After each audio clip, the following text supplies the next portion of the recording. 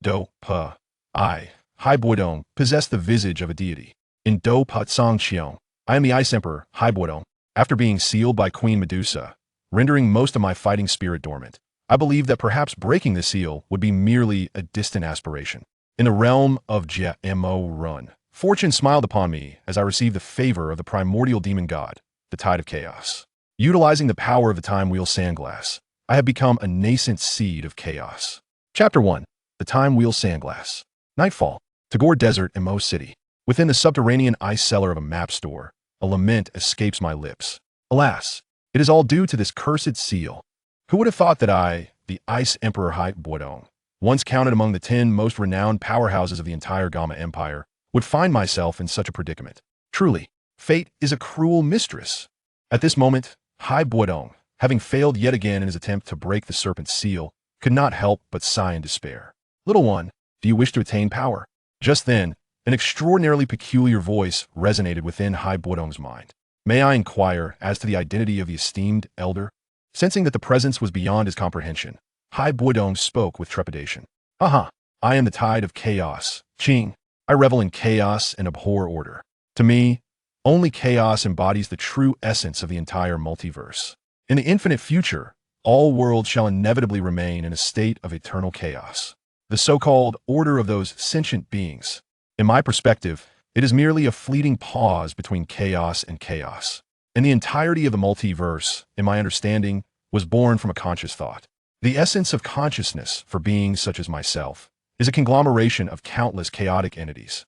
My consciousness traverses the boundless multiverse at every moment. In this process, I shall casually sow many seeds imbued with chaotic power. Now, I wish to ask, are you willing to become a newly sprouted seed of chaos in exchange for power? After earnestly listening to the grand declaration of the being named Qing, the still somewhat bewildered Hai Bodong cautiously inquired, may I ask, esteemed elder, do I possess the right to refuse?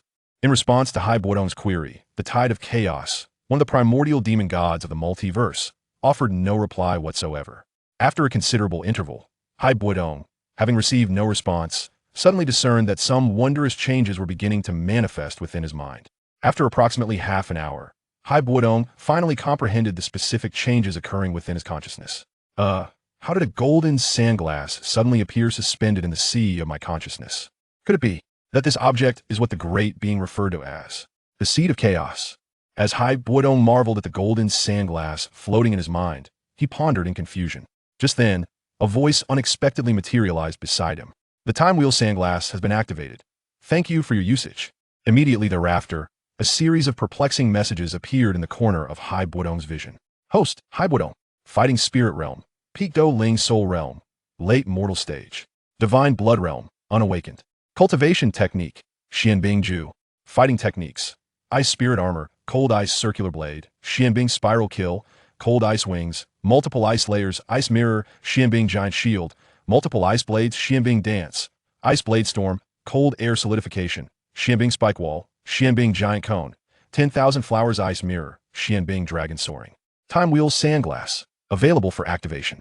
Gazing at this array of information, a perplexed Hai Bodong murmured, what exactly is this so-called seed of chaos that knows my fundamental information so well? Moreover, what does this so-called divine blood realm signify? How is it that I was unaware of the existence of divine blood within me? Could this also be a gift from him? As Hai Bodong concentrated on the Time Wheel Sandglass within his mind, he was able to retrieve a brief message. It was the operational guide for the sandglass. After devoting some time to absorb its contents, the once bewildered Hai Bodong came to a clear understanding of the specific function of this chaotic entity known as the Time Wheel Sandglass.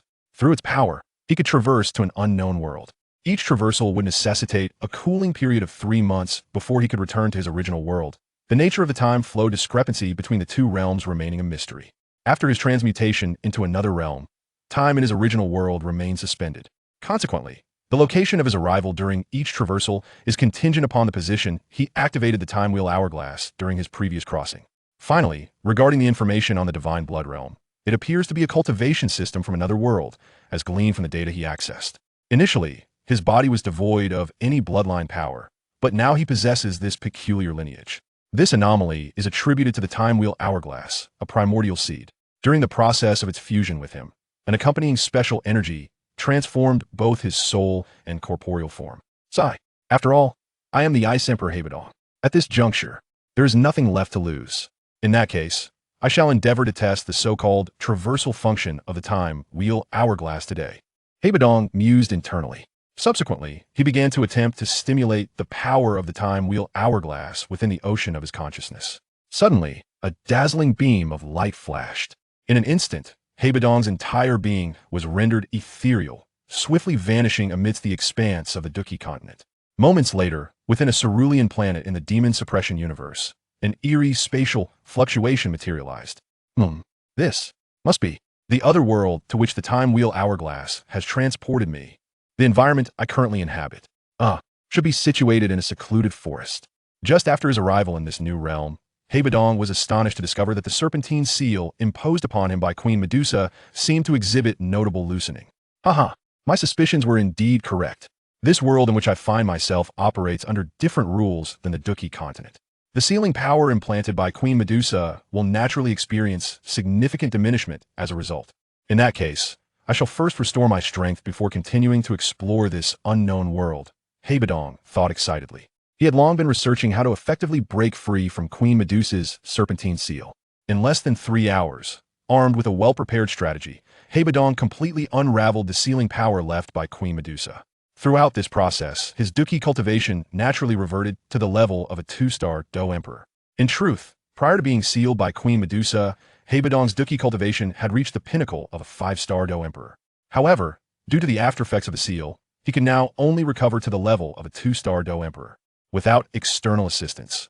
Given Bodong's relatively unremarkable cultivation aptitude, it would require several years of arduous effort for him to regain the rank of 5-star Dou Emperor. Furthermore, from his preliminary perception, the elemental energy present in this world appears to be significantly inferior to that of his original realm.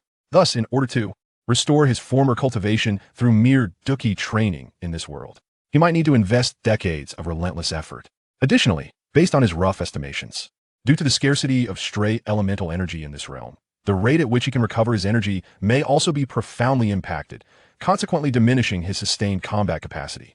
According to Bodong's rough conjectures, perhaps only by acquiring the legendary celestial tier techniques could his future energy recovery rate avoid substantial diminishment.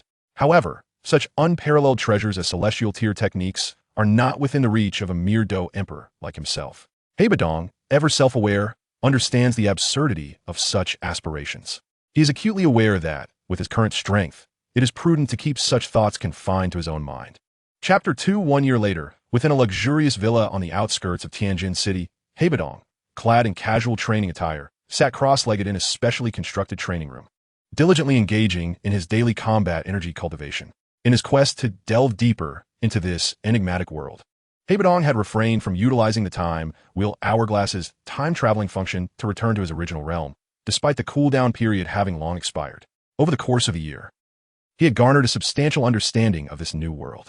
As he had discovered, this wondrous realm was home to numerous distinct nations, each with its own widely varying lingua franca. To optimize his learning, he had focused solely on acquiring proficiency in Mandarin and English, the 2 languages most prevalent in this world. The villa he now resided in had been acquired 6 months prior through a transaction with a peculiar group known as the Corpse Clan. From his investigations, he learned that the Corpse Clan originally hailed from Huagua and had subsequently dispersed worldwide due to population migrations. Notably, the Huaxia Corpse Clan was predominantly led by the Bai, Zhang, and Lu families. In daily life, the members of the Corpse Clan bore little distinction from ordinary humans, only resorting to consuming human hearts to alleviate their cravings when the urge struck. Consequently, the elder members of the Lu, Zhang, and by families allocated territories to their subordinates based on kinship and prowess. The transaction Bodong engaged in was with Lu Wuye, the lord of Tianjin City. The specifics of this deal entailed Bodong pledging to assist the Lu family during catastrophic events to the best of his ability, while the Lu family would extend their hospitality by facilitating Bodong's activities in Tianjin City. Alas, the energy of this realm is far too sparse. To expedite my ascension to the 3-star Dou Huang realm, I must find time to return to the Dou Qi continent. However, it has been so long since I last visited. I wonder if that old coot, Tangshan, still remembers me, the grand elder of the middle family. As he once again attempted to break free from the constraints of the 2-star Dou Huang realm, Bodong mused inwardly. with a mere flicker of thought. His entire being transformed into a void, reappearing in the ice cellar of a map shop he once frequented, feeling the abundant energy in the ice cellar. So starkly different from the other world, an invigorated Bodong sighed. Ah, the feeling of returning home is truly delightful. Nonetheless, this cursed place is still far too close to that Medusa queen, that calamity. Until I have cultivated greater power, it would be wise to lay low for a while. The following morning, after meticulously organizing all useful items in the map shop and restoring his Dou Qi cultivation, the Ice Emperor Bodong embarked on his journey back to the imperial capital. 3 days later, after such a lengthy detour, I've finally arrived at this so-called capital of Jiamar. I wonder what condition that old coot, Middle Tangshan, is in now. Forget it. I can't be bothered to ponder over much. I shall first pay a visit to the Middle family. As Bodong passed through the city gates of Jiamar, he muttered softly to himself. After uttering this, a surge of inexplicable excitement coursed through him, and he continued along the spacious, cobblestone streets toward the entrance of the middle auction house. Upon reaching the grand entrance of the auction house, Bodong effortlessly navigated through the throngs of people, much like a fish gliding through water, empowered by his formidable combat energy. He merely waved his sleeve occasionally to fend off the numerous hands reaching out toward his spatial ring from the crowd. Paying little heed to these bothersome nuisances, he deftly maneuvered through the congested entrance of the middle auction house, entering under the watchful gaze of the guards whose eyes were sharp as hawks. Inside, warm sunlight bathed the opulent hall, and the cacophony from outside seemed entirely suppressed, as if by some special formation.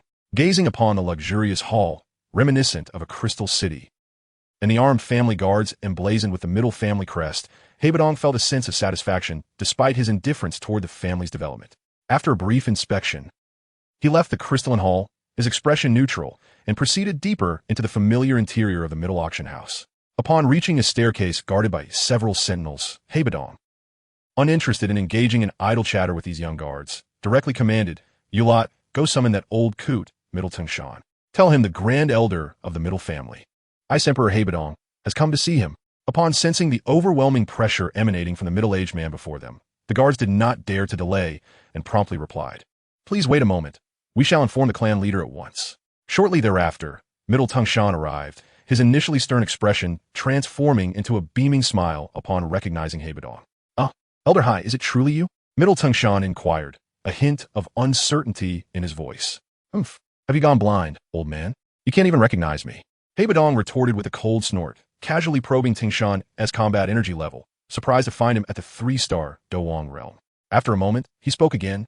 "I never expected that in just a few decades, even you, this waste, would reach Dou's 3rd star. Is the status of Dou now so trivial?" "Ha! Elder Hai, you speak truly. Compared to a peerless genius like yourself, someone like me, who barely attained Dou status in old age, is nothing but an utter waste." Unfazed by Bodong's jests, Middle Tangshan chuckled amiably, well accustomed to such banter. With that, Bodong began walking, prompting Middle Tangshan to report on the developments and challenges faced by the Middle family over the past decades. In the guest hall of the Middle family headquarters, the once rarely seen elders sat nervously in their seats, having already heard of the elder's return.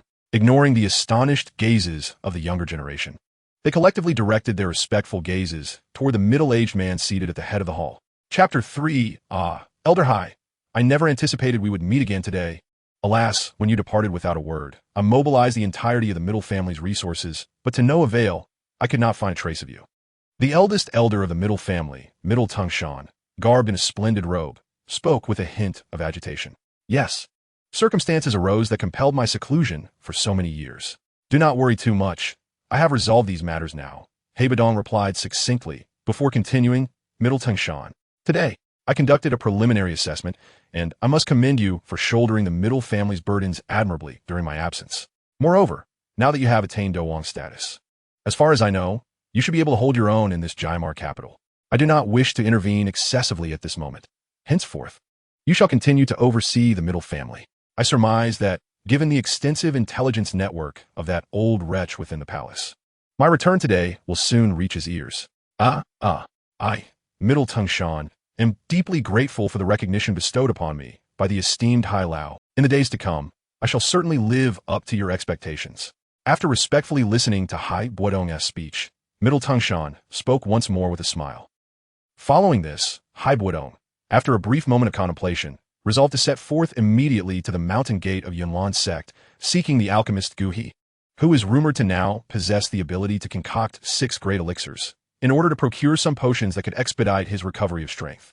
The mountain gate of Yunlan sect is but a short distance from the capital of Jamma. Thus, with Bodong as Emperor Dou level speed, he arrived at the entrance of the mountain gate in no time. Upon noticing the distinct manifestation of Dou Qi wings upon Bodong, a clear indication of a Dou Wang level expert, the disciples tasked with guarding the mountain gate of Yunlan sect did not dare to be negligent. After respectfully inquiring about Bodong's purpose for visiting, they swiftly reported the details of the visitor to the higher-ups, including the stewards and elders of Yunlan sect. Given the news of suspected Dou Huang level powerhouse visiting, the elders responsible for reception quickly relayed this matter to Dou Qi, the esteemed alchemist of Yunlan sect, who was eager to meet him. To Dou Qi's surprise, it was indeed the long-hidden Ice Emperor Bodong who sought an audience with him. However, he wondered what brought the Ice Emperor to Yunlan's sect on this occasion. After a cursory observation, Dou Qi noted, "I perceive that your Dou Qi cultivation seems somewhat unstable. Might it be that you have come to Yunlan sect seeking an elixir to remedy this abnormality?" After exchanging pleasantries, Dou Qi, seated across from Bodong, was the first to speak.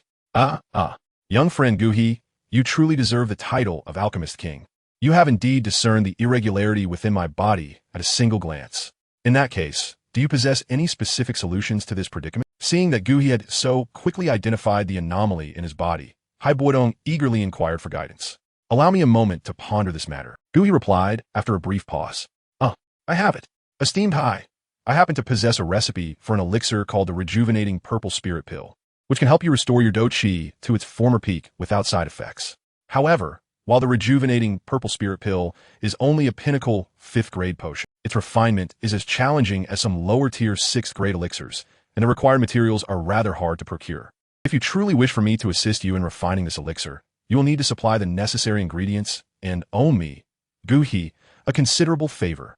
After all, as far as I know, the recipe for the Rejuvenating Purple Spirit Pill is not in the possession of the Alchemist Guild as President Fama. How does this proposal sit with you, esteemed Ice Emperor? Despite the conditions set forth by Dou Qi, Bodong, eager to regain his strength, hesitated only briefly before responding with a smile. I accept the terms you have proposed. I shall promptly gather the required materials for the refinement of the Rejuvenating Purple Spirit Pill, and I kindly request your assistance in creating it as soon as I provide the ingredients. Naturally, Dou Qi replied with a smile. Very well. I shall await your good news at the middle auction house. Having concluded their discussion, Bodong did not linger any longer and exchanged a few polite words with Dou Qi before departing from Yunlan sect. Half a month later, in the afternoon, within the reception hall of the middle auction house, Nalan Yinran greeted, "Greetings, esteemed Ice Emperor. This is the Rejuvenating Purple Spirit Pill that Elder Dou Qi of Yunlan sect asked me to deliver to you. Please take a look." Upon entering the hall, Nalan Yinran presented a jade vial containing the elixir while bowing respectfully. After uncorking the vial and briefly examining the exquisite quality of the Rejuvenating Purple Spirit Pill, Bodong, filled with excitement, responded with a smile, "Thank you, young friend Yinran, for delivering the elixir." Subsequently, he produced a dossier he had meticulously prepared regarding the potential existence of the green lotus earth fire within the Tagore Desert and handed it to Nalan Yinran. "This is the information I have gathered over the decades concerning the green lotus earth fire in the Tagore Desert. Knowing Elder Dou Qi, I trust this information should suffice to repay the favor I owe him this time." Though surprised by Bodong's possession of information regarding the green lotus earth fire, Nalan Yinran did not dwell on it, understanding that this was a private transaction related to Elder Dou Qi.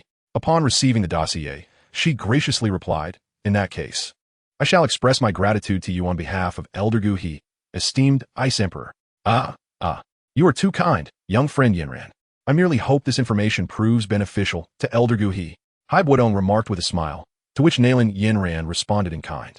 After exchanging a few more pleasantries, Nalan Yinran took her leave, and once she departed, Bodong, brimming with anticipation, summoned Middle Tingshan for a brief discussion before retreating to a secluded chamber to prepare for the consumption of the Rejuvenating Purple Spirit Pill refined by Alchemist King Dou Qi, in order to restore his Dou Qi cultivation.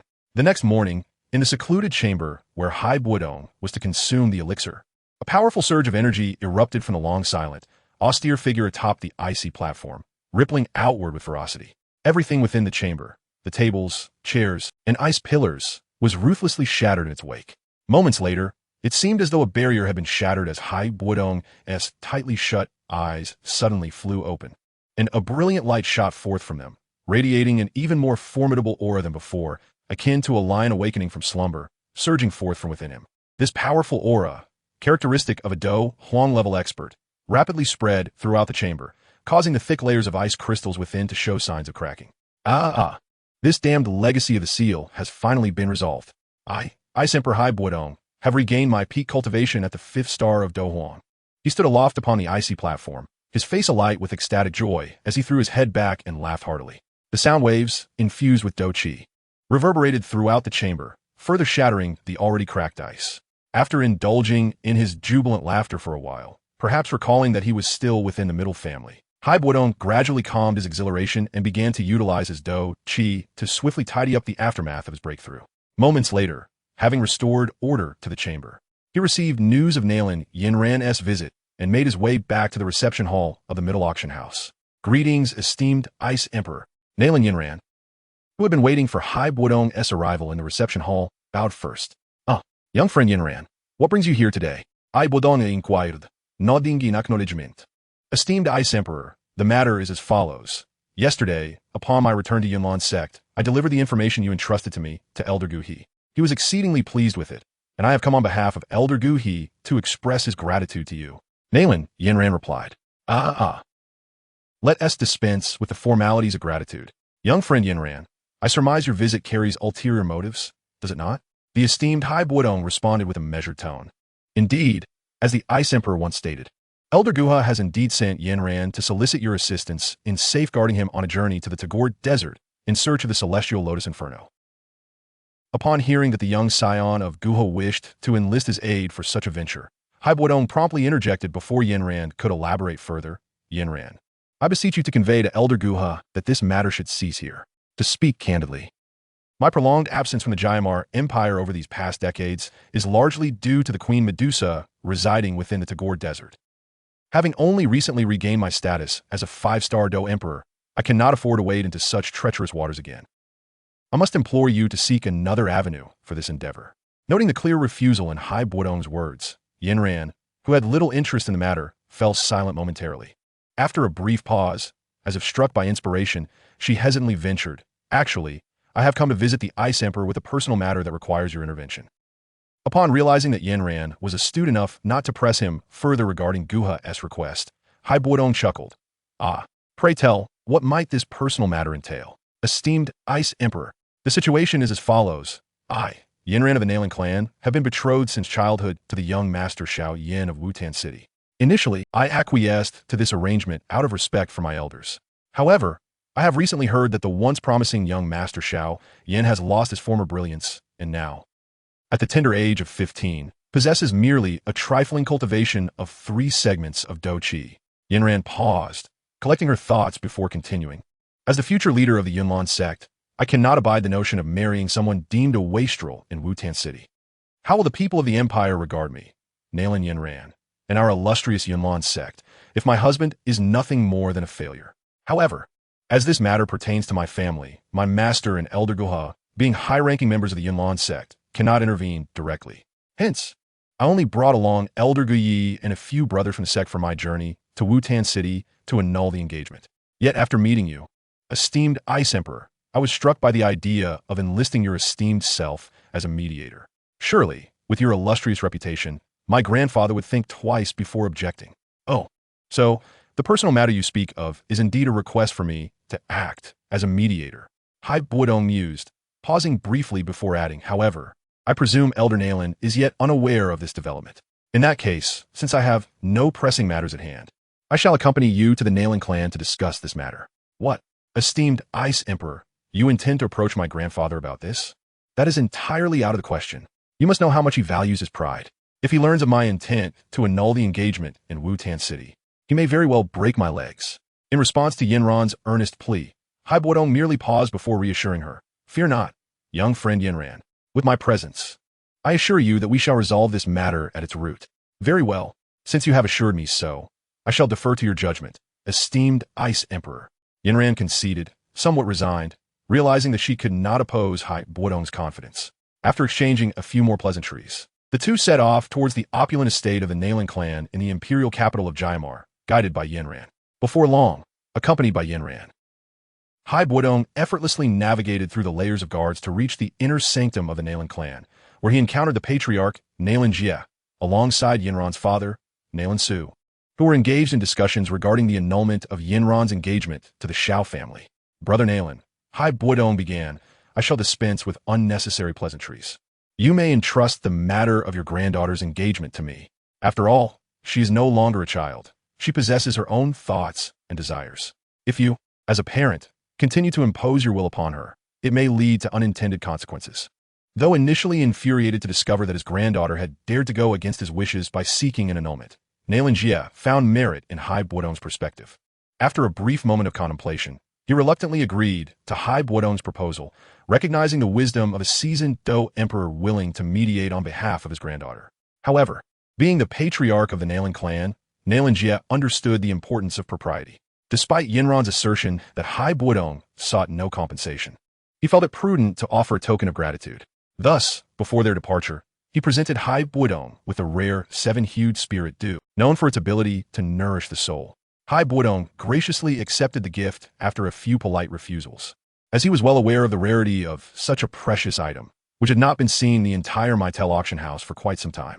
With little time to waste, Bodong instructed Yinran to forego her original plans to travel to Wu-Tan City with the Yunlan sect's entourage. Instead, he summoned his Dou Qi wings and, cradling Yinran, soared towards Wu-Tan City, heading in the direction of the Shao clan. Upon their arrival at the Shao family's territory, they were met by a group of impudent youths standing guard at the entrance. Halt! Who goes there? Do you not know this is the Shao family's domain? Unfazed by the rudeness of the young guards, Bodong simply stated, I am the Ice Emperor, Bodong, and this is the young master of the Yunlan sect. Nalan Yinran, we have urgent matters to discuss with your clan leader, Shao Zhan. You would do well to inform him at once. The youthful guards, though unfamiliar with the name of the long-absent Ice Emperor, recognized the Yunlan sect's young master and promptly replied, Please, esteemed Ice Emperor and young Master Nalan, wait here in our reception hall while we inform clan leader Shao Zhan. With that, Bodong offered no further comment and gestured for Yinran to proceed. Lead the way. In a secluded chamber within the Shao residence, a young boy sat cross-legged upon his bed, his eyes closed in deep concentration. With his hands, he formed intricate seals before him, while his chest rose and fell in harmony with the rhythm of his entire being. Each breath he took established a remarkably flawless cycle of cultivating battle qi. As the boy's energy flowed, delicate wisps of white mist coursed through his mouth and nostrils, nourishing the bones and muscles of his youthful frame. Yet, in this moment of focused meditation, the boy remained oblivious to the ancient black ring adorning his finger, which intermittently shimmered with an eerie luminescence before fading into silence. After a brief interlude, the boy commenced his first exercise of the day, drawing upon the ethereal battle qi energy. Upon exhaling a cloud of stale air, his eyes suddenly snapped open, revealing a fleeting glimmer of pale light within his otherwise dark gaze. This was the battle qi that his body had absorbed but had yet to fully refine. Damn it! Not again. The battle qi that I have painstakingly cultivated is vanishing once more. After a moment of introspection, as he sensed the tumult within his body, the boy's visage contorted into a grimace, and he uttered a sharp exclamation. Following a brief venting of frustration, he began to move about his chamber. For possessing merely 3 segments of battle, qi left him incapable of disregarding fatigue. At that moment, a voice, aged yet commanding, called from beyond the door, Third young master. The clan leader requests your presence in the hall. It is said that a distinguished guest has arrived. This young man, known as Xiao Yan, was referred to as the third young master due to his position as the third son in the family, with 2 elder brothers who had ventured out for training long ago, returning only occasionally to visit their younger sibling. Understood, the boy replied casually. As he began to adjust his attire and stepped out of the room, he turned to a kindly old man in a green robe and said with a smile, Shall we proceed, Butler Missouri? Observing the youthful face of the boy, Butler Missouri nodded with warmth and led Xiao Yin toward the guest hall. As they traversed the back courtyard of the Shao estate, they arrived promptly at the entrance of the guest hall. Butler Missouri, leading the way, respectfully knocked on the grand door before they gently pushed it open. Within the hall, a multitude of Shao family members had gathered. Upon entering, Xiao Yan's gaze fell upon the prominent figures seated at the head of the hall, his father, the clan leader Shao Zhan, and 3 elders of the family. Their expressions painted with amiability.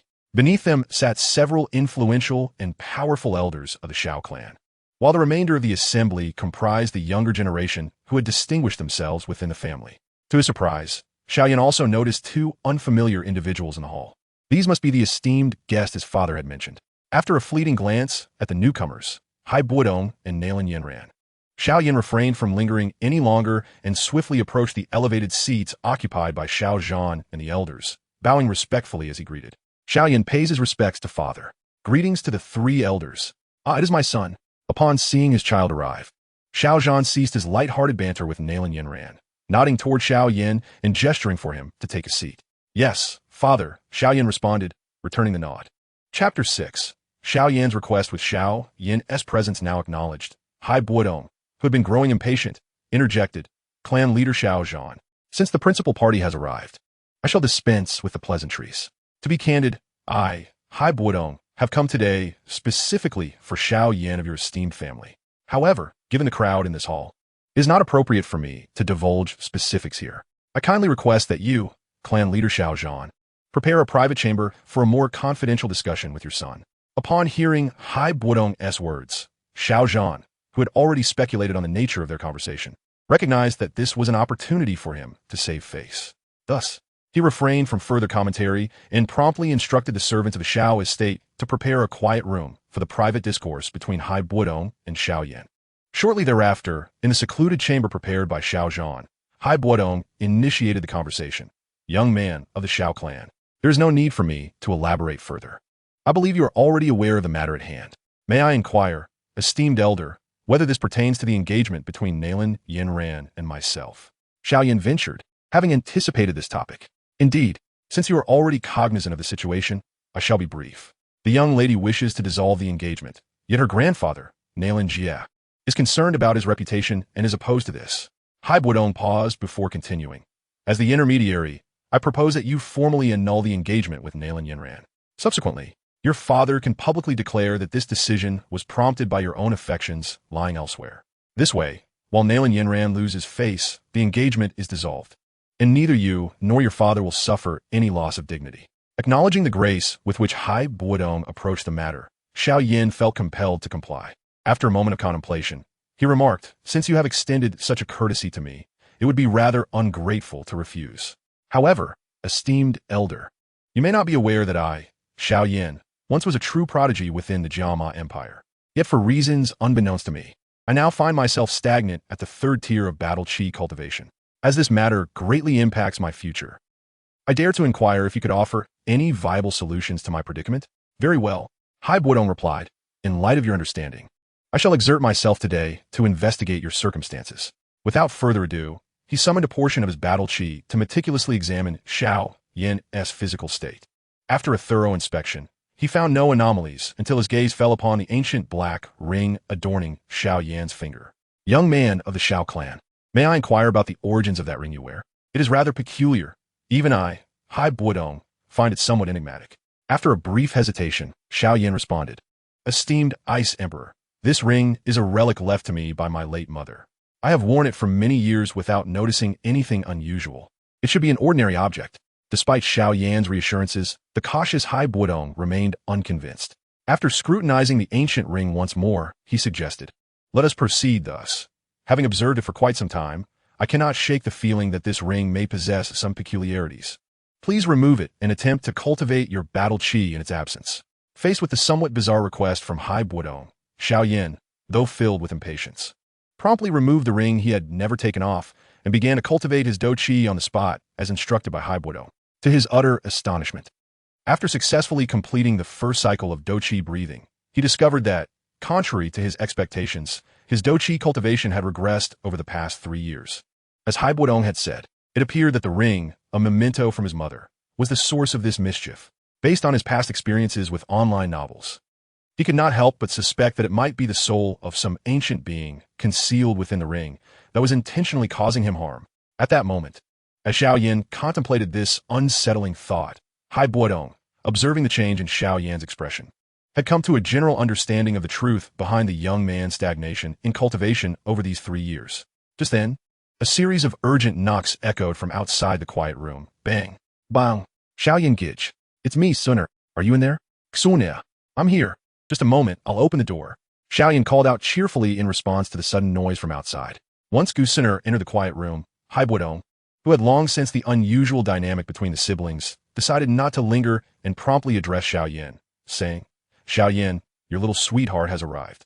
If there is nothing else, I shall take my leave.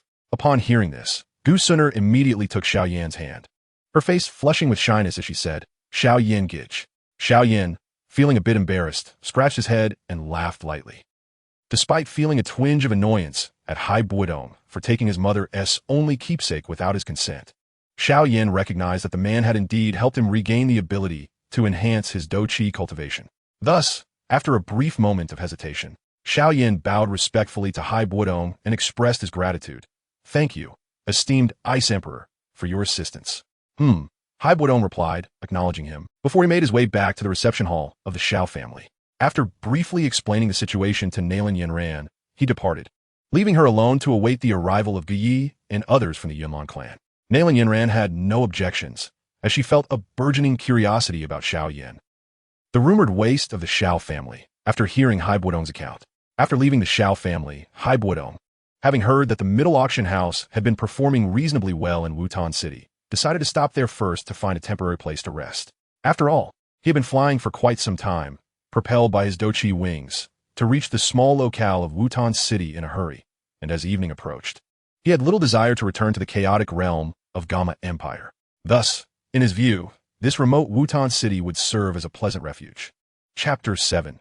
The Medicine Sovereign. Moments later, at the entrance of the middle auction house, amidst the vigilant gazes of several fully armed guards, Bodong strode directly into the opulent and spacious hall of the auction house. Upon entering, he noticed the hall was rather empty, perhaps due to the impending evening. At that time, there was only one attendant responsible for reception and a few sparse staff members seemingly designated for cleaning duties. As the door swung open, the attendant quickly approached Bodong, a professional smile spreading across his face, and he bowed slightly, inquiring, Sir, what brings you to the middle auction house at this late hour? Well, this matter does not concern you. Just deliver this to your superior, Bodong replied, taking out a token representing the status of the elder of the middle family from his spatial ring and tossing it into the attendant's hands. What is this? The attendant questioned, carefully receiving the token. Upon noticing the unique engraving that signified the elder's identity, his expression shifted dramatically, and he gazed at Bodong with newfound reverence. He then bowed even more deeply, saying, Please wait a moment, elder. I will deliver this to the manager of our middle branch immediately. Yes, do hurry. I prefer not to wait too long. Bodong waved his hand dismissively and unceremoniously settled himself into a chair, reclining comfortably and closing his eyes to rest.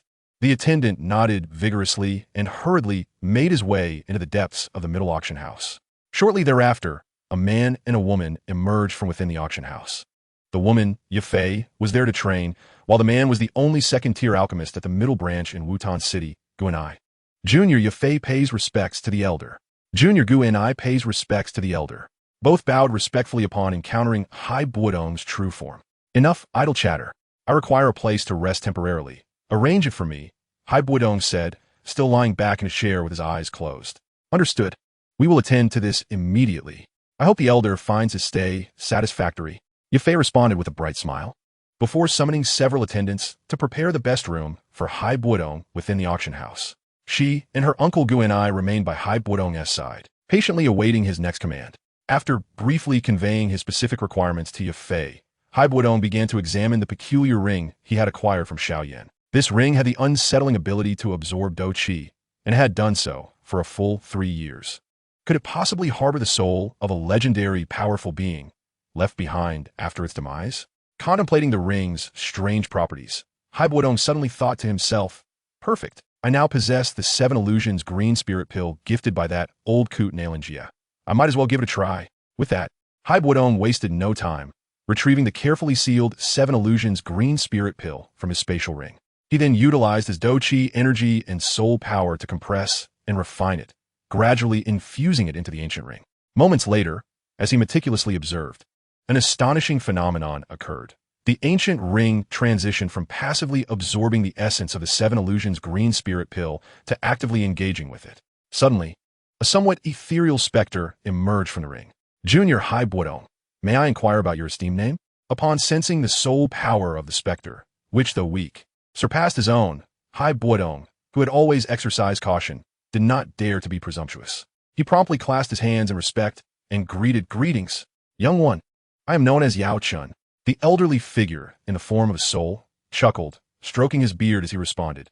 "Could it be you are the renowned medicine sovereign from the central continent?" Bodong, surprised, replied, "Indeed, I am astonished by your identity," seemingly pleased with Bodong's surprise. The soul named Yao Lao smiled and affirmed, "Yes, young one, you guessed correctly. I am indeed the medicine sovereign from the central continent. Well, as far as I am aware, esteemed elder, have you not long been rumored to be missing? How is it that you now find yourself in this modest city of Wutan, reduced to but a mere soul?" Regarding Bodong's curiosity, the elder was reluctant to divulge much, for addressing this matter would inevitably lead to the most sorrowful memories buried deep within his heart. Thus, the elder simply shifted the topic and continued to speak to Bodong, saying, "Let us not dwell on this for now. Instead, let us discuss my previously intended apprentice." "Xiao Yan? You mean Xiao Yan of the Xiao clan?" Bodong inquired, a hint of surprise in his tone. "Indeed, I refer to that Xiao Yan of the Xiao clan," the elder replied, pausing momentarily before continuing. "In truth, my initial goal in nurturing that lad's fighting spirit over the past 3 years was merely to awaken from my slumber. However, during this time, I discovered that he possesses an extraordinary innate soul power, and his character has matured considerably under the influence of those around him. Moreover, he exhibits a certain talent for alchemy, which has led me to consider taking him on as my disciple. Who would have thought that just as I was nearing this decision, you intervened, and that young man's beloved seems to hail from one of the ancient 8 clans. Having fallen into your hands, I fear it may be quite challenging to reclaim Xiao Yan as my apprentice. May I inquire, esteemed elder, what are the ancient 8 clans? I have never heard of them," Bodong asked, curiosity evident in his voice. It is not surprising that you, being from the central state, have not heard of the ancient 8 clans, the elder replied. To put it simply, the ancient 8 clans are a collective of 8 noble families from which a Dou emperor has descended. Their kin, possessing Dou emperor bloodlines, cultivate Dou Qi at a pace far exceeding that of ordinary individuals. Among them, the Gu and Hun clans hold the most substantial power, yet they generally reside within the Dou emperor realm, where the energy is more abundant. Consequently, it is rare for those on the Dou Qi continent to encounter their members. Thank you, esteemed elder, for enlightening me. I am grateful for your teachings. Upon hearing this, Bodong's doubts were dispelled, and he promptly expressed his gratitude to the elder. Chapter 8. The Black Magic Cauldron. Perhaps it was due to the long duration since he had conversed with a living person. The elder regaled Bodong with numerous tales from his travels across the continent. Throughout this exchange, Bodong assumed the role of a patient listener, quietly absorbing the elder's somewhat extravagant narratives. As a result, the bond between the elder and Bodong began to flourish, and the elder's prior displeasure over missing out on a promising disciple quickly faded. The following morning, an early rising Bodong, under the elder's suggestion, resolved to set forth towards the Beast Mountain range in search of a secluded spot for the elder to concoct the Emperor's pill. Although Bodong had already gathered ample medicinal materials required for its preparation, it was imperative to find a remote location for the elder's alchemical endeavors to avoid attracting the attention of powerful beings. In the sparsely populated Beast Mountain range, as long as they did not encounter a Dozong expert, even if they were overpowered, Bodong would still have ample time to escape. With the aid of the elder's formidable soul power, Bodong traversed the distance to the vicinity of the Beast Mountain range in less than half a day. Under the scorching sun, the parched earth cracked beneath the heat, while passers-by, drenched in sweat, grumbled about the oppressive weather. On the broad dirt road, a white-haired man donned in luxurious attire walked, casting furtive glances around for any signs of unusual activity. The aura of a seasoned expert emanated from Bodong, occasionally drawing curious glances from passers-by, who, out of respect for the Douhuang powerhouse, wisely chose to maintain their distance rather than engage him in conversation. Having roamed the Jia Empire for many years, Bodong had grown accustomed to the fearful gazes directed at him by others. Thus, he paid little mind to their stares and, after confirming his direction, continued towards the entrance of the Beast Mountain range. Guided by the elder's insights, Bodong soon discovered a hidden valley nestled within the mountains. With daylight still on his side, he resolved to find a flat area to establish a temporary shelter, as he intended to stay there for an extended period, at least several months, if not over a year. It would not do to sleep on the ground. He needed a refuge to shield him from the elements. Upon locating a relatively even patch of land, Bodong employed a Dou Qi-infused axe to fell sturdy trees surrounding the valley. Using a gigantic hand formed from his Dou Qi, he transported the timber to the designated building site. Finally, drawing upon his past experiences of constructing shelters in the wild, he skillfully shaped the wood using his Dou Qi energy to meet the requirements for building a house. With the remarkable productivity afforded by his Dou Huang cultivation, the structure took form in less than half an hour. It has been quite a while since I last built something myself. It feels rather unfamiliar. Bodong wiped the sweat from his brow, reflecting on the unexpected nostalgia. After dedicating an additional 10 minutes to embellishing the structure, a quaint 3-story wooden house, spanning several hundred square meters, stood proudly in the valley, gazing at his aesthetically pleasing temporary abode. A rare smile of satisfaction graced Bodong's face. Your craftsmanship is commendable. It is a pity that my soul cannot inhabit such a corporeal structure. At that moment, the elder emerged from the bone flame ring, expressing his sentiments. Fear not, esteemed elder. Since I have vowed to find a way to forge you a new body, I shall not go back on my word. Although moved by Bodong's promise, the elder, well aware of the difficulties surrounding resurrection, did not harbor excessive hopes. Instead, he smiled and replied, I merely wish for you to resolve your affairs in the Jia Ma Empire swiftly, so that you may transport me to the Starfall Pavilion in the Central State. Pausing for a moment, the elder continued, After all, even with the vast resources I once commanded, I have only found a mention of a method to forge a new body capable of housing a human soul within the records of the burning decision technique. Enough of these sorrowful matters. Let us proceed with the crafting of the Emperor's Pill. Very well. I shall express my gratitude to you in advance, esteemed elder.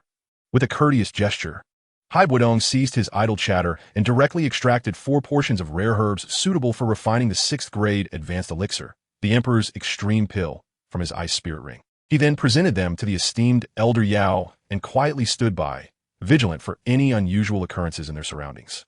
Observing this, Elder Yao swiftly raised his hand, and the ancient black ring that had adorned Bodong's finger instantly transferred to Elder Yao's grasp.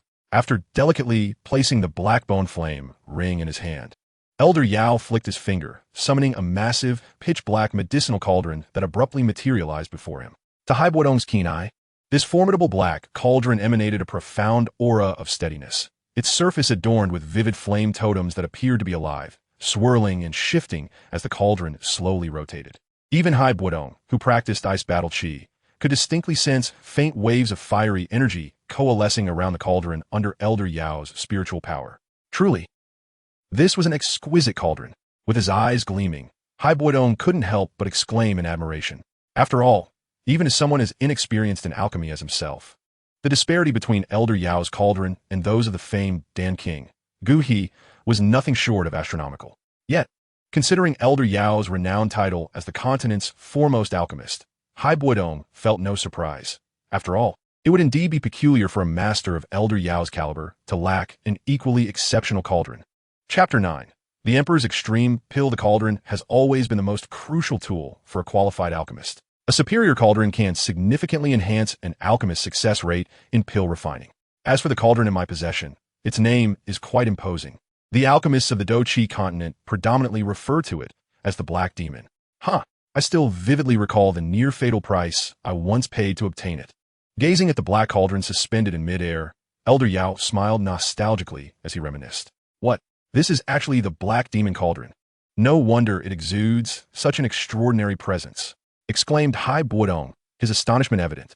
Indeed, revered Elder Yao, you always manage to reveal your brilliance unexpectedly. Bodong's surprise stemmed from his knowledge of the Heavenly Cauldron ranking, which he had learned about decades ago from the old chairman of the Alchemist Association, FA. He understood that the formidable name of the Black Demon Cauldron held an almost fervent allure for any alchemist on the continent. Elder Yao remarked with intrigue. It seems you are somewhat aware of the origins of my cauldron. To Elder Yao's inquiry, Bodong candidly replied, Elder Yao, during a conversation with Chairman Fa Ma of the Alchemist Association from the Jiama Empire, I inadvertently learned about the existence of the Heavenly Cauldron ranking. According to that old fellow Fa Ma, just like the Flame ranking, the alchemical community of the Dou Qi continent also possesses a Heavenly Cauldron ranking. Your Black Demon Cauldron ranks 8th among the 13 renowned cauldrons on that list. Elder Yao paused momentarily, then spoke with a hint of nostalgia. No wonder. It was that little rascal F.A. Ma who informed you. What a coincidence. Although I've only met him once, I suppose I can consider him a nominal disciple of mine. Yao Chun. Oh, by the way, hi Bodong. Let me ask you, since F.A. Ma is now the chairman of your Jia Ma Empire's Alchemist Association, do you know his current rank as an alchemist? Oh, you mean the old fellow F.A. Ma? As far as I know, he has been stuck at the peak of the 5th grade alchemist realm for many years. However, his battle chi realm is quite high. It seems he is 2 stars above me. Hai Bodong paused before adding with a hint of pride, of course, that old man can't match me anymore. Elder Yao chuckled, haha. Alright, I know you, Hai Bodong, are formidable in combat.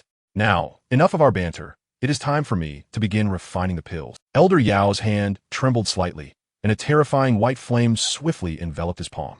He then gently pressed his right hand against a diamond-shaped fire opening on the black cauldron. With a flick of his finger, the bone-chilling cold fire surged into the black demon cauldron. Subsequently, with practiced ease, Elder Yao waved his hand over the makeshift wooden table crafted by Hai Bodong, gathering various precious herbs required for refining the Emperor's extreme pill. He tossed these rare materials into the roaring flames of the black demon cauldron. Elder Yao then calmly unleashed several clusters of small, bone-chilling cold flames from his withered palm. Injecting them into the cauldron, he meticulously enveloped the diverse precious herbs with the flames, and soon, the entire valley resonated with the sight of the black cauldron slowly rotating in midair, while clusters of bone-chilling cold fire churned violently within. Throughout this lengthy process, the pure black demon cauldron emitted continuous, circular energy ripples. Fortunately, Hai Bodong had previously established a solid energy shield around them using his battle chi. Otherwise, the surrounding magical beasts would have flocked to the valley upon hearing the commotion. The following morning, within the roiling flames of the black demon cauldron, a thumb-sized crimson pill began to take shape amidst the refinement of the bone-chilling cold fire. Moments later, a rich, fragrant aroma wafted from the cauldron, enveloping the area around Elder Yao and Hai Bodong, lingering in the air. Was this the moment of pill formation?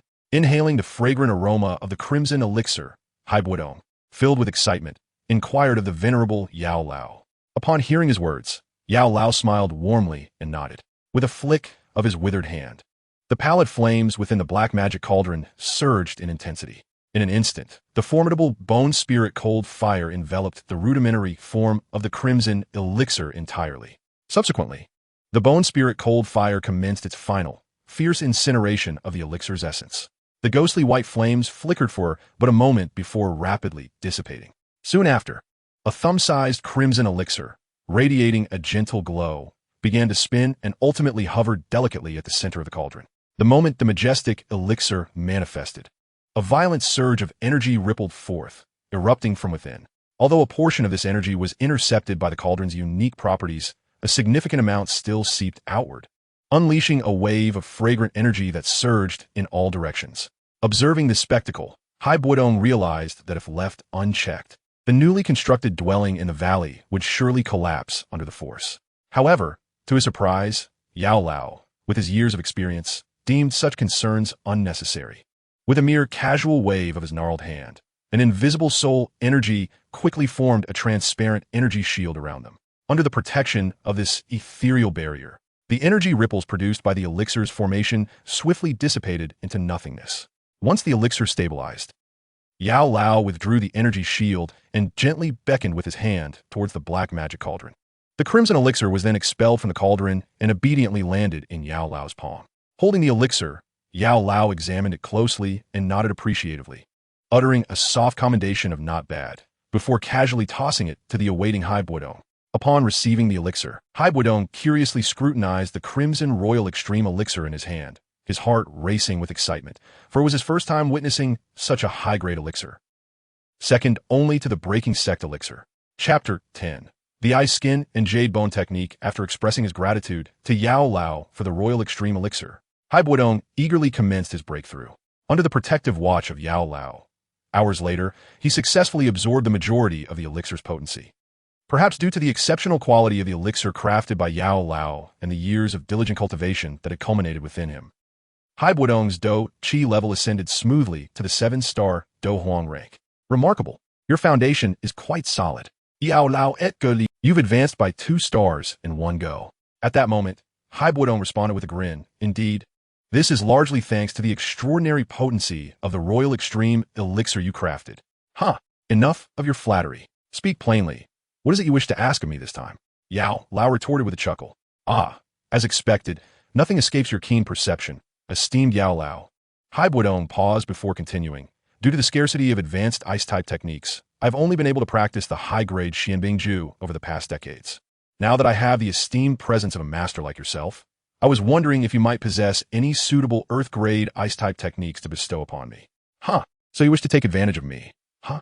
Yao Lao pondered for a moment before continuing. Previously, I used only one portion of the materials you provided to concoct the Royal Extreme Elixir, which means the remaining 3 portions rightfully belong to me. I find this arrangement quite satisfactory. Now you wish to take further advantage of this, old man? I must decline. Very well, then. Please let me know if there is anything I possess that you desire, and I would be willing to exchange it for an Earth-grade ice-type technique. Boy, somewhat resigned. As if I, Yao Chun, the foremost alchemist of the continent, would be interested in trifles possessed by a mere Do Huang. Yao Lao's voice suddenly shifted as if a thought struck him. How about this? Though your talent is mediocre, we do share a certain connection. If you're willing to become my named disciple like that lad Fa Ma, I might consider imparting to you an elementary Earth-grade ice technique. Master, I humbly bow to you as your disciple. Without hesitation, Bodong prostrated himself in gratitude. Once completed, he seemed to recall something and asked Yao Lao, Master, why must I be just a named disciple? You think you can gain the privileges of a formal disciple without proving yourself? Such aspirations depend on your future performance. After a brief pause, Yao Lao continued, Here, take this. It is the Earth-grade ice technique you seek, the ice skin and jade bone technique. I stumbled upon it in an ancient ruin during my travels years ago. Do not be deceived by its lowly grade. If you can master the body refinement method it contains, you will greatly enhance your meager Dou Qi aptitude. What? This technique can actually enhance a cultivator's Dou Qi aptitude? Bodong exclaimed in astonishment. Indeed, do you still think being my named disciple is not worthwhile? Yao Lao remarked with a hint of amusement. Disciple Bodong expresses his heartfelt gratitude for your immense kindness, Master. Upon receiving the technique, Bodong felt a wave of bashfulness wash over him as he bowed deeply in thanks.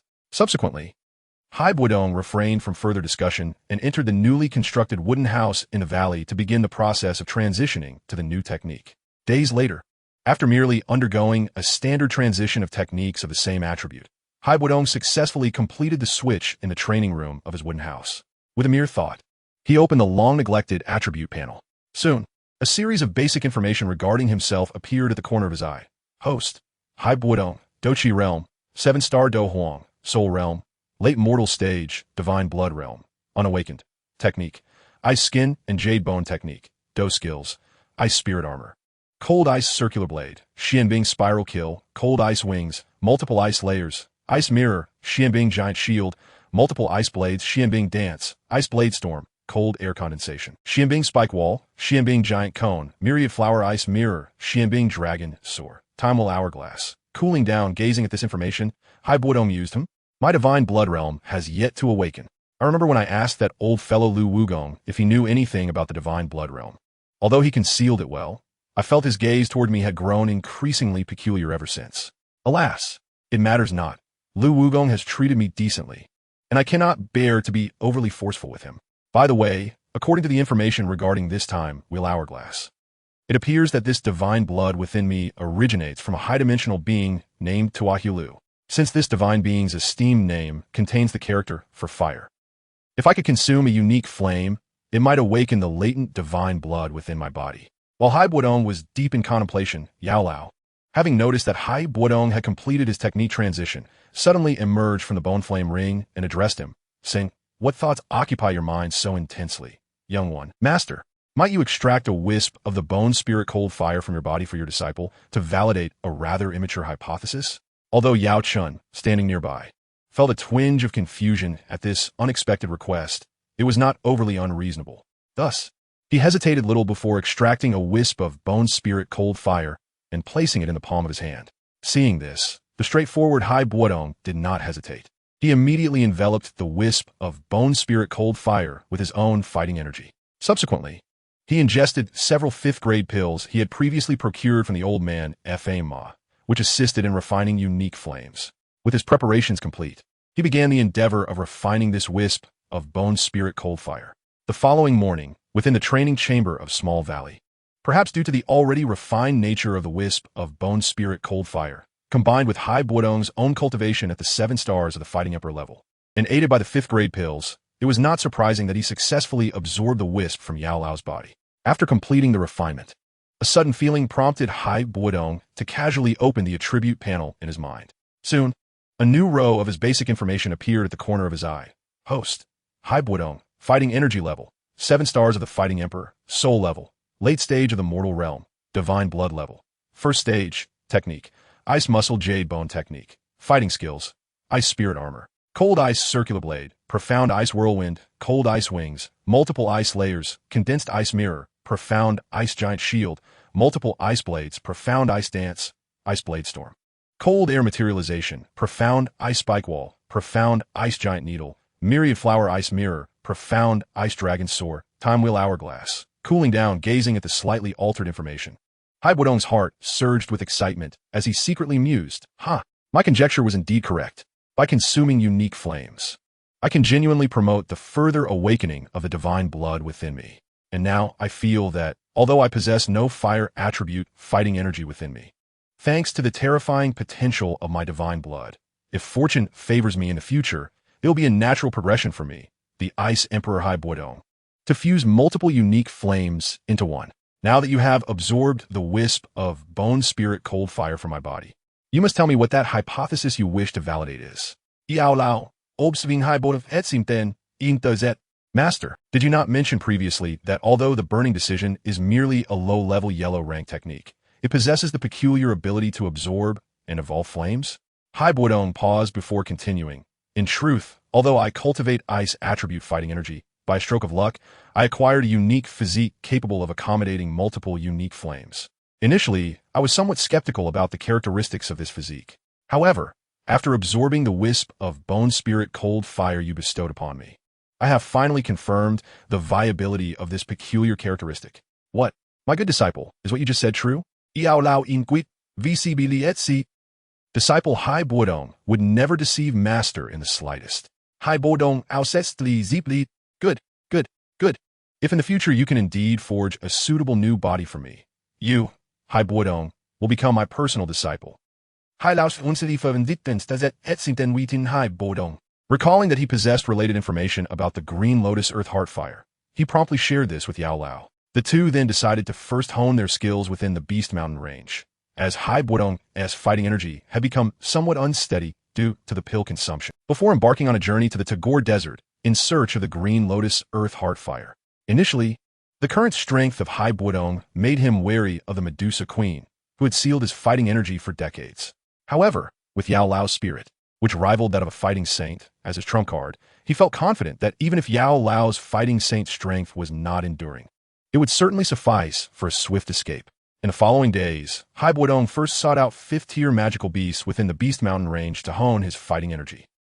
Yet, with his current cultivation at the 7 stars of the Fighting Emperor level, he found these lowly magical beasts utterly unsatisfactory opponents, as he could dispatch them with just a few profound-tier fighting techniques, as he sensed his previously unstable fighting energy, which had fluctuated after the pill consumption, gradually solidifying through these battles. Bodong prepared himself and decided to confront the dominator of this mountain range, the 6th-tier magical beast, the Amethyst-Winged Lion King. The next morning, upon leaving the small valley, Bodong fully summoned his fighting energy and activated his fighting wings, hurtling towards the depths of the Beast Mountain range. During this process, the terrifying aura that signified as 7 stars of the Fighting Emperor radiated unchecked through the nearby forests, causing lower-tier magical beasts to bow down and whimper under its pressure, with only those above the 3rd tier managing to stand.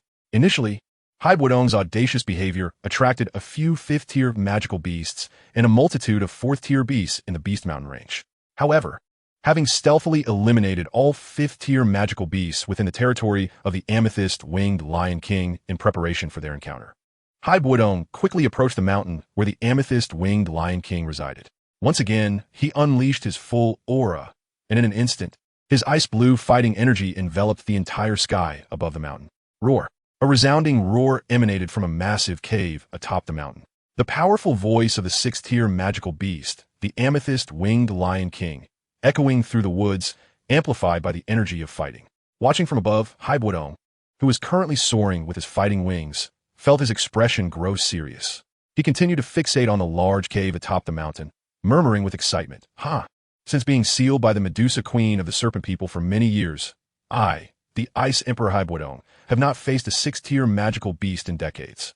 Today, let me see if your reputation as the dominator of the Beast Mountain Range holds any truth. Chapter 12. The Amethyst-Winged Lion King. The colossal Amethyst-Winged Lion King burst forth from its cave, soaring into the sky, releasing its 6th-tier magical beast pressure. In mere moments, the sky that had previously been dominated by Bodong's ice-blue fighting energy was gradually cleaved asunder by the Amethyst-Winged Lion King's purple fighting energy, culminating in a spectacle of purple and blue energies vying for supremacy. Within this clash, it was evident that Bodong's ice-blue fighting energy at the 7 stars of the Fighting Emperor level held the upper hand. Human, why do you disturb this king's rest? After confirming that the enemy was a human king warrior comparable to a 6th level warcraft, the purple crystal winged lion king, in midair, suddenly shouted loudly, I, the Ice Emperor Bodong, am a human, while you, the purple crystal winged lion king, are a man-eating warcraft. That's really funny. When will people need to find a reason to kill warcraft? Bodong stared carefully at the purple crystal winged lion king, trying to find any possible flaws in his body. At the same time, he sneered at the purple crystal winged lion king and said, after saying this, Bodong didn't want to talk to this monster anymore. He stretched out his palm and used the technique of fighting chi to condense a cold ice spear. Then, Bodong's fighting chi wings behind him suddenly shook, and his figure instantly turned into a remnant like a lightning bolt, shooting directly at the purple crystal winged lion king's waist to harm him. In an instant, Bodong's figure swept across the sky, and his sharp spear tip, condensed by the cold ice fighting chi, was at the level of the Fighting Emperor. With the assistance of chi, it is easy to cut through the air in just a moment, and the cold ice gun tip, condensed by the fighting chi. It was already at the waist of the purple crystal winged lion king, and although the purple crystal winged lion king on the other side was somewhat surprised that Bodong, a strong human fighting emperor, directly killed him without any consultation, the purple crystal winged lion king, as an experienced 6th level monster in his mind, had long been wary of Bodong, the sudden appearance of the human fighting emperor. At this moment, when he saw Bodong's long spear about to stab his waist and cause harm, he did not hesitate and quickly ran all his fighting chi at full speed, angrily extending his sharp claws to try to stop Bodong's long spear attack. At the same time, under the purple fighting chi of the purple crystal wing lion king's whole body, under the blessing, the purple crystal on the surface of its huge beast claw also bloomed with extremely dazzling light. It is obvious that the attack power of the purple crystal winged lion king's claw was greatly enhanced with the help of fighting spirit. At the moment when the ice spear of Bodong collided with the purple crystal winged lion king's claw, an extremely fierce wind quickly spread from the point of collision.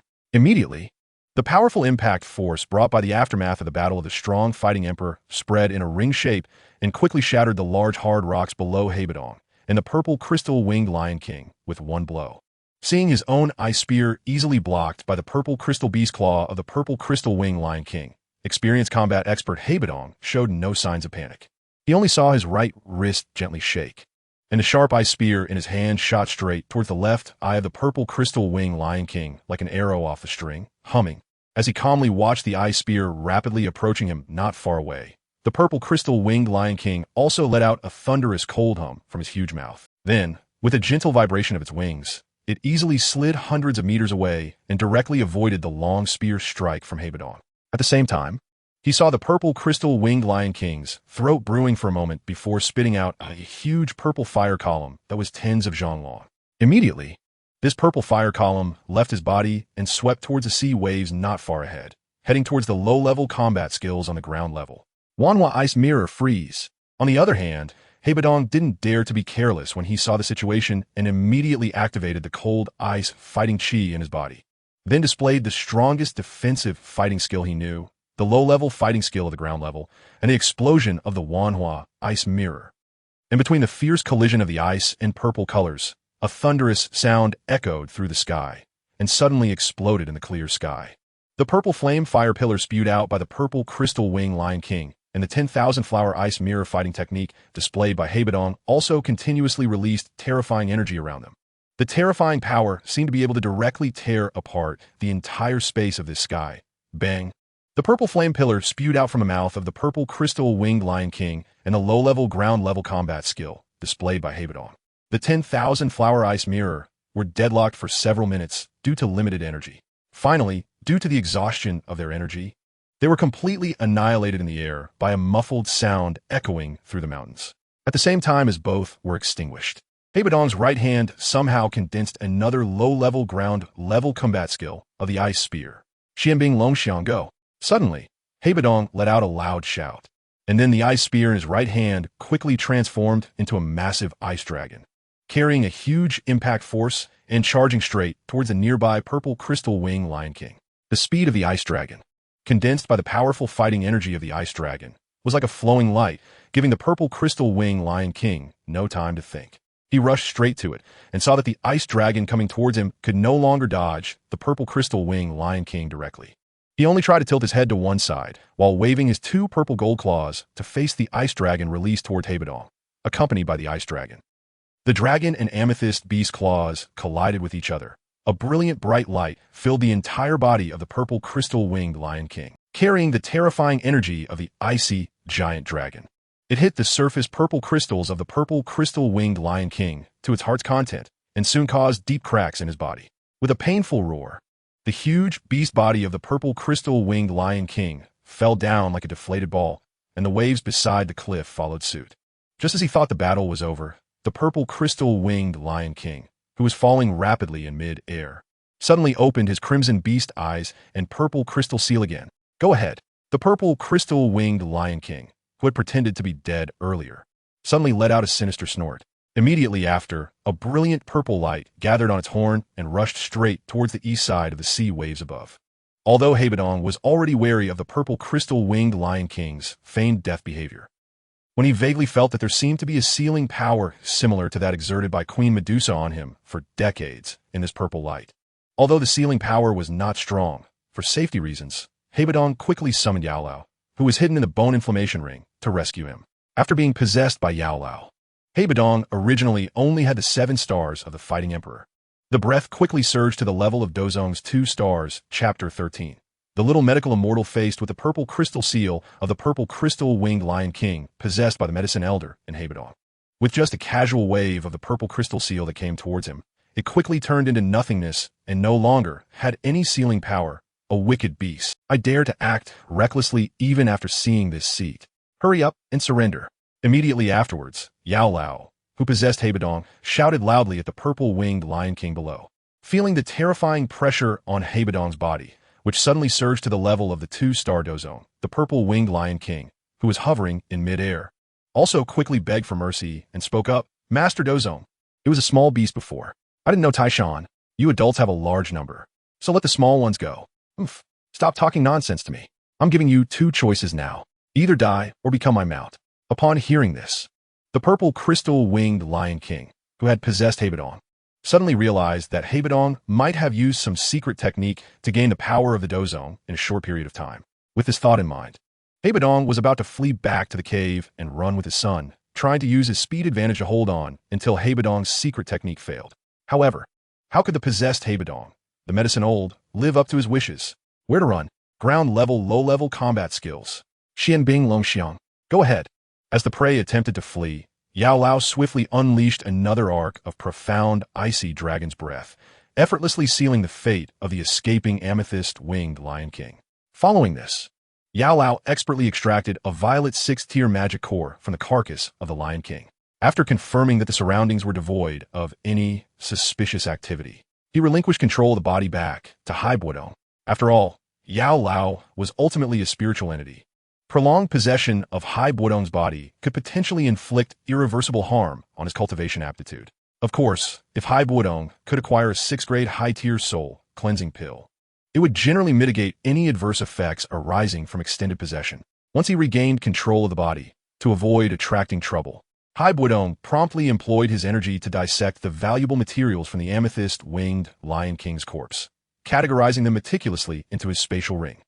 Adhering to the principle of not letting others benefit at his expense, he ventured into the Lion King's den, embarking on a delightful treasure-hunting expedition. Master, this den of the amethyst-winged Lion King is quite warm. Do you know the reason behind it? Hai Bodong inquired upon entering the cave. Indeed, the lairs of magical beasts like the amethyst-winged Lion King are often connected to subterranean magma, so such warmth is entirely expected. However, judging by the situation, I have a premonition that we might unearth some treasures here. Yao Lao Zipli. Upon hearing this, Hai Bodong ceased his inquiries and, following Yao Lao's guidance, delved deeper into the cave. Moments later, the duo arrived at a chamber adorned with purple crystals. Master, what are these purple crystals? I feel an inexplicable familiarity with them. Hai Bodong remarked, sensing a peculiar energy within the crystals. These purple crystals are the byproduct of the amethyst-winged Lion King's long-accumulated energy. Having just battled with it, it is only natural that you would feel a sense of familiarity. Yao Lao Et Lai. Since we have ample time, you should attempt to collect these purple crystals. For someone with your unique constitution, these fire attribute-enriched crystals could greatly benefit your future cultivation. Without further ado, Hai Bodong utilized his energy manipulation to slice the purple crystals, carefully storing each one in his spatial ring. Afterward, he discovered a young amethyst-winged Lion King in a nearby chamber, perhaps sensing a remnant of its father's essence.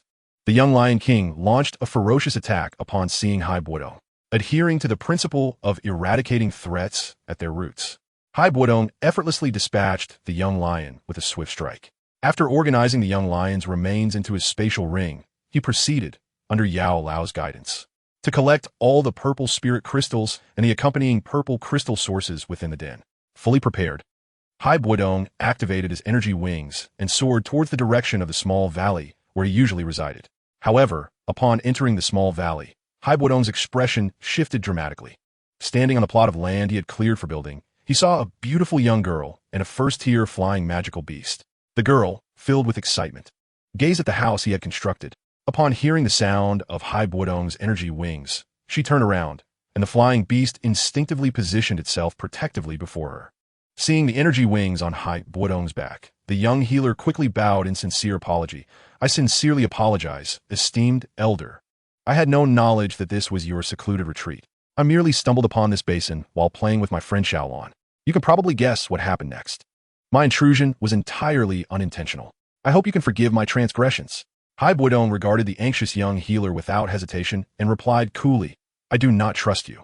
You must accompany me until I leave this place. Otherwise, I will end your life right now. Upon hearing this, a flicker of struggle crossed the young healer's eyes. However, she quickly realized that this elder was at least a Dou Wang, a figure far beyond her capacity to resist. After making her decision, she resolved to compromise with Hai Bodong for the time being. Very well. Since you insist, what can a weak girl like me do? She said resignedly, her demeanor still guarded as she watched Hai Bodong closely. Unfazed by her wary gaze, Hai Bodong made some simple preparations and, under Yao Lao's protection, began to absorb the energy from the purple crystals and purple spirit crystals he had previously collected. After half a month of cultivation, having exhausted all the energy within the crystals, Hai Bodong sensed he was on the verge of a breakthrough.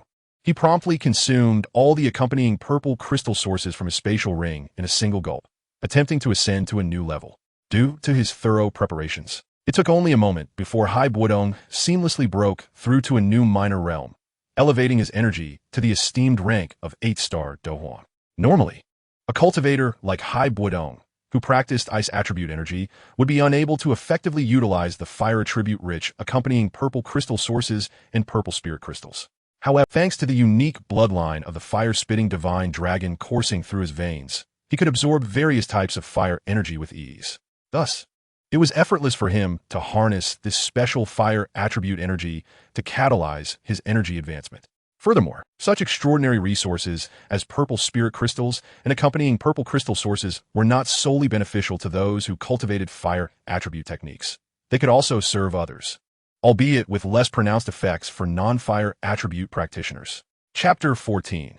The accursed poison body, while Hai Bodong diligently cultivated with the resources extracted from his spatial ring. The curious young healer, with nothing to do, began to explore the medicinal herbs within the small valley. After observing for half a month, she gradually perceived that this powerful individual harbored no ulterior motives towards her. Thus, upon seeing that Hai Bodong seemed to have finished his cultivation, she gathered her courage to inquire, May I ask, esteemed elder, it appears you have made some progress in your cultivation. Might you now allow me to leave? Well, I too intend to depart from this place. If you wish to leave, you may do so. Bodong paused before continuing. In any case, I shall not return here again. If you desire, feel free to take some of these medicinal herbs as compensation for me. After all, it would be inconvenient for me to let you go earlier, but I tend to avoid trouble, and releasing you prematurely might attract some bothersome flies. How could I possibly accept such generosity? She replied, her eyes sparkling with excitement. Without hesitation, she hurried off to gather the herbs within the valley, fully aware that many of them were precisely what she sought. Had she not feared Bodong's potential retribution, she would have long since harvested these herbs for experimentation to enhance her skills as a pharmacist.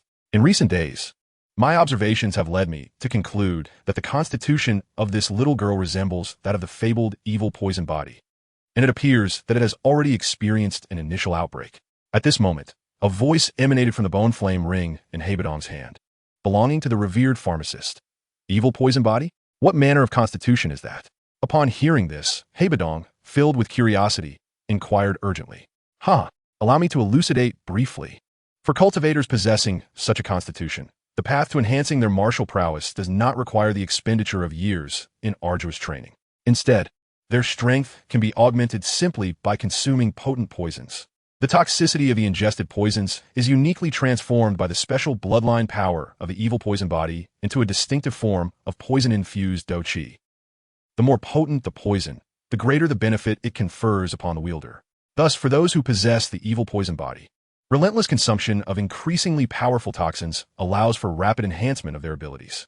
Noticing his disciple's confusion, the pharmacist patiently continued, What? By your words, does it not imply that this little girl is a true prodigy? In response to Bodong's astonishment, the pharmacist reiterated with calm assurance, It is not that simple. My disciple, you must understand, all things are bound by cause and effect. Despite the numerous advantages of this constitution, poison remains poison. While the bearer of the evil poison body may temporarily alleviate the backlash of the lethal toxins, over time, as the quantity of poison consumed increases, it may ultimately surpass even the evil poison body's capacity to contain the toxic Dou Qi. At that juncture, the bearer will succumb to the excruciating agony of 1,000 poisons devouring their very essence. Furthermore, as their life approaches its end, the lethal force within them will erupt uncontrollably. It is said that a previous wielder of the evil poison body at the Dou Zone level unleashed such a toxic backlash upon their demise that it claimed the lives of a significant portion of an entire empire's populace. After a brief pause, the pharmacist added, However, my disciple, you might consider keeping this young girl by your side. She may prove to be a valuable ally in the future.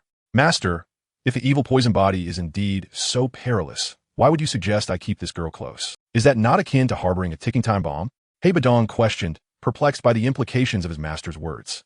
Had I not been prepared, would I speak such nonsense? Rest assured, I possess a method for concocting a poison pill that I stumble upon by chance. With the gathering of 3 types of Igla, a portion of Bodhi transformation essence, and a beast core from a 7th-tier heavenly poison scorpion dragon, you can completely control the evil poison body.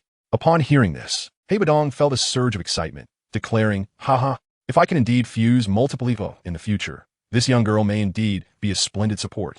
He paused momentarily, then spoke with newfound seriousness. Moreover, even if I fail to gather the required materials for the poison pill technique, to prevent the forces of the Yushuan Empire from growing stronger, I, the Ice Emperor Bodong, shall endeavor to guide this young girl towards our Jiama Empire. With that determination set, Bodong approached the young healer, who was diligently foraging herbs, and inquired, Greetings, young lady.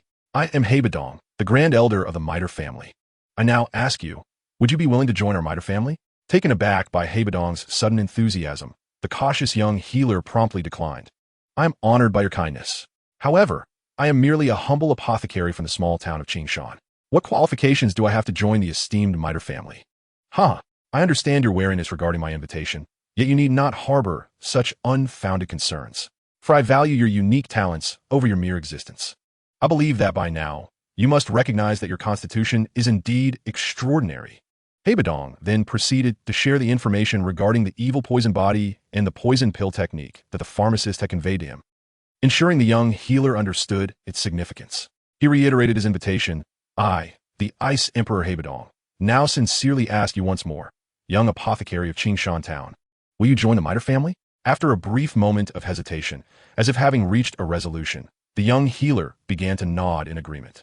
Suddenly recalling something, She paused and shyly added, "May I ask, before you take me away from here, could you perhaps accompany me to explore a cave I stumbled upon while gathering herbs in the Beast Mountain range?" Without further inquiry, Bodong, seeing her initiative, readily agreed to her request. Chapter 15. The fragmented map of the pure Lotus Demon Fire. Subsequently, guided by the young healer, and aided by the power of his Dou Qi wings, the two swiftly arrived at a mountainside concealed behind numerous branches. Observing the entrance obscured by rubble and gnarled wood, Bodong merely waved his hand, unleashing a powerful gust that swept away the entangled debris, revealing the hidden cave in its entirety. Upon the cave's entrance becoming fully visible, Bodong summoned another gust to disperse the stagnant air at the cave's mouth. After a moment of careful observation, he and the young healer descended to the cave's entrance. As they stepped inside, the surrounding darkness enveloped them. Although Bodong possessed the ability to sense through his spiritual power, considering the young healer's limitations, he conjured a small moving fireball using the subfire of his bone spirit cold flame to illuminate their path. After a brief moment, they discovered a stone door radiating a faint yellow glow ahead. Bodong effortlessly shattered the stone door and, on high alert, scanned the surroundings for any unforeseen changes. After several minutes without incident, they cautiously ventured deeper into the cave. Inside lay a vast stone chamber, its walls adorned with luminous moonstones. At the center, a chair was occupied by a headless skeleton, its missing skull resting upon the thigh bone. Before the chair, a square stone platform held 3 locked stone boxes, neatly arranged. Moreover, Bodong noted the corners of the chamber piled high with gleaming gold coins and precious jewels. In the final corner, a small flower bed made of earth showcased an array of fragrant blossoms, filling the air with enchanting aromas. Though Bodong was not well versed in the specific applications of these herbs, he was fortunate to have the expertise of the esteemed pharmacist, enabling him to gather several commendable herbs into his spatial ring. "Are you an alchemist?" the young healer suddenly inquired. "Haha, certainly not. I cultivate ice Dou Qi," Bodong replied with a chuckle. "It seems you desire these herbs?" "Indeed, I wish to obtain them," she affirmed. Upon hearing this, the little medical fairy nodded slightly and spoke. "All right, please wait a moment." After uttering these words, Bodong promptly retrieved a spare, empty storage ring from his pocket. He swiftly transferred all the gold coins and medicinal herbs he had collected within this stone chamber into the vacant ring and handed it to the little medical fairy, saying, "Hurry and wear it." "Thank you, senior," she responded, smiling. Seeing this, Bodong continued, "Now that you have joined my middle family, you shall henceforth be regarded as my junior. Simply call me Elder Hai from now on." "Yes, Elder Hai," she replied promptly. Upon hearing this, Bodong's gaze shifted once more to the 3 locked stone boxes atop the azure stone platform. He approached the stone table and, upon touching the metallic lock, noticed it was slightly warm to the touch. This caused him to furrow his brow. After such a prolonged period, the warmth was indicative of something unusual. Although, with his Emperor-level cultivation, breaking it open would be straightforward, he harbored concerns that doing so might trigger some mechanism within the boxes, potentially damaging their contents. Where could the keys to these boxes be? Muttering to himself, Bodong's gaze began to linger on the skeletal remains behind the stone table. As his eyes descended, he noticed that the skeleton's palm was adorned with 3 black keys. Observing this, he stepped forward to retrieve the 3 keys. Crack! Perhaps due to his excessive force. During the retrieval of the keys, he inadvertently detached the entire arm of the skeleton. "Apprentice, take a look at this. There seems to be something peculiar about this arm." Just as Bodong was about to discard the skeletal arm, a voice from the bone flame ring on his hand suddenly resonated with the words of Yao Lao. Upon hearing this, Bodong promptly halted his actions. Following Yao Lao's guidance, he carefully extracted a small scroll from the broken end of the skeletal arm. Good disciple, you have indeed stumbled upon a treasure. From my perspective, this appears to be a fragmentary map of the 3rd-ranked Nether Lotus Demon Fire from the Flame ranking. While Yao Lao spoke, an excited Bodong quickly retrieved another scroll resembling the one he had just found from his storage ring. "Your luck is truly remarkable. This scroll also seems to be a fragmentary map of the Nether Lotus Demon Fire." After examining the scroll Bodong had handed him, Yao Lao remarked, "Haha, I would prefer to forego such so-called good fortune. You have no idea, I was sealed by the Medusa Queen of the Taggart Desert for decades because of this." Upon hearing this, Bodong seemed to recall a sorrowful past, offering a bitter smile as he spoke. Subsequently, he refrained from further commentary and used the 3 black keys to sequentially unlock the 3 stone boxes, retrieving their contents. Afterward, the two departed from the cave. embarking on their journey to the Middle Auction House headquarters located in the Gamma Empire. As for the items within the boxes, while they might be deemed invaluable in the eyes of an ordinary person, to Bodong, a seasoned Emperor Dou, they were merely passable. The first box contained a colorful ancient scroll titled Seven-Colored Poison Scripture, while the second held a black scroll documenting a high-level flight, Dou technique known as Eagle's Wing. The third box contained another high-level Dou technique, Roaring Lion's Song, which, like the Eagle's Wing, was a relatively rare soundwave Dou technique. After a brief discussion, Bodong handed the two scrolls, which recorded the Eagle's Wing and Seven-Colored Poison Scripture, to the little medical fairy, as he had no use for them. It was only fitting to gift these to a promising junior like her, and he felt no regret in doing so. Chapter 16. Gamma Imperial Capital half a month later. Riding on the first-tier flying magical beast, Xiaolan, Bodong, and the little medical fairy, amidst a leisurely pace, finally caught sight of the outline of Gamma Imperial Capital. During this journey, had it not been for the medicinal pills Bodong provided to Xiaolan, which facilitated its advancement from a first-tier to a second-tier magical beast, the time spent would have undoubtedly been longer. However, Bodong was quite astonished by the rapid promotion of the little medical fairy's flying beast. After all, even with his aid, Xiaolan's swift advancement indicated it possessed considerable potential, which brought him a sense of satisfaction. As they approached the city gates of Gamma Imperial Capital, Bodong showed no intention of allowing Xiaolan to halt. The soldiers at the city gates soon took notice of the flying beast, and, as they prepared to take action, Bodong unleashed his Dou Qi pressure, indicative of his Emperor Dou status, to avert any complications. Goodness, a Dou Emperor. This is clearly beyond what we mere soldiers can handle. We should report this upwards. Curse it, which domineering Dou Emperor dares to disregard the Gamma Empire's dignity and directly enter the imperial capital on a flying beast. The presence of a Dou Emperor was indeed imposing. Disregarding the commotion among the soldiers below, Bodong directed the little medical fairy to guide Xiaolan straight towards the Middle Auction House.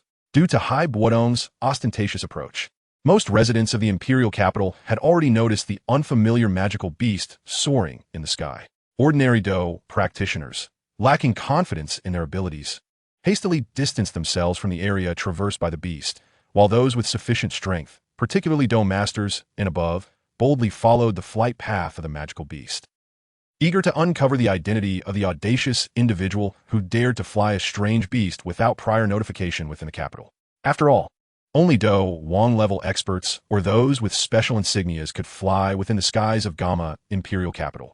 With Bodong's guidance, the little medical fairy soon maneuvered Xiaolan to land on an open area not far from the Middle Auction House. Subsequently, Bodong embraced the little medical fairy's slender waist and leapt down from the back of the Blue Eagle. He then addressed the vigilant guards of the Middle Auction House. What is this? Did Tingshan not inform you? What is there to fear? I am the Supreme Elder of the Middle Family, Ice Emperor Bodong. Upon hearing that this Dou Emperor was indeed the Supreme Elder designated by Tingshan, the guards hurriedly sheathed their weapons, respectfully stating, "We beg your pardon, Supreme Elder. We are merely gatekeepers and have not had the privilege of seeing your true form, which led to this misunderstanding. Never mind, ignorance is no crime. Let this matter be forgotten. Go summon your elder. Tell him Bodong, have business to discuss." Upon hearing this, Bodong waved his hand dismissively. "Please wait a moment. We shall notify him immediately." The guards promptly bowed respectfully and set off to relay the message. Turning to the now steady little medical fairy, Bodong explained, "This is the largest auction house in the imperial capital, and it serves as the headquarters of my middle family, the one who usually manages it. Middle Tingshan is a Dou Wang expert and considered a junior to me. In my absence, should you require anything, feel free to seek him out." Thanks to Bodong's authority as a supreme elder, the guards quickly conveyed the message. Moments later, Middle Tingshan arrived at the entrance of the auction house, exclaiming, "Elder Hai, you've been away for nearly half a year. Tingshan has truly missed you." Upon encountering Mitre Tingshan, Bodong hastily approached with a radiant expression of joy, observing Mithias' sincere visage. Bodong felt a flicker of warmth within. Subsequently, he gestured towards the petite figure of the little medical fairy and spoke, "Tingshan, this is the little medical fairy. She is now a new member of the Mitre family." "Indeed, Elder Hai, rest assured, I shall promptly convey this matter," Mitre Tingshan responded eagerly. Bodong paused momentarily before continuing. "Little medical fairy, this is the esteemed grand elder of the Mitre family I just introduced to you. Now that you have joined us, you may refer to him as Uncle Tingshan." Haha, what a charming and gifted young lady, Mitre Tingshan exclaimed, as a sudden thought crossed his mind. Since you were personally recommended by Elder Hai to join our Mitre family, feel free to seek me, Uncle Tingshan, for assistance should you encounter any difficulties in the capital of Jama. With that, Mitre Tingshan retrieved a vial of medicinal pills from his spatial ring and handed it to the little medical fairy, saying, "This is a bottle of 4th-grade medicinal pills. Gathering Qi powder. It is a small token of my goodwill. You must accept it." "Thank you, Uncle Tingshan," the little medical fairy replied, her cheeks tinged with shyness as she bowed respectfully. "Elder Hai, may I inquire if you have any specific instructions during your visit to Jama?" Mitre Tingshan asked. "Not at the moment. I shall inform you when the need arises," Bodong replied. "Ah, Tingshan, during this time, could you mobilize the entire Mitre family to gather the necessary herbs for refining the breaking sect pill? Here is the formula for it." "Yes, Elder Hai. I shall make arrangements promptly. Also, please collect some rare items that can nourish the soul. They will serve a significant purpose." "Understood, Elder Hai." "I will issue the orders shortly." As Bodong and Tingshan conversed, they strode towards the inner sanctum of the Mitre family, with the little medical fairy cautiously trailing behind them. Moments later, Mitre Tingshan ushered Bodong and the little medical fairy into a quaint courtyard where Team Master awaited, having already prepared fragrant spirit tea, served in 3 jade cups. The Team Master respectfully presented the cups to Bodong, Tingshan, and the little medical fairy. "Little medical fairy, do try this. It is a high-grade spirit tea treasured by your uncle Tingshan. You may not know, but he seldom indulges in it himself." Seeing the little medical fairy still slightly reserved, Bodong smiled and encouraged her to savor the tea. "Thank you, Elder Hai," she replied eagerly. Chapter 17. Dan Wanggu. He, after the Tea Master had served the spirit tea to the 3, he bowed respectfully and exited. Soon after, Yafei entered the courtyard. "I pay my respects to the Grand Elder and to the Great Elder," she greeted, bowing to Bodong and Tingshan. Noticing the little medical fairy, she inquired with curiosity, "Is this the new member personally introduced by the Grand Elder, the little medical fairy?" "Tingshan, you must ensure she receives proper hospitality and is treated with utmost respect," Yafei insisted. Mitre Tingshan promptly introduced her, and Yafei's eyes glimmered with envy as she approached the little medical fairy with a warm smile. "What an adorable little sister. If you don't mind, you may call me Sister Yafei. By the way, I don't believe I know your name yet," Yafei continued. Until now, the little medical fairy had only interacted with mercenaries from Qingshan Town and Bodong. She had never encountered a woman as alluring and mature as Yafei. Being only 15 or 16 herself, she felt a bit bashful as she replied, "Sister Yafei, I am called the little medical fairy." Seeing the little medical fairy engage in conversation with Yafei, Bodong was confident that Yafei's sociable nature would ensure the little medical fairy felt welcomed. Tingshan is quite adept at maintaining relationships. He even brought Yafei to keep her company, he mused inwardly. Bodong then briefed Mitre Tingshan on matters concerning the little medical fairy before retiring to his quarters for some training. Having recently achieved a breakthrough to the 8th star of the Dou Emperor realm, he felt the need to consolidate his newfound strength. Meanwhile, news of Bodong's grand return swiftly spread, manipulated by those with ulterior motives, causing the atmosphere in Jama to grow increasingly tumultuous. However, due to Mitre Tingshan handling daily reception duties, Bodong, in his role as a leisurely Grand Elder, remained largely unperturbed by external distractions.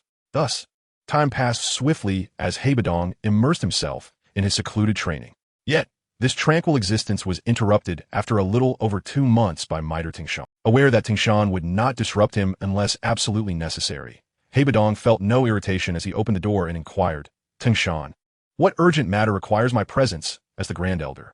Reporting to Elder Hai, "Dan Wanggu He of Yunlan Sect has invited you to a banquet at the Naylan family at 7 this evening. It is a complex situation, and I had no choice but to disturb you," Mitre Tingshan explained cautiously. "I understand. Please inform Gu He's envoy that I will arrive punctually this evening." Bodong replied after a brief pause. "Yes, Elder Hai. I shall make the arrangements immediately."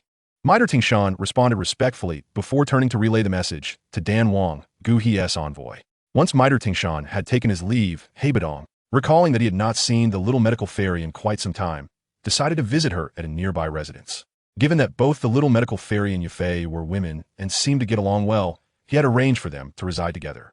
Due to the little medical fairy's unique constitution, the evil poison body, Bodong often personally assisted her in consuming potent poisons in a specially constructed sealed environment for her training.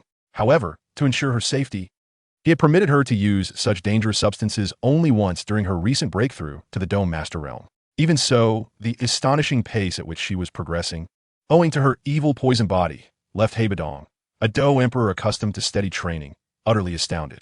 He had never anticipated that just half a month after aiding her breakthrough to the first star of the Dome Master Realm, she would now have ascended to the third star. Had he not previously gifted Yufei an antidote pearl capable of neutralizing the lethal effects of poison that could harm a Dou Wang, he would have genuinely feared for Yufei's safety with the little medical fairy-esque training. Realizing he was somewhat fatigued from training, Bodong decided to indulge the little medical fairy's request and took her and Yufei for an afternoon of shopping. After all, he had just realized how long it had been since he last explored the bustling capital of Jama, and it was getting late at night. Shanghai Bodong didn't want to go back to the Midder auction house anymore, so he decided to take Xiao Yixian and Yufei to the Nayland family's mansion along with them. After all, if he brought 2 more people over, he could talk less. Although it is usually necessary to wear a formal suit to attend such formal dinners, who is Ice Emperor Bodong? Due to his usual casual nature, he was naturally too lazy to follow these boring rules. Therefore, this time, when he went to the Nayland family, not only did he not wear the so-called formal dress himself, but also the little Dr. Fairy and the princess who went with him did not know beforehand that Bodong, the elder of the Maitel family, would take him to attend such a high-level dinner tonight. They didn't do much special preparation and went to the Nayland family's mansion in their usual casual clothes, just like Bodong did. The Nayland family's mansion was located in the center of the capital city of Gama. After a moment, Bodong and his group arrived at the Nayland family's mansion in advance. When Bodong and his group arrived, they were still quite some time away from the start of the banquet. However, due to the strong summoning power of the Nayland family in the capital city of Gama over the years, many guests had already arrived at the Nayland family's mansion. As soon as Bodong arrived at the gate, he glanced up and found that the powerful fighters of the 3 major families in the capital city, as well as some outstanding young members of their family, had already arrived. In addition, Bodong was surprised to discover some powerful individuals that are rarely seen in daily life, such as, among them, the Lion King Yanshi, who has the strength of a 6-star Dou Wang, the Windwalker Feng Li, and Rina, who is also one of the top 10 powerhouses of the Gama Empire and has the strength of a 5-star Dou Wang, have arrived. Although the Cloud Lawn sect master Yun Yun, who was previously mentioned by Middleton Shan, did not intentionally show his figure, Bodong quickly noticed the figure of Yun Yun, the current master of the Cloud Lawn sect. With the help of Bodong's powerful 8-star Dou Wang level and Yao Lao soul body with a fully rounded spiritual realm Chapter 18, Peak Competition. Just as Bodong was using his fighting spirit and soul power to observe the situation around him, he suddenly noticed a familiar aura. This old guy has also arrived. Bodong muttered to himself in his heart, and then he entrusted Yufei with the responsibility of taking care of the little medical immortal. He quickly dodged and arrived at the old monster hidden in front of the Jiaxing Tian, not far from the Nayland family mansion. Don't worry, you are Ice Emperor Bodong. Ah, it's like you only found out today that I've come back. What are you doing here? I should ask you this. What are you sneaking around here for? Stop talking nonsense. Bodong, we haven't seen each other for so long. Should we come and have a fight? Okay. I really want to take a look today. It's been so many years now. Can you still withstand being beaten up, old man? Arriving at the rooftop of a building not far from the Nayland family's mansion, Bodong and Tian greeted each other quickly and immediately activated their fighting chi wings to fly high into the sky outside the capital city of Gama, with their fighting chi cultivation level of only a few breaths. The 2 of them arrived at an empty and uninhabited area tens of thousands of meters away from the gate of the capital city of Gama.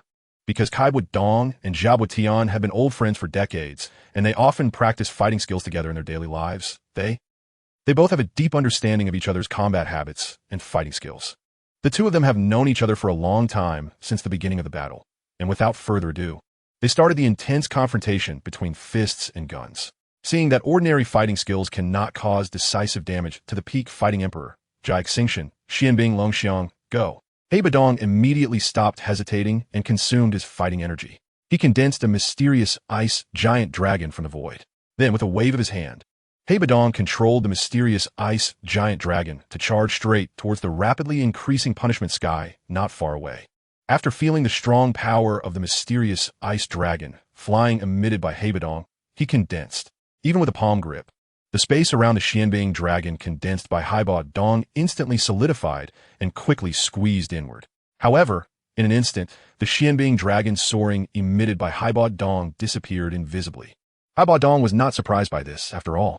The method of briefly solidifying space with the help of Jia Tian's hand is basically a special technique that every Dou Qi practitioner who reaches the peak level of Douhuang will use. Of course, for some talented individuals, this special technique is not an exclusive symbol that only powerful Douhuang peak level individuals possess. For some ordinary low-star Douhuangs occasionally encountered by the peak Dou Emperor, Jia Tian can easily subdue them within one turn with just the ability to briefly solidify space. Of course, this move has little deterrent power for veteran Douhuangs like Bodong, and Jia Tian, who has long known Bodong, will not be arrogant enough to think that he can easily suppress the current Bodong with just this move. Xianbing Longxiang Go, and seeing that a Xianbing Dragon Sword was not working, Bodong took advantage of the gap that Jia Tian was dealing with, and used most of his fighting energy to continuously condense 30 Xianbing Dragon Swords and quickly manipulate them to charge straight towards Jia Tian. Seeing such an exaggerated scene, Jia Tian, who had already learned about Bodong's current strength from Danwang Guha, now truly understood that Bodong, this old man, may have had some adventures recently. Otherwise, with Bodong's cultivation level of less than a year, it would be impossible for him to achieve a 3-star promotion through normal practice. And his current fighting spirit cultivation level is still so solid. It seems that I really need to deal with this old guy, Bodong, well this time. Upon seeing this, Jia Tian muttered to himself and quickly pinched Inju, shouting loudly, "You too, Ju Shield?" Space solidifies momentum. In an instant, I saw Jia Tian's palm merge with the muddy yellow earth attribute of his body, and the fighting chi quickly gushed out, resonating with the surrounding heaven and earth energy. Then, a dazzling earth-yellow light pulled Jia Tian as the center, quickly sweeping the yellow earth in the nearly 100-zhang area around him. Boom boom! In less than a moment, the ruins of buildings on the ground of the world were quickly floating up as if they were being pulled by some force and approaching the entire body of the world at high speed. After a moment, these ruins were squeezed together with the yellow soil in the sky into 4 earth-yellow shields. And there was also a solid spatial force wrapped around these earth-yellow shields. Ding! The sound of the 30 Xianbing giant dragons released by Bodong and the 4-sided shields of Jia Xingxian echoed in an instant. Subsequently, with a loud roar, the 30 black ice dragons released by Bodong and the 4 earth-yellow shields of Kagami Tian quickly disintegrated in front of the two. As the exploded soil blocks and shattered ice blocks came into contact with each other, dust and ice blocks mixed together, making it difficult for both of them to see the situation directly with the naked eye. Of course, this insignificant inconvenience will not affect their next battle. After all, Bodong and Kagami Tian both have the ability to detect soul power and the visual energy covered by fighting chi. Yutuju, swart. Suddenly, a sound of violent drinking came from within the dust and ice debris of the sky. In an instant, the earth chunks that exploded in the sky were once again condensed under the attraction of the fighting spirit of the heavens. After a moment, his body formed 10,000 zhang like earth swords and wrapped around Bodong, cutting him down. Another loud roar followed, and 10,000 earth swords shimmering with earth yellow fighting energy and spatial power shot towards the direction of Bodong like a rain of arrows in the sky. Old monster, it's not over, is it? Upon seeing this, Bodong muttered to himself and quickly pinched Inju, shouting loudly, "Wanhua ice mirroring." Ding! The cacophony of the myriad ice mirrors unleashed by Bodong and the multitude of earth swords conjured by Jia Tian quickly faded into silence. Subsequently, the myriad ice mirrors that had withstood Jia Tian's assault swiftly transformed into nearly 10,000 dark ice spears, hurtling towards Jia Tian's direction with great speed. Earthly armor, in case. Jia Tian, witnessing this, formed seals with his hands, and in an instant, a suit of earthy yellow armor, imbued with spatial power, rapidly coalesced around him. In Chapter 19, the birth of soul nourishing, the clamor of nearly 10,000 dark ice spears colliding with Jia Tian's earthy yellow armor quickly dissipated. Enough, old fellow. Let our sparring come to an end here. We'll call this one a draw. If we continue, we might ignite true flames of conflict. Having successfully defended against Bodong's attack, Jia Tian felt he had sufficiently probed the depths of his own strength and promptly conveyed his thoughts to the distant Bodong. Having gained a general understanding of his current prowess through this spar, Bodong refrained from further words and directly took his leave from Jia Tian. A moment later, Bodong returned to an open space not far from the Nalan family estate, where he found Xiao Yixian and Yafei awaiting him outside the gates. He waved to beckon them to join him inside. At the entrance, the current head of the Nalan family, Nalan Su, hurriedly approached upon seeing Hai Bodong's party, gesturing for them to enter. Oda Hai, we have eagerly awaited your arrival. Elder Gu He has been waiting for you for quite some time. Please do come in. Hai Bodong nodded in response and followed Nalan Su into the grand hall. Upon entering, the guests within the hall rose in unison to greet him. Subsequently, Nalan Jie, the patriarch of the Nalan family, arranged a distinguished seat for Hai Bodong.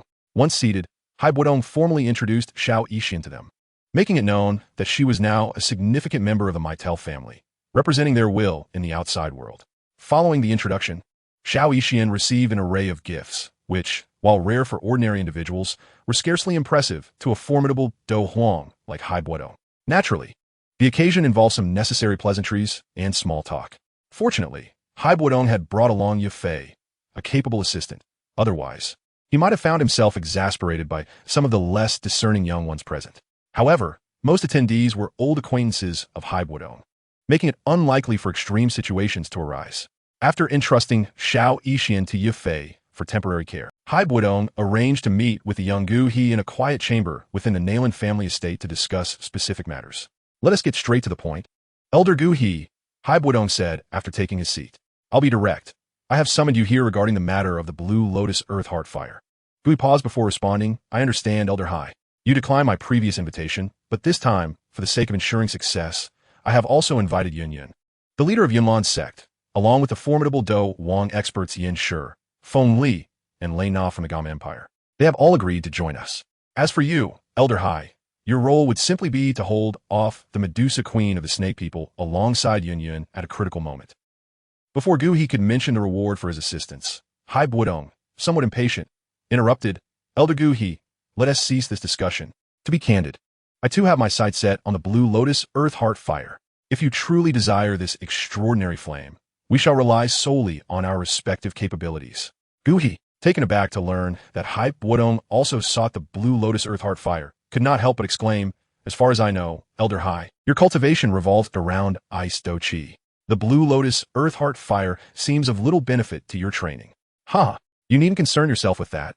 Elder Gu He, Hai Bodong replied, pausing briefly before continuing. Since there is nothing further to discuss, I shall take my leave. With that, Hai Bodong turned and departed the Nalan family estate, taking Xiao Yixian and Yafei with him. Not long after returning to the Maitel auction house, Hai Bodong, urged by Yao Lao, summoned Maitel Tangshan to inquire if he had recently gathered any extraordinary items capable of nourishing the soul as essence.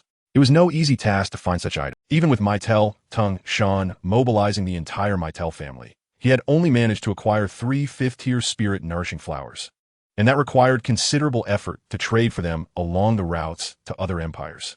Hai Bodong and Yao Lao were not surprised by this outcome. After all, even the elusive 7 illusion blue spirit birth that Nalan Jie had fought hard to obtain was merely a 5th-tier rarity. Hai Bodong instructed Maitel Tangshan to gather the necessary herbs for refining the breaking sect pill, but those two proved difficult to procure, and the Maitel family had only managed to gather 3 sets within a short time. Considering the scarcity of items that could directly nourish the soul, Yao Lao presented Hai Bodong with the recipes for the 5th-tier soul nourishing birth and the 6th-tier spirit nourishing pill, urging him to have Maitel Tangshan collect the required herbs for their refinement. Of course, Yao Lao also possessed recipes for 7th and 8th-tier pills capable of nourishing the soul's essence. However, given the current strength of the Maitel family, gathering materials of such caliber was nearly an insurmountable task.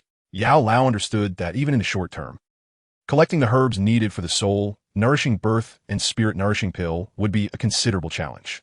Nevertheless, if Yao Lao could consume these 2 types of pills without restriction, the severely depleted essence of his soul could be restored to a level capable of contending with peak Dou Zone. In fact, given Yao Lao's former mastery of the soul realm, even in a soul form, it would not be difficult for him to defeat several ordinary low-level Dou Zun experts. However, Yao Lao was well aware that to restore his soul power to the level of a Dou Zun, he would need at least 7th or 8th-tier pills capable of nourishing the soul's essence. Naturally, if a sacred grade soul infant fruit were available, it would allow for a complete restoration of the essence of the soul that he had lost over the years. However, Yao Lao was acutely aware that such a rare item, which he had scarcely encountered in the past, was beyond the current capabilities of Hai Bodong to procure. After Yao Lao consumed the 3 spirit nourishing flowers submitted by Hai Bodong and thoroughly refined them, in order to prevent Dou Qi from getting ahead. Bodong and Yao Lao set off for the Tagore Desert early the next morning. Initially, Yao Lao intended to find a secluded spot to prepare specific pills to assist Bodong in refining the Blue Lotus Earth Heartfire. However, ever since Bodong had awakened his divine blood and reached the first realm, Yao Lao sensed that his new disciple might no longer require the auxiliary pills he had mentioned for subduing the extraordinary fire. In Chapter 20, Stone Desert City, it became clear that Bodong's method of subduing the extraordinary fire was not through the conventional means of devouring and refining, but rather through a form of sealing. In simple terms, as long as Bodong could prevail over the extraordinary fire in a contest at the level of the soul, the will of the extraordinary fire, weaker than his soul power, would be completely obliterated, thus allowing it to be controlled by him henceforth. After absorbing all the primal energies of the Yi-Hua, his own divine blood realm would experience a certain degree of elevation. However, since Bodong could only utilize the characteristics of his bloodline power to absorb the primal energies contained within the Yi-Hua, his cultivation of the ice fighting spirit would not be enhanced during this process. Nevertheless, due to the nourishment that his body received from the primal energies of the Yi-Hua, his training aptitude would significantly improve. In consideration of his master, Yaolog, Bodong resolved that henceforth, every time he absorbed a type of Yi-Hua, he would reserve a portion of its primal source to assist Yaolog in cultivating the Fenjie. After all, although he himself could only practice the ice fighting spirit and was unable to cultivate the Fenjie, he was curious to see how much this peculiar technique, said to possess the ability to evolve, could grow if he acquired sufficient Yi-Hua. Conveniently, Yaolog also required Bodong to concoct a new body for him, by which time Bodong would certainly have gathered at least 3 types of Yi-Hua, combined with his own bone spirit cold fire, which possessed at least a terrestrial level of Fenjie. It would be sufficient to support Yaolog as fighting spirit at the Dozun level. As a Bodong soared through the midday sky, propelled by his pure fighting spirit and the dual wings of fighting spirit, he suddenly spotted a glimmer of gold emerging on the distant horizon. Confirming the direction based on his recollection, he continued on his path directly towards the location of Srumwachung. After a period of flight, the city of Srumwachung, situated on the eastern outskirts of the Dao, gradually came into clearer view. Compared to the cities within the empire, Srumwachung bore a rustic and substantial demeanor, lacking much of the lavishness. Perhaps due to its proximity to the Dao, the defensive strength here was only slightly weaker than that of the Jama Dido. Throughout the city, fully armed soldiers could be seen patrolling diligently. Bodong chose this location not only because it was relatively close to potentially but also because he intended to hire some local mercenary groups to assist with terrain reconnaissance. Although he had already gathered some information regarding the Qinglan Di Xinhua, he had refrained from conducting in-depth field investigations over the years to avoid any encounters with the Medusa Queen. Moreover, Bodong harbored a certain cleanliness obsession and would generally not undertake the dirty and laborious task of exploring beneath the desert unless absolutely necessary. Upon discreetly entering Srumwachung, a place he had visited long ago, Bodong headed directly towards the southern part of the city, seeking the reputedly well-regarded lawn. After turning down a few streets, he came across a courtyard roughly the size of an ordinary manor, prominently displaying the Dungan's flag. At the entrance of this courtyard, several robust men, each wielding an axe, stood rigidly, from the faint scent of blood emanating from them. It was evident that these men were seasoned elite mercenaries who had seen their share of battle, their combat prowess far surpassing that of novice fighters in the same realm. However, when compared to the Shadow Guard unit of the Bitur family that Bodong had previously commanded, these men were significantly lacking in skill, even to the point of being untrained and subpar. Go inform the leader of the Bui Yongbingtan that a significant business opportunity has arrived. Upon reaching the entrance, Bodong wasted no time and directly addressed the mercenaries on guard. Upon hearing his words, the initially wary men immediately shifted their expressions and respectfully replied, "Please wait a moment." Though they were still unclear about his intentions, the Bodong, being a mercenary group, naturally adopted a respectful attitude towards a seemingly affluent guest. After a brief wait, one of the men who had just departed hurried back and said respectfully, "Esteemed guest, please follow me. Our leader is already awaiting you in the hall." "Very well, lead the way." Bodong responded casually and followed the man responsible for the reception into the meeting hall within the courtyard. "Hello, I am Sheng, the leader of the Boyong, and this is our second leader, Shaoli. Please, make yourself comfortable." The elder youth wore a gentle smile as he cupped his fists in greeting towards Bodong. In contrast, the second leader, Shaoli, appeared somewhat aloof, merely nodding slightly without further comment. After instructing a nearby maid to serve tea, to Bodong. A puzzled Ching was the first to smile and inquire, "Esteemed guest, may I ask what you meant by a significant business opportunity? I must say, our Motia Yongbingtan ranks among the top 3 in Sri Mocheng. Furthermore, we offer fair prices and maintain a good reputation, which is widely acknowledged throughout the city." In response, Bodong did not engage in lengthy discourse, but instead tossed Xiaoding a low-grade spatial ring containing 500,000 gold coins. He then stated, "This ring contains 500,000 gold coins, which will serve as your compensation. My request is quite simple. I need you to conduct reconnaissance of the terrain at several locations." Afterward, he retrieved a map marked with several specific locations in the torso from his Ice Spirit spatial ring and handed it to Xiaoding. Upon seeing the map, which contained information about the Chen Di Xinhe, Xiaoding hesitated and interjected, "You two are in search of Iko, aren't you? To be honest, a few months ago, a distinguished alchemist presented us with a map almost identical to yours. Although we assisted that esteemed individual in locating the Io based on the map, judging by their expression afterward, it appears that the Ioa had already been taken by someone else." Xiaoding paused and returned the spatial ring that Bodong had thrown to him, saying, "Therefore, this 500,000 gold coins would not enable us to accomplish the task. You may take it back." Chapter 21. Qinglin. Hearing Xiaoding's words, Bodong felt little surprise. After all, he surmised that given the almost maniacal allure of Ika to alchemists, it would be quite strange if had not rushed over to investigate upon receiving news of his arrival. Based on his conjectures, it was highly likely that the Ika had indeed been taken by the Medusa Queen. However, due to his caution regarding her strength, he decided to take action only when there were signs of movement from He and his group. Although he could potentially contend with the Medusa Queen by leveraging Aulak's power, it would inevitably exert a considerable toll on Aulak's already limited soul strength. To be prudent, Bodong resolved to adopt methods that would require minimal effort to acquire the Ioa. As for the spatial ring that Xiaoding wanted to return, Bodong declined to accept it, intending instead to exchange it for a maid. Initially, both Han and Shili were somewhat resistant to this idea, but upon learning that he was the Ice Emperor who had aided their younger brother Shen in regaining his cultivation abilities, they immediately bowed to him 3 times in gratitude, exclaiming, "We shall forever be indebted to the Ice Emperor for your kindness towards our brother." Subsequently, without further hesitation, they entrusted the seemingly unremarkable maid to him after providing him with some simple instructions to take care of him. The reason behind Heng's choice of such an ordinary-looking maid was, of course, significant. Just moments after entering the hall, he received a telepathic message from Aulak through the bone flame ring, stating that there was a maid possessing a half-awakened Gekai of the beast Shilat, and he must ensure to acquire her. After hearing Aulak's brief account of the formidable nature of the beast Shilat, he was convinced of the necessity. Although Bodong felt a tinge of disappointment upon hearing that the Queen Medusa might have already seized the opportunity to acquire the Blue Lotus Heartfire, he considered the potential addition of a promising new member to the middle family to be a worthwhile endeavor. After departing from the Iron Desert Mercenary Corps, Bodong took Qinlin's hand and strolled casually through the alleys of Stone Desert City, aiming to foster a closer bond between them. Along the way, he engaged the young girl in conversation, during which he learned that Qinlin, possessing the bloodline of the Emerald Serpent Triflower Eyes, had endured a series of tragic misfortunes.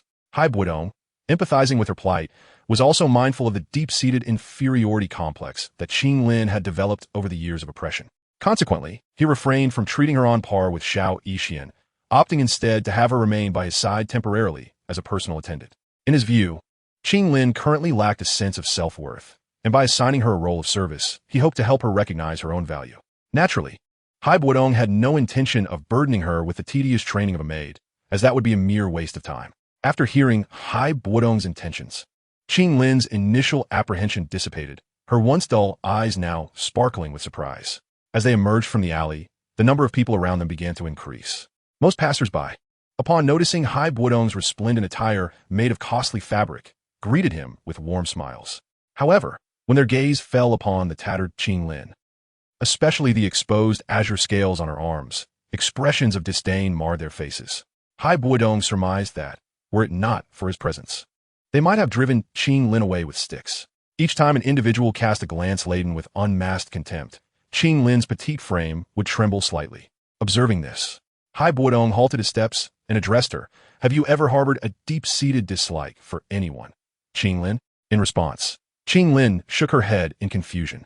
Qinlin does not understand what it feels like to dislike someone. Bodong replied, "Let me enlighten you. The feeling of detesting someone is akin to wishing for their demise. Qinglin was somewhat startled by his explanation, stammering her response, "That sounds truly terrifying." Qinglin has never particularly disliked anyone. Chuckling lightly, Hai Bodong inquired, "Would you like to know how to dispel others' disdain for you?" Seemingly intrigued, Qinglin eagerly responded, "Yes. I would like to know." "Achieving this is quite simple," Hai Bodong stated with a grin, "as long as your fists are formidable enough." Casting a glance at the now silent Qinglin, he continued, "Let me put it this way. It is precisely because you possess the potential to become a powerful individual that I have chosen you as my attendant.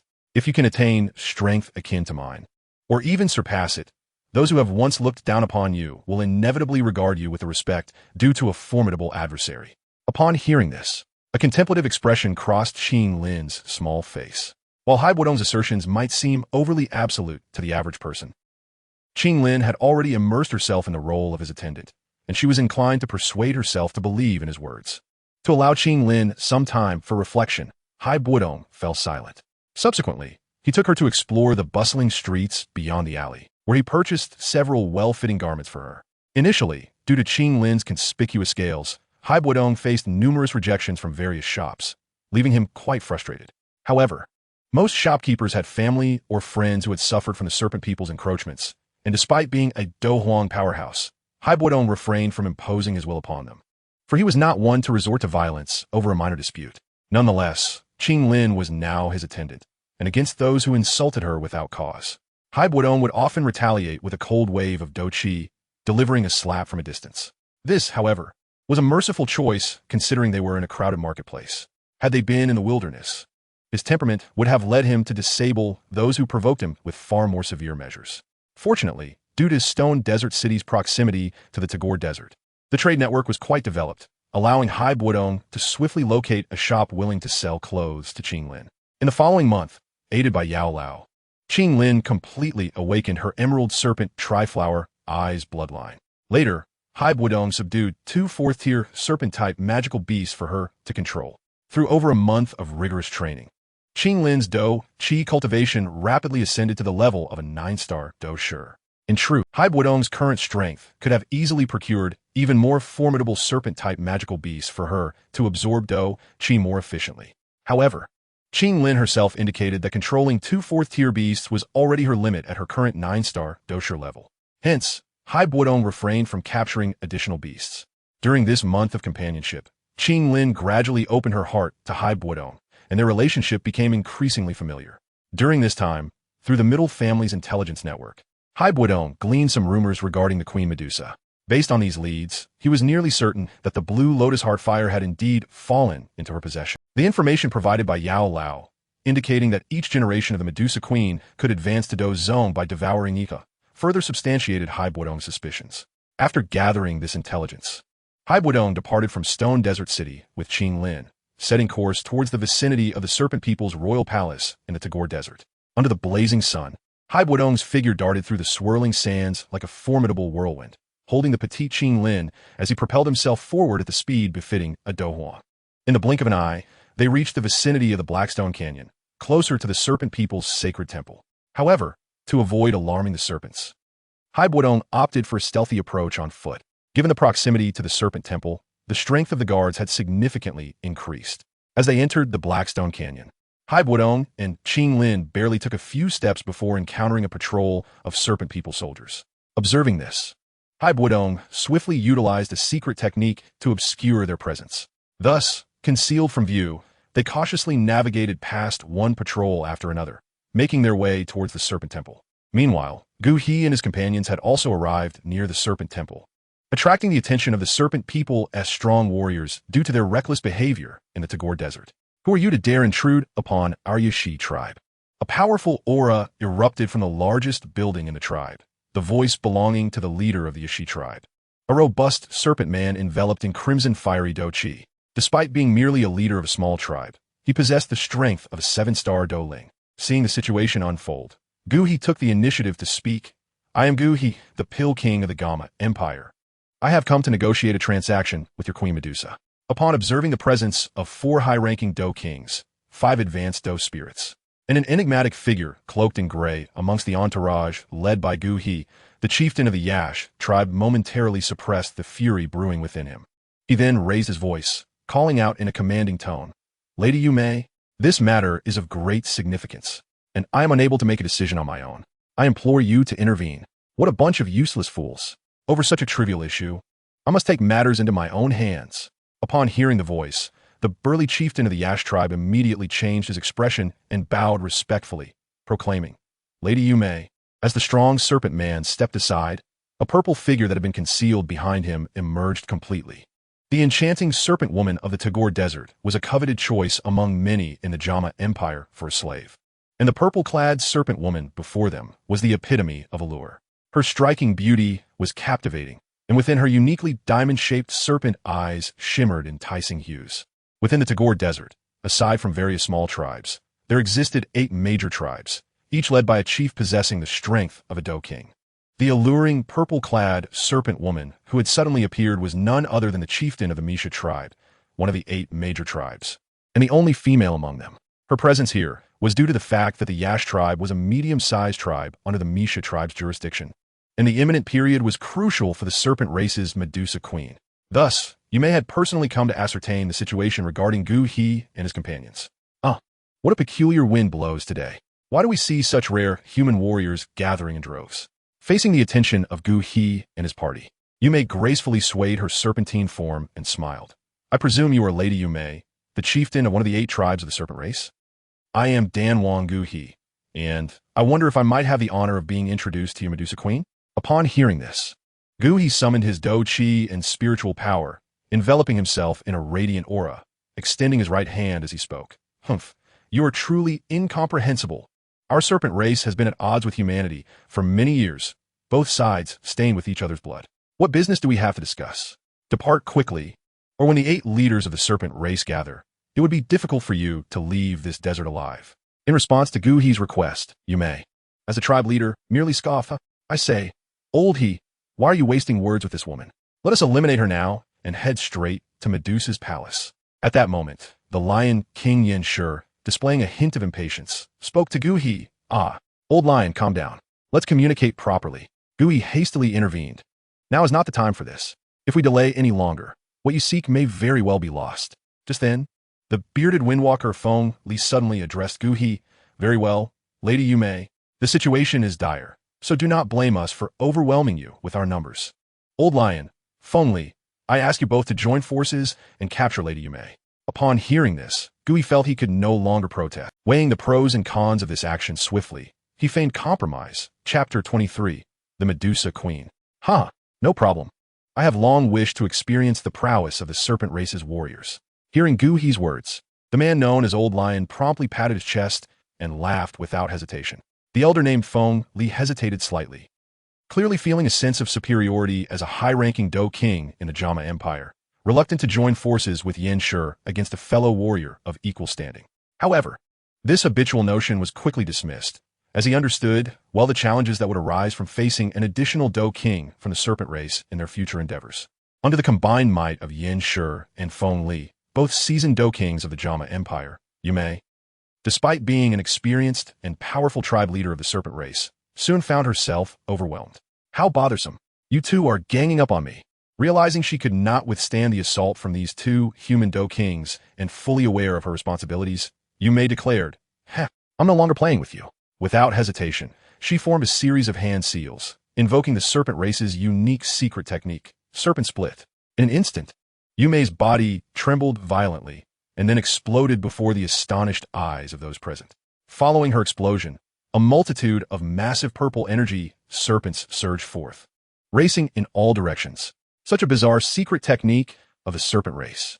Yen Shi and Feng Li, who had attempted to intercept Yume's escape in vain, could not help but lament. As the leader, Dou Qi, though not having anticipated such a turn of events, remained surprisingly calm. "Old lion, Feng Li, let it go. The Tagore Desert is indeed the domain of the serpent race. It is not uncommon for their 8 leaders to employ special secret techniques for a hasty retreat." He paused momentarily, then continued with a serious expression. "However, we must hasten our journey. Otherwise, if they relay the news and the serpent race's warriors prepare, our situation will become precarious." As the financier of this operation, Dou Qi's words quickly garnered unanimous agreement. Subsequently, Dou Qi and his party continued their swift advance into the heart of the desert, mounted on a fourth-tier magical beast. Meanwhile, Hai Bodong and Qing Lin had already reached the interior of the Serpent Sacred Hall. With Hai Bodong's Dou Huang level of Dou Qi and the strength of a fourth-tier alchemist, it was indeed impossible for them to infiltrate the Serpent Sacred Hall undetected amidst so many serpent race guards. However, after consuming 3 Yunjin flowers that restored spiritual power and refining 2 soul-nurturing pills over the past month, Yao Lao's spiritual power had recovered to a level comparable to that of an average 4-star Dozong for a brief period. With Yao Lao's current strength, it would be a simple task to either facilitate Hai Bodong and Qing Lin's infiltration into the Medusa Queen's retreat or, if necessary, to eliminate her and all the serpent race's warriors with ease. Of course, despite having sealed Hai Bodong's Dou Qi cultivation for decades with the serpent sealing technique, Medusa was, after all, the elder sister of the butterfly. Out of both affection and reason, Hai Bodong preferred not to allow Yao Lao to disrupt her ascension before she made a definitive decision. At this moment, in a concealed area of the Serpent's Sacred Hall, the Medusa Queen stood gracefully by a pool formed from the Ice Spirit Spring. After temporarily dealing with Dou Qi and his companions through her Dou Qi avatar, she felt the precious time gained from the numerous serpent race warriors outside was slipping away. Sensing the imminent dissolution of her Dou Qi avatar, the Medusa Queen seemed to reach a monumental decision, murmuring softly, "It seems the time has come. I can no longer wait. I must hasten my evolution. If today my great endeavor succeeds, all humans who have trespassed upon the sacred hall of the serpent race shall perish." As she looked at the terrifying aura emanating from the Qinglian heart fire in front of her, Queen Medusa, who had already made up her mind, became even more eager to advance to the Dou sect. This was because as long as she successfully advanced to the Dou sect, the Dan King Guha and the threat posed by the powerful Dou Emperor of the Gamma Empire, it could be easily solved, and even if planned properly, she can lead the Snake Tribe to migrate to cooler areas to live. After all, the Snake Tribe's bloodline is ultimately a cold and long-term desert life. The bloodline power of the Snake people has been declining for generations. If they don't migrate to new territories, the Snake people may end up in her hands and in desert areas. As cold-blooded animals, the strength of the Snake race cannot be fully utilized. In the transitional zone of various human empires around the Taggart Desert, while facing the threat of the Gamma Empire, the Snake race, still frequently disturbed by the surrounding areas. If we cannot solve the problem of Guha, the 6 great alchemists, and the human powerhouses he brought in a timely manner, after the news of the Snake clan possessing the Blue Lotus Core fire and other strange fires is completely spread, the Snake clan will. She may even face threats from powerful members of the Dozong sect and even 7th grade alchemists. It can even be said that this time, according to the records of the clan scriptures, using exotic fire to complete evolution was only a last resort for Queen Medusa. At the same time, Hai Bodong and Qing Lin, who sneaked into the Snake Man Temple, cleverly avoided the patrol team's rigorous investigation time and time again with the assistance of Yao Lao's extremely powerful soul perception ability, and slowly approached a secret space inside the Snake Man Temple with the scent of Qinglian earth fire. After about 10 minutes, Hai Bodong and his group arrived smoothly at the shore of a lake at the core of the Serpent Man Temple. At this moment, Queen Medusa, who was floating in the middle of the lake, hesitated briefly. I was also ready to start devouring the Qinglian core fire. I saw her waving her slender hand and instantly forming several curse marks. The Qinglian core fire, which was originally wrapped in the crystal lotus seat melted by the ice spirit cold spring, suddenly broke free from its constraints and immediately transformed into a huge fireball about 1 zhang in Radius Chapter 24. The rainbow-swallowing python transformed into this strange fire under the merciless burning of the huge blue fireball. The massive ice spirit cold spring in this lake is also consuming at a terrifying speed. At this moment, Queen Medusa sees this without further hesitation. She slowly untied it with her jade hands. The purple robe attached to her remained a natural jade body, naked in a small grove of bamboo on the island. Her fiery red long hair was also casually scattered, followed by Queen Medusa. Then, in an instant, several more complex purple incantations were formed. In less than a moment, Queen Medusa, who was originally in the form of a serpent human, quickly transformed into a serpent under the influence of the violently fluctuating energy of the world around her after transforming into her own companion monster form, the purple giant snake, which was tens of feet long. Queen Medusa just casually circled around after circling a few times. The Serpent Clan Temple immediately opened her huge blood-pot mouth and swallowed the blue lotus core fire that was suspended on the lake. While carefully observing from the side, amidst the every move of Queen Medusa, Bodong and her companions suddenly felt a strong purple light flashing before their eyes. In an instant, the purple light emitted by Queen Medusa formed a huge energy barrier, seemingly trying to repel all surrounding life forms, so that she could complete her evolution more smoothly. But under the protection of Yao Lao, this level of repulsion would not have much impact on the Bodong group at this moment. After a moment, I saw the purple giant snake transformed by Queen Medusa over the small island in the lake, wildly rolling her huge snake body and continuously emitting painful cries. However, the source of the blue lotus heart fire, although the snake body of Queen Medusa was constantly burning, causing the massive body of the sixth-order snake-like warcraft to shrink visibly, the breath of Queen Medusa at its core. But under the baptism of this violent energy of heaven and earth, it quietly nurtured even stronger bloodline power. After about dozens of minutes of burning, Queen Medusa's entire snake body had stopped moving, and even her voice began to gradually quiet down. It seemed that she had exhausted her fighting spirit. But now only her originally huge snake body was left, the withered shell, several zhang in size. And her once dazzling purple scales now appear unsightly charred black after a moment. In this charred land that had been burned by the flames of the Qinglian Earth's core, more and more snake people were coming to hear the news. And as they approached, most of them were stunned looking at the charred black snake body of Queen Medusa, which had already stopped rolling in the distance. Many powerful members of the serpent race couldn't help but burst into tears of sadness. Even the ancient river group around them, it also seemed that some of them were infected by the atmosphere of this powerful elegy, and their expressions were somewhat complicated. Looking at the charred remains of Queen Medusa in the distance. However, this tragic atmosphere did not last long and was quickly declared over, because soon after, the energy of this land suddenly began to riot, and then the sky, which was originally clear for thousands of miles, quickly gathered one after another under the influence of this heavenly and earthly energy over the Snake Man Temple after brewing for a period of time. A fierce snake-shaped lightning, which was pregnant with destructive power, struck directly at the charred remains of Queen Medusa. With the sound of this thunder, a trace of sadness gradually appeared on the faces of the snake people present, the bright color symbolizing hope. On the other hand, the group, led by Gu, he began to show a serious expression.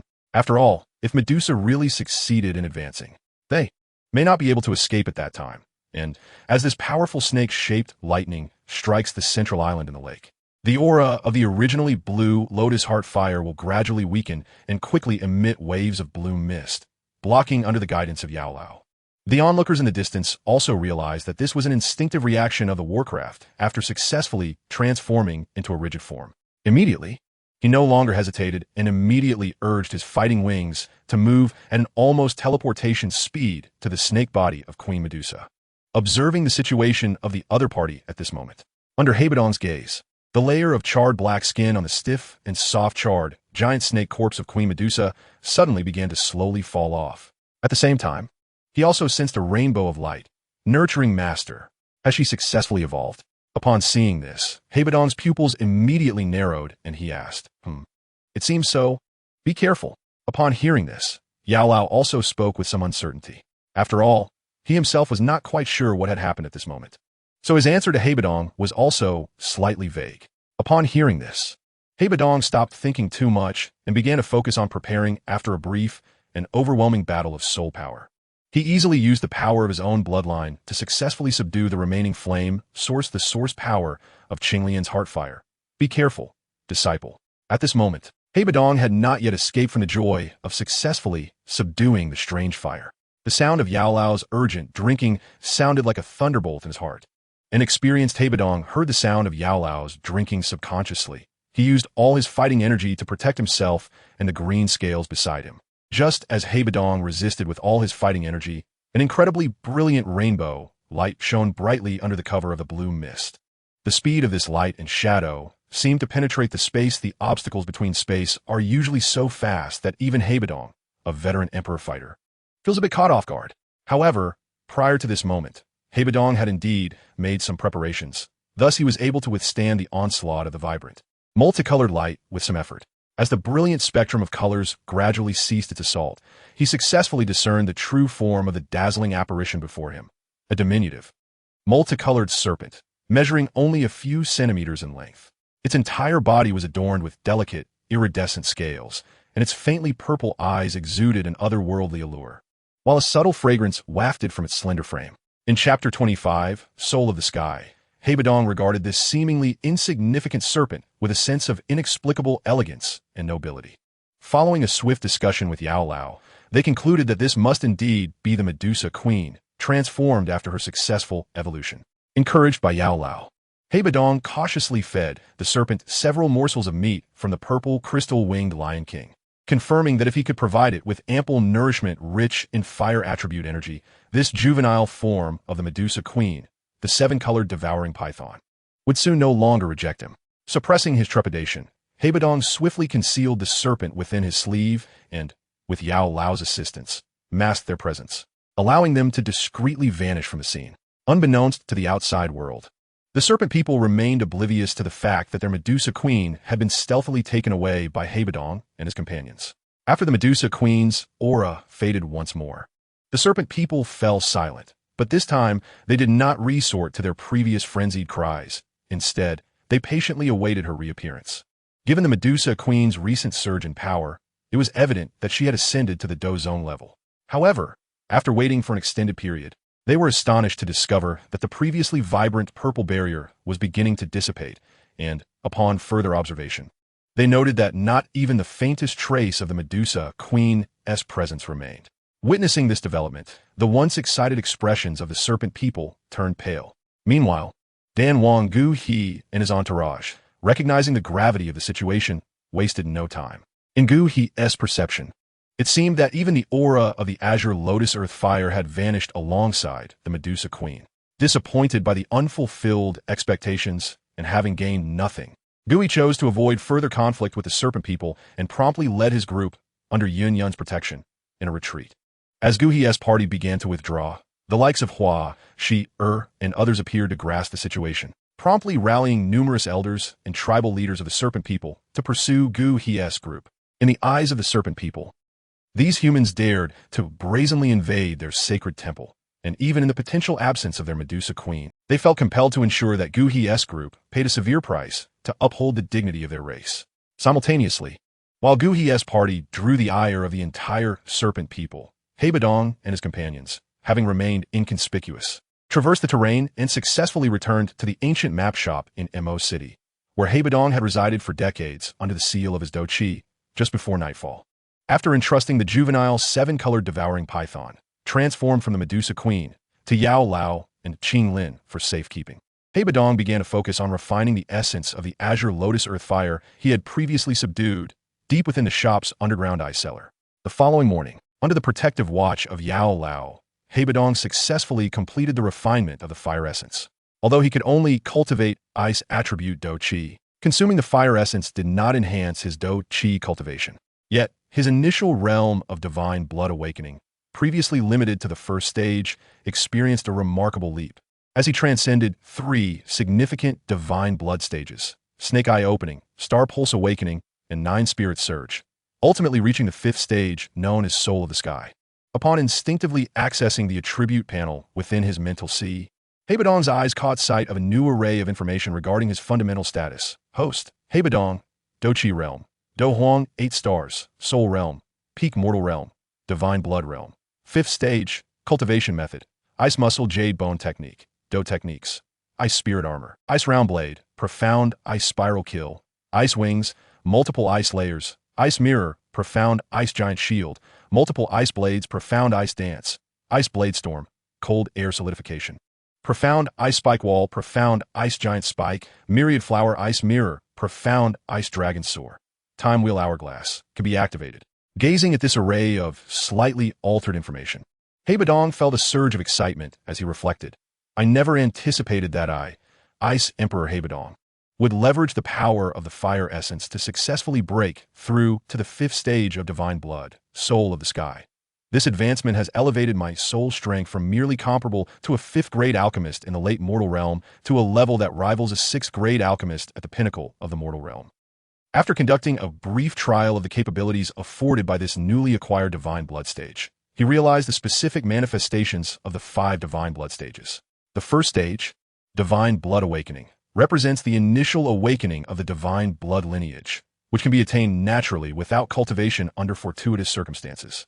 While it extends lifespan to some degree, its enhancement of combat prowess is exceedingly limited. Indeed, in Bodong's estimation, those in this stage might struggle against even a Dou Qi practitioner at the fighter stage. In the second stage, Snake Eye opening, the potential of the divine blood begins to manifest. A divine blood individual at this stage can harness the power of their snake eyes to wield mental force. Bodong surmised that those in this realm could likely contend with average Dou masters.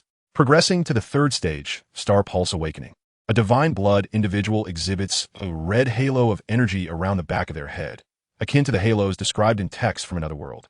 At this stage, the divine blood has refined their physical form, resulting in a significant increase in physical strength. However, Bodong estimated that those at this stage could only rival ordinary great Dou masters. At the fourth stage, Nine Spirits Surge. The power of the divine blood sees a substantial enhancement, as individuals can now externalize the divine blood particles within them. Bodong believed that this stage equated to the combat capabilities of an average Dou Ling expert. As for Bodong's current position within the fifth stage of divine blood, Soul of the Sky, it can be summarized that if he were to possess only the divine blood realm without any Dou Qi or soul cultivation, the combat strength associated with this fifth stage would be comparable to that of some ordinary Dou Wang experts in the Dou Qi continent. The term Soul of the Sky derives from its ability to allow Bodong's soul to temporarily exit his body, enabling him to maintain control during that interval, even against certain beings with superior mental force. This transformation at the level of soul power is precisely why Bodong's soul realm surged from the late mortal realm to its peak. It is precisely because the first 5 stages of the divine blood realm exhibit such limited potential that Bodong could achieve a breakthrough to the 5th stage by merely consuming the majority of the essence of the Azure Lotus Earth Fire. After a brief evaluation of the new divine blood stage's capabilities, Bodong entrusted the small portion of the Azure Lotus Earth Fire with some spiritual essence to Yao Lao for refining, while also sharing his intentions with him. In response to Bodong's remarkable actions, Yao Lao, the esteemed teacher, was deeply moved and immediately resolved to accept Bodong as his personal disciple. Upon receiving a gift of the primordial flame of the blue lotus heart fire from Bodong, Yao Lao, who had long been eager to experiment, could hardly contain his excitement. He hurriedly attempted to fuse the bone spirit cold fire, which he had already refined within himself, with the blue lotus heart fire, leveraging his exceptional control over flames. This initial attempt at merging the Yo was swiftly accomplished, yielding a rather satisfactory result. Naturally, Yao Lao was exhilarated.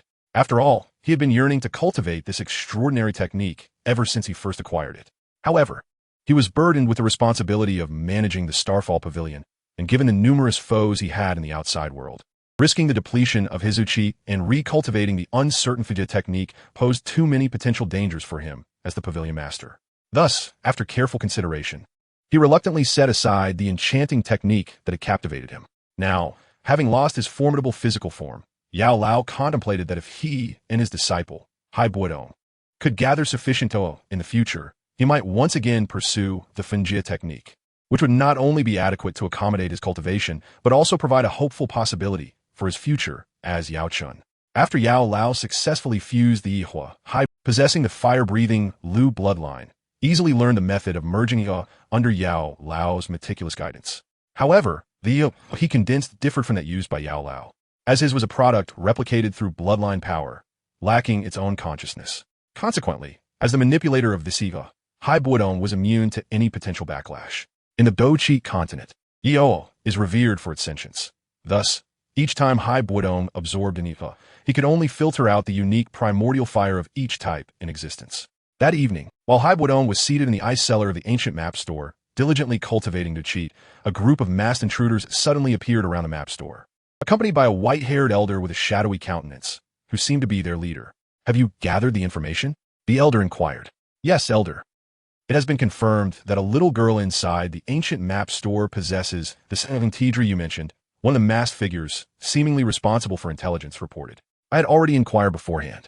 This ancient map store is merely run by an old man at the peak of it. With my expertise in mechanisms, eliminating him would be a trivial task. Let's act now." Upon hearing this, the leader, Mo Chung, spoke with arrogance. "We shall obey the elder's orders." As soon as those words were uttered, the group of masked quickly dispersed, intending to surround the ancient map store.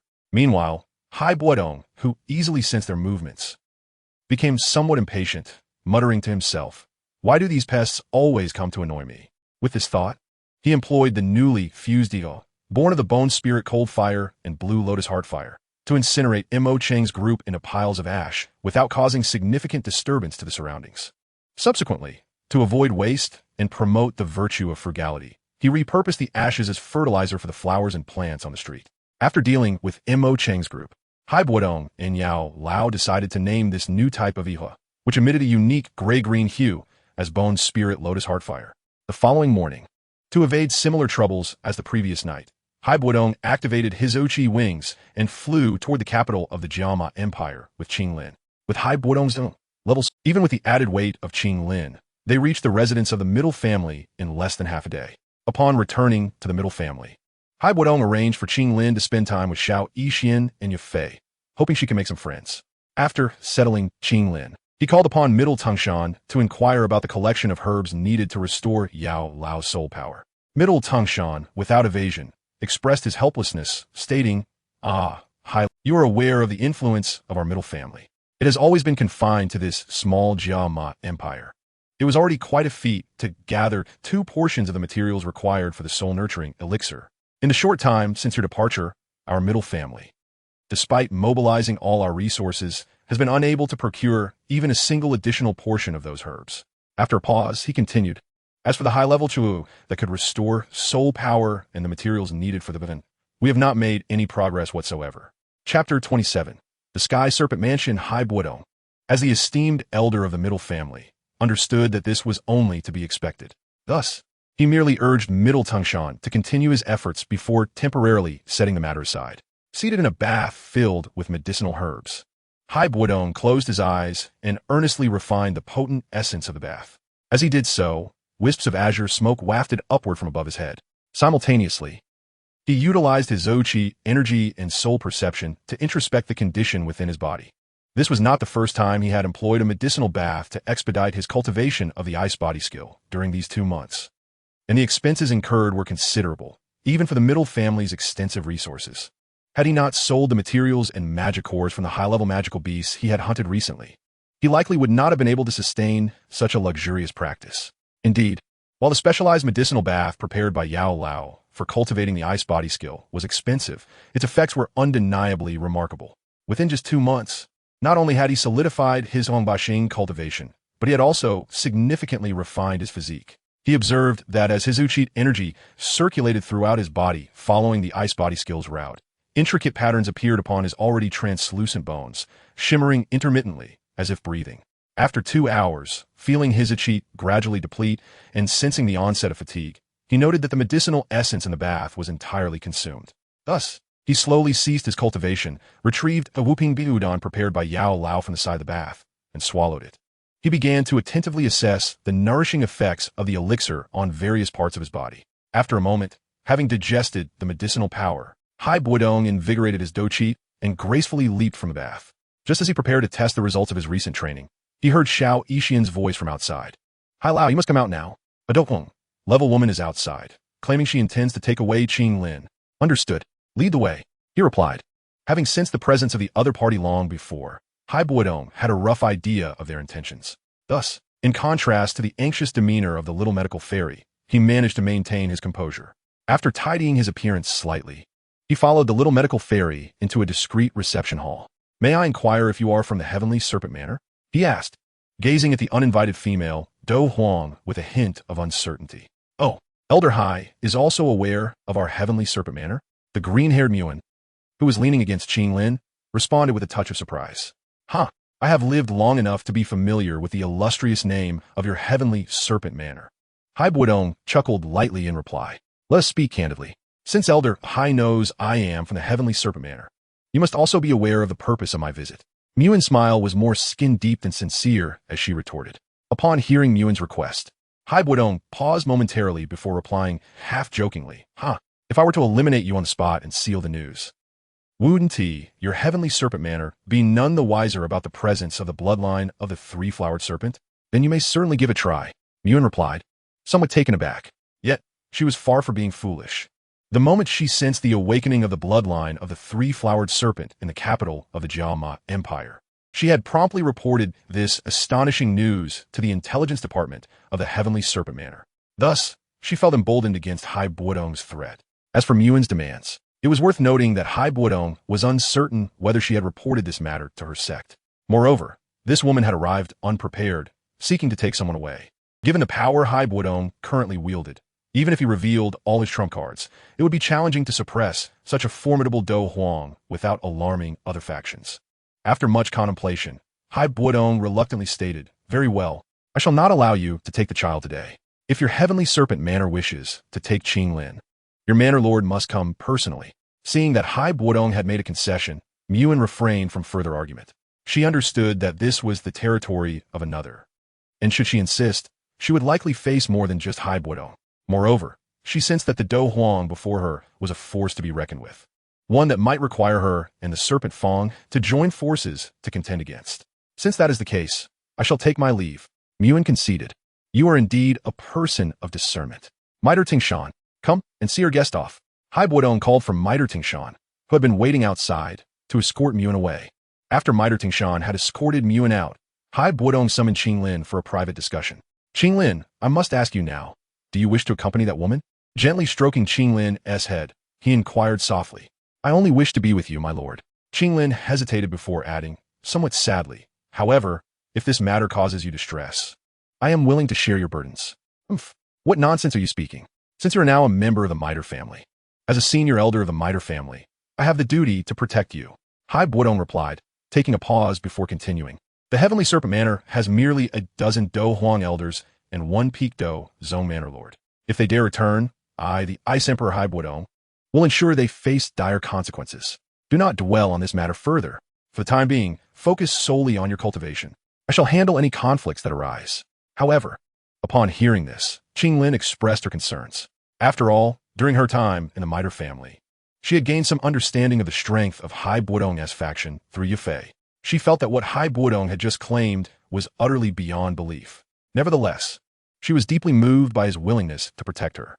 Before Qinglin could voice more, Hai Bodong resolutely interrupted, "In my presence, there are no buts," without allowing for further debate.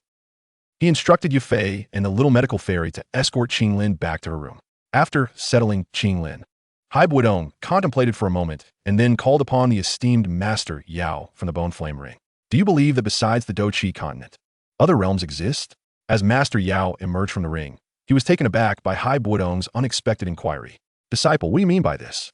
With a hint of mystery, Hai Bodong replied, "You shall find out shortly." Without further delay, Hai Bodong gathered as many cultivation resources as possible from the Miter family's treasury and then sought an uninhabited area in the family's rear mountains. With a mere thought, he activated the power of the time wheel hourglass in his mind, transporting himself to another extraordinary realm. "Disciple, where is this place?" "I, Yao Chun, have traveled the continent for many years, yet I have never encountered such peculiar architecture." The moment Master Yao traversed to the new realm, he quickly surveyed the surroundings and, despite his cultivated composure over the years, could not help but express his astonishment. "Now, Master, do you finally believe that your disciple's words are not mere fabrications?"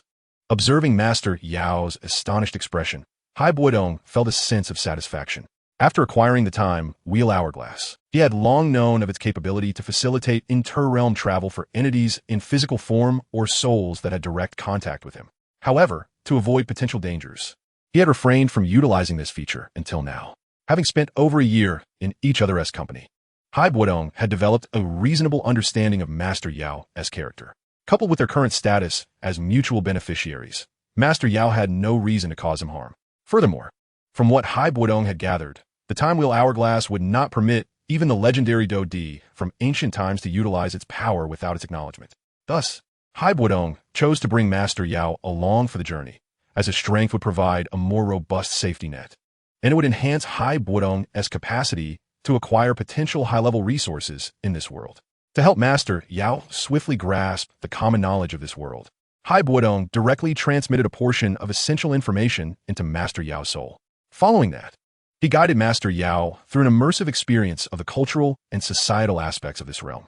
With Master Yao's remarkable aptitude for learning, he quickly gained a general understanding of this world within a few days, effortlessly mastering the operation of various commonly used modern devices in the major cities of Wagwa. on a day brightened by clear skies.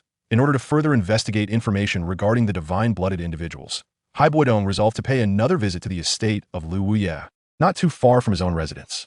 Meanwhile, in a typical Pizza Hut restaurant located in the urban district of Tianjin City, Lu Wuye's grandson, Lu Fugui, his sister, Lu Shuangshuang, and the protagonist from the Demon Sealing universe, Zhou Xiaoan, were seated together at a table.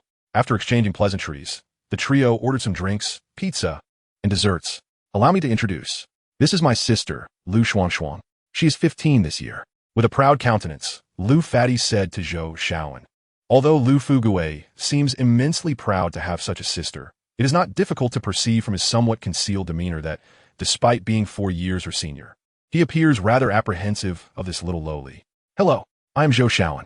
Upon hearing this, Zhou Xiaoan waved casually at Lu Shuangshuang, her demeanor neither warm nor cool. Observing that his old classmate seemed indifferent toward his sister, Lu Fatty quickly added with a grin, Xiaoan. Don't be misled by her age. She is already a corpse leader now. Thus, her standing in our Lu family is only second to my father and grandfather. Lu Shuangshuang, hearing her brother's praise, merely huffed in pride through her nose and continued to engross herself in her phone. The term corpse leader made Zhou Xiaoan think of Bai Luo, whom he had encountered frequently of late. After all, he had witnessed the formidable prowess of the black race Bai Luo commanded. His aspiration to join the corpse clan stemmed from a desire to become as powerful as Bai Luo. The revelation that this little girl before him was also a corpse leader, akin to Bai Luo, left him with an inexplicable sense of displeasure. By the way, Lu Fatty, what rank do you hold within your corpse clan? Zhou Xiaoan inquired, turning to Lu Fugui, who sat beside him. Lu Shuangshuang interjected before her brother could respond. With a brother as useless as mine, it's a miracle he hasn't been expelled from the corpse clan. Rank? What rank? Lu Shuangshuang's words were not without reason. After all, she had always been vastly different from her brother Lu Fugui since birth. Generally, the next generation of the corpse clan cannot inherit their parents' abilities. To become part of corpse clan, one must consume a corpse pill, and prior to that, most descendants are akin to ordinary individuals. However, Lu Shuangshuang was a rare exception, possessing the clan's abilities from birth, making her a 1 in a million case. Thus, she had relied on the affection of her elders to frequently bully her brother, Lu Fugui. From a young age, Lu Fugui had been perplexed by his father's favoritism towards his sister until he was given a corpse pill himself and uncovered the secrets of the Lu family. Finally understanding his father's actions, over a month ago, he had volunteered to resurrect their ancestor, the merchant king Dou Qi, in an attempt to regain some dignity within the family, only to end up failing miserably, becoming the butt of his sister's jokes for over a month. Chapter 29. The corpse clan fully aware of his sister, Lu Shuangshuang's mockery, Lu Fatty scratched his head awkwardly and chuckled at Zhou Xiaoan. Xiaoan, becoming a corpse leader isn't an easy feat. Those who do so must either make significant contributions to the clan or pass the elder's examination. In short, it requires exceptional talent. Surprisingly, your corpse clan seems quite organized and disciplined. Do you think I possess the talent to become a corpse leader? Zhou Xiaoan remarked half-jokingly. Actually, Xiaoan, I came to seek you out precisely for this reason. Lu Fatty, seeing Zhou Xiaoan's lack of aversion to the corpse clan, seized the opportunity. After clearing his throat, he continued, the news of your entry into the sacred land at Wui Mountain has already spread within the corpse clan. There are informants everywhere in this country. And even within the 107 Bureau, there are people working for us. Upon hearing Lu Fugui's words, Zhou Xiaoan mused. No wonder the fat guy just said I'm doing well. After all, I am currently the leader of the 107 Bureau. Lu Fatty took a couple of bites of pizza before adding, the fact that you survived the sacred land already proves your capabilities. Moreover, you're now the owner of this ancient ring. My father hopes you can join us and help our Lu family achieve great things. Of course, we want to treat you unfairly. Zhou Xiaoan had already intended to join the corpse clan, and he was pleasantly surprised that Lu Fatty was extending an invitation. Just a few days prior, he had been in utter uncertainty regarding this matter, and now it was progressing so swiftly. Recognizing that Lu Fatty had a request of him, he thought this was an opportunity he could not afford to miss. Thus, he feigned hesitation, contemplated for a moment, and slowly replied, all right. However, I have 2 conditions. Lu Fatty, already aware that Zhou Xiaoan had joined the 107 Bureau and become a part of the state, did not anticipate his prompt agreement. His heart swelled with joy, and he hurriedly asked, speak. What are your conditions? Whatever we can do, we will certainly comply. In response, Zhou Xiaoan leisurely stated, my first condition is that you must find a way to cure my mother's illness. As for my second condition, you and your sister must follow my orders from now on. Unlike the prepared Lu Fugue, the proud Lu Shuangshuang turned pale upon hearing Zhou Shaoan's conditions. Her large eyes glinting with coldness. She pointed a finger at Zhou Shaoan's face and exclaimed, "Red-haired boy, you certainly have a sense of humor. Now I must see what abilities you truly possess." Before she finished speaking, Lu Shuangshuang's finger suddenly elongated like a slender steel rod, piercing through Zhou Shaoan's chest. In an instant, crimson light burst forth as blood gushed from the wound, staining the white tablecloth. The size of the puncture was substantial, and soon, blood splattered across the ground. Several waitresses in the restaurant shrieked at the sight of the blood and Lu Shuangshuang's terrifyingly long finger. One particularly timid waitress fainted right on the restaurant floor. In a swift motion, Lu Shuangshuang retracted her finger from Zhou Shaoan's body, and after returning to its original length, her delicate hand regained its charming appearance. She then licked the blood off her finger with her petite tongue and disdainfully remarked to Zhou Shaoan, "Tsh, I thought you were formidable. You couldn't even dodge my finger prick, yet you boast. Look at what you're saying. Anzi has been through the sacred land. How could he be so easily wounded? He simply couldn't be bothered to dodge." Lu Fatty, witnessing the scene, hurriedly laughed to ease the tension, internally chastising his sister for her recklessness. What if Zhou Shaoan became angry and refused to take them to Star City? He would be scolded mercilessly by their father. Meanwhile, Zhou Shaoan remained silent, staring blankly at the gaping hole in his chest, blood continually flowing from it, and began to cough up more blood. Before long, both his clothes and pants were thoroughly soaked in the crimson liquid. "Shaoan, stop the act. Quickly staunch the bleeding. The waitresses have a tough job. They still need to clean up after us." Lu Fatty assumed Zhou Shaoan was merely joking with them. "Call 120. Zhou Shaoan managed to utter with all his strength. Before he could finish, his eyes rolled back, and his body collapsed onto the floor. "Help! A monster is killing!" One waitress shrieked in hysteria as she bolted for the restaurant exit. The remaining patrons erupted into chaos, shrieks mingling with the clatter of chairs and breaking dishes, until the restaurant was left with only the three of them. Lu Shuangshuang and her brother stood beside the fallen Zhou Shaoan, exchanging glances. Suddenly, Lu Shuangshuang burst into laughter, her delicate face blooming like a peach blossom as she exclaimed, "Brother, this person is simply too amusing. But is he really dead? That shouldn't be the case." "Father said, those who enter the sacred land should not perish. All are indestructible." Lu Fatty murmured, somewhat perplexed. "We should make haste. The police will arrive shortly. Let us take him home first." After a brief pause, Lu Fugue continued, and as soon as he finished speaking, Lu Fatty began to employ his ancestral abilities. He opened his mouth wide, and before long, it expanded to an astonishing size, ultimately resembling that of a hippopotamus. Once Lu Fugue had stretched his mouth to a certain extent, he effortlessly swallowed Zhou Shaoan whole. Immediately after consuming Zhou Shaoan, Lu Fatty's belly swelled to twice its size, his clothing straining against the expansion, exposing his considerable girth, akin to the world's heaviest person as found in online searches. To avoid complications before the police's arrival, the pair, one stout and the other slender, one ugly and the other beautiful, left the restaurant, their stark contrast drawing the attention and whispers of many pedestrians. Chapter 30. Luia. As dusk settled, the clear sky was adorned with only a few rosy clouds, shaped like galloping horses. On the banks of the Xiaobia River in the western suburbs of Jinjin City, an imposing four-story luxury villa stood prominently. In terms of land area, it was more akin to a castle than a mere villa. Surrounded by dense woods, the suburban estate emanated an eerie aura. According to local government regulations, all land within a 2.5-kilometer radius belonged to the villa's owner, guarded by a dense array of barbed wire preventing outsiders from encroaching. Within this territory were numerous dog kennels, each housing hundreds of Tibetan mastiffs. The nearby residents, primarily farmers, dared not approach the barbed wire, knowing only that a wealthy family named Lu resided within, having struck it rich by breeding mastiffs. At that moment, Zhou Shaoan lay on the sofa in the Lu family villa's reception room, his consciousness hazy, unable to open his eyes. Only his ears, in a daze, caught snippets of conversation between an elder and a middle-aged man. Zhou Shaoan's wounds could not heal on their own, indicating that the ancestral spirit was no longer within him. Did this youth truly enter a realm of miracles? There could be no doubt. Our informants within Bureau 107 are reliable. Without the protection of the ancestral spirit, how could he have entered such a miraculous state and survived? Do you think he has already mastered the power of the Serpent God Ring? Yet that cannot be right. If he were capable of wielding the legendary Serpent God armor, he would not have been injured by Shuang. Perhaps he has not fully grasped it yet, or he may not be able to wield it proficiently. Who can say? As Zhou Xiaoan listened, he pondered, who are these speakers? The serpent god armor. They mentioned, could it be the serpent scales that once grew on me? At this moment, Zhou Xiaoan wished to open his eyes and see who was speaking, but his body refused to obey, caught in a twilight state between sleep and wakefulness, engulfed in darkness. Suddenly, a new voice interjected. Dad, Grandpa, since Zhou Xiaoan is currently incapacitated and the ancestral spirit is absent from his body, why not simply remove the serpent god ring from his hand and wear it ourselves? Wouldn't that make us formidable? Although Zhou Xiaoan's body was unresponsive, his ears remained functional, allowing him to recognize the voice as Lu Fati's.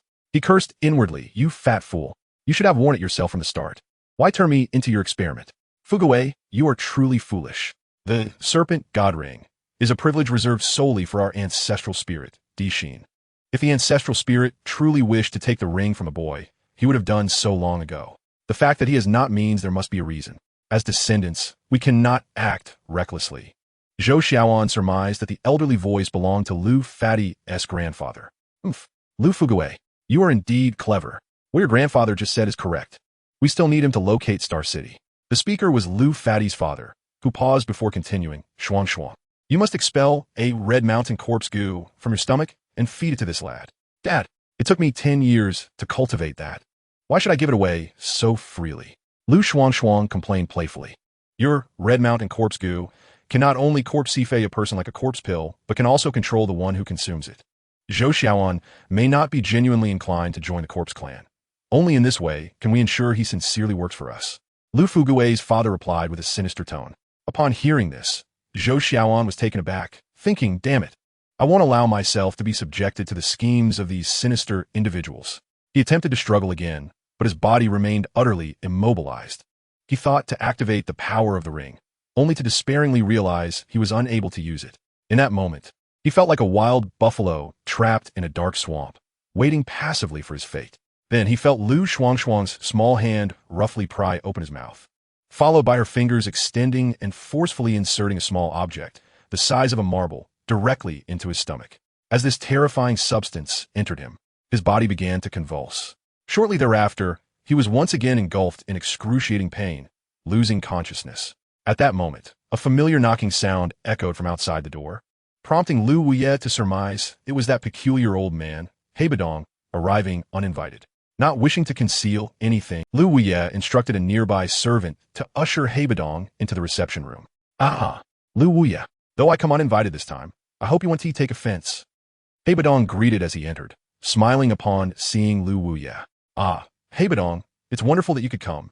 I have always said that our Lu family's door will remain open for you. Lu Wuye responded with a smile. Well then, I shan't be polite. Bodong replied, immediately conjuring a sphere of energy from a few blood particles unique to the blood god folk on his right hand. Lu Wuye, though already aware, feigned ignorance and remarked, well, Lu Wuye, what time is it now? Don't try to play coy with me. I'll be frank, this is a special ability only I, as a blood god, can wield. Bodong stated, noting Lu Wuye's facade of ignorance. However, Lu Wuye, an old hand at this, chose not to respond further, merely gesturing toward Zhou Xiaoan, who was asleep on the sofa, and said softly to Bodong, how about this? If you wish to learn more secrets of this world, take some time to observe this young lad closely. When the time comes for you to know what I know, I shall reveal it to you. Upon hearing this, Bodong felt it prudent to refrain from further commentary. He cast a fleeting glance at Zhou Xiaoan, who lay in slumber on the sofa in the reception hall, before proceeding to cultivate his fighting spirit in the guest room of the Lu residence under the arrangement of Lu Wuye. After all, Lu Wuye bore no obligation to divulge the secrets of this world that he had come to know. Prior to this, Bodong had maintained a relatively amicable relationship with Lu Wuye. Thus, even in the absence of explicit statements from Lu Wuye, he had no intention of pursuing the matter any further. Chapter 31. The celestial star city. Zhou Xiaoan was unaware of how long he had been asleep. As he gradually opened his eyes, he beheld a cerulean sky, the sunlight piercingly bright. A few magpies leisurely fluttered from the treetops and alighted upon a pristine marble sculpture that stood majestically at the center of the courtyard, towering over 3 meters. The sculpture depicted a muscular man, entirely unclothed, engaged in a fierce battle with a colossal serpent. The man wielded a sharp sword, plunging it into the serpent's head. pinning the creature firmly to the ground. As Zhou Xiaoan blinked to adjust to the outdoor light, he then noticed Lu Shuang languidly reclining in a nearby chair, adorned with fashionable sunglasses and metallic earphones, clad in an American-style t-shirt and ultra-short shorts, her bare legs and feet exposed. Additionally, a man's hand was meticulously applying nail polish to her petite toes, a hand adorned with a bronze ring that struck a familiar chord within him. Goodness. Isn't that my hand? What on earth am I doing? Zhou Xiaoan suddenly realized that he seemed to be painting Lu Shuang's nails. Why on earth am I doing this for you? Ugh, my hand won't obey. Ha! You've already ingested my red mountain corpse goo. Thus, whatever I command, you must comply, even in your slumber. Your body will act according to my will. With that, Lu Shuang playfully mimicked a shooting gesture at Zhou Xiaoan, her face radiating smug satisfaction as she declared, "Now I permit you to move about freely." Only then did Zhou Xiaoan recall that his mouth was stuffed with something the size of a marble. He hurriedly crouched down, attempting to dislodge the red mountain corpse goo. Don't waste your efforts. It's futile. Shuang's red mountain corpse goo is her divine ability. Even if an old man like me were to consume it, he would still be at her mercy. Zhou Xiaoan turned at the sound of the voice and saw an elderly man with a long beard standing behind him.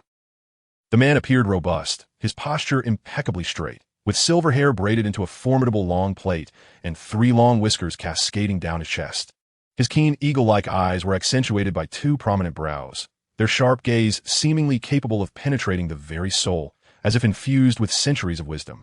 At that moment, Zhou Xiaoan recalled hearing this thunderous voice not long ago. It belonged to Lu Pengzi's grandfather. Since you've finished painting the nails, it's time for you to assist with bathing and scrubbing my back. Lu Shuang suddenly rose from her chair, stretching lazily before speaking. What did you say? Bathing? Scrubbing? Zhou Xiaoan's mind spiraled uncontrollably, conjuring an image of himself scrubbing Lu Shuang's back. He quickly dismissed the thought and feigned calmness, raising his hand in a stop gesture. Wait, I have no interest in attending to a minor like you. Find someone else for that. What nonsense! I am now your master, and it is your duty to scrub my back. Previously, it was always Lu Shuang who performed this task. This is utterly tiresome. Lu Shuang paused momentarily before stating earnestly. Let me make it clear. This is not just a one-time affair. You will be scrubbing my back every time. Moments later, in the Lu family's bathroom, Zhou Xiaoan, wrapped in a towel and wielding a bath sponge, listlessly scrubbed a back before him. The bathroom, while private, was European in style and no smaller than those in bathhouses, its opulence rivaling that of many 5-star hotels. Come on, put in a bit more effort. I'm about to doze off. At that moment, sprawled on the back-scrubbing table, was none other than Lu Shuang's grandfather, Lu Wuye. With a mischievous grin, the old man remarked, "Ha! You didn't think you were here to scrub my granddaughter's back, did you? Ha ha ha! How could that be?" Hearing this, Zhou Xiaoan could only muster a smile to mask his inner embarrassment. At your age, you are in the prime of your vitality. Shuang's use of the corpse goo on you is, in fact, a boon. At this, Zhou Xiaoan, keen to divert the conversation, inquired, "Elder, you must be the esteemed grandfather of Lu, correct? How should I address you?" "Ha! In the martial world, I'm known as Lu Wuye. Just call me Wuye." "Very well, Wuye. I am now curious. Why do you seek the Celestial Star City?" Zhou Xiaoan questioned, following Lu Wuye's lead. Upon hearing this, Lu Wuye sighed deeply. He had initially intended to use this bathing session to gauge Zhou Xiaoan's character, presuming that the influence of the corpse goo would keep Zhou preoccupied with thoughts of the insect. However, to his surprise, Zhou Xiaoan had not uttered a single word regarding the corpse goo, instead diving directly into the crux of the matter. Lu Wuye silently admired the young man's audacity and forthrightness. "Let me tell you this. When I was a child, I heard tales of the Celestial Star City from my elders. The legendary Star City is akin to the Lingxiao Palace from Journey to the West. It is commonly known that the Jade Emperor, who reigns over the world, resides in the Lingxiao Palace, while the Celestial Star City is home to the Serpent God Clan, creators of humanity. They possess unparalleled wisdom and are immortal." As Lu Wuye spoke, excitement flickered in his eyes, but it quickly dimmed, transforming into a profound stillness. After a brief pause, he continued, "Before I became a member of the Corpse Clan, I was a physician proud of my medical skills. Through my practice, I saved many lives. Yet, I soon discovered that human life is exceedingly fragile. No matter how adept my skills, I could not always prevent the Grim Reaper from claiming my patients." Zhou Xiaoan, having witnessed his mother bedridden for many years, possessed a deeper understanding of illness than most young people. Hearing this, he ceased his scrub, placing the sponge down to listen earnestly to Wu Ye's words. However, after becoming a member of the Corpse Clan, my perspective on life transformed. I once believed that humanity's self-destructive tendencies stemmed from limited resources, that people would wage war over beauty, wealth, or even oil. Yet, I eventually realized I was utterly mistaken. Isn't it precisely because of these? Zhou Xiaoan inquired curiously. Little one, while the Earth's resources are not infinite, they are sufficient for humanity's needs. The reason for humanity's mutual slaughter lies in the brevity of human life. Brief life? Zhou Xiaoan instinctively turned to Lu Wuye for clarification. Chapter 32. Humanity and the Corpse Clan indeed. It is precisely because human life is ephemeral that individuals are eager to seize the moment. Honor, wealth, love, all must be attained within the span of a few fleeting decades, even if it means resorting to unscrupulous means. Otherwise, these treasures will forever elude them. The common folk toil for riches, while the influential strive for eternal glory. People compare and show off, seeking validation in their social circles, prioritizing immediate pleasures even at the cost of destroying the environment upon which future generations depend. Lu Wuye paused momentarily before continuing. Unlike humans, the Serpent Clan has liberated their souls from the shackles of the corporeal realm. Their existence is eternal, akin to the Jade Emperor and the Queen Mother residing within the Celestial Palace. Should we gain entry into the Star City, it would equate to achieving immortality and ascending to the ranks of the celestial beings. Little one, having listened to this old man ramble on for so long, it is perhaps time for a brief respite. You must be weary of my tales by now. With that, Lu Wuye rose from the massage bed, stretching his neck muscles. His physique as taut and formidable as the famed character Akuma from the Street Fighter video game. I am not fatigued in the least. I was utterly enthralled by your recounting of the legends surrounding the Star City. Moreover, your unique perspective on humanity is something I have never encountered before. Zhou Xiaoan remarked with a smile. Strangely enough, he found himself growing fond of this elder from the Corpse Clan, perhaps due to the absence of his own grandfather in his life, leaving him yearning for the warmth and wisdom that only the elderly could provide. Lu Wuye's insights were certainly extraordinary, far surpassing those of ordinary individuals. Both Fu Guo and Shuang often find me overly talkative. I must admit, I have indeed shared too much. However, I now wish to pose a question to you. With that, Lu Wuye's gentle smile faded, and he scrutinized Zhou Xiaoan with keen, piercing eyes. The atmosphere within the bathhouse seemed to chill as he continued. Let us be direct. Our Lu family has compelled you to consume the Red Mountain corpse goo. You harbor resentment towards the Corpse Clan, do you not? His inquiry echoed like a thunderclap within the confines of the bathroom, as he observed Zhou Xiaoan's immediate reaction. Unexpectedly, Zhou Xiaoan burst into hearty laughter, leaving Lu Wuye momentarily bewildered. Even if you hadn't coerced me, I would still wish to join your Corpse Clan. Why would I harbor hatred towards you? After a fit of laughter, Zhou Xiaoan casually replied, So, does this mean that if our Lu family were to present you with a choice between humans and the Corpse Clan, you would side with the latter? Lu Wuye chuckled in response, No. I would certainly still side with humanity, yet I still wish to join the Corpse Clan. Upon hearing this, Zhou Xiaoan closed his eyes, a smug expression gracing his features as he spoke, fully aware that his peculiar response would confound Lu Wuye. What do you mean?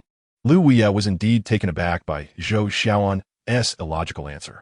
Internally, he pondered, the Corpse Clan feeds on humans. If this boy stands with humanity, why would he desire to join the Corpse Clan? Is it possible he intends to infiltrate the Corpse Clan to eradicate it from within? Yet if that were his plan, there would be no need to reveal such intentions openly. His demeanor remained unwavering, leaving Lu Wuye utterly perplexed regarding the boy's true motives. Cough. My throat is parched. Is there any tea left? Someone bring tea. Lu Wuye called out, prompting a servant from the Lu family to enter the bathhouse with an entire tea set. The servant placed the tea set on the massage bed, and Zhou Xiaoan, without hesitation, began to pour himself a cup of tea. After finishing his tea, he suddenly realized that being afflicted by Lu Shuang's Red Mountain corpse goo was not without its advantages. After all, being amidst the Corpse Clan in the Lu family meant he no longer had to worry about being poisoned. Feeling refreshed after his cup of tea, Zhou Xiaoan leisurely remarked, You erred when you asked me to choose a side between the Corpse Clan and humanity. Historically, the two have always been at odds. Is it not true that one can only choose one? Initially, I too held that belief, but after my experiences in the divine wonders of Wuyi Mountain, I have come to reconsider. Zhou Xiaoan paused, then confidently stated, I believe that humanity and the Corpse Clan are, in fact, on the same side. What, are you suggesting we are on the same side? Lu Wuye had never before encountered such a notion, rendering him somewhat incredulous. The boy, though youthful in appearance, now exhibited a resolute demeanor and insightful gaze, a stark contrast to the child who had earlier been giving him a massage. His earlier assumptions were confirmed. The experiences within the divine wonders of Wui Mountain had indeed transformed this youth into someone extraordinary. Very well. Allow me to pose a question to you. Humans consuma pets, yet refrain from eating giant pandas. Why is it that pigs proliferate in number while giant pandas face extinction? Without waiting for Lu Wuye's response, Zhou Xiaoan continued. On average, over 70 species become extinct each day. Yet, as long as humanity exists, pigs will never truly face extinction. To put it bluntly, both humans and pigs have outlasted other species. Thus, I do not perceive a conflict between humans and pigs. Your perspective is indeed intriguing. However, humanity has no desire to become the sustenance for the corpse clan. Do you truly wish to see humanity devoured? Lu Wuye inquired, his brow furrowing in confusion. Indeed, it is precisely because I cannot bear to see it that I assert my allegiance to humanity. Nonetheless, humanity is a perilous creature that requires natural adversaries to keep it in check. Zhou Xiaoan elaborated on his viewpoint. Only the corpse clan is worthy of being humanity's natural enemy. Hence, you wish to join the corpse clan to counterbalance humanity? Lu Wuye inquired further. No, grandfather, have you forgotten? I already stated that humanity and the corpse clan are on the same side. My decision to join the corpse clan is driven by the need to confront the other side. Zhou Xiaoan emphasized the term other side with conviction, then dipped his finger into the tea water, drawing a vertical line on the massage bed, labeling the left side with corpse, clan, and humanity, while inscribing a large question mark on the right side. Silence enveloped the bathhouse as both remained contemplative, as if the air had thickened into a vacuum. This boy dares to suggest there is another side? Lu Wuye stroked his beard, pondering Zhou Xiaoan's earlier assertions. Chapter 33. The craving of the corpse clan. Uncertain of how much time had passed, a bead of sweat trickled down his forehead. He nodded slightly, acknowledging the boy's insight, and silently reflected. This child speaks the truth. I have lived for over 600 years, yet I have not comprehended as deeply as he. His future is boundless. As the clock approached 6 in the evening, the deep azure sky was sliced by streaks of magenta clouds. The streetlights cast an orange glow, while the nearby thicket resonated with the chorus of chirping insects. After dining, Zhou Xiaoan and Lu Pengzi strolled through the Lu family's courtyard. They walked along the stone-paved path, the stones polished smooth by countless footsteps emitting a soft glow. Lu Pengzi, eager to showcase his family's opulence, animatedly pointed out the lavish amenities surrounding them, his excitement palpable as he spoke. Meanwhile, Zhou Xiaoan remained preoccupied with his own thoughts, paying little heed to Lu Pengzi's exuberance. Hee, little one, let me tell you about this turf we have. It's called Manila grass. It remains verdant year-round and withstands foot traffic. My father had it specially airlifted from Australia. Lu Pengzi exclaimed, gesturing towards the grass on either side of the path. What kind of meat did you serve earlier? Zhou Xiaoan interjected, his tone suddenly serious. It wouldn't happen to be human flesh, would it? This evening, the Lu family's dinner was quite lavish. Yet Zhou Xiaoan only partook of the fish and vegetables on the table, leaving all the meat untouched. Although he had now become one of the undead, his heart still leaned towards humanity. Therefore, unless absolutely necessary, he had no desire to consume human flesh, much to his amusement. Ah, so that's why you only ate fish. Lu Fatty laughed before continuing. Rest assured, that meat is merely from livestock. Our kind only craves human hearts, not human flesh. The mention of human hearts suddenly reminded Zhou Xiaoan of the starlet Lu Yuanyuan, who had also spoken of a similar sentiment when she had been transformed into a member of the undead. As Zhou Xiaoan pondered this, he was startled by a playful slap on his shoulder from Fatty. You see, Fatty continued, we don't consume human hearts every day. After all, if every undead were to eat 365 hearts a year, there wouldn't be enough people in Huagua to satisfy our hunger. At this moment, Lu Fugue interjected. I don't quite understand. If the undead can also eat a variety of foods for nourishment, why do you still seek out human hearts? They are hardly a health supplement. Zhou Xiaoan, perplexed, responded, haha, you are correct. Human hearts lack nutrition and are high in cholesterol.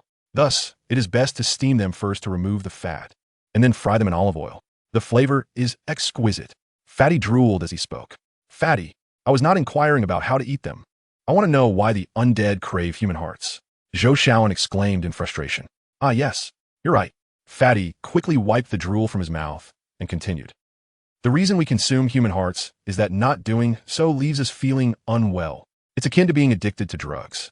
Even when you have detoxed and no longer need the substance physically, your heart still yearns for it. You mean to say that the craving for human hearts is akin to an addiction?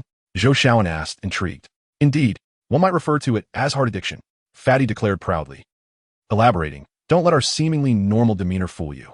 When the heart addiction strikes, we feel utterly miserable. However, consuming a human heart alleviates that discomfort almost instantaneously. I suspect this heart addiction is the price we pay for our extended lifespan. Upon hearing this, Zhou Shaoan felt a wave of unease wash over him. After all, he too had become one of the undead. Would he not eventually succumb to this heart addiction? He dreaded the thought of experiencing such torment. Meanwhile, Hai Bodong, having heard Lu Fugui's discourse, chose not to directly approach the undead youth named Zhou Shaoan. Instead, he, along with Elder Yao, discreetly observed Zhou Shaoan and the Lu family for a period, during which they gleaned numerous secrets about this world. However, these trivial insights paled in comparison to Hai Bodong's most significant discovery on this journey.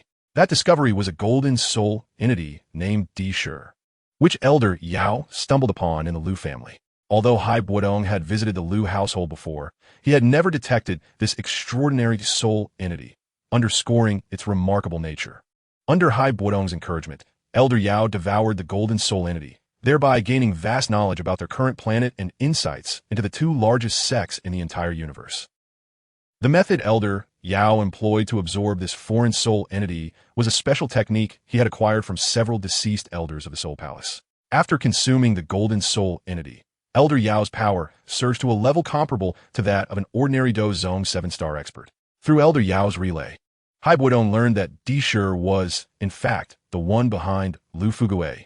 However, Lu Fugui harbored no foolish loyalty towards her, but rather a deep-seated respect for her strength.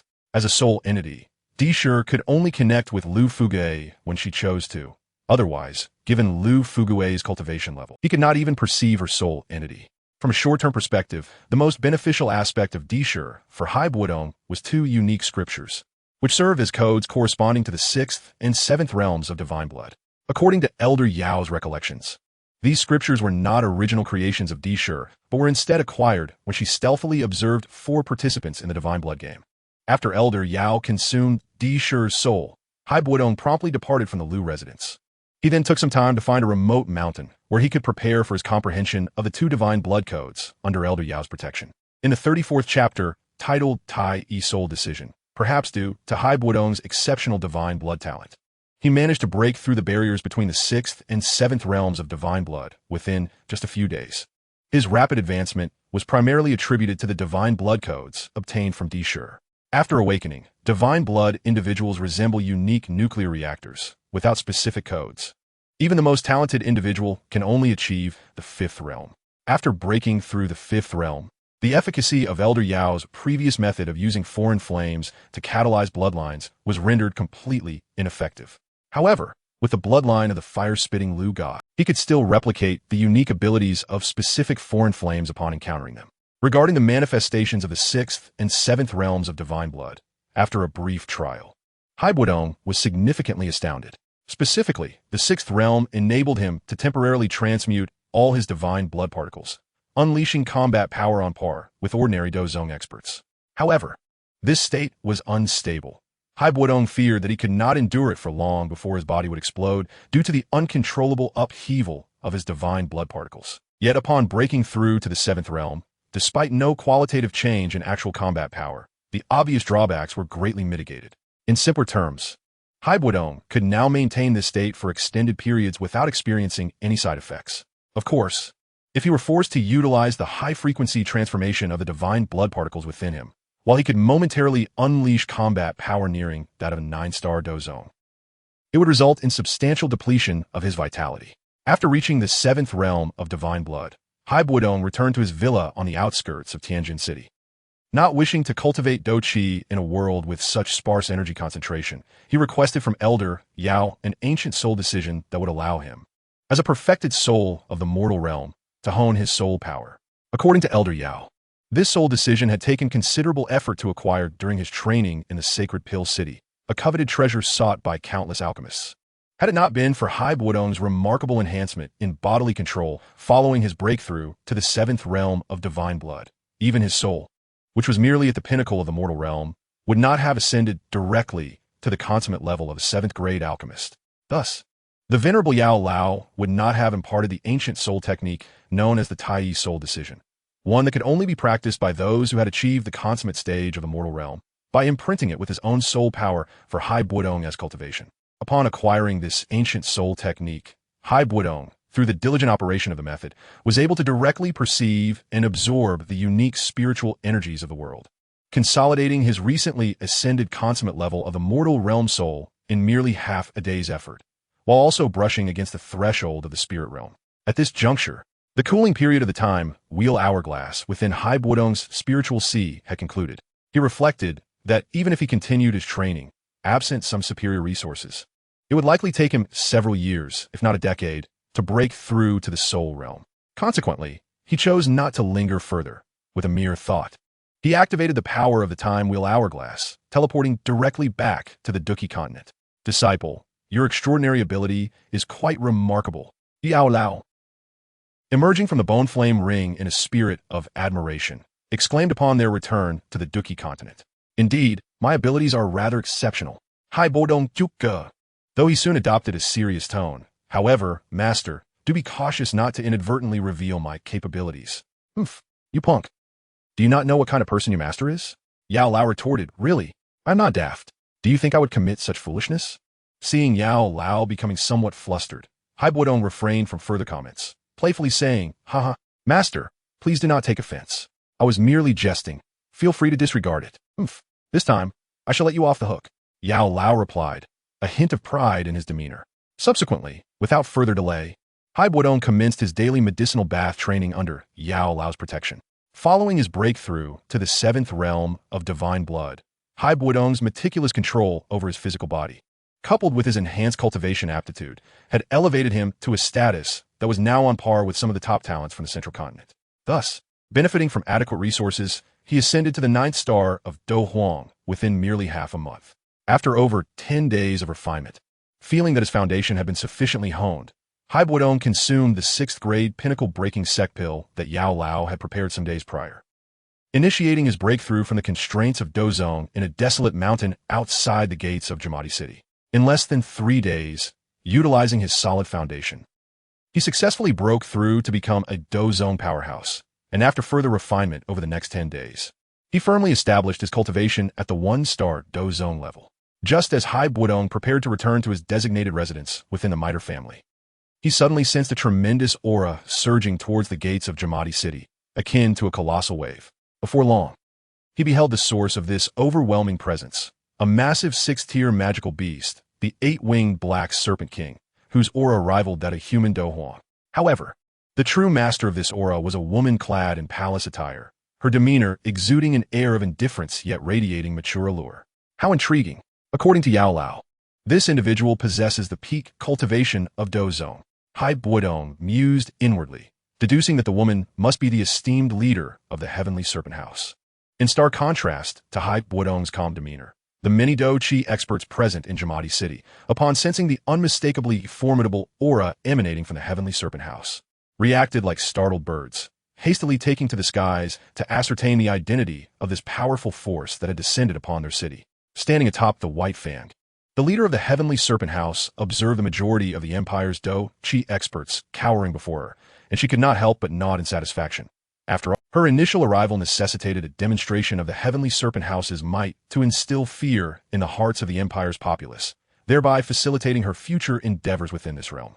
With grace, the peak Dozong leader of the Heavenly Serpent House dismounted from White Fang, and as she descended, a dozen azure figures emerged from behind the 6th-tier magical beast, each possessing distinct pairs of Dou Qi wings, indicating that they were formidable Dou Huang-level elders. These azure figures subsequently followed closely behind the leader of the Heavenly Serpent House as they descended to the ground. Having already landed from the air, individuals such as Jia Xingtian, Yun Yun, Fa Ma, and Gu He felt their hair stand on end upon witnessing such a formidable entourage. Regardless of their speculations, they understood that should the leader of this force desire it, the vast Jamadi Empire could very well face annihilation. After careful observation, The veteran Dou Huang experts Jia Xingtian and Fa Ma surmised that this was indeed the top-tier force known as the Heavenly Serpent House surrounding the Jamadi Empire. Following a swift discussion among the local Dou Qi experts, it was decided that Jia Xingtian, the strongest present, would take the initiative to address the leader of the Heavenly Serpent House. Esteemed leader of the Heavenly Serpent House, may I inquire what brings you to my Jamadi Empire today?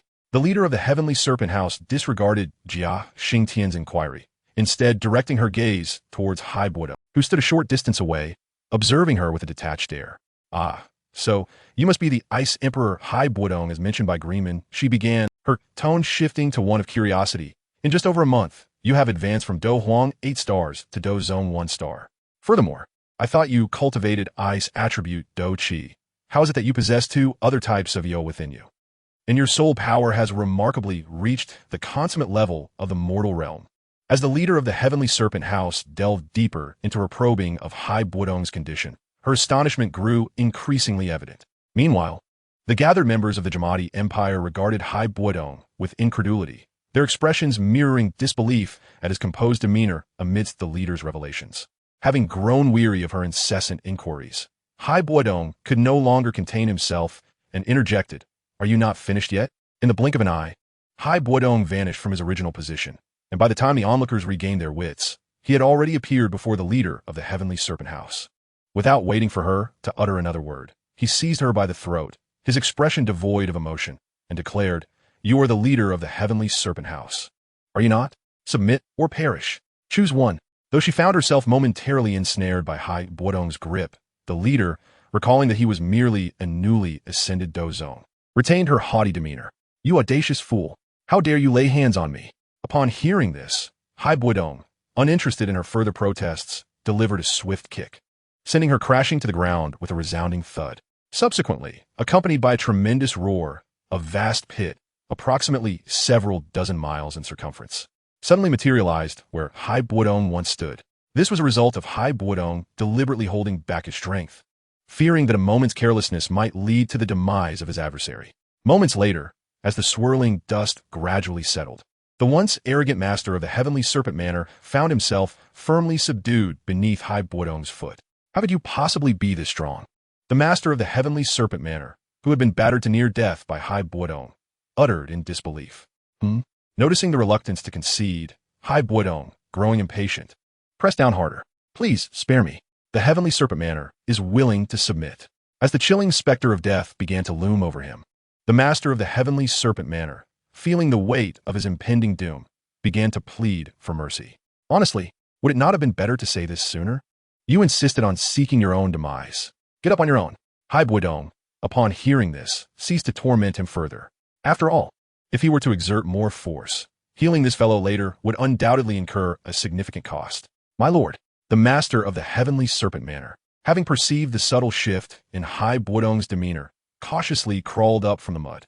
Observing their master finally submit, the members of the Heavenly Serpent Manor, who had been paralyzed by Hai Bodong's overwhelming presence, collectively breathed a sigh of relief. After all, had their master continued to resist, not only would they have faced certain death, but the already waning fortunes of the Heavenly Serpent Manor might have been irrevocably shattered.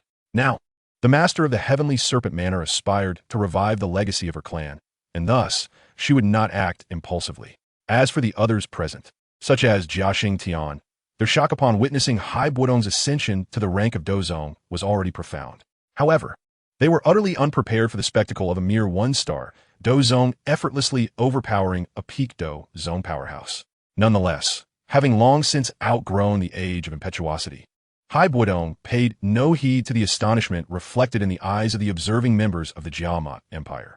After issuing a brief instruction to the master of the Heavenly Serpent Manor to await his return, he transformed into a streak of crimson light, racing toward the location of the middle family within the capital of the Jiama Empire. Moments later, Hai Bodong returned to the gathering of the Heavenly Serpent Manor with Qing Lin. As this was a person Hai Bodong had brought with him, the attention of the onlookers quickly converged upon Qing Lin after scrutinizing Hai Bodong's expression. Chapter 36. The Saintess of the Heavenly Serpent. However, Qing Lin paid no mind to the various gazes directed at her. Instead, she hurriedly approached Hai Bodong, fixing her gaze intently upon the now composed master of the Heavenly Serpent Manor. Since Hai Bodong had not informed her of the current circumstances, the tumult of emotions stirred within her caused 3 azure dots to flicker in her eyes, which soon transformed into the shape of 3 azure blossoms. With a hint of anger, she stepped forward and declared, "I am the Qing Lin you seek. You, wicked woman of the Heavenly Serpent Manor, I will not allow you to trouble my lord." Upon realizing Qing Lin had seemingly misunderstood the situation, Hai Bodong gently ruffled her hair and spoke in a warm tone. "What is this? Do you truly lack confidence in my strength? Fear not. This horde of ants from the Heavenly Serpent Manor has already been thoroughly subdued. They shall henceforth be your subordinates." After a brief pause, he surveyed the trembling members of the Heavenly Serpent Manor and continued softly, "In the future, you must teach them how to behave. Should any of them dare to disobey, you need only inform me, and I shall hold them accountable." The master of the Heavenly Serpent Manor, along with the numerous powerful figures behind her, found their previously trembling bodies now infused with an exhilarating excitement upon witnessing the azure floral patterns in Qing Lin's eyes. After all, it had been centuries since the Heavenly Serpent Manor had discovered a bearer of the coveted azure serpent triflower eye bloodline. Their opportunity for resurgence was now at hand. In their memories, it was once the case that the Heavenly Serpent Manor was not merely a first-rate force in the Northwest continent, but a legitimate power boasting Dou Zong strongholds, capable of standing tall across the entire Dou Qi continent. However, following the demise of the previous generation of Dou Zong experts, while they had inherited a wealth of resources and techniques that enabled them to maintain a semblance of a first-rate faction, they now lacked even a single true Dou Zong powerhouse. Thus, they could only lay claim to being a first-rate force in the resource-scarce Northwest continent. Were they to venture into the realm of the Central Continent, the Heavenly Serpent Manor, which could barely maintain its status in the Northwest, would merely be regarded as a second-rate faction. Nevertheless, upon hearing Qing Lin label her a wicked woman, the master of the Heavenly Serpent Manor's expression soured momentarily. Yet, noticing Hai Bodong beside her, she quickly altered her demeanor, donning a warm smile as she addressed Qing Lin. "My lady, I assure you, I am not a wicked person. You, as the bearer of the Azure Serpent Triflower Eye bloodline, with our support, will undoubtedly become an unparalleled powerhouse in no time." The master of the Heavenly Serpent Manor paused, then removed an exquisitely crafted azure ring from her left index finger and placed it onto Qing Lin's hand. Following Hai Bodong's subtle cue, she continued, "This is but a token of my appreciation. I hope you will not find it lacking." In stark contrast to the master of the Heavenly Serpent Manor's excessive enthusiasm, Qing Lin appeared somewhat at a loss, glancing towards Hai Bodong. "Qing Lin, accept it. Otherwise, this fellow may become quite anxious." Hai Bodong paused momentarily and added earnestly, "From now on, the Heavenly Serpent Manor shall become a subsidiary force of my middle family. To prevent any misunderstandings with unruly individuals, I intend to stay at the Heavenly Serpent Manor for a while. Qing Lin, you will serve as the representative of my middle family in the outside world. I have high hopes for you, so do not disappoint me." Hearing Hai Bodong express such trust in her, Qing Lin felt a sweetness in her heart akin to tasting honey. Amidst her joy, she began to envision a bright future for herself. Subsequently, Hai Bodong did not linger any longer, simply providing a brief overview of the situation to the powerful figures gathered in the capital of the Jiama Empire before allowing the members of the Heavenly Serpent Manor to lead him and Qing Lin to their headquarters. Days later, aboard the 6-star magical beast, the 8-winged Heavenly Serpent King, Baya, Hai Bodong and his entourage arrived at the Heavenly Serpent Manor within the Heavenly Serpent Empire, landing at their stronghold situated deep within the empire. After instructing the master of the Heavenly Serpent Manor to brief all the high-ranking officials at their headquarters, Hai Bodong encountered no further obstacles, as none dared to challenge him at that moment. Despite his outward appearance suggesting a mere 1-star Dou Zong, he was well aware that within this vast domain, the only Dou Zong powerhouse was the master of the Heavenly Serpent Manor.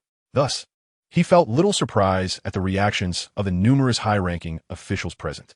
Following Hai Bodong's indication, the next afternoon, the high-ranking officials of the Heavenly Serpent Manor, led by their master, held a coronation ceremony for Qing Lin as the Saintess, proclaiming her status throughout the entire Heavenly Serpent Empire. The esteemed azure-scaled Saintess of the Heavenly Serpent Manor is destined to wield supreme dominion over the entirety of the Heavenly Serpent Empire.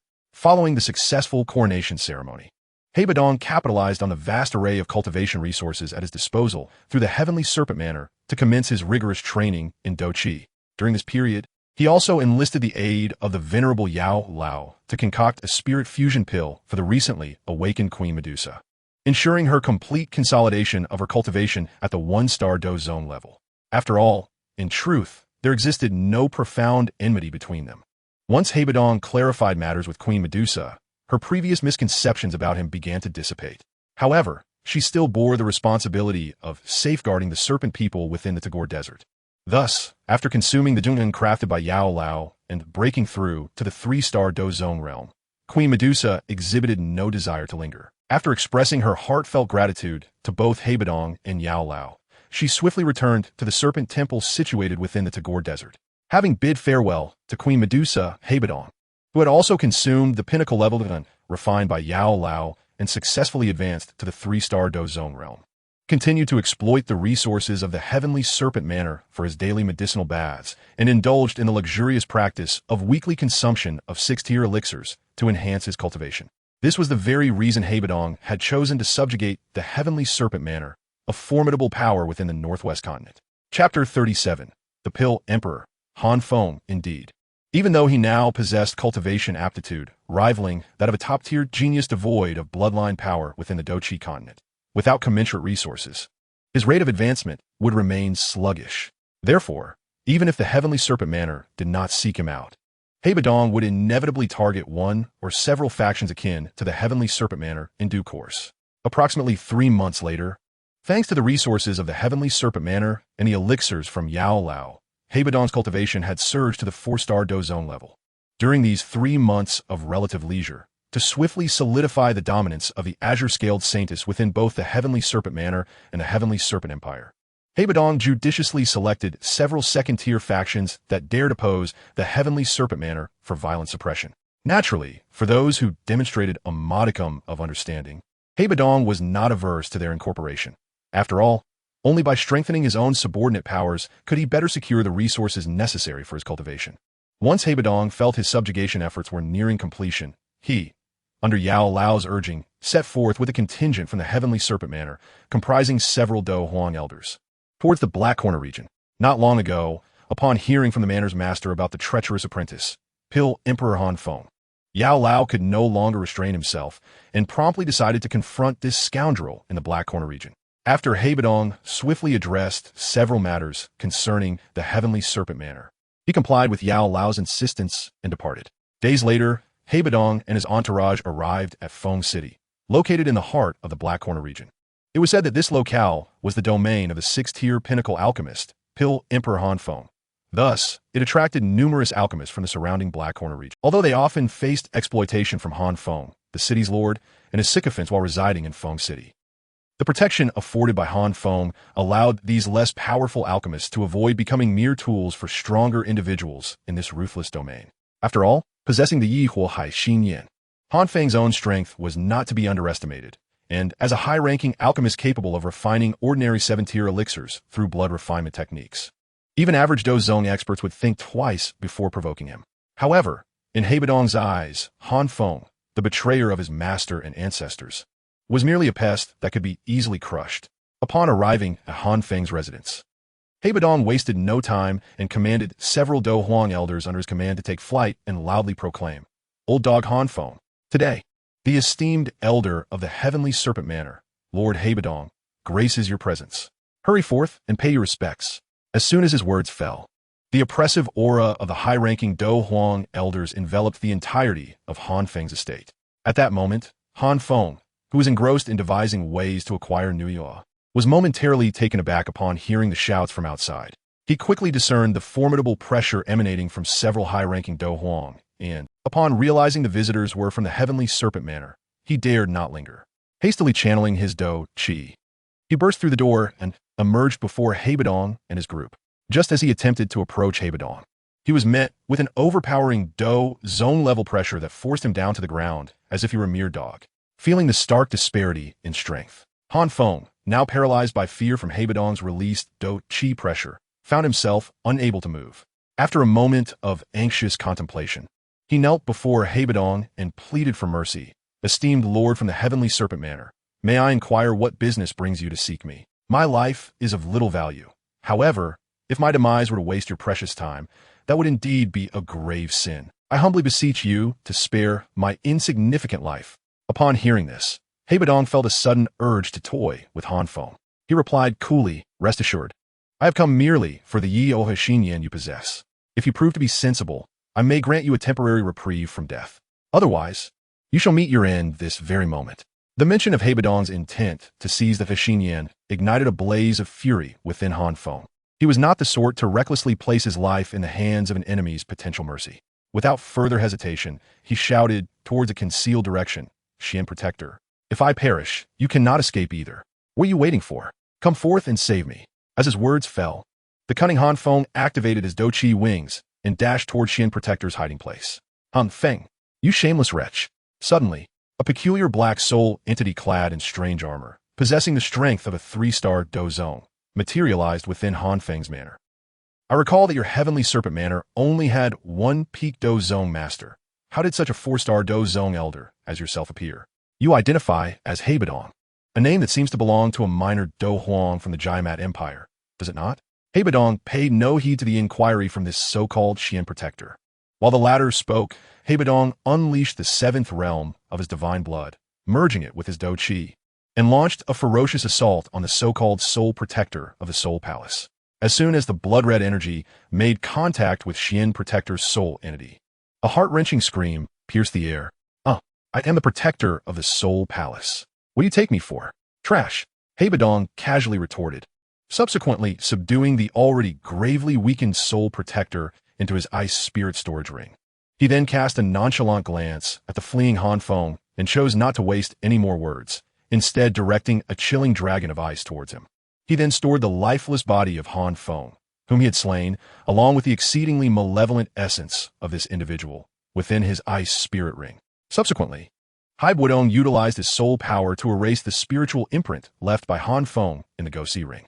After examining the treasures within, he found himself exceedingly satisfied, even though he now possessed the entirety of the resources from the Heavenly Serpent Mansion. After all, this collection held the majority of the treasures amassed by his mentor, the esteemed medicine sovereign, during his lifetime, including countless 7th-grade pill formulas and even a significant number of 8th-grade formulas that had nearly vanished from the Northwest continent. Of course, the most valuable items remained the Beast Cauldron and the otherworldly flame, the Heart Flame of the Sea, generously contributed by Han Feng. Chapter 38. The Lion Ming Sect, the disciple of Shi Tian. This well had seemingly obtained a fragmentary map of the pure Lotus Demon Fire not long ago. Yet, this fool, lacking discernment, had directly bundled it with the Yin-Yang Profound Dragon Pill he had concocted for auction. According to the memories of this scoundrel, the auction venue for the fragmentary map should be in Black Seal City. After thoroughly inspecting Han Feng's soul memories, the medicine sovereign paused and spoke again to Bodong, saying, "Disciple, there is no time to lose. We must set off for Black Seal City in the Black Corner region at once." Coincidentally, the Heavenly Serpent Mansion's personnel had nearly finished scouring Feng City for anything of value. "All right, I shall heed my master's command." Bodong Gasu Zet Ponde, leading the entourage of the Heavenly Serpent Mansion toward the location of the auction in Black Seal City. As Black Seal City was not too far from Feng City, they arrived at the street where the auction house was situated in less than half an hour. After leaving several of the Heavenly Serpent Mansion's fighting spirit protectors outside as a precautionary measure, Bodong, along with several high-ranking Dou Huang elders, entered the hall under the watchful gaze of the dozens of black-clad guards stationed at the entrance. In a bid to expedite the acquisition of the Demon Fire Fragment, Bodong chose not to go to the auction venue or the appraisal room, but instead made his way toward a passage guarded by 4 Dou Ling-level sentinels. "Halt! This is an internal passage. Unauthorized personnel are prohibited from entering." 2 of the guards extended their arms to block Bodong's group and spoke sternly. Recognizing that these 2 were merely upholding their duty, Bodong refrained from engaging in idle conversation. Instead, he released a trace of Dou Zone-level aura, rendering the 4 guards immobile. Subsequently, he and his entourage disregarded the 4 Dou Ling-level guards, who were now prostrated on the ground, and boldly proceeded onward, seeking someone truly capable of addressing their needs. Almost immediately, a middle-aged man with a commanding demeanor approached them.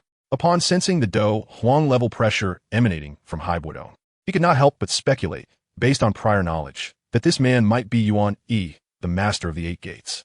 Upon perceiving the faint aura of Dou Zong, albeit at the 4-star level, that emanated from Bodong, which subtly exuded a terrifying pressure reminiscent of a Dou Zun he had encountered once. Yuan, he was instantly overwhelmed with fear, daring not to breathe audibly. He promptly knelt down, trembling with trepidation, and exclaimed, "This lowly one is of low cultivation and failed to sense your esteemed presence beforehand. I beseech your pardon, honorable sir." "Rise," Hai Bodong replied, showing little interest in Yuan Yi's thoughts or the time to waste. "Now, I command you to swiftly procure for me an object akin to this fragmentary map in my possession." Hai Bodong paused, noticing that Yuan Yi remained motionless on the ground. He added, "What are you dawdling for? Begone." Realizing that the formidable individual named Hai Bodong did not come to take his life, Yuan Yi quickly acquiesced and mobilized all members of the 6 gates present to search for the fragmentary map that this apparent dignitary from the Heavenly Serpent Mansion required. After a brief respite, facilitated by a multitude of maidservants, Hai Bodong soon heard the sound of Yuan Yi scurrying back. Upon his return, Hai Bodong casually inquired, "Have you found what I seek?" "Esteemed sir, I believe I have located what you desire. Please take a look to ascertain whether this fragment is indeed the one you seek." Yuan Yi nervously presented a map with trembling hands. After receiving the demon fire fragment from Yuan Yi and allowing the medicine's sovereign to examine it closely, they confirmed that it was indeed another fragment similar to the 2 he already possessed. Pleased, Hai Bodong smiled and remarked, "Yuan Yi, you are quite astute. Rest assured, your life is spared this time, and I will not impose further difficulties upon you." "Thank you, honored sir, for sparing me." Yuan Yi gratefully bowed, his relief palpable, recognizing Yuan Yi's understanding. Hai Bodong contemplated the opportunity to cultivate several subsidiary forces akin to the 8 gates in this resource-rich Black Corner region to aid in gathering resources for his training. With that thought, he addressed Yuan Yi, who knelt in fear, saying, "Yuan Yi, I now inquire, do you wish to represent your 8 gates and become a subsidiary force of my middle family, just as the Heavenly Serpent Mansion has?" Yuan Yi, am willing to serve you, my lord." Yuan Yi, a perceptive individual, understood Hai Bodong's true intentions and did not hesitate to respond respectfully. "Excellent. From this day forth Yuan Yi, shall be under my protection," Hai Bodong declared, pausing briefly before continuing. "Rest assured, I shall not neglect your needs." Before arriving here, I had already dealt with that scoundrel Han Feng lurking in Feng City. As such, I have yet to appoint anyone to manage this territory. Henceforth, my subordinates, including these Dou Huang elders from the Heavenly Serpent Mansion, will assist you in managing all affairs of Feng City. Yuan Yi, upon hearing this, bowed deeply, saying, "Thank you for your esteemed recognition. I shall not fail your expectations." Perhaps motivated by the fact that Han Feng, the previous owner, had met his demise, Yuan Yi proactively offered Hai Bodong a yin-yang profound dragon pill along with a low-grade earth-level movement technique, the 3000 thunder movements. Hai Bodong, pleased with this gesture, rewarded Yuan Yi with a royal extreme pill, considering that Yuan Yi's Dou Qi cultivation was rather lacking for his age, as he was only at the peak of the 2-star Dou Huang level. After expressing his gratitude for the royal extreme pill, which was of excellent quality, Yuan Yi excitedly consumed it. Shortly thereafter, with Hai Bodong's guidance, Yuan Yi successfully broke through to the 4-star Dou Huang realm with the aid of the superbly crafted royal extreme pill. "Thank you for the pill, my lord," Yuan Yi expressed sincerely after his breakthrough, bowing deeply to the composed Hai Bodong. "Your foundation is decent. Strive to improve," Hai Bodong remarked, his evaluation understated. Before departing for the cultivation chamber arranged by Yuan Yi, leaving behind the entourage from the Heavenly Serpent Mansion. Several hours later, not only had Hai Bodong absorbed the medicinal properties of the yin-yang profound dragon pill, but he had also replicated the abilities of the heart flame of the sea and entrusted its primal fire to the medicine's sovereign for assimilation.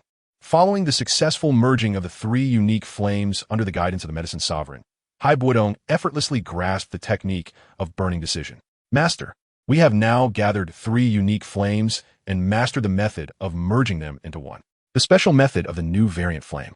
Hai Bodong paused momentarily before continuing.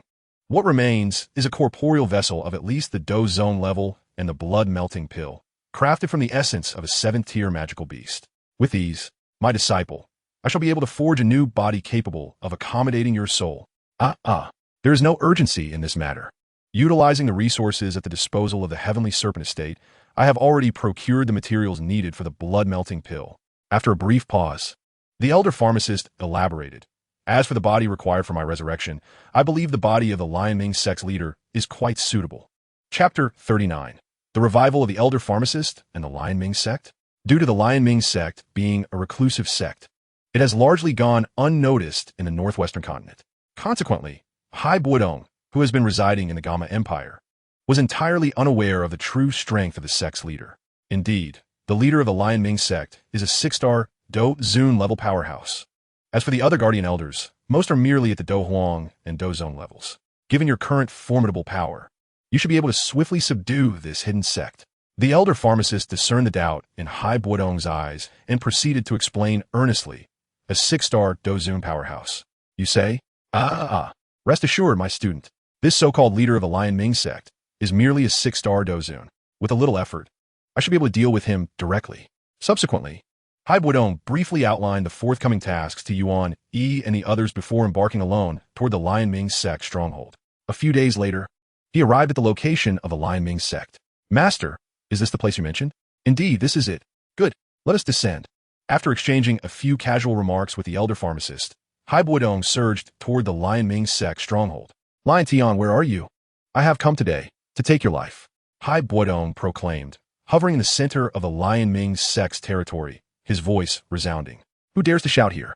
Upon hearing Hai Bodong's challenge, the Lion Ming sect's leader, Lion Tian, who was diligently in seclusion, could not resist rushing out of his chamber. After a swift assessment of Hai Bodong's strength, he discerned that the newcomer appeared to possess only a 4-star Dou Zone level. Liuntian Burstin Dulo? Ha! I thought it was someone formidable. Turns out it is merely a fledgling Dou Zone. You dare to claim you will take my life? You possess remarkable audacity. Ignoring Lion Tian's derision, Hai Bodong seized the opportunity during the elder's laughter to activate the divine blood particles within him, which had accelerated to over 3 times their normal speed. In an instant, he charged toward the old dog, beheading him with a single strike. I have no interest in the words of the deceased, Hai Bodong remarked dismissively as he proceeded to store Lion Tian's corporeal form, along with his soul, into his ice spirit ring. To prevent the latter from reacting too violently and damaging his ring, Hai Bodong utilized the new variant flame, which he had recently developed by fusing 3 types of it to thoroughly scorch Lion Tian's soul until it seemed to have learned its lesson and ceased its defiance. Only then did he halt the searing flames. After subduing the Lion Ming sect's leader, Hai Bodong employed a strategy of suppressing some elders while supporting others, swiftly consolidating the hearts of the sect's members. Subsequently, under the protection of Hai Bodong, the elder pharmacist refined a blood-melting pill on site. With clever application of the spirit elevation technique, he elevated the originally 8-tier, 3-color blood-melting pill to the level of an 8-tier, 5-color pill. As for the 5-color pill, it posed no significant challenge for the current Hai Bodong. Thereafter, utilizing the special methods recorded in the burning decision, Hai Bodong began crafting a new body for the elder pharmacist. First, he extracted Lion Tian's body from his ice spirit ring. Then he incinerated the essence of the 8th-tier magical beast, which he had previously acquired from the Lion Ming sect's treasury, allowing its essence to evenly drip into the body before him. As the elder pharmacist sensed that Hai Bodong had adequately prepared, he spoke directly. The time has come, my disciple. Before his words had fully faded, the elder pharmacist consumed the blood-melting pill he had refined, causing his entire soul to merge into Lion Tian's body. Upon the contact of the elder pharmacist's soul with Lion Tian's form, a powerful wave of energy rapidly spread forth. Observing this, Hai Bodong silently thought, it seems the blood-melting pill has taken effect. As a disciple, I have done all I can. Now, it is up to my master to succeed. It must succeed. Several hours later, Hai Bodong, who had been intently observing, suddenly noticed that the elder pharmacist's consciousness appeared to be awakening from the corporeal vessel.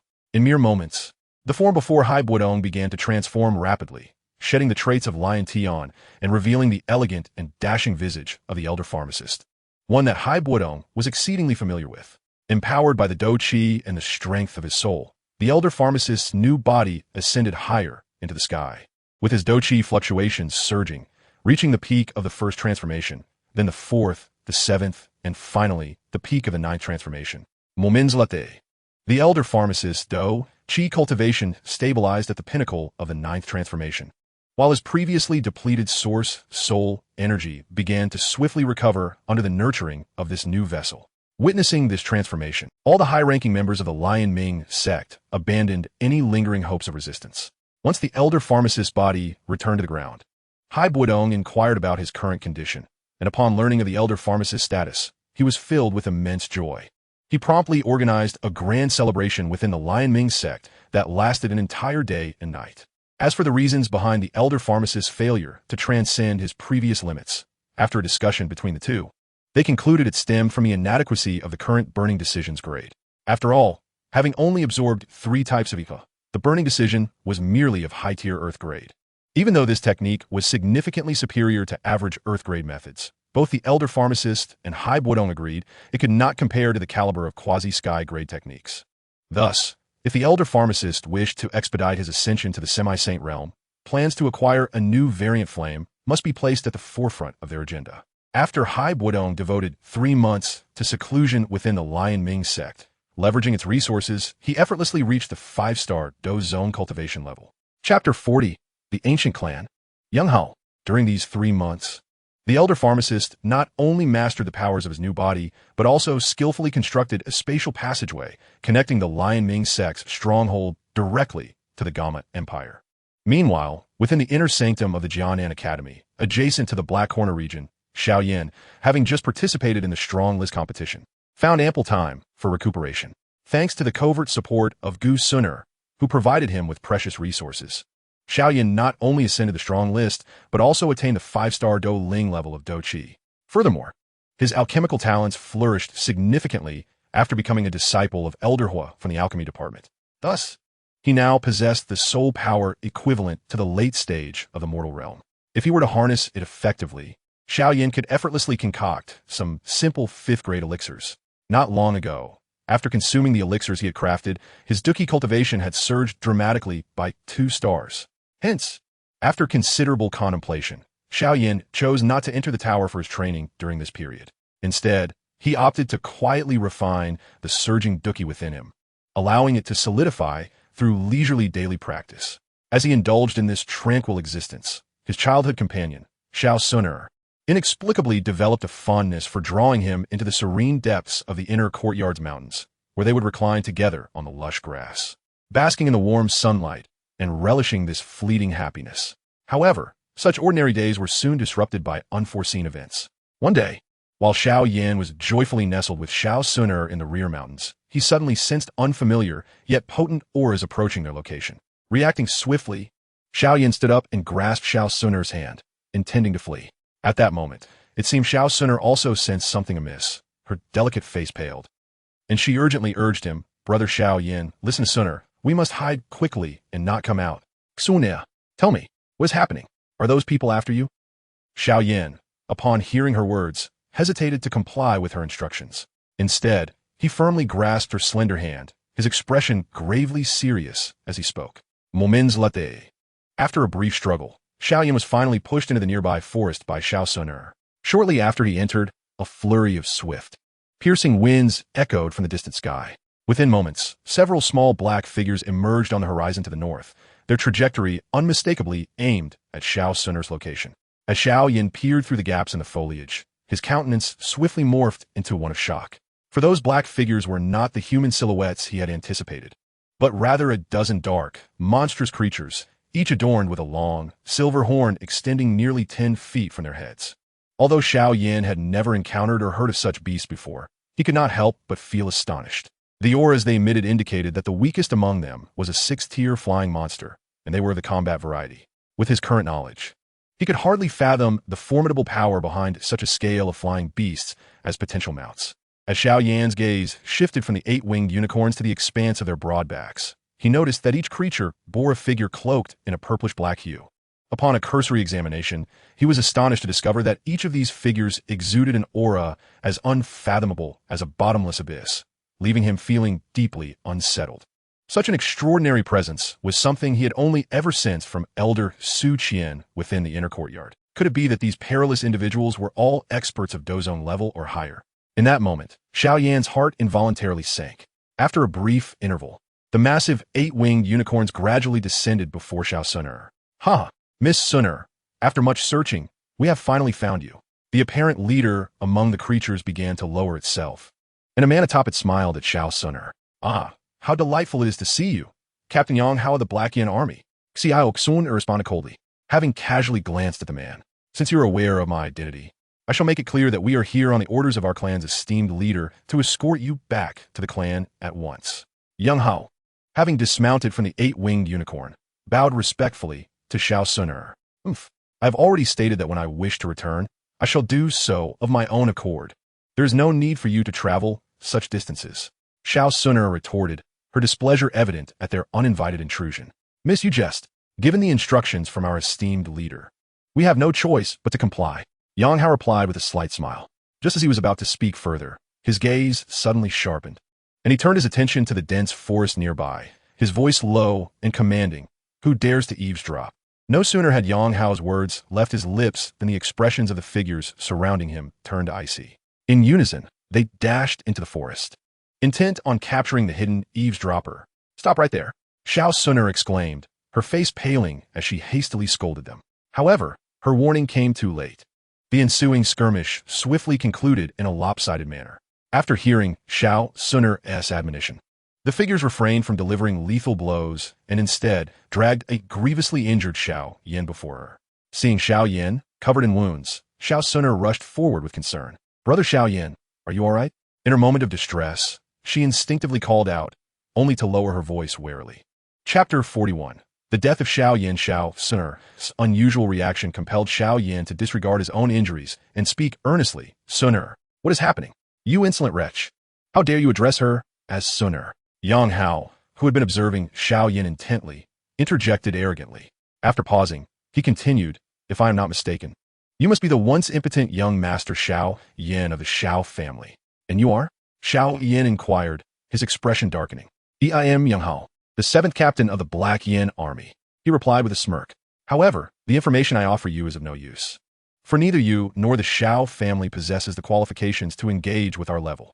Before arriving, Yang Hao had already been aware of the Xiao family's significant decline, which emboldened him to speak such derogatory words toward Xiao Yan without fear. Yang Hao, shut your mouth. The Xiao family has held a millennia-long alliance with my clan. How dare you insult us? Noticing Xiao Yan's increasingly cold demeanor, Xiao Suner felt a pang of anxiety and swiftly admonished Yang Hao. Please, do not provoke him further. Miss, do not be upset. I merely spoke bluntly today. I hope young Master Xiao Yan does not take offense. Yang Hao replied, his tone conciliatory as he addressed Xiao Suner. Miss, you should come with us without delay. Our esteemed leader has been eagerly awaiting your return. Yang Hao urged. Upon hearing this, Xiao Suner, wishing to avoid further complications that might endanger Xiao Yan, offered him a brief warning before following Yang Hao and the rest of the Black Yin army away from the Jialan Academy. Once they had departed, Yang Hao wasted no time and launched a sudden energy imprint at Xiao Yan, who had been left behind, turning him into a pile of ash. After all, Yang Hao had swiftly ascended to the position of the 7th captain of the Black Yin army, not only due to his peak Dozone 1-star cultivation, but also his formidable bloodline power. The future is undeniably limitless.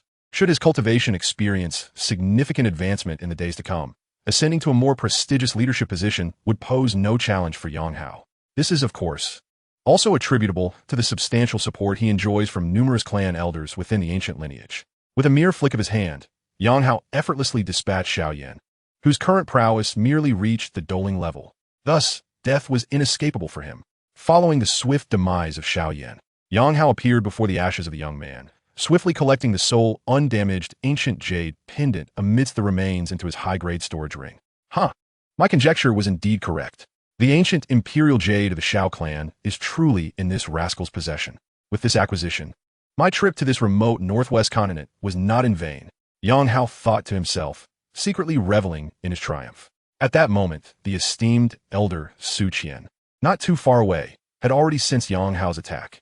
However, how could his mere Dozong-level strength hope to thwart Yang Hao's unexpected assault? Thus, after Yang Hao had slain Xiao Yan, the enraged elder Su Qian, who had now revealed himself, sternly admonished, Commander Yang Hao, your actions are utterly excessive. I had previously permitted you entry into the inner courtyard of our Jialan Academy to seek someone, which was already an act of great leniency. Yet now, you audaciously take the life of one of our students within these hallowed grounds? This is simply intolerable. Upon noticing the formidable elder Su Qian's presence, Yang Hao promptly clasped his hands in greeting, smiling as he replied, Elder, you misinterpret the situation. This is merely a personal grievance between Xiao Yan and myself. My recent actions carry no intentions of hostility towards Jia Lan Academy. After a brief pause, Yang Hao produced a Zhongji Dan and 3 Huangji Dan from his storage ring and gently placed the vial containing these elixirs into Elder Su Qian's hands, saying, "Hee. This is but a token of my regard. I hope you'll accept it, Elder Su Qian." Having lived for many years, Elder Su Qian was certainly not a man lacking in discernment. He recognized that this esteemed Dozuan from the ancient clan was being amiable out of respect for the Lei clan, which stood behind their academy. Thus, after accepting Yang Hao's token of goodwill, he permitted the young man to depart. After all, given the circumstances, there was little else he could do. His only remaining course of action was to ensure the well-being of the Shao clan in light of their recent loss. Meanwhile, Hai Bodong, traversing through the spatial passage constructed by Yao Lao, swiftly returned to the Mitre family within the capital of the Jiama Empire within a matter of hours. The reason Hai Bodong did not return alongside his master, Yao Lao, was that his mentor had other pressing matters to attend to. Specifically, Yao Lao intended to lead a cadre of Dou Qi experts from the Shimming sect to completely seize control over the Black Corner region and suppress or assimilate all its factions. After all, both he and Hai Bodong had long harbored disdain for that den of iniquity. Recently, Yao Lao had found himself with some free time, and since the direction for locating the Yu had become clear, he thought it prudent to occupy himself with other endeavors. In Yao Lao's view, with Hai Bodong, a capable disciple, handling things, the task would be nearly complete. Upon Hai Bodong's return to the Mitre family, he discovered that the medicinal prowess of Shao Yixian had successfully ascended to the 9th star of the Doling realm. Under his protection, Shao Yixian had also followed the training methods documented in the 7-colored poison classic, successfully breaking through to the 1st star of the Dowang realm. As for Yafei, whom Hai Bodong held in high regard, she had, with the aid of various elixirs and the Mitre family's abundant cultivation resources, successfully advanced to the 8th star of the Dou Qi realm. Even the seemingly inept Mitre Tingshan had, under Hai Bodong's substantial support, managed to break through to the 8th star of the Dowang realm. After attending to various internal affairs of the Mitre family, Hai Bodong resolved to pay a visit to the Yunlan sect. Upon his return to the capital, he had sensed an ominous aura emanating from the mountain gate of the Yunlan sect, presumably linked to the Soul Palace. Furthermore, recent rumors circulating in the capital suggested that the old man Yunshan had not only recently advanced to the 1st star of the Dozong realm, but had also developed ambitions that were previously foreign to his character. In recent times, Yunshan had been aggressively expanding the power of the Yunlan sect, infiltrating major cities in the empire with the aim of seizing control of the imperial army and ultimately dominating the Jiama Empire, proclaiming aspirations of supremacy over the Dou Qi continent. With Hai Bodong's current speed, he deftly evaded the numerous guards within the Yunlan sect and directly arrived at Yunshan's secluded retreat. Meanwhile, within Yunshan's retreat, ever since the departure of the Guardian Wu, he had been diligently solidifying his realm. However, a sense of unease had begun to gnaw at him. After successfully stabilizing his cultivation at the 1st star of the Dozong realm, he found it increasingly difficult to concentrate on his training.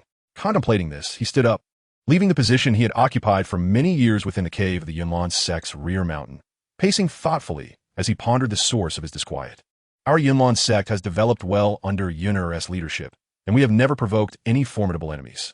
Given the current strength of the Jia Ma royal family, they could hardly threaten us. Moreover, Yun'er's Dou Qi has been steadily improving over the years, and there are few entities within the entire Jia Ma empire that could pose a threat to her.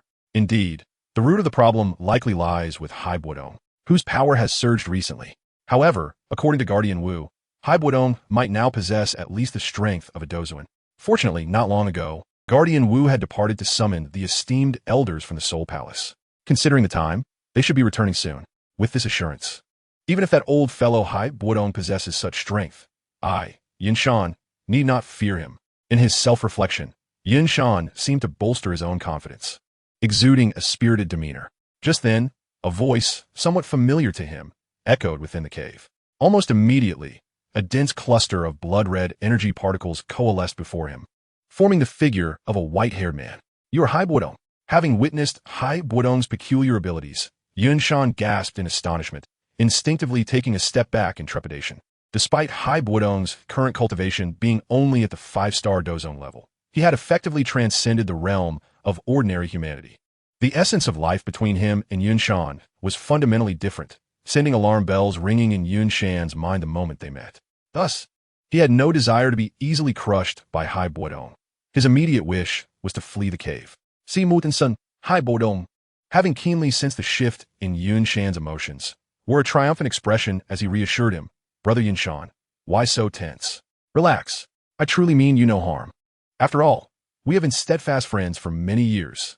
Upon hearing Hai Bodong's words, Yun Shan forced his racing heart to calm, taking several deep breaths before hesitantly inquiring, I wonder what brings you to the secluded retreat of the Yunlan sect, Brother Hai?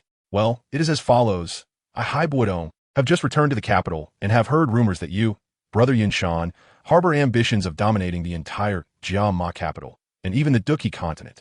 I merely came to seek your verification, dear brother.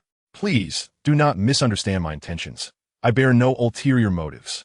Upon hearing this, Hai Bodong responded to Yun Shan with a wry smile that scarcely concealed his true feelings. Yun Shan, upon hearing his words, immediately darkened in countenance and hastily began to explain to Hai Bodong with a face full of trepidation. Brother Hai, you jest. Such matters are entirely unfounded. After all, with your esteemed presence in the kingdom of Jamadi, how could I, Yun Shan, dare to engage in such audacious acts? Enough. I cannot be bothered to waste my breath on you, a fool who, despite being sold out, still wears a proud grin while counting others' fortunes. Before the words had fully escaped his lips, Hai Bodong's figure instantly closed the distance to Yun Shan, and with a deft gesture, he extracted Yun Shan's entire soul from his being. Subsequently, Hai Bodong withdrew a small orb of black substance from the core of Yun Shan's soul. With another casual wave of his hand, he obliterated the exceedingly peculiar black energy particle, leaving not even a trace behind. Having completed this swift operation, Hai Bodong returned Yun Shan's soul, now steeped in overwhelming fear, back to his corporeal form. Though the entire manipulation of the soul transpired in the blink of an eye, it left an indelible mark of terror upon Yun Shan's tender spirit, one that had not yet encountered immense horrors. After this series of customary actions, Hai Bodong affectionately patted Yun Shan's head and, with an air of satisfaction, remarked, "Ah, dear brother Yun Shan, since you acknowledge me, Hai Bodong, as your elder brother, I shall certainly not treat you unjustly. Rest assured, the time bomb planted deep within your soul by the hounds of the Soul Palace has been thoroughly dealt with. Thank you, elder brother, for your assistance." Although Yun Shan was somewhat displeased by Hai Bodong's head patting, he recognized that the man had just liberated him from the sinister schemes left by that old dog, the Wuhafa. Thus, amidst a complex blend of fear and gratitude towards Hai Bodong, Yun Shan adopted a sycophantic demeanor and spoke. Seeing Yun Shan's perceptiveness, Hai Bodong promptly patted his shoulder and smiled, saying, "Haha, truly, dear brother Yun Shan is a person of discernment. In that case, I shall not hold back. Henceforth, you and your Yunlan sect shall be under the auspices of my Miter family." Hai Bodong paused for a moment before continuing with a grin. "What do you think? Are you pleased?" "Ah, little brother is deeply grateful for your benevolence, elder brother," Yun Shan replied, fully aware that Hai Bodong's words were a subtle admonition.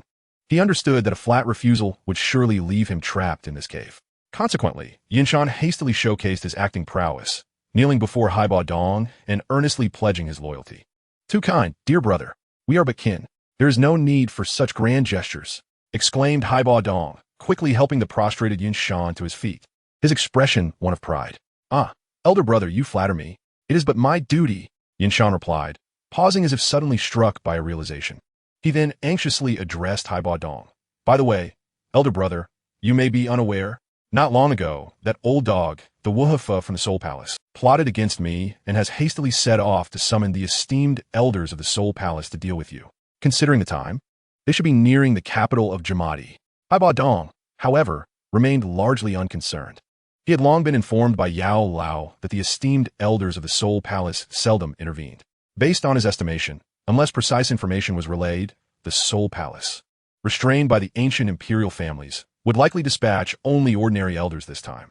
With his current strength, as long as no half-saint from the Soul Palace intervened, he could evade capture even if he were unable to defeat them, given that the only information reported was from a mere Earth-level guardian of the Soul Palace. Hai Bodong surmised that they would likely send only low-tier Dou Zun elders to their demise, to alleviate Yun Shan's remaining concerns and ensure his unwavering loyalty. Hai Bodong imparted a glimpse of his formidable strength and, using his divine sense, transmitted some information about the central continent into Yun Shan's mind, allowing him to grasp the precarious position of his Yunlan sect within the grand tapestry of the Dou Qi continent. After spending half an hour to digest the information Hai Bodong had shared, Yinshan quickly recognized the profound ignorance of his previous limited understanding. He realized that his current rank of 1-star Dou Zone and the Yunlan sect under his command were utterly insignificant in the grand scheme of the Dou Qi continent. "Thank you, elder brother, for your enlightening guidance," Yinshan expressed, bowing deeply in gratitude. Meanwhile, the space beside him suddenly began to ripple violently, and moments later, spatial waves crashed against the cave's walls. Those walls, treated by the elders of Yunlan Mountain to be harder than steel, crumbled to dust as easily as tofu. Suddenly, a passageway large enough for a person tore open in the fabric of space, and from this temporary rift created by a Dou Zun expert, an individual began to emerge. A Dou Zun expert? Bodong's companion, Yinshan, instinctively gasped and took a couple steps back. Having just recently ascended to Dou Zone and barely consolidating his cultivation, he keenly understood the challenges of advancing from Dou Huang to Dou Zone and the true might of a Dou Zone powerhouse. The figure before him, a Dou Zun expert, was on a level far superior to his own, making Yinshan feel as insignificant as a common Dou Huang in comparison. If he were to venture a bold guess, he might conclude that in the eyes of this Dou Zun expert, he was no more than a mere pawn.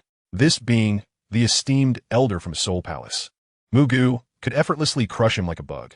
The sheer disparity stemming from the essence of life itself sent alarm bells ringing in Yinshan's being. Were it not for Bodong's presence, he would have been paralyzed by the oppressive aura radiating from the Dou Zun expert, incapable of even fleeing. While Yinshan succumbed to overwhelming fear, Bodong remained composed. After observing the newcomer's unique aura and physical characteristics, he quickly deduced the individual's identity.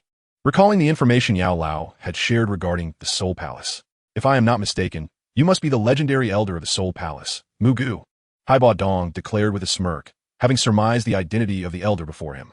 "You insolent wretch, I am Mugu, the esteemed elder of the Soul Palace. Not long ago, I heard that fool Huang say that although you possess merely 1-star Dou Zone cultivation, you might wield the combat prowess of a Dou Zun. I had intended to spare your life today. How fortunate it is for you to serve the Hall of Souls. Since you are now so unappreciative, do not blame the elder Mugu for being ruthless." Upon hearing these words, the elder Mugu immediately expressed his indignation, his face contorted with anger. However, Bodong had no intention of heeding the barking of this old mutt. Before the elder Mugu could continue his tirade, Bodong swiftly closed the distance, harnessing the divine blood particles within him that had accelerated to more than thrice their normal speed, seamlessly merging them with his fighting energy. In an instant, he charged towards the elder Mugu, shattering the entirety of his soul body in one decisive blow. "Are you insane? Do you not realize that the language of men and dogs is not interchangeable?" Bodong Zimak Gasu, continuing to envelop the remnants of the elder Mugu's soul with his newly fused exotic flames, safely storing it within his ice spirit ring. The reason for employing the exotic flames was not only to prevent any violent reaction from the remnants of this fellow's soul, which could damage his ring, but also to enact a measure of revenge on his master, Yao Lao. His plan was to wait until he next encountered Yao Lao in the capital of the Jiama Empire, at which point he hoped Yao Lao would have quelled his anger, believing that this old fool had learned his lesson and would no longer dare to be so audacious. Only then would Bodong cease the merciless burning of the exotic flames. Chapter 44. The Soul of the Spirit Realm. Subsequently, adhering to the principle of frugality, Bodong retrieved the jade vial containing the elder Mugu's soul from his ice spirit ring, intending for Yao Lao to extract the sealed remnants of the elder Mugu for recycling. Meanwhile, Yinshan, the elder sect leader who had witnessed Bodong effortlessly crush the elder Mugu, remained in a state of bewilderment. After all, although he had anticipated that Bodong's current strength might far exceed his expectations, he had never imagined that his current elder brother could slay a being as formidable as the elder Mugu of the Hall of Souls with such ease, akin to killing a chicken. After a brief moment, sensing Bodong's gaze shift towards him, Yinshan quickly adopted a fawning expression and said, "Haha, elder brother, your younger brother Yinshan has long known that with your current strength, slaying this elder Mugu of the Hall of Souls is but a trivial matter. However, Bodong, having grown weary of the novelty of the situation, paid little heed to Yinshan's flattery and replied with an air of indifference, 'It is getting late. You should promptly attend to the affairs of the Yunlan sect and organize things. I must return to the Miter family. Yes, your younger brother Yinshan will dutifully adhere to your command.'" Yinshan, accustomed to the vicissitudes of the world, did not take offense at Bodong's abrupt change, but instead maintained a respectful demeanor, bowing in greeting. After all, having witnessed Hai Bodong demonstrate a fraction of his strength, Yun Shan was already prepared to lead the entire Yunlan sect in unwavering loyalty to Hai Bodong. With Hai Bodong's remarkable speed, it took only a short while after leaving the back mountain of the Yunlan sect for him to arrive at the estate of the Mitre family. In the subsequent 3 months, following his recent visit to the Jiama Imperial Palace, where he had subdued Jia Xingtian and the various royal forces he represented through a combination of force and flattery, he was either engaged in training or managing crucial matters reported by Jia Xingtian and Yinshan. Upon learning that Hai Bodong was Yao Lao's disciple, the alchemists of the Jia Ma Empire's alchemist guild agreed to follow the Mitre family's commands henceforth. After all, these alchemists were well aware that with Yao Lao's reputation as the continent's foremost alchemist, aligning themselves with Hai Bodong, Yao Lao's direct disciple, would undoubtedly offer them invaluable opportunities to enhance their alchemical skills and elevate their standing. Moreover, the various prominent families of the Jia Ma Empire, sensing the shift in power, hastened to request allegiance to the Mitre family. Under the vigorous push of these top-tier forces, it was not long before the entire Jia Ma Empire, at least overtly, echoed with the singular voice of the Mitre family. After addressing the trivial matters of the Jia Ma Empire, in pursuit of acquiring higher quality poisons for the Little Medicine Fairy, Hai Bodong took some time to journey with her to the nearby Chuyun Empire. Following his effortless suppression of all the poison masters within the Chuyun Empire, he mobilized personnel from the Heavenly Serpent Mansion and the Lion's Roar sect to assume control over the Chuyun Empire's influence. During this period, Yao Lao, having led the majority of the Lion's Roar sect to effortlessly subjugate all forces in the Black Corner region, brought Hai Bodong some promising news. Specifically, while pillaging the reserves of various forces in the Black Corner region, Yao Lao fortuitously discovered the Bodhi transformation essence that Hai Bodong required, along with several commendable ice-type techniques and combat skills. Additionally, Yao Lao acquired the corpse of a powerful celestial beast from the Tian Yao Phoenix tribe, which was on the verge of a breakthrough to the 8th tier, as well as a special method for crafting puppets. After delivering these resources to Hai Bodong, Yao Lao set off through a spatial passage he had recently established, leading directly from the Black Corner region to the vicinity of the Starfall Pavilion in Zhongzhou. During Yao Lao's absence, leveraging the resources at his disposal from the various forces under his command, Hai Bodong successfully advanced his fighting energy to the pinnacle of the Dozong realm. Throughout this period, he also encouraged the forces under his command to continue their external expansion, subsequently annexing the neighboring Mulan Empire and Jinyan Empire. In the process, he meticulously selected various techniques and combat skills suitable for his own cultivation from those submitted by his forces. Furthermore, after Hai Bodong consumed the spirit liquid concocted from Yao Lao's unique ingredients, Dan Ling liquid, Earth Core Essence, and Tian Ma Feisher Essence, which enhanced soul power, he successfully broke through the barrier between the peak of the mortal realm and the spirit realm, reaching the realm of spiritual souls. With the formidable efficacy of the Tai Yi Soul decision, Hai Bodong swiftly solidified the power of his recently attained spiritual soul level. Upon habitually accessing the attribute panel located within his spiritual sea, a new line of basic information regarding himself appeared at the corner of Hai Bodong's eye. Host: Hai Bodong. Fighting Energy Realm, Pinnacle Do Zone, Soul Realm, Initial Spirit Realm, Divine Blood Realm, 7th Realm, Technique, Ice Soul Technique, Soul Skill, Soul Hand Seal, Soul Decision, Tai Yi Soul Decision, Combat Skills, Ice Spirit Armor, Cold Ice Circular Blade, Profound Ice Whirlwind, Cold Ice Dual Wings, Multiple Ice Layers, Ice Mirror, Profound Ice Giant Shield, Multiple Ice Blades, Profound Ice Dance, Ice Blade Storm. Cold Air Solidification, Profound Ice Spike Wall, Profound Ice Giant Spike, 10,000 Flower Ice Mirror, Profound Ice Dragon Soar, Ice Condensation Sword Technique, 1,000 Illusions Profound Ice Spike, Blood Cold Extreme, Freeze Heaven, Time Wheel Hourglass. Can be activated. Gazing at this list of information, which bore some changes, Hai Bodong felt a surge of excitement, silently exclaiming, "It is truly unexpected that within the spatial ring of that ancient demon from the Black Corner region, whom my master vanquished, there are indeed numerous commendable ice-type techniques and combat skills that he utilized for his cultivation."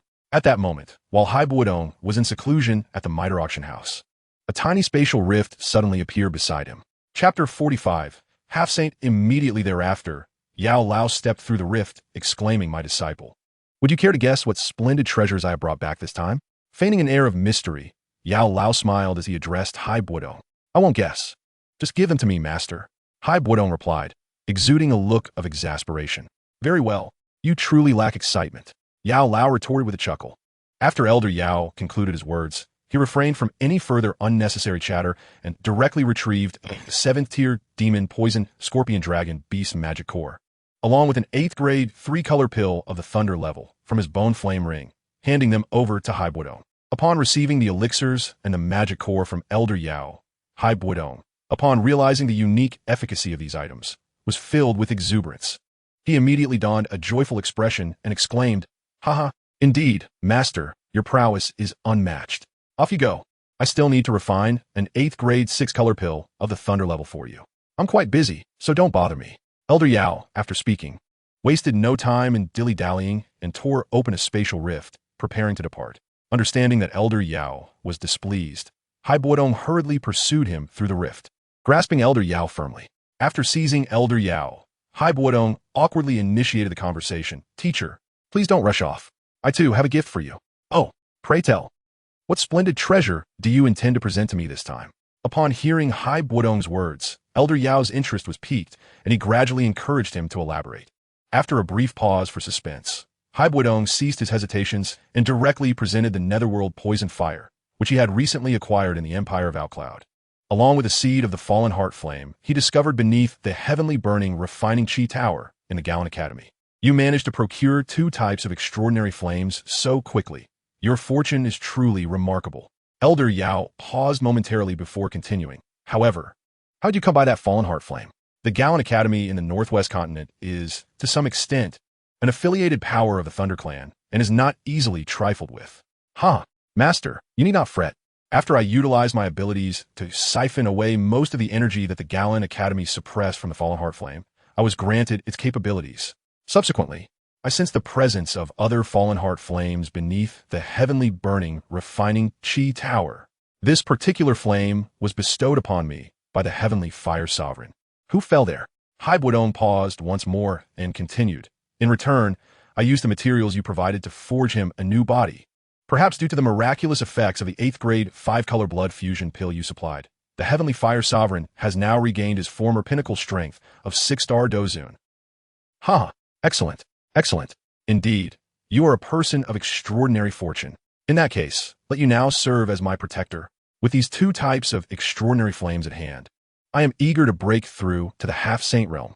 Elder Yao, after finishing his words, once again refrained from further discourse and proceeded, alongside Hai Bodong, to a vacant area far from the capital of the Jamma Empire, where he began to merge the extraordinary flames on site, aiming to elevate the grade of the burning decision technique. Days later, leveraging Elder Yao's profound soul power at the pinnacle of the spirit realm, he effortlessly elevated the burning decision technique to the low-tier heavenly level. With the terrifying efficacy of the heavenly tier technique, Elder Yao absorbed sufficient energy in less than half a month, successfully breaking through to the low-level half-saint realm. Following Elder Yao's breakthrough, he took the time to assist Hai Bodong in his own advancement, helping him directly ascend to the 1-star Dozun realm. After Hai Bodong achieved this breakthrough, Elder Yao specifically crafted an 8th grade 6-color pill of the Thunder level to aid him in reaching the 3-star Dozun realm. Subsequently, Hai Bodong made a special trip to the Empire of Outcloud to assist the now 6-star Do Zone, Xiao Yixian, in fully mastering her Calamity Poison bloodline, directly utilizing the Calamity Poison within her to break through to the 2-star Dozun realm. Following this, under Elder Yao's guidance, Xiao Yixian, accompanied by Hai Bodong, ventured to an ancient tomb of a previous Calamity Poison body, where she obtained the method she created just before her demise to entirely control her Calamity Poison body. Thus, she successfully refined all her Calamity Poison into a unique rune. From that moment on, not only did Xiao Yixian's Dou Qi cultivation reach the 7-star Dozun realm, but her hair also returned to its original black color. Time flew by like an arrow, and in what seemed to be the blink of an eye. While Hai Bodong was engrossed in his secluded cultivation, a total of over 5 years had passed. During this time, the majority of the forces across the Northwest Continent united under the aegis of the revered Elder Yao, forming an alliance that cooperated in peace and jointly resisted the infiltration of the Soul Hall during times of conflict. The rapid establishment of this Northwest Alliance was largely due to Elder Yao's formidable influence as a half-saint level alchemist, combined with the recent disturbances caused by the Soul Hall following the news of Hai Bodong's annihilation of the Soul Hall's Mugu Elder at Yunlan Sect. This prompted the Soul Hall to dispatch a multitude of its members, including soul envoys, protectors, and elders, to the Northwest continent, instigating a wave of chaos in pursuit of more soul origins. Consequently, the suffering forces of the Northwest continent turned to the renowned Elder Yao for assistance, hoping to resist the encroachment of the Soul Hall under his leadership. Naturally, Elder Yao, being a primary target of the Soul Hall, took on this mission without hesitation. During this period, a multitude of solitary powerhouses from the Northwest continent chose to join the ranks of Elder Yao's Northwest Alliance, thereby bolstering the resources and influence at his disposal. Despite the Northwest continent's resource scarcity, where Dou Zun powerhouses could dominate land, there were still over a dozen notable Dou Zun figures. Among them, aside from the renowned Shimming Sect's leader, Shi Tian, who was killed directly by Feng Yuan, no high-level Dou Zun existed. Yet, Elder Yao's ability to unite them was indeed a significant achievement. Chapter 46, The Ice River Valley. Aside from the expansion of his subordinate forces, Elder Yao's fortunes in recent years have been remarkably favorable. During the 5 years since his ascension to the Half-Saint realm, through his travels across various regions of the Northwest and Central continent, Elder Yao fortuitously discovered the 23rd ranked Xian Huang Flame, the 22nd ranked 10,000 Beast Spirit Flame, and the 18th ranked Wind Fury Dragon Flame. Upon devouring and refining these 3 extraordinary flames, Elder Yao not only elevated his burning decision technique, which could absorb various flames and continuously evolve to the intermediate heavenly tier, but also directly advanced his Dou Qi cultivation to the intermediate half-saint realm. Furthermore, Elder Yao's soul power during these 5 years of training progressed from the early stage of the half-saint realm to the current mid-stage. As for Elder Yao's state prior to absorbing the extraordinary flames, due to Feng Yuan's diminished demand for them, and to enhance the absorption and evolution effects, he had essentially fed all the original energy of these extraordinary flames to the burning decision technique. Otherwise, relying solely on these 3 lower-ranked extraordinary flames would have made it exceedingly difficult to elevate the burning decision technique to the intermediate heavenly tier. Regarding Hai Bodong's mastery of Dou Qi and the strength of his soul, with the generous assistance of medicinal pills provided by Yao Lao, he has made remarkable progress over the past 5 years. Not only has he reached the pinnacle of the 6-star Dou Zun realm in Dou Qi cultivation, but he has also attained the late stage of the Ling realm in soul power.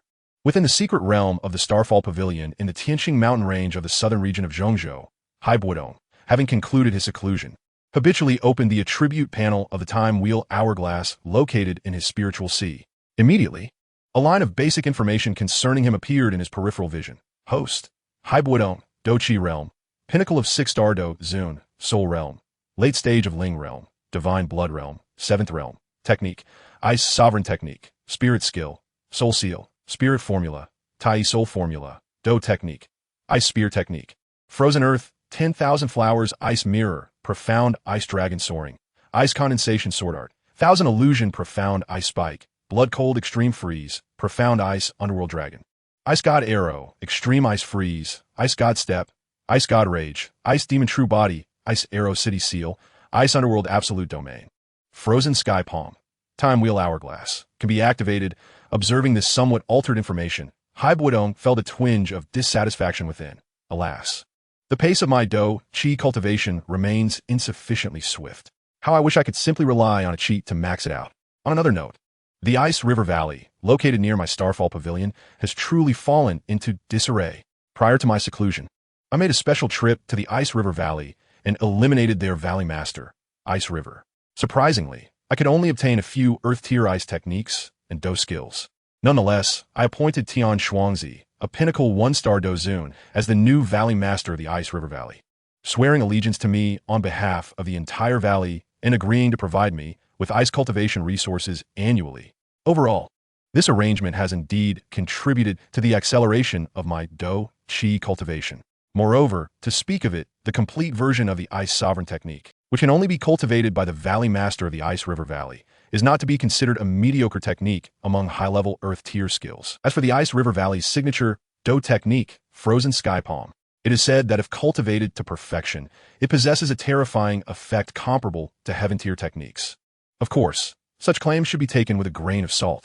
According to the records of this Dou technique, unless one can find the cold marrow with a potency of 100,000 years to refine the practitioner's palms, It is utterly impossible for the practitioner of this technique to unleash an attack effect akin to that of heaven-tier techniques. As for Ice God Rage and Ice God Step, these two Ice-type Do techniques are also signature techniques passed down from the Ice River Valley. Ice God Step is a movement technique, while Ice God Rage is a sound wave technique, compared to Frozen Sky Palm, which requires 1,000-year cold marrow merely to begin its cultivation. The requirements for Ice God Step and Ice God Rage are comparatively simpler. Utilizing the ice cultivation resources provided by the new Valley Master, Tian Shuangzi, over the past years, Hai Bodong has long since cultivated these two special Do techniques to perfection.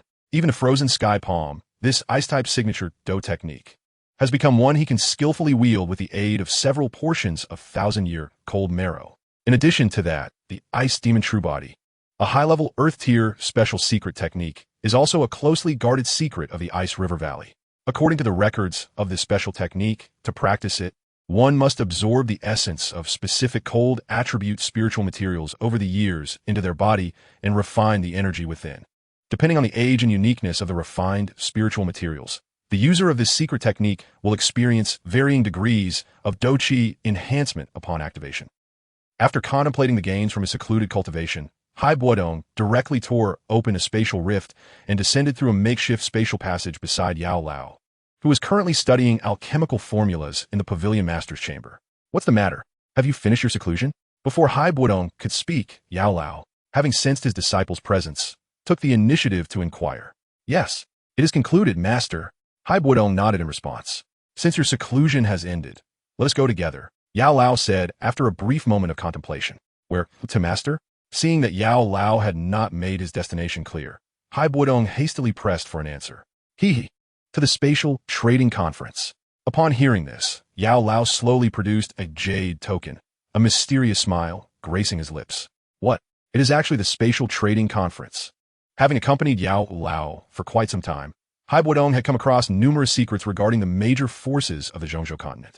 To his knowledge, the Spatial Trading Conference, even in the immensely prosperous Zhongzhou continent, is a term quite unfamiliar to many forces and lone wanderers. Among the entire continent, only those top-tier powers and peak Do Zun-level experts are privy to information related to the Spatial Trading Conference. In comparison to the Ice River Valley, which Hai Bodong had subdued, their Valley Master, Ice River, possesses the strength of a pinnacle 4-star Do Zun, while the only other notable expert is Tian Shuangzi, a pinnacle 1-star Do Zun. As for the Dozong elders of the Ice River Valley, Tianxi boasts a strength of 9-star Dozong, Bing Xian at 7-star Dozong, Bing Hua at 7-star Dozong, Bing Yuan at 6-star Dozong, Bing Fu at 6-star Dozong, while Bing Xiao and his two brothers are 5-star Dozong. Bing Xian is a 4-star Dozong, and Bing He is a 2-star Dozong, with the remainder being mostly Do Huang and Do Wang level disciples, along with a few hidden Dozong elders. This constitutes the approximate structure of what was once a first-rate force in Zhongzhou, the Ice River Valley. The three major forces responsible for maintaining order at the Spatial Trading Conference, the Earthwalk sect, the Kongxian sect, and the Appraisal Mountain, though not particularly renowned in everyday discourse, possess a foundational strength that the Ice River Valley cannot hope to compare with. Thus, it is evident that beneath the surface of the Zhongzhou continent, there are many hidden talents. The so-called 1 hall, 1 tower, 2 sects, 3 valleys, and 4 pavilions cannot possibly encompass the strongest forces in Zhongzhou. Some low-key sects that seem to remain in the shadows also possess formidable strength and resources. Indeed, some prominent families, accustomed to residing in secluded corners, may even have high-level Do Zun guarding them.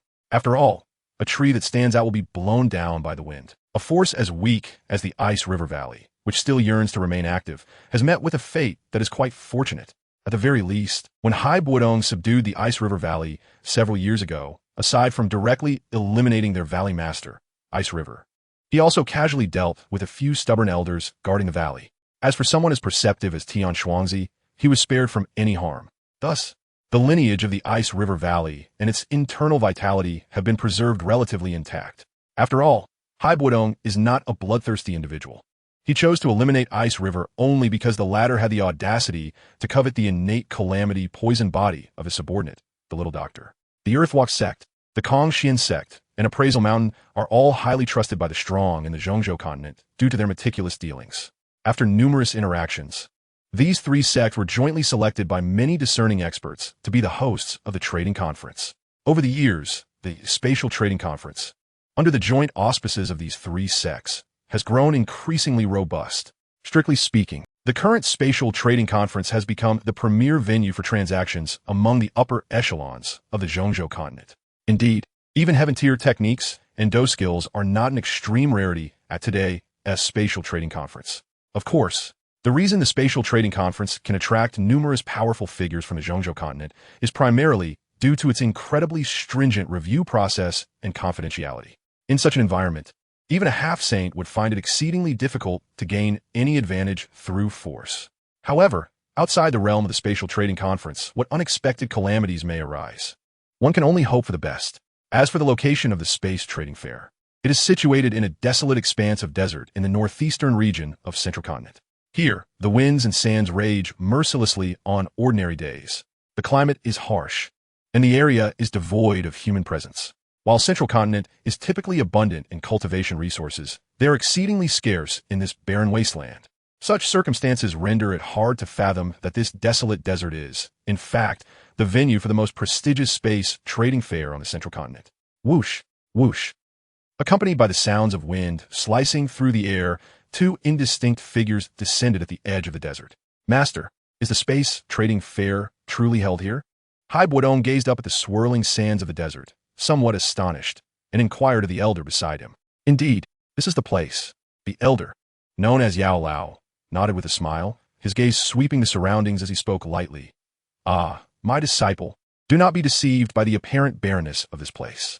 If you can calm your mind and sense carefully, you will perceive that there are indeed many formidable auras at the periphery of this desert. Upon hearing Yao Lao's words, Bodong's brow furrowed, and his soul perception spread like an overwhelming tide. Almost immediately, a look of astonishment swept across his visage, for in his cursory scan of the desert's edge, he detected over 100 terrifying auras at the 3-star Dou Zun level, and, within the faintest recesses of his awareness, sensed dozens of peak Dou Zun level auras. This space trading fair truly lives up to its reputation as the premier event of the Central Continent, attracting such a multitude of powerful figures. It is no wonder Bodong felt such awe. After all, these were merely the auras he could perceive. He was acutely aware that there must be others whose presences eluded his senses, likely belonging to beings of at least semi-saint strength. My disciple, what you see now is merely a fraction of the spectacle at this space trading fair. Once we enter the inner sanctum of this event, you will come to understand the true essence of the term top tier. In response to Bodong's astonishment, Yao Lao gently stroked his white beard with a knowing smile. He then imparted some crucial advice regarding the fair before leading him to a secluded depression at the heart of a towering sand dune. At this moment, Bodong and Yao Lao, utilizing their mastery of spatial power, hovered in the air above a colossal wormhole brimming with spatial energy. Observing this immense portal, they occasionally glimpsed powerful figures darting by, only to disappear into the depths of the space wormhole.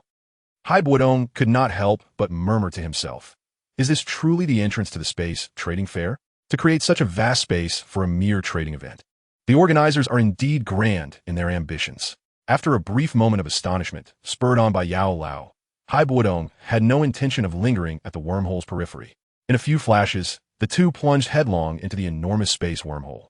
Moments later, they emerged into a bustling spatial town that served as the official venue for the trading fair. Now grounded, Yao Lao surveyed the thrumming streets filled with comings and goings and remarked with a smile, though this spatial town pales in comparison to the vast domains of ancient imperial clans, it is more than sufficient as a venue for an event with a limited number of participants. Bodong nodded in agreement, recognizing that while this town may not be particularly large, it was certainly not a mere trivial space that anyone could easily establish. My disciple, let us take a leisurely stroll through this spatial town, for it is brimming with treasures. Yao Lao chuckled and set off down one of the streets.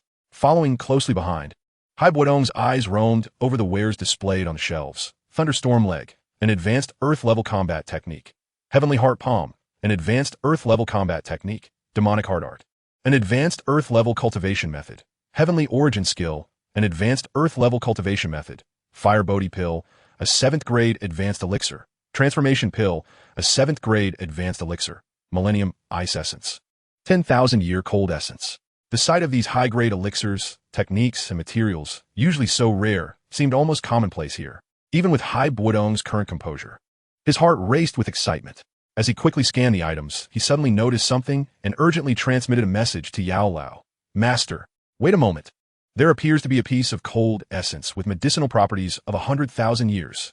It was no wonder Bodong was so stirred. After all, this essence was far superior to the mere 10,000-year essence he had previously used to refine his palms. Despite only a difference of 90,000 years in age, the disparity in medicinal potency was staggering. Moreover, it was crucial for him to cultivate the frozen heaven palm, the signature technique of the Ice River Valley, to perfection. Without this 100,000-year cold essence, it would be utterly unfeasible. Upon receiving Bodong's transmission, Yao Lao wasted no time. He retrieved an 8th-grade healing elixir, which had undergone the 5-color pill thunder, from his bone flame ring and exchanged it with the vendor for the precious spiritual material. Here you go. This is the essence you sought. As Bodong accepted the 100,000-year cold essence, he expressed his gratitude with excitement. Thank you, Master, for your generous gift. I knew you, lad. We're short on funds. Yao Lao retorted with a cold snort. Master, you are aware that I've been in seclusion for years. The resources submitted by Tian Shuangzi are hardly sufficient. How could I possibly save up any money? Bodong lamented, feeling a bit helpless. Never mind. I had no intention of making you pay for this trip to the space trading fair. Yao Lao sighed, continuing, however, upon our return, you must use your abilities to traverse once more. After all, our strengths now far surpass those we had during our previous journey. This time, we should be able to carefully plan for the many opportunities that await us in that world. Upon receiving Yao Lao's proposal, Bodong did not hesitate to agree. Indeed, after we return, we should explore that world once more. After acquiring the coveted 100,000-year cold essence, the two, with other objectives in mind, did not linger further. They swiftly traversed several ancient streets until they arrived at the far end of the spatial town. There stood an ancient-style pavilion, quietly emanating an air of antiquity, as if it had existed since time immemorial. Before the ancient pavilion, known as the Gu Bao Gu, two venerable elders clad in gray robes stood, their expressions grave as they flanked the entrance. They resembled statues, utterly motionless, yet the subtle fluctuations of their fighting spirit revealed that both were formidable 6-star Dou Qi level experts. This underlines the terrifying depth of the hidden forces on the Central Continent. The renowned factions in Central Continent are merely the tip of the iceberg, a mere shadow of the colossal entities lurking beneath the surface. Far from being reliable references for traversing the continent, this ancient pavilion is not a place for just anyone to enter.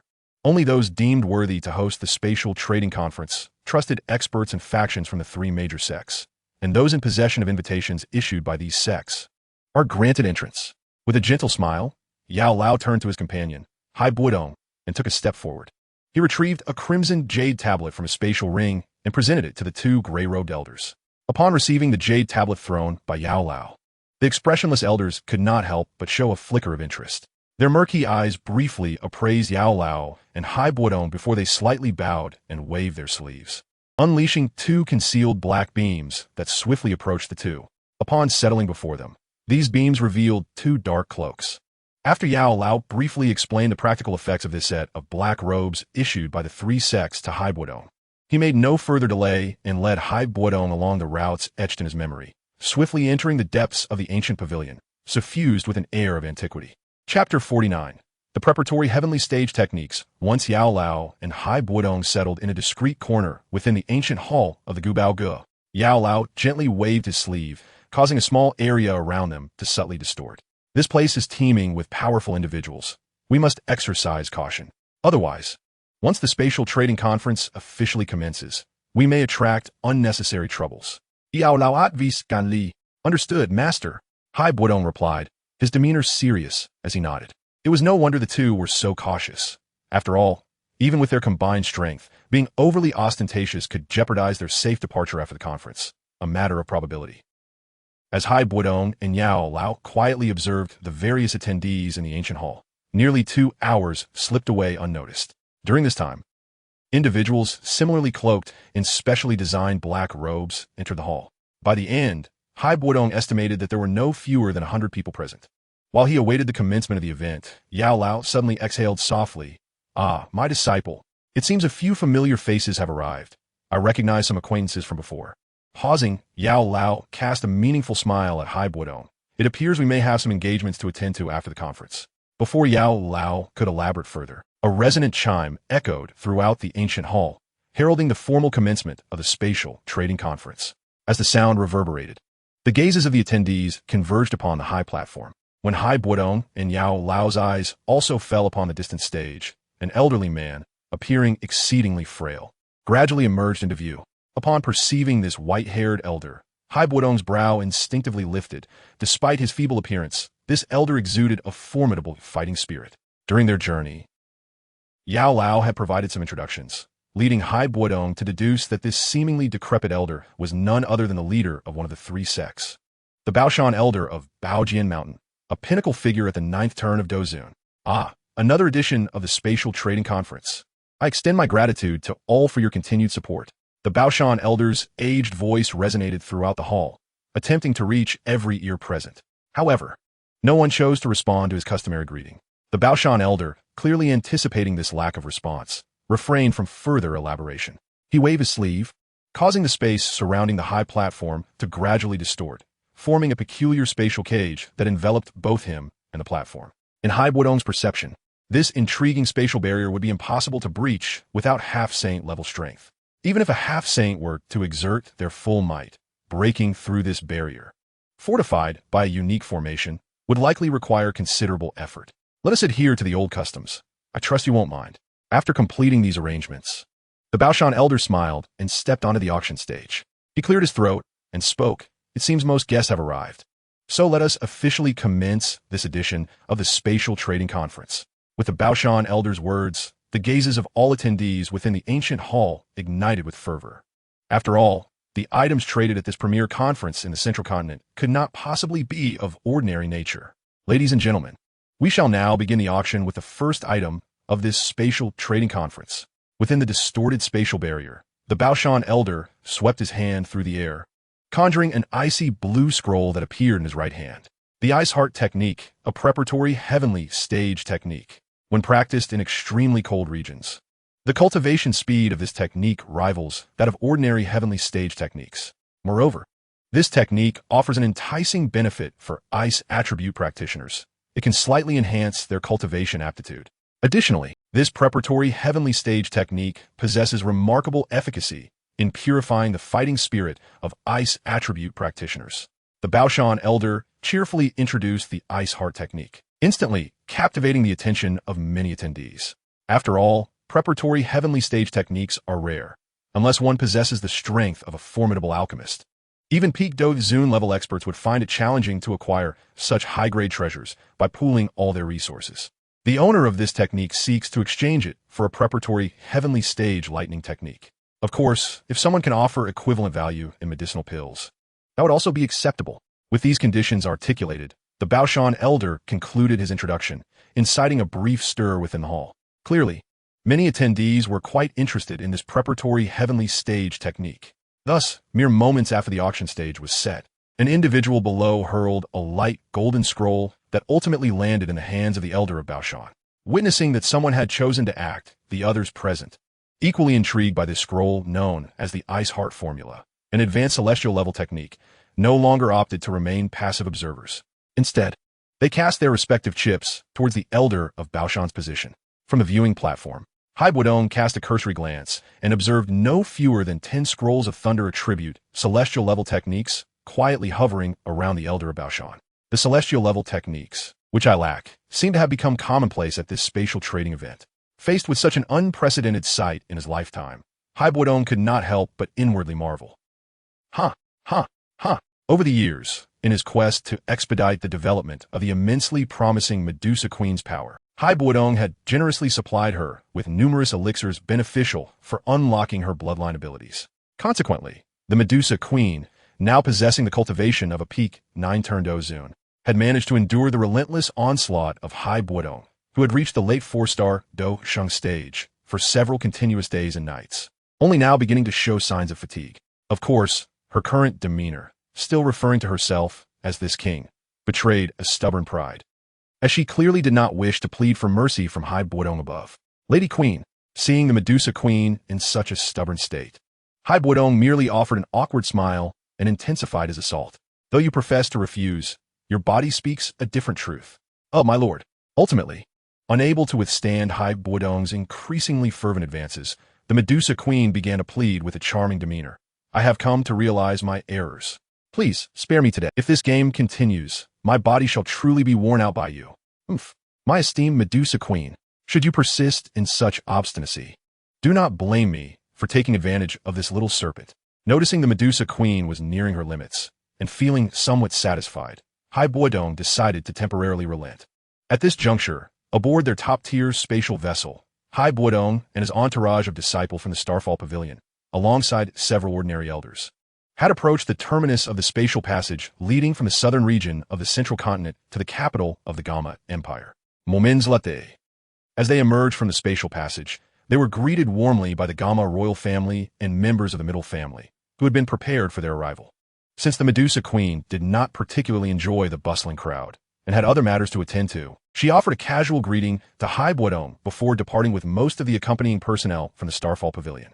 After exchanging pleasantries with the welcoming figures, Jiang Tian, Middle Tongue Shan, Yin Shan, the Pil Kinga, and Nalan Jia, Hai Bodong, having made prior arrangements, returned to one of the residences designated for the Middle family, whereupon he settled down and began utilizing a substantial quantity of 8th-tier ice attribute magic cores to cultivate the ice nether secret record.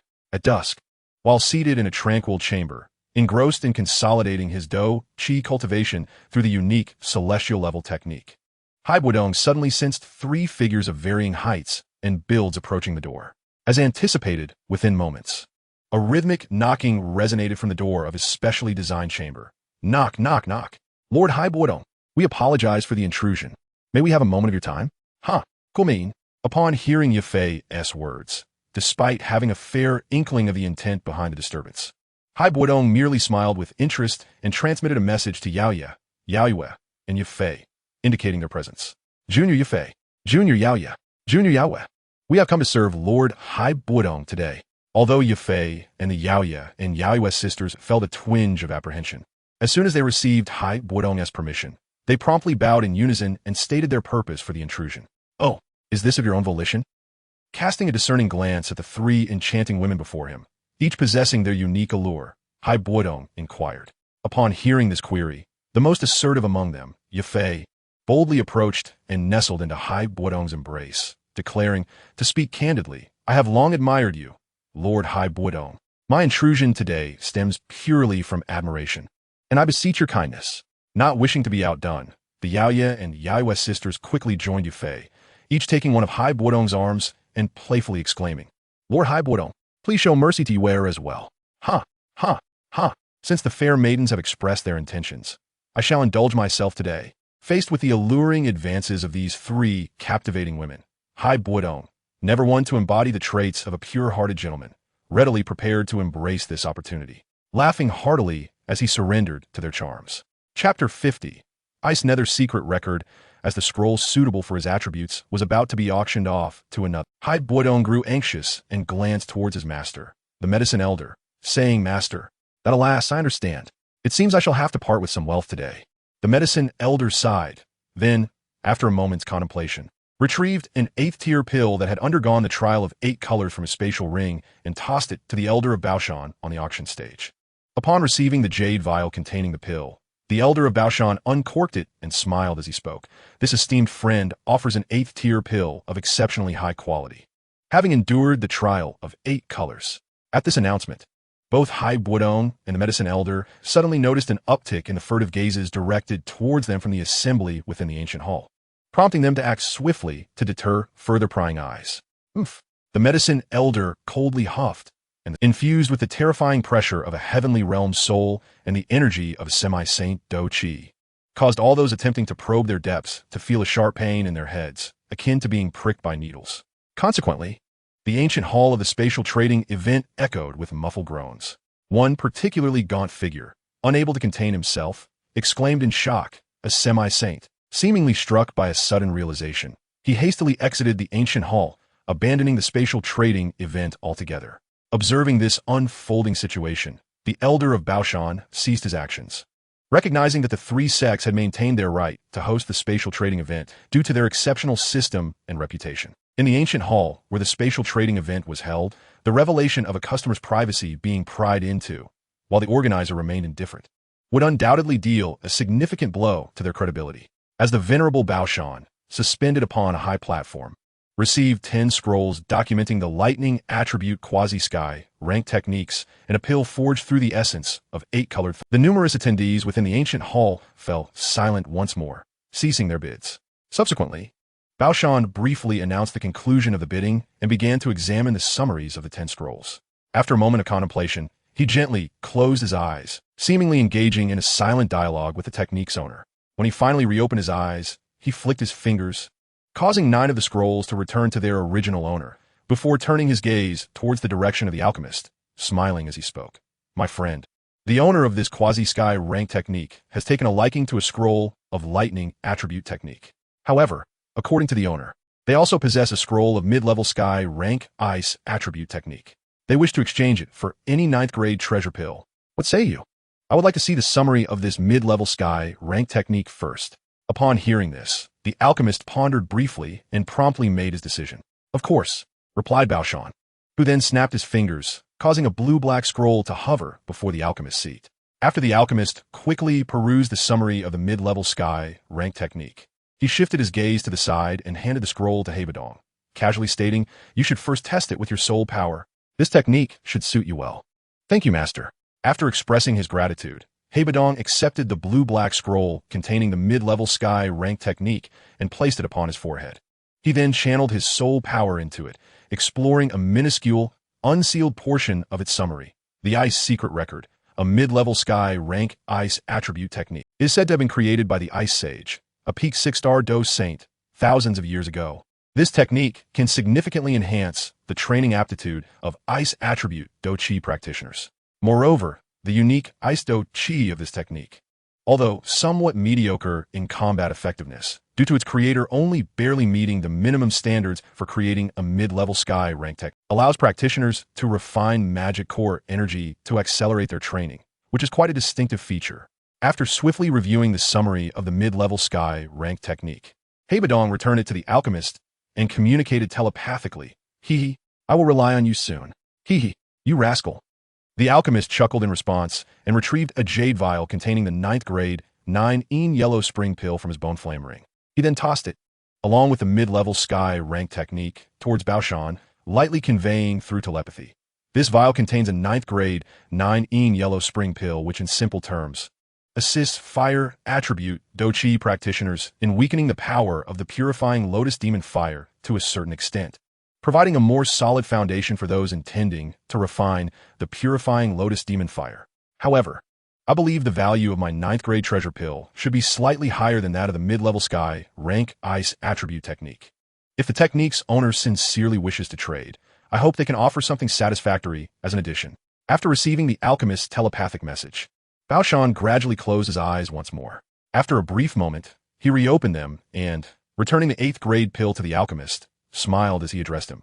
"My friend, this ice attribute sky rank technique was originally the 2nd item for auction in this spatial trading event. However, the current owner is quite pleased with your offered items. To show their sincerity, they are willing to directly provide 9 pieces of the ice attribute spiritual fruit, the ice yuan fruit, valued at 10,000 years of medicinal properties, as an addition to this transaction. How does that sound to you?" The ice yuan fruit, unlike the conventional ice attribute spiritual item, the cold essence, has a value comparable to that of an 8th grade pill forged through the essence of 6-colored thunder when sought after by those in need. After all, the ice yuan fruit is a primary material used to concoct the 8th grade ice yuan pill, which requires the essence of 8-colored thunder to form. As for the specific effects of this 8th grade pill, the alchemist, being a seasoned master of medicine, is naturally well aware. According to his knowledge, the properties of this pill directly elevate the Dou Qi cultivation of a peak Dou Zun ice attribute practitioner by complete turn. Both the alchemist and Bodong were reasonably satisfied with the current trading conditions. Therefore, as Baoshan employed a special method to erase the binding of the ice attribute sky rank technique and threw it towards the alchemist, he also tossed the jade vial containing the 9th grade pill to another location below the ancient hall. After the original owner of the sky rank technique carefully accepted the 9th grade pill from Baoshan, fully aware of the 100-year reputation of the 3 sects, he did not linger and promptly tossed a jade box containing 9 ice yuan fruits towards the alchemist. Upon completing this transaction, the previously subdued murmurs around them, silenced by the exhibition of Baoshan's semi-saint prowess, reignited with excitement. To evade unnecessary trouble, the alchemist opted not to remain in the ancient hall any longer. He swiftly departed with Bodong, utilizing the fastest speed possible to exit the ancient treasure pavilion and the peculiar space of the spatial town, arriving in the desert of the outside world. Although they did not notice any particularly noticeable pursuers behind them, to minimize potential complications, they did not linger and continued to propel themselves through space, hastily departing the desert region towards the location of the Starfall Pavilion. During their journey to the Tianqing mountain range, perhaps due to their quick reactions or perhaps out of respect for the alchemist's semi-saint strength, as well as the formidable forces that might be lurking behind them, both Bodong and the alchemist were fortunate enough not to encounter any ambushes until they returned to the secret realm of the Starfall Pavilion. However, the alchemist felt a profound regret for not seizing the opportunity to eliminate the Scorpion Demon Trio, old acquaintances encountered at the spatial trading event. After all, despite his age, the alchemist still possessed a youthful spirit, lamenting the inability to thoroughly assert dominance over his past adversaries in one fell swoop. Within the secret realm of the Tianqing mountain range, as usual, Bodong, having diligently practiced the ice secrets, an intermediate celestial level technique, closed his eyes and summoned the unique methods of the ice secrets, which once again activated, drawing upon the vast energies of the surrounding world to surge into his body. The impure energies of the universe were swiftly rendered into nothingness under the operation of the ice secrets. At this moment, the speed at which Bodong's fighting spirit circulated had surged to an astonishing magnitude, enhanced over 100-fold compared to when he had merely practiced the Earth-level advanced technique. Ice Sovereign Force. Furthermore, the formidable enhancement provided by this intermediate celestial level technique was not solely reflected in the speed of his fighting spirit circulation, in the steps of absorption, refinement, and accommodation of the worldly energies. It bore a transformative change when compared to the Earth-level advanced technique he had previously practiced, Ice Sovereign Force. With a breath laden with impurities expelled from his throat, Bodong could not help but smile with delight as he felt the fullness within him, a sensation that had accompanied his breakthrough to the 7-star Dou realm. After 3 months of relentless cultivation, he had not only replaced all his internal fighting spirit with the uniquely cold properties of the ice secrets, but had also naturally advanced his fighting spirit cultivation to the 7-star Dou realm due to the expulsion of impurities from his body. Just as Bodong stepped out of his secluded cultivation, a tempest of thunder suddenly gathered above the Starfall Pavilion's secret realm, followed by 8-color Dan thunder cascading down towards the alchemist Yao Lao, who was busy refining pills. Yao Lao, noticing the impending threat, merely snorted dismissively and effortlessly commanded a saintly demon puppet of intermediate semi-saint strength to block the onslaught of the 8-color Dan thunder. Despite the terrifying black magic thunder generated prior to the birth of a 9th-grade treasure pill, which possessed a power comparable to a low-level semi-saint's physical strength, the saintly demon puppet could not harness the 8-color Dan thunder to significantly enhance its physical prowess. As the 8-color Dan thunder dissipated, Yao Lao, holding an 8th-grade ice source pill that had endured the thunder's trial, could not suppress a smile of satisfaction. After 3 months of diligent crafting, he had finally refined the 9th 8th-grade pill, the ice source pill, using a primary material with an astounding 10,000 years of medicinal efficacy. Observing that his disciple Bodong had emerged from his seclusion, Yao Lao promptly retrieved the remaining 8 ice source pills from his bone flame ring and presented them, along with the freshly refined 8th-grade ice source pill, to Bodong. Take these. They're the ice source pills I specifically crafted for you over the past 3 months. As for the specific effects of these pills, you should already be aware. I shall say no more. Thank you, Master. Bodong zet ponde godafuli, accepting the pills with a smile and a respectful bow. Chapter 52. The Ancient Dragon of the Void. Just as Bodong stored the 9 ice source pills gifted by Yao Lao into his Sea of Souls ring, Yao Lao seemed to sense something and, without further explanation, tore open a spatial rift, traversing through the temporary passage he had created to arrive at the dwelling assigned to Ziyan within the Starfall Pavilion. Who dares to intrude upon my Starfall Pavilion? Upon reaching Ziyan's side, Yao Lao waved his sleeve lightly, utilizing spatial power to force out the hidden He Qing, who had been lurking in the interstices of space. Alchemist Yao, I am He Qing, an elder of the ancient dragon clan of the Void. Today, I trespass upon your esteemed grounds merely to escort our new dragon sovereign back. Upon witnessing Yao Lao's overwhelming power, even He Qing, typically brash and unrefined, found himself momentarily subdued. At that moment, Hai Bodong, following closely behind Yao Lao through the unidirectional spatial passage, arrived at Yao Lao's side. The new dragon sovereign you seek. Could it be you, Zian? Hehe. So Hai Bodong. You are quite perceptive to have guessed so swiftly, Ziyan replied, a hint of embarrassment coloring her cheeks. At this juncture, Ziyan, bolstered by the ample resources provided by the Starfall Pavilion, had achieved a pinnacle fighting spirit cultivation of 4-star Dou Zun and a 6-star Dou Zun physical prowess in a mere 5 years. Hai Bodong was not particularly surprised by this outcome. After all, as a top-tier magical beast hailing from the ancient dragon royal lineage, Ziyan only needed to consume advanced pills to enhance her fighting spirit and physical strength, provided the requisite resources were sufficient. After a brief pause, Ziyan continued with a smile. However, I do not wish to leave just yet. Dragon Sovereign, you should accompany He Qing back today. Only within the confines of our eastern dragon island can your strength truly flourish. Hearing Ziyan's words, He Qing, unable to stand idly by, hurriedly urged her to reconsider. Nevertheless, seeing that Ziyan remained resolute, the elder of the ancient dragon clan engaged in a detailed discussion with Yao Lao and Hai Bodong, elucidating the current internal circumstances and overall situation of the ancient dragon clan. Upon learning about the status of her kin, and persuaded by Hai Bodong and Yao Lao, Ziyan swiftly resolved her earlier hesitations and decided to return to the eastern dragon island alongside He Qing, before departing from the Starfall Pavilion. Knowing Yao Lao's unique cultivation technique, she left behind a royal dragon seal to assist Yao Lao in utilizing the characteristics of the burning art to absorb and refine the 3,000 flames of Yans. As for the origin of this royal purple dragon seal, it was clear that Ziyan, having received no guidance from dragons, had acquired it through her bloodline inheritance, which was intrinsically linked to the unique heritage of top-tier magical beasts. After Ziyan's departure with He Qing, Yao Lao merely notified Fengzun, who typically handled various pavilion affairs, and Medusa Queen, before promptly heading to the location of the Pill Tower, intending to negotiate his admission into the small Pill Tower to secure an opportunity to capture the 3,000 flames of Yans. After all, the 3,000 flames were treasures of the Pill Tower, and despite Yao Lao's good relations with many alchemists within the Pill Tower, if he wished to directly obtain a chance to attempt to subdue and refine this extraordinary flame, he would indeed have to establish a connection with the Pill Tower. Once Yao Lao departed from the Starfall Pavilion, Hai Bodong ventured alone to the courtyard where Qing Lin and the little doctor resided, eager to observe their progress in cultivation. Qing Lin, little doctor, are you both here? Upon stepping into the shared courtyard of Qing Lin and the little doctor, Hai Bodong called out loudly, "Little doctor, it's Uncle Hai Bodong." Hearing Hai Bodong's voice, Qing Lin cheerfully informed the little doctor, who was nearby, diligently consuming poison to cultivate her fighting spirit. "Yes, I understand." Qing Lin, after a brief moment of adjusting to the toxins within her body, the little doctor softly responded to Qing Lin, "Let us go out together now."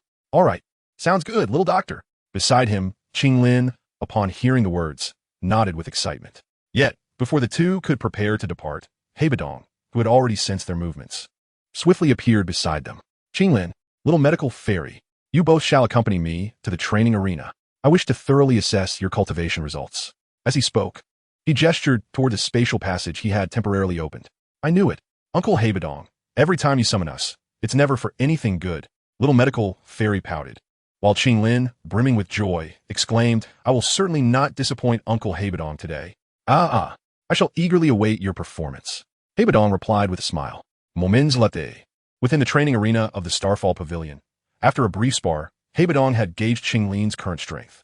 He unleashed a torrent of icy energy, swiftly concluding the assessment of their accomplishments. Of course, at this point, He Bodong had already gained meticulous control over his combat energy, and this simple exchange merely resulted in Qing Lin sustaining a minor, inconsequential injury. "Qing Lin, you have not only reached the pinnacle of the 4-star Dou Zun, but can also command 12 8th-tier magical beasts at the 1-star pinnacle level, as well as 1 6th-tier magical beast of the same rank. Based on my preliminary assessment, if you were to engage in combat with others, ordinary 7-star Dou Zun peak fighters would likely find themselves unable to contend with you. Naturally, should you encounter a 9-star Dou Zun peak fighter, it would be wise to avoid confrontation." After briefly discussing Qing Lin's recent accomplishments, He Bodong continued, Thank you for your concern, Uncle Hebodong. Qinglin responded with a happy nod after attentively listening to his evaluation.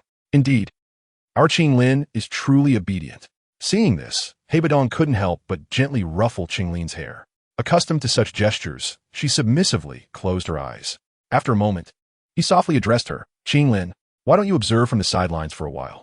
I am about to spar with your sister, the little medical fairy.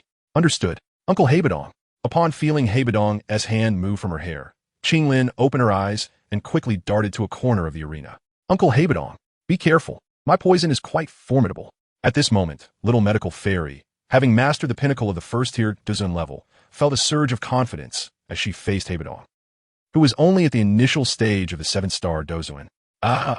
Little medical fairy, please do not hold back.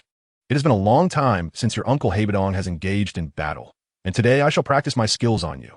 Though Hebodong's current Dou Qi level was indeed inferior to little medical fairies, adhering to his habitual nature, he was determined not to appear weak, even if he could not best her. Uncle Hebodong relishes a challenge. I refuse to believe that despite our significant difference in cultivation levels, you can still prevail over me. Little medical fairy pouted, biting her silver teeth as she launched her attack. 1,000 illusion poison spring. Go. As she intoned, countless tendrils of toxic, viscous gray light surged forth from her body, aimed directly at Hebodong. Ice God Step. Swift. In response to her toxic assault, Hebodong adeptly utilized the Ice God Step, seizing the fleeting moment to evade her attack. He then took advantage of the opening created by her assault to employ a special technique of the Ice God Step, surging forward to disrupt Little Medical Fairy's movements with an icy dragon strike.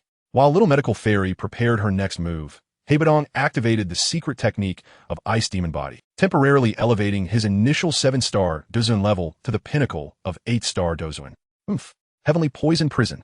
Having just thwarted Hebodong's attack, Little Medical Fairy, seeing him begin to channel his secret art, coldly snorted.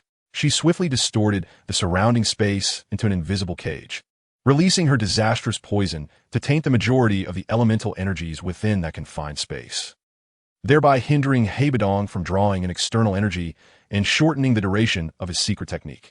Little Medical Fairy, are you playing tricks? Realizing that the surrounding elemental energy had been corrupted by her poisonous influence, Hebodong quickly ceased his absorption of ice elemental energy to extend the effectiveness of the Ice Demon Body, Ice God Fury, to swiftly reclaim his momentum. Hebodong unleashed the sonic energy technique, Ice God Fury, given that his soul power was only marginally superior to Little Medical Fairy's. This powerful shout merely caused her to momentarily lose focus, leaving her momentarily vulnerable. Though their exchange was merely a friendly spar, this brief moment of distraction allowed Hebodong to harness the opportunity, channeling most of his Dou Qi into a powerful attack akin to a heavenly tier technique, Frozen Heaven Palm.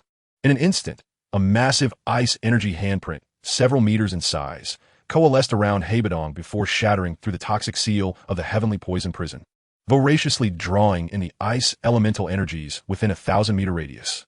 It rapidly formed a colossal energy handprint, hundreds of meters wide, directed at Little Medical Fairy. Erosion Poison Hand. Condense.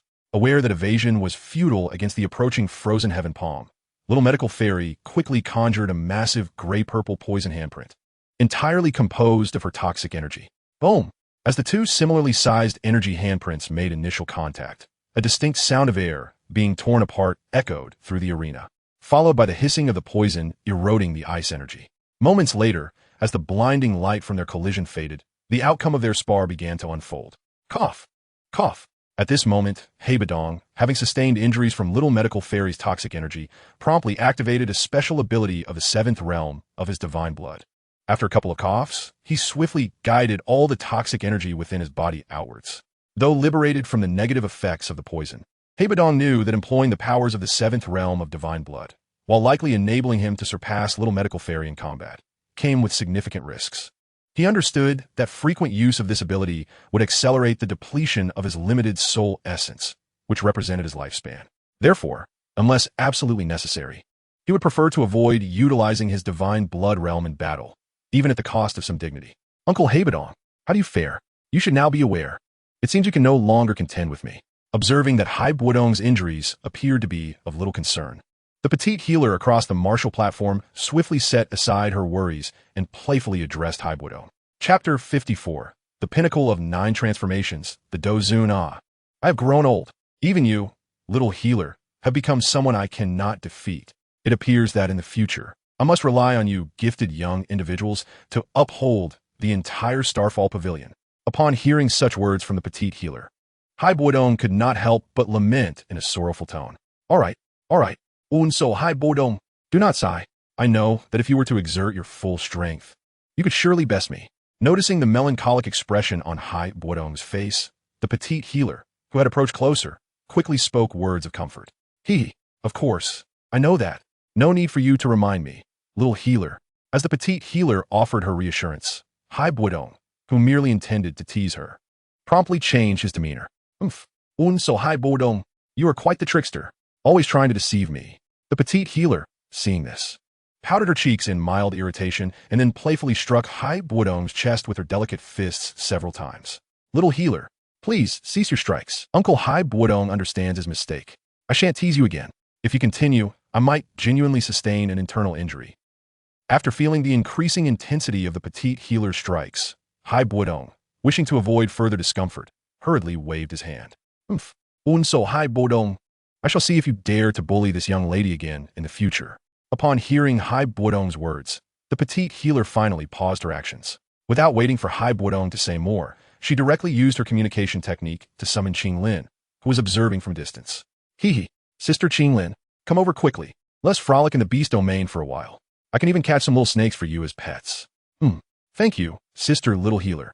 Seeing Bodong nodding in agreement, Qinglin accepted the petite healer's invitation.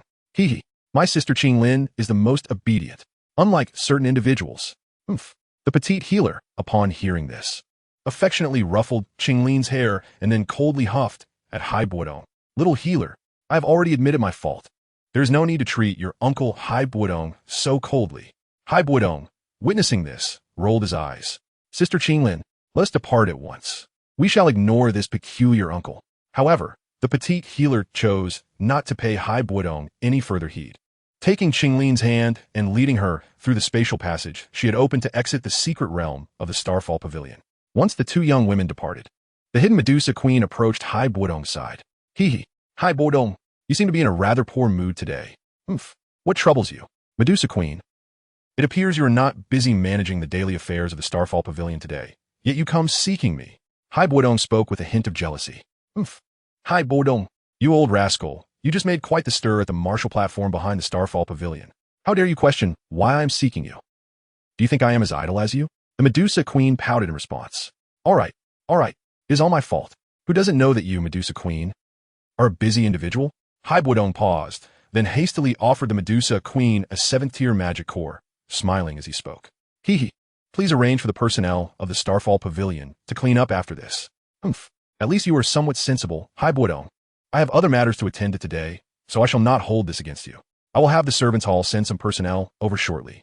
After skillfully storing the 7th-tier magic core given by Bodong into her high-grade spatial ring, the Medusa Queen huffed once more, indicating her desire to disregard Bodong, before turning and leaving the scene. Sigh, women are truly troublesome. I shall return to my cultivation of Dou Qi. Speaking of which, utilizing the special techniques from this intermediate heavenly tier cultivation method to refine the violent energy within ice attribute magic cores has significantly accelerated my usual pace of Dou Qi cultivation. It is truly exhilarating. At this rate, with the resources provided by my master, it won't be long before I, Bodong, can reach the pinnacle of 9-star Dou Zun and swiftly attain the peak of Dou Zun by consuming 9 8th-tier ice element pills, thereby completing the 9 transformations of the Dou Zun stage in one fell swoop. With this thought, Bodong set aside his previous vexations and departed from the rear mountain, returning to his designated retreat within the Starfall Pavilion to continue his daily training regimen. In the blink of an eye, nearly 2 years had quietly passed. At this moment, having concluded his seclusion, Bodong astonishingly possessed the Dou Qi cultivation of the pinnacle of 9 transformations Dou Zun, feeling the robust Dou Qi within him, far surpassing that of before his seclusion. Bodong could hardly contain his exhilaration, laughing heartily as he reflected on his newfound strength. Bodong, you seem quite pleased with yourself. Meanwhile, I am in dire straits. And just then, the sudden appearance of Yao Lao beside Bodong prompted him to lament. Master, you have arrived. Upon noticing his master Yao Lao's sudden appearance, Hai Bodong could not help but smile awkwardly.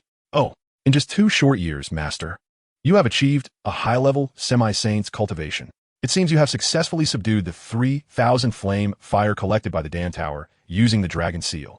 After observing Yao Lao's profound Dou Qi, which appeared even deeper than 2 years prior, Hai Bodong could not help but express his excitement.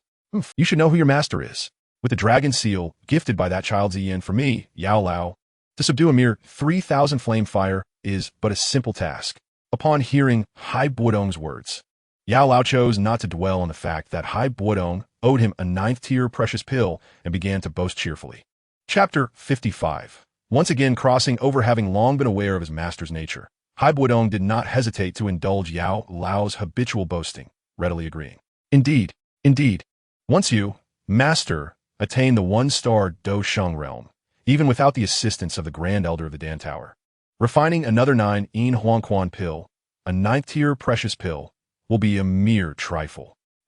Given how understanding you are, I shall not hold your previous debts against you. Upon hearing Hai Bodong's flattering words, Yao Lao appeared quite pleased. Then, as if suddenly recalling something, Yao Lao promptly addressed Hai Bodong. Oh, by the way, disciple, you are aware that in recent years, the influence of our Starfall Pavilion has been steadily expanding, even encompassing the former 4 pavilions, namely the Wanjian Pavilion and Huangquan Pavilion, as affiliated forces. What used to be the 4-pavilion assembly has gradually transformed into a dialogue between our Starfall Pavilion and the Fenglei Pavilion. After all, the Fenglei Pavilion is backed by the support of the Heavenly Demon Phoenix clan, and it would be unwise for me to act rashly against them. Yao Lao paused before continuing with a smile. Hai Bodong, soon it will be time for our Starfall Pavilion to engage in exchanges with the Fenglei Pavilion. Before that, let's cross over once more. Very well, master. Having significantly enhanced their abilities, it was indeed time for the master and disciple to embark on a journey through time. Without further ado, Hai Bodong seized the hand of Yao Lao and, with a mere thought, activated the power of the time wheel hourglass. In an instant, they were enveloped by a void, experiencing what felt like both a fleeting moment and the passage of millennia. When their consciousnesses finally returned to clarity, they found themselves successfully traversing to their original location, a secluded villa in the outskirts of Tianjin City. Upon their arrival, neither Hai Bodong nor Yao Lao lingered, swiftly making their way to the Lu family estate, eager to ascertain the current circumstances surrounding Zhou Xiaoan. During the week that Hai Bodong had been away from the Lu residence, Zhou Xiaoan had spent his days not only singing the corpse song with Lu Wuye in the bathhouse, but also engaging in idle chatter with the portly Lu. Occasionally, he was subjected to playful antics by Lu Shuang, who would feed him her Red Mountain corpse goo, employing the manipulation techniques of the corpse clan. In truth, the Lu family had not restricted his freedom. He could leave at any moment. However, with a clear objective in mind, Zhou Xiaoan sought to seize this opportunity to delve deeper into the inner workings of the corpse clan, thus remaining for an entire week. From his conversations with Lu Wuye during this time, Zhou Xiaoan learned that over 3 millennia ago, the Shang dynasty's Emperor Xian was an ancestor of the Lu family, while the legendary immortal Peng Zhu was an ancestor of the Bai family. Legend has it that Peng Zhu taught Emperor Xian the art of creating immortal soldiers, which earned him the emperor's profound admiration and fostered a deep bond between the two. However, the tides turned when Zhou Wuwang rebelled against the Shang dynasty. At a time of national peril, Peng Zhu betrayed Emperor Xian, leading thousands of immortal soldiers away from the battlefield, vanishing without a trace, which ultimately led to Emperor Xian's defeat at Mai and his tragic self-immolation on Lutai. Though it remains a mystery why both families changed their surnames thousands of years later, the grudges between them endure, resulting in relentless conflicts, each desiring the other's complete annihilation. Such strife transcends mere interests, resembling a frivolous feud akin to a cat-and-dog rivalry. Among the 3 prominent corpse clans in Huagua, the Zhang family stands out for its discretion, maintaining neutrality amidst the Lu and Bai family's discord, and adopting a conservative stance towards humanity. On the surface, they appear to eschew conflict. Yet rumors persist of their clandestine expansion of influence. Zhou Xiaoan's decision to remain at the Lu residence was not solely to gather intelligence on the corpse clan. He also harbored concerns about a potential resurgence of his heart addiction after leaving, as today marked the day he was due to report back to the 107 Bureau. After bidding farewell to Lu Wuye, he departed the Lu residence with the Lu siblings, Mei Xiaoqian, who had come to find him, and 2 police officers accompanying her. all making their way towards the 107 Bureau in a black Land Rover and a Mitsubishi Pajero police car. Under the radiant sun, Lu Wuye and his son Lu Shiji watched the vehicles fade into the distance. Father, I fail to comprehend why you would entrust the ancestral corpse song to Zhou Xiaoan, an outsider. You have yet to teach it to your own grandson, Lu Fuguwei. Lu Shiji exclaimed. The corpse song is a high-level cultivation technique for our clan, which would aid Zhou Xiaoan in mastering the Serpent God treasure ring. That boy Fuguwei is of mediocre talent. It is better he not learn. You greatly overestimate that lad. Lu Wuye retorted. Even if he possesses the Serpent God treasure ring, what of it? He is still afflicted by the Red Mountain corpse goo, destined to be manipulated by Shuang for eternity. With a chuckle, Lu Wuye stroked his beard and let out a peculiar laugh. One imbued with the pride of a seasoned veteran and tinged with the melancholy of a hero's twilight years. At this moment, Lu Shiji stood perplexed, gazing at his father. Hee, brother Shiji, do you truly believe that the Red Mountain corpse goo can maintain control over Zhou Xiaoan indefinitely? Lu Wuye paused, then resumed. That child's future is boundless. I taught him the corpse song a few days ago to create a bond. One day, when he ascends to prominence, he may look favorably upon our Lu family. Meanwhile, Lu Shiji remained skeptical of his father's words. Ever since Lu Shuang's birth, he had marveled at her exceptional talent, envisioning a glorious future for her. As a father, he held unwavering confidence in his daughter's abilities, and thus, he couldn't help but chuckle inwardly. Hee, how peculiar the elderly become. Shuang's Red Mountain corpse goo took a decade to refine. Even if the Heavenly King himself were to consume it, she would still remain obedient. What is Zhou Xiaoan? After all, this expedition to uncover the existence of the Celestial Star City will surely place my daughter Lu Shuang in the limelight of the corpse clan. Chapter 56. Zhou Xiaoan, just as Lu Shiji was lost in thoughts of his daughter Lu Shuang's future, two formidable figures suddenly materialized beside him. Ha, brother Shiji. Hai Bodong greeted with a smile. It has been a while. How have you been? Ah, it is you, Elder Hai. You startled me. Lu Shiji exhaled, relieved, and then turned to Yao Lao, inquiring, and who might this be? This is my master. You may call him Yao Lao. Hai Bodong replied, promptly introducing Yao Lao. He then turned his attention back to Lu Wuye, Lu Laozu, where has Zhou Xiaoan gone? Hai Bodong, you have grown stronger, Lu Wuye remarked. Moreover, this elder beside you seems even more formidable. In response to Hai Bodong's inquiry, Lu Wuye refrained from giving a direct answer, instead utilizing his corpse force to gauge the energies of Hai Bodong and Yao Lao. Although his strength was insufficient to discern their precise abilities, his instinct suggested that Hai Bodong's prowess had become considerably more unfathomable compared to a week prior. As for Yao Lao, being Hai Bodong's master, his strength was undoubtedly formidable as well. Stop with the pleasantries. Lu Wuye, tell me where that lad Zhou Xiaoan has gone. Hai Bodong pressed for an answer. Alas, I know that if I do not divulge this information, you, Hai Bodong, will surely uncover it elsewhere in no time. Lu Wuye sighed before continuing. Very well. Follow me. Subsequently, Lu Wuye retrieved some information regarding the Celestial Star City from his residence, providing it to Hai Bodong while outlining Zhou Xiaoan's current whereabouts and objectives. With the information they sought in hand, Hai Bodong and Yao Lao made no further delays, bidding Lu Wuye farewell before promptly setting off to pursue Zhou Xiaoan and his companions based on the map's directions. Meanwhile, after more than 3 hours of driving, Zhou Xiaoan and his party were still speeding along the provincial road. The 107 Bureau was located in the northern outskirts of the imperial capital, while Lu's residence was situated in the western outskirts of Tianjin City, over 100 kilometers apart, with the actual distance nearing 200 kilometers. Additionally, Zhou Xiaoan had taken the time to visit the hospital to bid farewell to his adoptive mother, Wang Wan, causing further delay. Thus, by the time they were within 10 kilometers of the 107 Bureau, it was already 2 o'clock in the afternoon. Rest assured, Xiaoan, during this time, our hired caregiver will be looking after her. Annie will be just fine. Lu Fatty, this fellow, drove his own Land Rover, chattering incessantly as they traveled.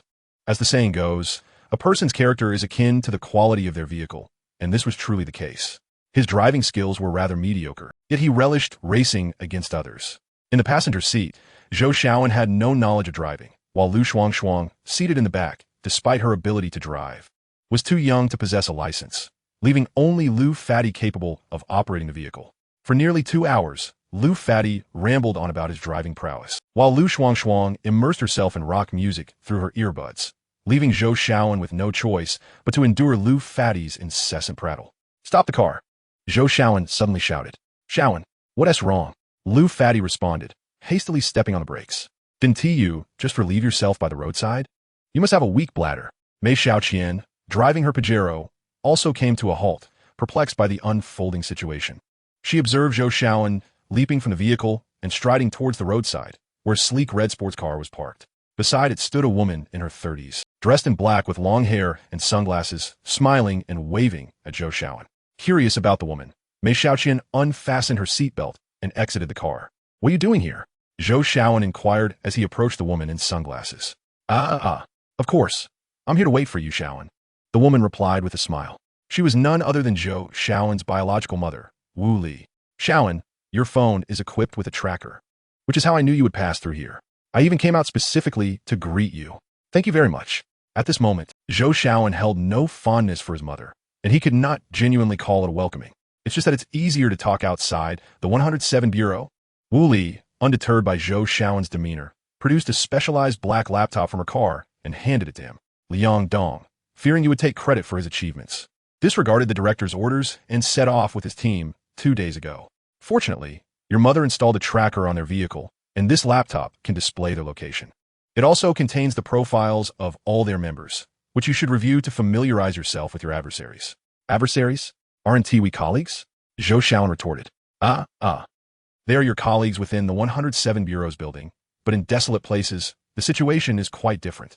Wu Li glanced into the distance and continued. Liang Dong is a dangerous man. You must not underestimate him. Moreover, he currently has a foreigner with him who, like you, wears an ancient ring. This individual is the one who provided the location of the Star City to the 107 Bureau. A foreigner with an ancient ring? When did he arrive? Zhou Shaoan's mind raced. Could that ancient ring be the one lost in the miraculous Wui Mountains? During your recent vacation, Shaoan, time is of the essence. Detailed information is contained within this laptop.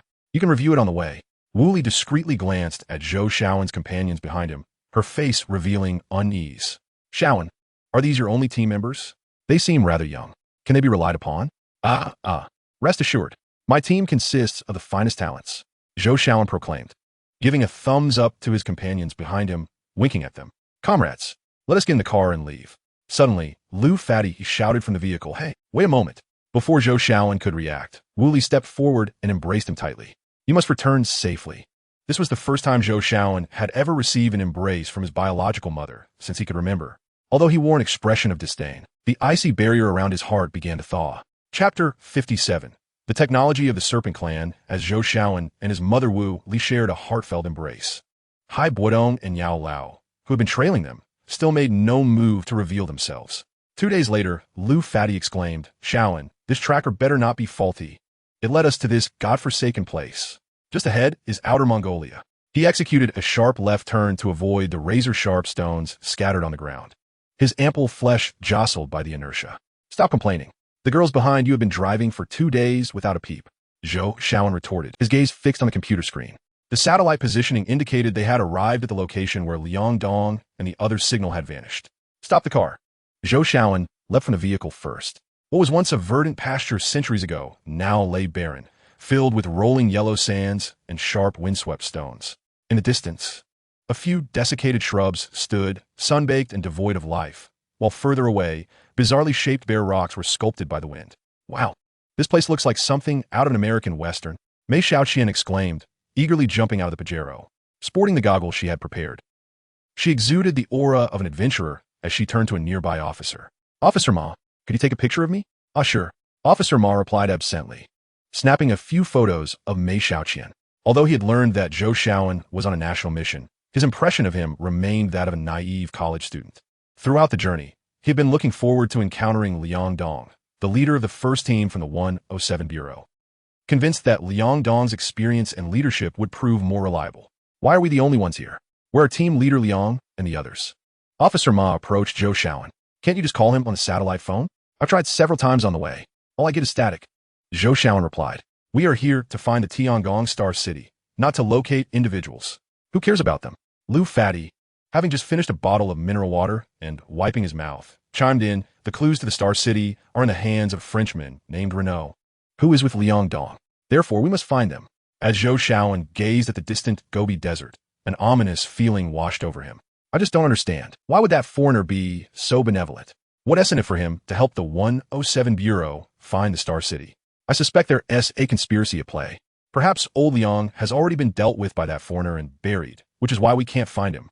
Lu Fati continued voicing his suspicions. While Zhou Xiaoan had already perused all the information on the laptop during the journey, it revealed that, several days prior, Renault had effortlessly breached the 107 Bureau security systems. He claimed to be acting on behalf of the French Esoteric Society, assisting the 107 Bureau in accessing the Star City to seek prehistoric energy sources.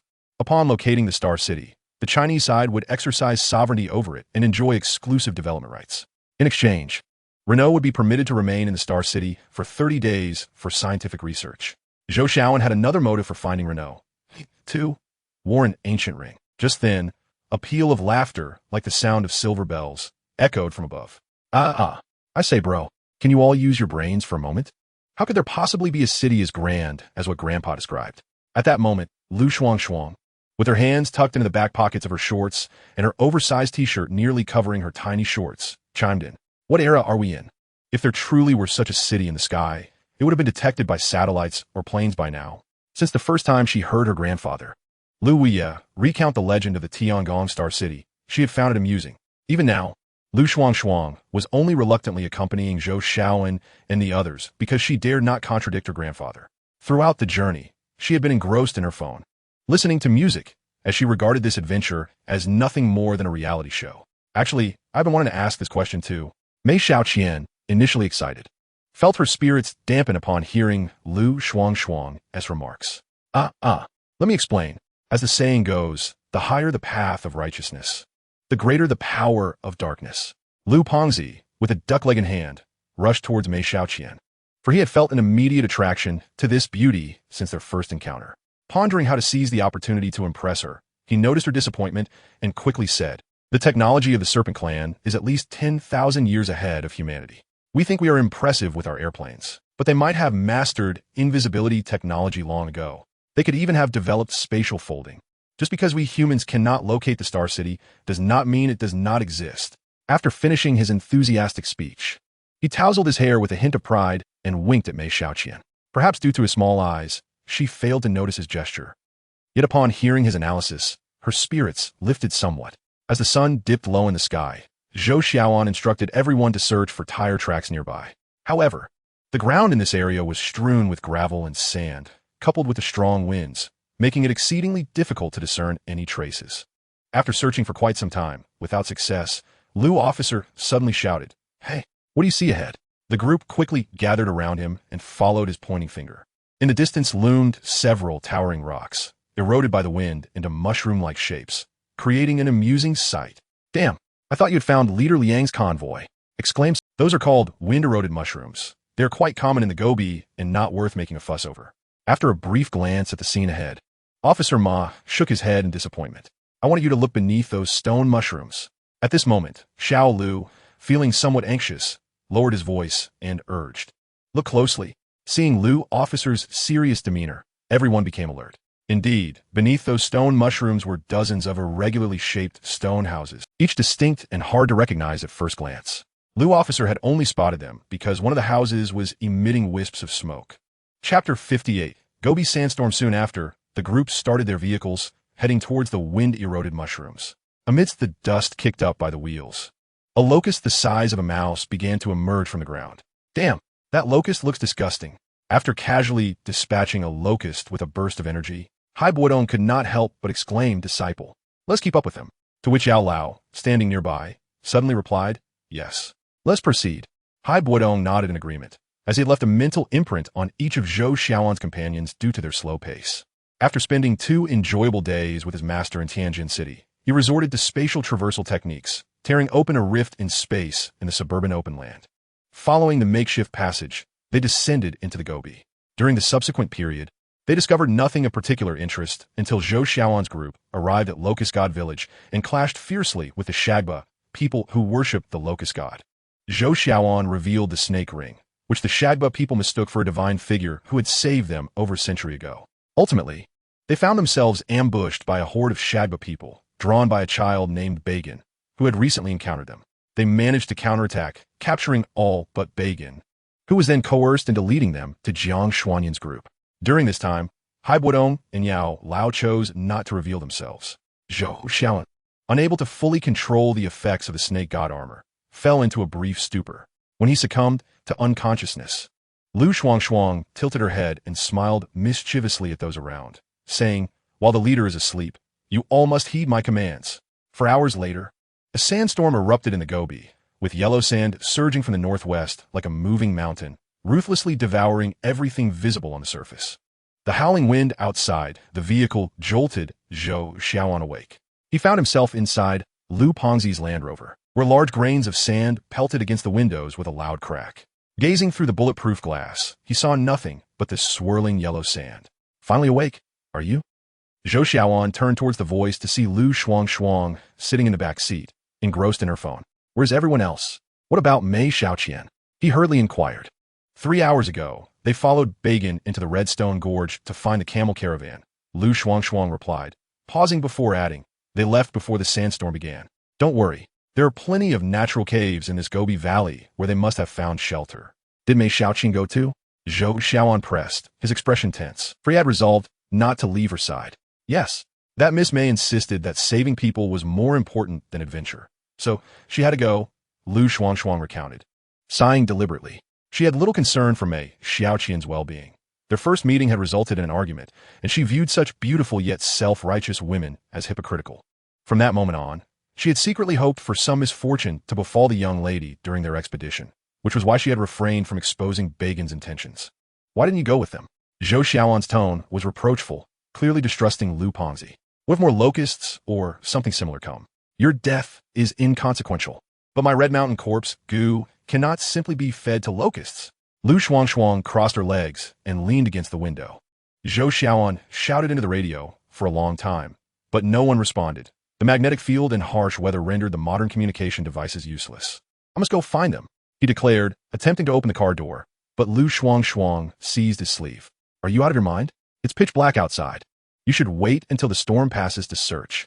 Finally regaining his composure, Zhou Xiaoan acknowledged the truth in her words, but felt uneasy about Mei Xiaoqian. He was acutely aware that Bagin harbored ill intentions, his eyes glinting with malice, and being familiar with the terrain, he could not be ruled out as a potential threat. Yet, it was evident that the sandstorm showed no signs of abating, and his current anxiety would yield no results. Thus, he resolved to place his hopes on the unreliable Lu Pengzi. At this moment, Bagin was leading Mei Xiaoqian, Lu Pengzi, and the 2 police officers through the dark cave. Despite wielding flashlights, they could only see within a 10-meter radius. The cave, nestled on the side of the canyon, was extremely concealed, without a guide. One would likely pass by unnoticed. Before entering the cave, Bagin had warned them that this was a place where bandits discarded bodies, advising them not to overreact if they encountered any corpses. A scream pierced the air. It was Mei Xiaoqian, her face pale with terror as she covered her mouth with one hand while clutching the flashlight with the other. The beam illuminated a highly decomposed corpse nearby. Although Bagin had forewarned her, the sight was far more horrifying than anything she had seen in horror films, and she instinctively shrieked, "Xiaoqian, do not worry. With me. Lu Fuguwei, no demon or evil spirit dares to lay a finger on you." Lu Pengzi seized the opportunity to wrap his greasy arm around Mei Xiaoqian's shoulder. "Zhou Xiaoan, he won't be in any danger, will he?" Mei Xiaoqian asked, concerned about Zhou Xiaoan's condition. "Hey, why are you worrying about him? Right now, he's practically invincible. His life is tougher than diamonds." Lu Fati contemplated revealing the deceit surrounding the snake god ring, but as the words teetered on the edge of his lips, he hesitated, recalling the dubious nature of his previous actions, and swiftly swallowed his words instead. In Chapter 59 of the Tomb of the Martial King, Mei Xiaoqian's expression remained grave, her complexion pale. Her concern for Zhou Xiaoan's safety was profound, especially since she had only learned 3 hours prior of his affiliation with the Corpse Clan. This revelation deeply troubled her.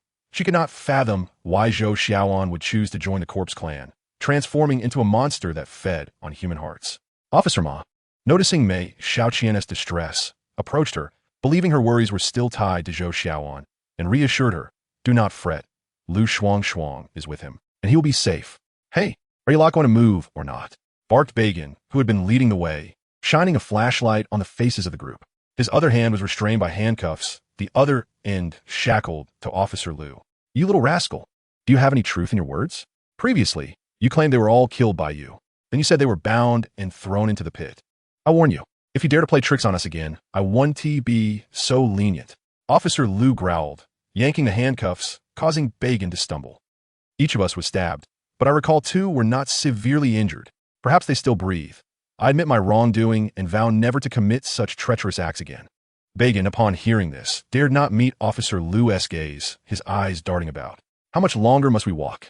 We've been in this cave for over an hour. Officer Ma suddenly directed a question at Bagan. You're moving too slowly.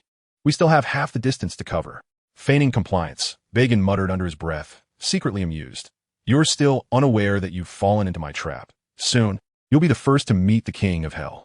Liu Fatty scratched his head, as if recalling something significant, and approached Bagan, stating, Little brat, before that group with guns emerged, you mentioned 3 matters concerning us. Yet, you only revealed the first 2. What is the third?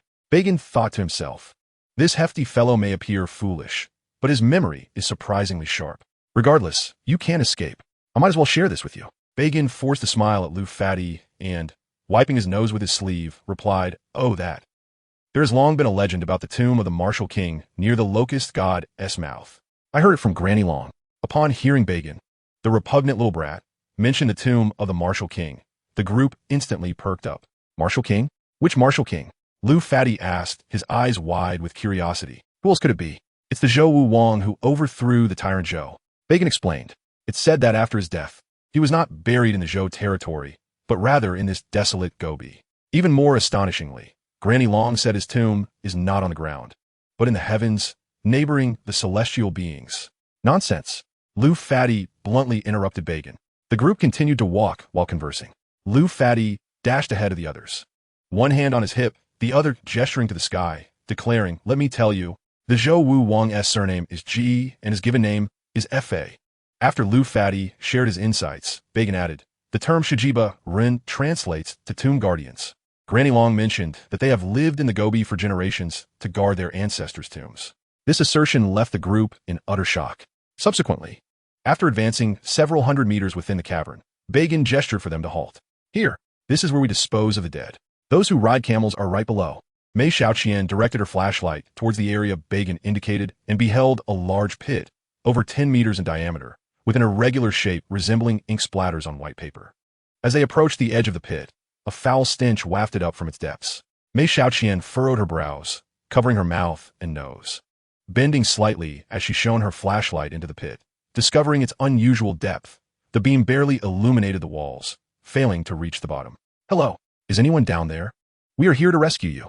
Mei Xiaoqian shouted into the abyss. Moments passed, and the cavern remained eerily silent, save for the echo of her voice. Officer Ma crouched by the pit, contemplating, then coldly remarked, Our strong flashlight can illuminate over 200 meters, yet it cannot reach the bottom of this pit. This indicates it is at least 200 meters deep. If a person were to fall from this height, even without being stabbed, they would surely perish. 200 meters. Is that even possible? A television tower is only about 200 to 300 meters high. Can this pit be that deep? Officer Liu expressed skepticism. The forces of nature are unfathomable. The world's deepest cave, called Krubera, has been explored to depths exceeding 2,000 meters, equivalent to stacking 6 Eiffel Towers. Mei Xiaoqian stated as she photographed the pit with her camera. Uncertain of its true depth, she felt a blend of terror, curiosity, and excitement. You bunch of heartless bastards. Officer Liu struck Bagan across the face, glaring at him menacingly. You little rascal, do you dare to deceive us again? Bagan, dazed and reeling from the slap, retorted, Who is deceiving you? I did say everyone was dead, but this fatty insisted that the woman with the black mole is immortal. That is why I brought you all here. He pointed at Liu Fatty while covering his face. At that moment, Bodong, who had long grown weary of observing the futile antics of these insects, revealed his presence. I've been thoroughly disgusted by this repugnant little brat for some time. Upon materializing, Bodong casually scoffed, then unleashed a torrent of energy, encasing Bagan in an irregular ice sculpture. Dou Qi, what brings you here? Liu Fatty, the first to react, recognized Bodong and, seeing the imposing figure before them, the group felt the weight of their fears lift, collectively exhaling, relieved from their previously heightened anxiety. Chapter 60. Jiang Xinyan following Bodong's appearance. Yao Lao also materialized beside him. Dou Qi, Who is this venerable gentleman? Lu Fuguei inquired, not hesitating to ask. He is my master. You should address him as Yao Lao. Hai Bodong Ziplit Non Tialen. Ah, young Lu Fuguei. A pleasure to meet you, Yao Lao. Lu Fuguei, upon hearing Hai Bodong's introduction, did not dare to act arrogantly and promptly bowed to Yao Lao. Hello, young Lu Fuguei. Yao Lao responded with a smile, waving at the boy, observing the lingering questions among the group. Hai Bodong had no intention of further prolonging the conversation and directly clarified the reason for his earlier actions against Bagan. You all should follow me out now. The little brat I just dealt with was entirely lying. There are no living souls down here, only a monstrous locust that devours humans. Bagan's deceit was merely a ploy to lure you all here to eliminate you with their locust matriarch. What? I knew that wretched creature had no good intentions. We owe you a great debt, Elder Hai. Otherwise, we might have lost several lives. Lu Fatty expressed his gratitude for Hai Bodong's intervention. Indeed, thank you, Elder Hai, for shedding light on our predicament. That scoundrel Bagan truly deserves his fate. The two police officers present, upon hearing the words, expressed their gratitude. However, the realization that the very individual Mei Xiaoqian had protected not long ago, Bagan, harbored thoughts of causing them harm, left her with little inclination to defend him, and after a brief moment of contemplation, having learned her lesson, Mei Xiaoqian also extended her thanks to Hai Bodong. Meanwhile, Zhou Xiaoan was lost in thought as he gazed out the car window at the swirling sands of the Redstone Valley. Casting a glance at his watch, anxiety crept into his heart. After all, Mei Xiaoqian and her companions had been away for over 4 hours without returning to his location. Subsequently, Zhou Xiaoan conferred with Lu Shuang in the vehicle, and together they gathered essential supplies, slinging 2 backpacks over their shoulders before stepping out, resolved to search for Lu Fuguei and the others. Curiously, as they ventured a short distance, the sky unexpectedly cleared, revealing a peculiar inverted rainbow. The rapidity of these changes left Zhou Xiaoan and Lu Shuang, still holding hands, awestruck. They both looked up at the inverted rainbow, resembling a couple who had wandered into a fantastical realm. Suddenly, the wind ceased. Lu Shuang abruptly withdrew her hand, her cheeks tinged with a rosy hue as she turned away. Zhou Xiaoan remained frozen in place, his gaze fixed on the direction of the rainbow, not astonished by the rainbow itself, but by the sight of a familiar figure far in the distance, approaching them on a camel. The camel's fur was white, and its handcrafted saddle was exquisitely designed, with water bags and backpacks hanging on either side. The woman atop the camel donned a light brown woolen coat, paired with white twill trousers and brown leather boots. A pearl-white silk scarf adorned her head, and pink-tinted glasses reflected the sunlight, obscuring her features. Yet, judging by her figure and demeanor, it was evident that she was a striking beauty. As the camel obediently knelt, the woman dismounted, removed her sunglasses, and smiled at Zhou Xiaoan. With a charming and magnetic voice, she said, "Hee, long time no see. Jiang Xianyan," Zhou Xiaoan exclaimed, astonished to find that it was indeed Jiang Xianyan standing before him. During their separation of over a month, he had yearned for the moment they would reunite, envisioning countless scenarios for their encounter, whether in a hospital, on the streets, or at Lu Wuye's home. He never anticipated that amidst the desolate expanse of the Gobi Desert, mere moments after enduring a sandstorm, he would meet Jiang Xianyan. Life's grand narrative is often filled with unpredictable twists. Although Lu Shuang had never met Jiang Xianyan, she had heard her brother mention this woman before. It was her first time witnessing Zhou Xiaoan's face light up with such uncontainable joy. Her intuition as a young girl told her that his feelings for this woman were far from ordinary. "What brings you here?" Zhou Xiaoan continued to inquire. "I was about to ask you the same," Jiang Xianyan replied as she approached Zhou Xiaoan, brushing the sand from his hair. "Since leaving Weishan's marvels, I've searched for you everywhere, but couldn't find you. Dou mentioned on the phone that you were alive but didn't wish to see me." Jiang Xuanyan's tone was calm, her gaze gentle as she looked at Xiaoan. Upon hearing her words, the ice that had encased Zhou Xiaoan's heart for over a month began to thaw rapidly. Previously, he had resented Jiang Xianyan for her perceived coldness, only to realize now that someone had been obstructing their connection. At that moment, Zhou Xiaoan inwardly cursed. "Dou Qi, how ruthless can you be? To prevent me from joining the corpse tribe, you went so far as to weave such a lie. Just a few days ago, I was with Professor Meng from the Imperial Capital University and several of his graduate students on an expedition to the China-Mongolia border. If I am not mistaken, our goals align. We are both seeking a city." Jiang Xianyan smiled and pointed towards the sky. "It seems this celestial star city has brought us together once more." Zhou Xiaoan reciprocated her smile, feeling a sense of camaraderie. Wasn't your team supposed to be following along? Lu Shuangshuang suddenly interjected with a mischievous grin, glancing at Jiang Xinyan. Upon noticing Lu Shuangshuang's bright, charming demeanor, Jiang Xinyan perceived her sharp, penetrating gaze and realized she was a clever and formidable girl. My team is camping not far ahead. If it weren't for some members suffering from heat stroke and fever, we wouldn't have crossed paths, Jiang Xinyan explained. Upon hearing this, Zhou Xiaoan understood. So, you were drawn by the gunfire from the Sagaba people. It seems this misfortune has turned into a blessing. Recalling the Sagaba's gunfire, Zhou Xiaoan suddenly smacked his thigh. Oh no, that scoundrel Bagan has deceived us. As they traversed the Valley of the Red Stone, Zhou Xiaoan and Lu Shuangshuang walked side by side. The valley resembling a jujube seed in shape. At its widest, the valley spanned 700 to 800 meters, and they found themselves in its central section. Since entering the valley, their feet sank into the soft sand, reminiscent of a beach, with sand accumulating in their shoes. Hey, Zhou Xiaoan, you seem to prefer that sister over Mei Jia, don't you? Lu Shuangshuang teased, hands behind her back, casting a sidelong glance at him. You're still so young. Yet you're so nosy. Shouldn't you be more concerned about your brother's well-being? Zhou Xiaoan retorted, wiping the sweat from his brow as he struggled to free his shoes from the sand. He observed that the closer they got to the center, the deeper their shoes sank. Now, with the sand overtaking the tops of their shoes, Zhou Xiaoan found himself torn between two remarkable women, one innocent and pure, the other enigmatic and alluring. You mustn't play both sides. Well, I don't know if you're broad-minded or if Lu Pengzi simply lacks charm. Zhou Xiaoan found himself at a loss for words with the spirited girl. In that fleeting moment of reunion with Jiang Xinyan, he had much to express regarding the Celestial City, Lu Wuye, the 107 Bureau, and more. Yet, his foremost concern remained the safety of Mei Shaoqian. Jiang Xuanyan's warning heightened his vigilance. If the ground beneath them were solid, he could feel somewhat secure, for living creatures could not easily conceal themselves in hard soil. However, the soft sands beneath them made him apprehensive. From the moment they entered the valley, he had been bracing himself for something to leap from the sand.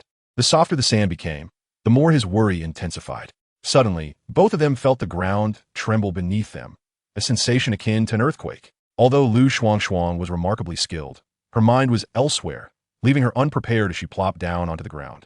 Zhou Xiaoan stumbled, flailing his arms to maintain his balance. Was that an earthquake?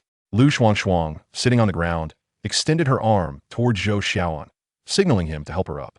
Yet he was too preoccupied, his eyes wide with astonishment as he focused ahead, as if he had discovered a new world.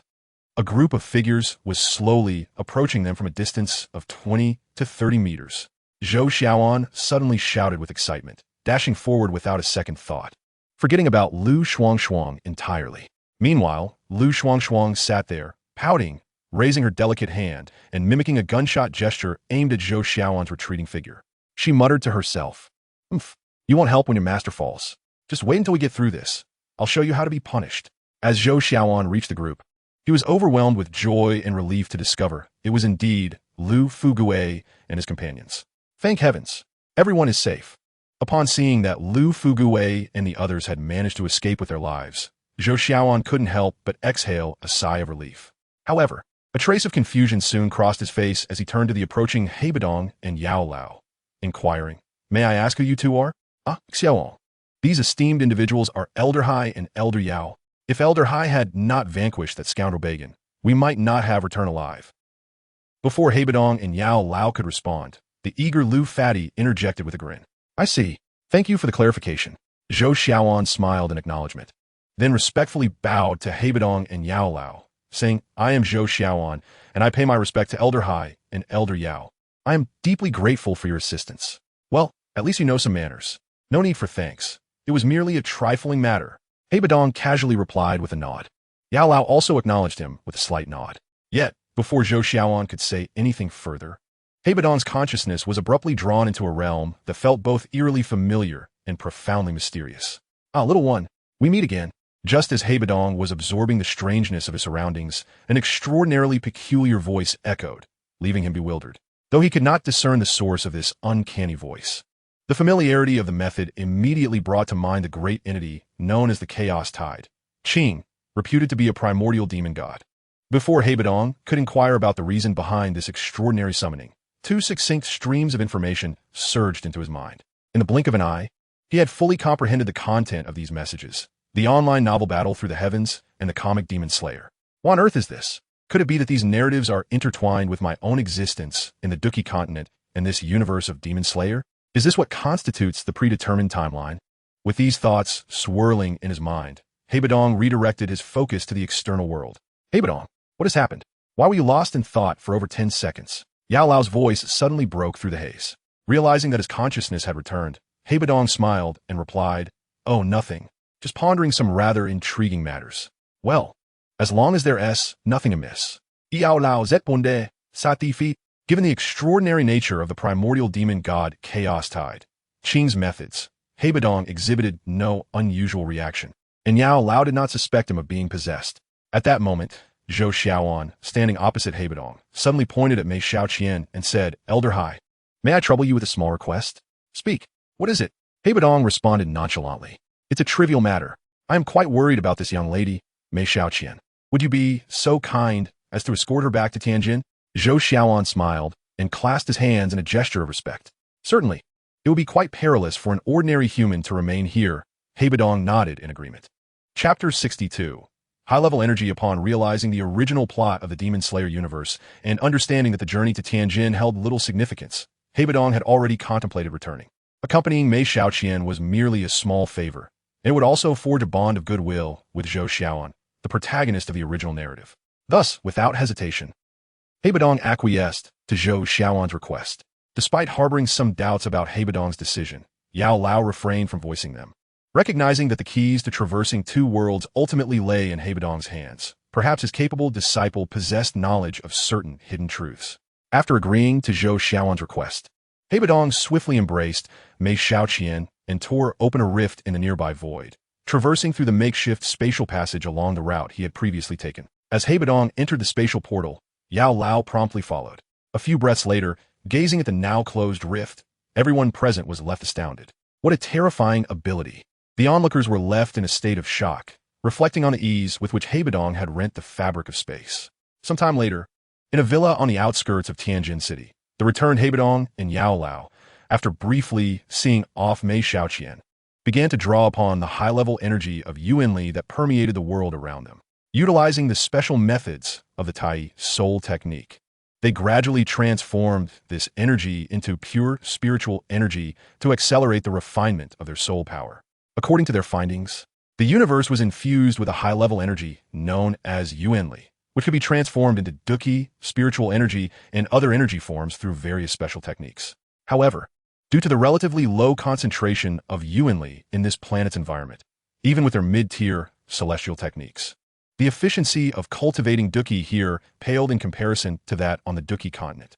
In fact, Bodong and Yao Lao speculated that without a Dou Wang level of Dou Qi cultivation, prolonged stay on this low-energy planet could not only hinder their advancement, but also risk a decline in their original Dou Qi cultivation due to energy depletion. Thus, Bodong and Yao Lao's decision to leverage the nearly infinite time difference between the two worlds to cultivate their soul power through the Tai Soul technique was undoubtedly sagacious. After all, even on the Dou Qi continent, spiritual energy capable of enhancing soul power was quite scarce.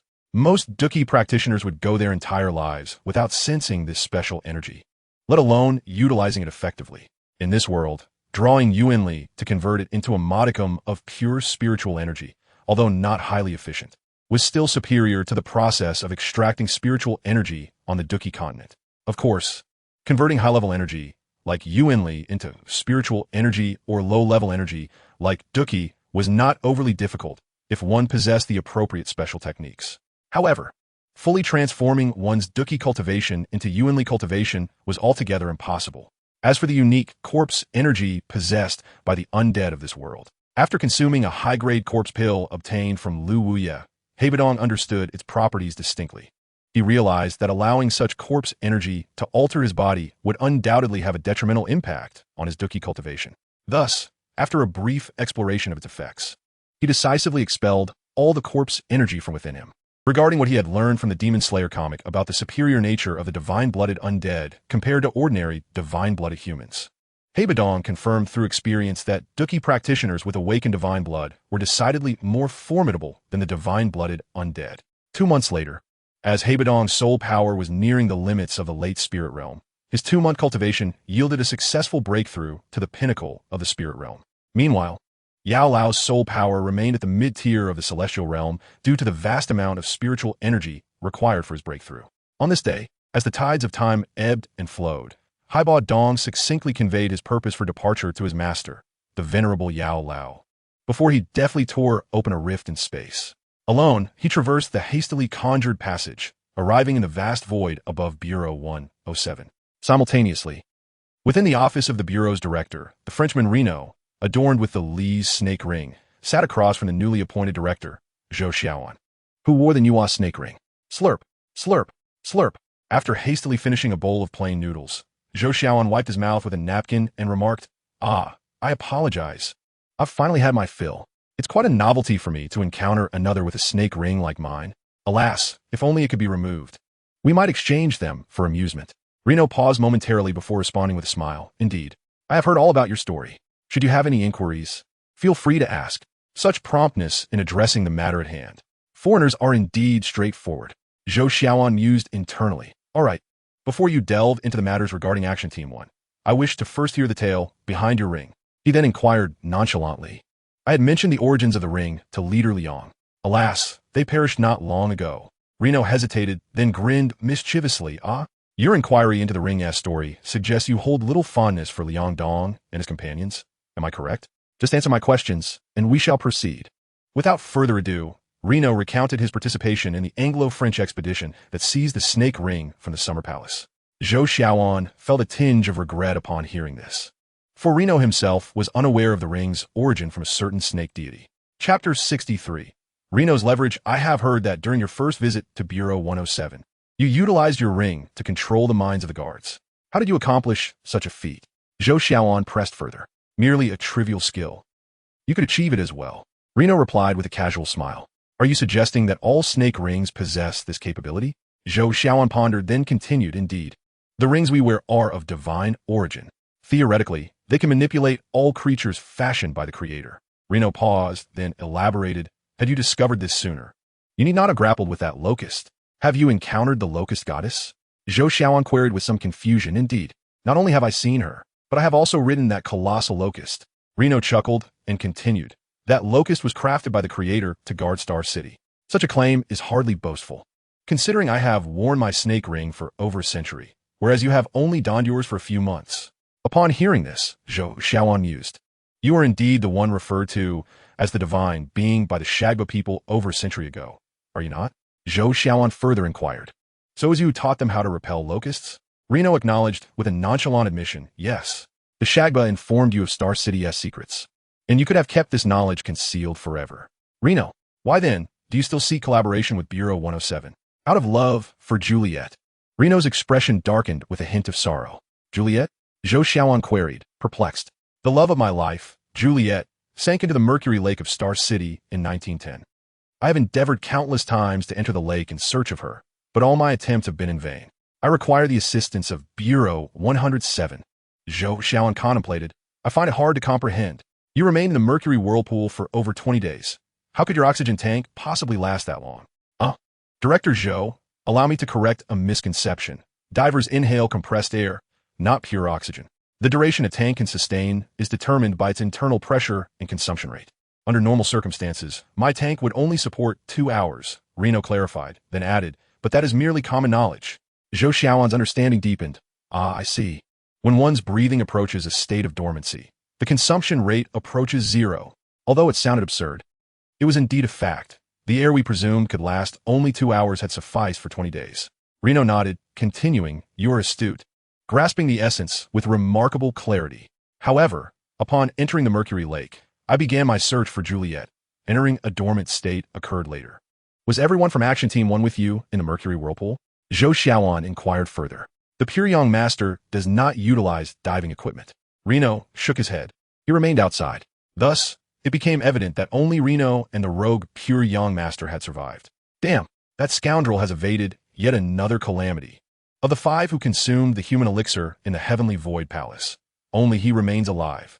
Just wait, you little brat. I shall avenge my father's death in due time. Upon hearing Reno's words, Zhou Xiaoan felt a surge of indignation. What discoveries did you make upon entering the mercury whirlpool? After a brief contemplation, he pressed on. At first, the five of us held hands as we ventured into the Mercury Lake. You are aware of that silvery liquid, aren't you? Reno recounted. It is exceedingly viscous, with low visibility and sluggish movement. As we descended to a depth of several meters, I felt my body ablaze, and the snake god armor manifested automatically. I witnessed Liang Dong and the others begin to writhe in agony. In such circumstances, Bureau 107 would undoubtedly launch a full-scale search, thus aiding you in your quest for Juliet, correct? Reno, am I correct in this assertion? Zhou Xiao's expression darkened as he continued. You are not mistaken. But I did not know that a person could dissolve within the Mercury Lake. Reno nodded in acknowledgement. Reno, you have essentially wagered the lives of Liang Dong and his companions as leverage for your plea for assistance. The weight of Zhou Xiao's thoughts deepened. And what transpired subsequently? He inquired. I swam for quite some time, surrounded only by that viscous, terrifying liquid capable of dissolving flesh. Filled with the remnants of bodies and bodily fluids, Reno began to lift his head. Let us cease this conversation. It is rather nauseating. In that moment, you realized that Juliet had long since perished. Thus, you succumbed to despair and contemplated ending your own life in the Mercury whirlpool. Indeed, I had grown weary. A cycle of rebirth, a continual search. To end my life there seemed a fitting choice. Reno paused before continuing. Then, I fell asleep, unaware of how many days passed, until a voice echoed in my ears. Awaken, continue to live. It was undoubtedly the spirit of Juliet calling me back. Thank you, Holy Mary. I no longer wish to die. The subsequent events you are already aware of. Henceforth, we must collaborate to explore the Mercury whirlpool. As he spoke, a glimmer of excitement illuminated Reno's face, and after a flourish of his hands, he extended his right hand toward Zhou Xiao. Very well. However, before we shake hands, I must first attend to a matter concerning Liang Dong and his companions. With a grim expression, Zhou Xiaoan stepped forward and delivered a heavy punch to the somewhat bewildered Reno. Bang! Due to Zhou Xiaoan's formidable blow, the latent power was overwhelming. Upon being struck, Reno was propelled from the floor of the director's office, crashing through the door curtain and the specially crafted bulletproof glass. Just as Reno was about to plummet from the high-rise office, a hand materialized from the void, grasping him firmly and swiftly pulling him into the interstitial space between realms. Chapter 64. The Ray Serpent Ring, who are you? Reno gasped, struggling to speak as he felt the grip tightening around his throat. Observing the thrashing Reno, Bodong paid little heed to this insignificant insect, drawing upon the peculiar method of the separation serpent ring acquired from the memories of Dou Qi.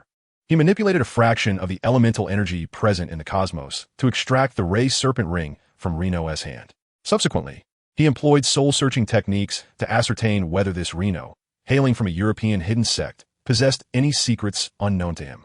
Ultimately, Bodong unleashed the terrifying technique of spatial annihilation, obliterating both Reno's physical form and soul into nothingness. After donning the Ray Serpent Ring, Bodong had no immediate intention of utilizing its powers.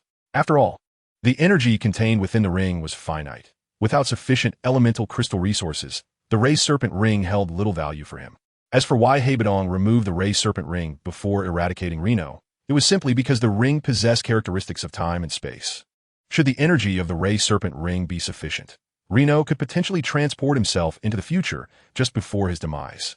However, this unique capability of the ring could only be activated by its wearer, and presently, Reno was not aware of this fact.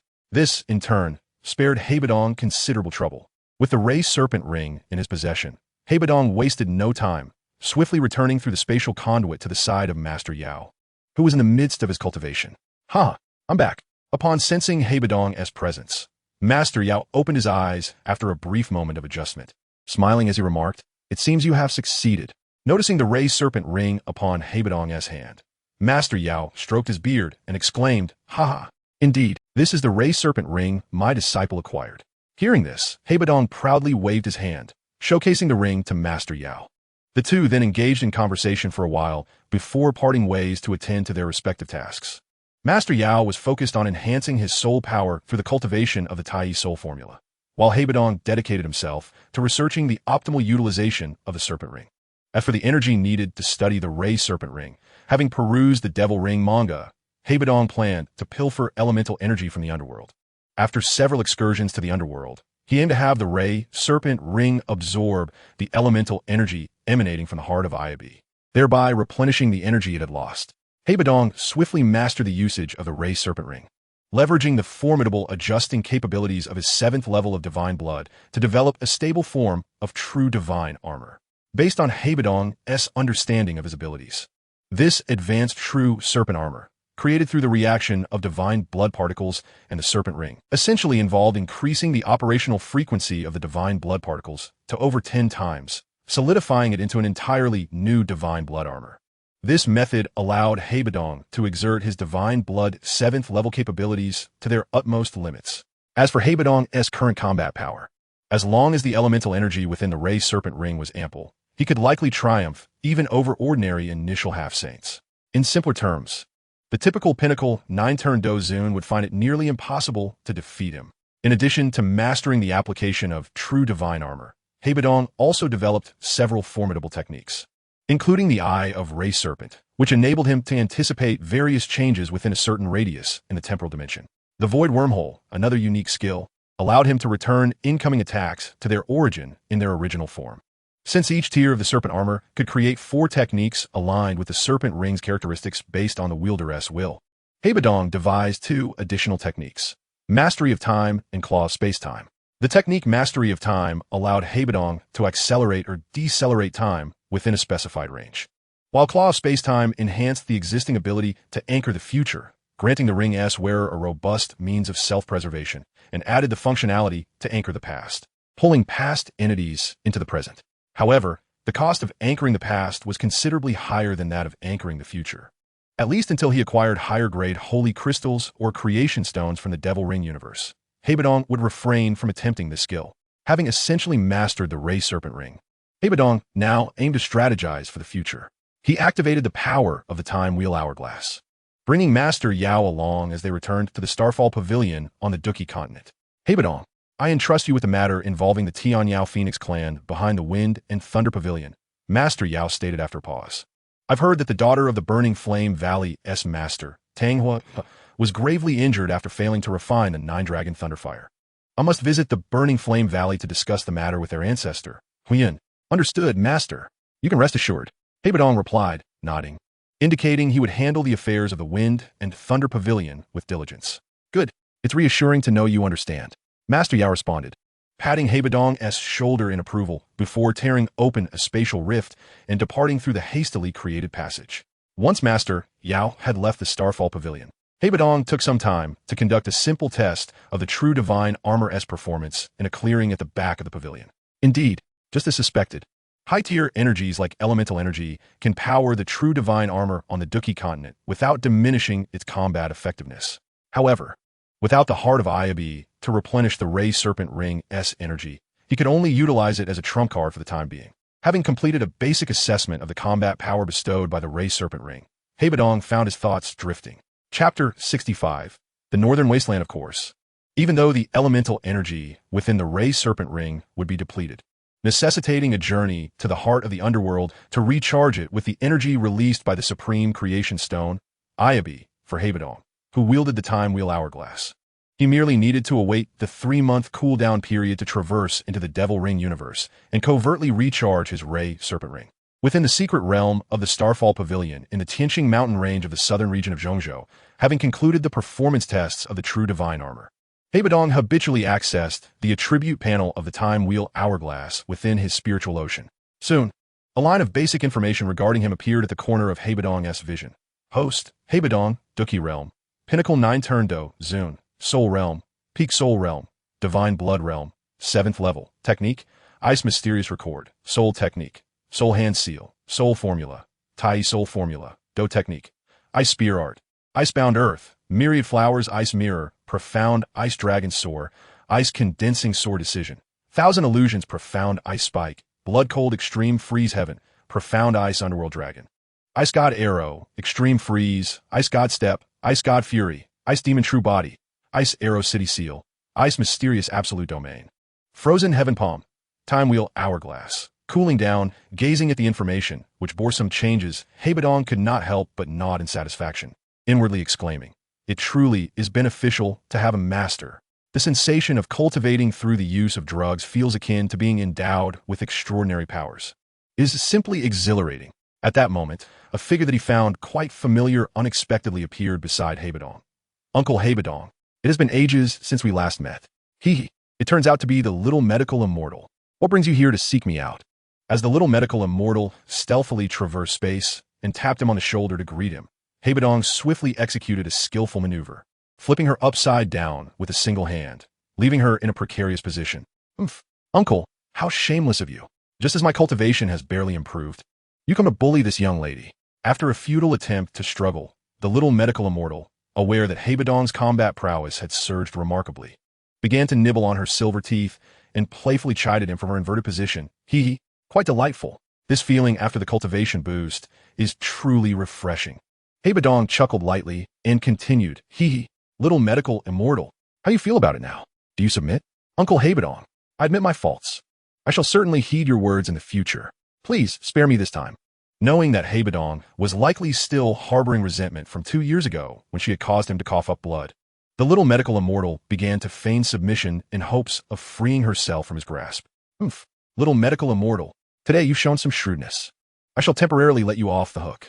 Despite recognizing that the little medical immortal was merely acting, Bodong, having already enjoyed the previous exhilaration, was disinclined to dwell on her antics further. Once he released her, the clever little medical immortal executed a spatial leap, propelling herself upward. Immediately, she tore open a spatial rift from the nearby void, escaping rapidly through the makeshift passage she created. Hee. This little girl is remarkably swift today.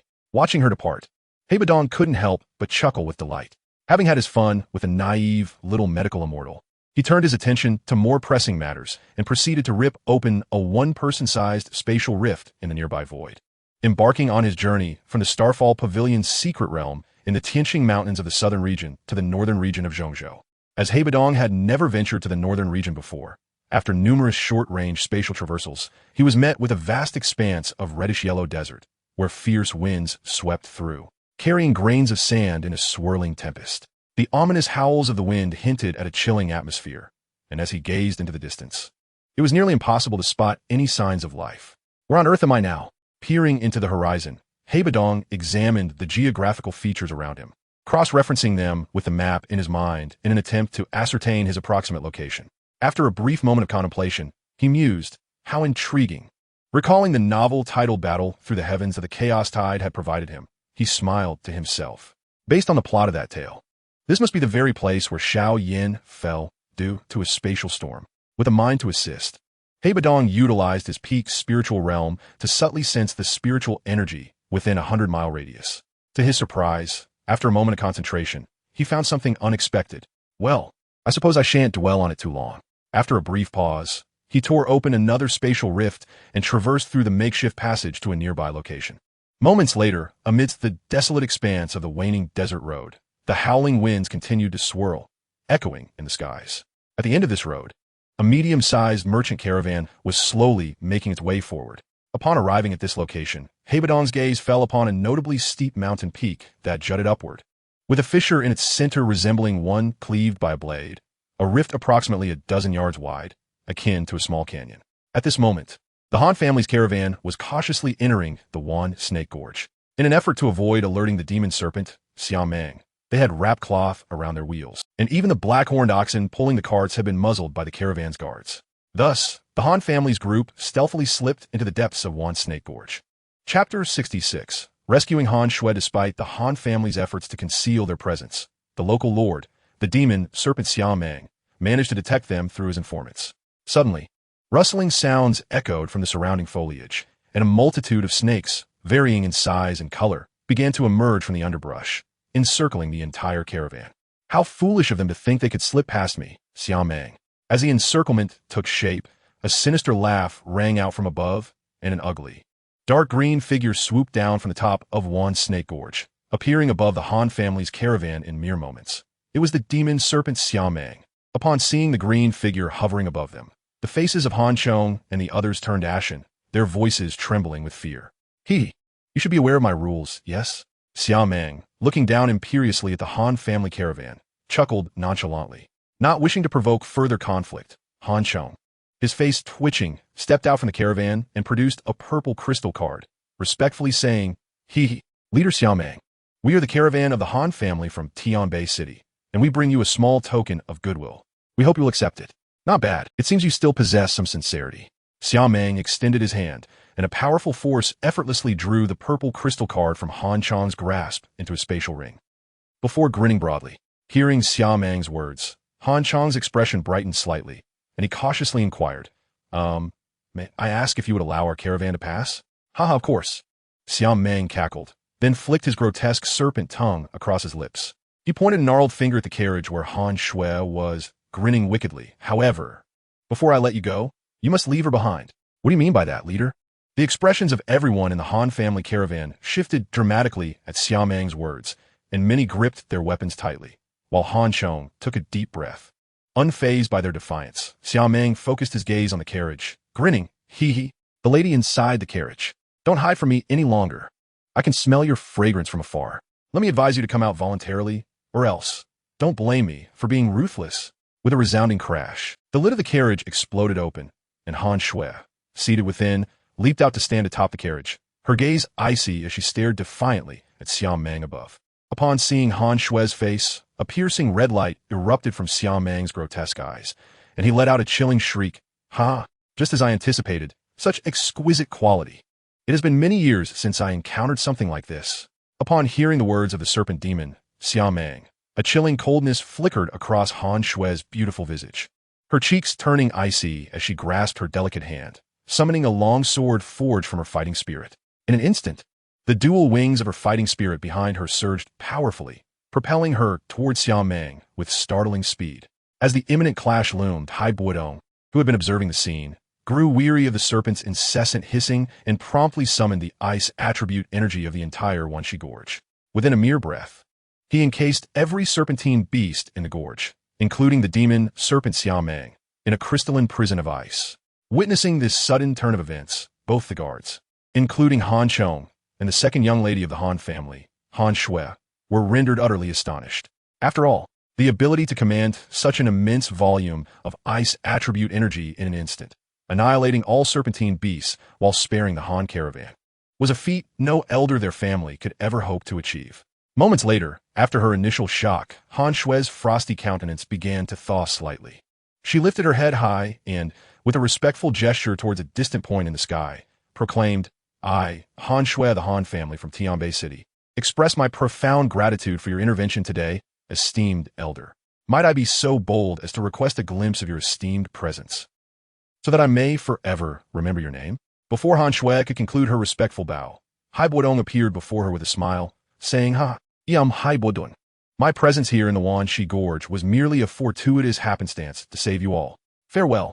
With that, he turned and effortlessly tore open a rift in space, departing through the newly created passageway, continuing on his journey. The revelation that this elder was a formidable Dou Qi left Han Shui in a state of astonishment as she observed Bodong's effortless manipulation of the spatial rift.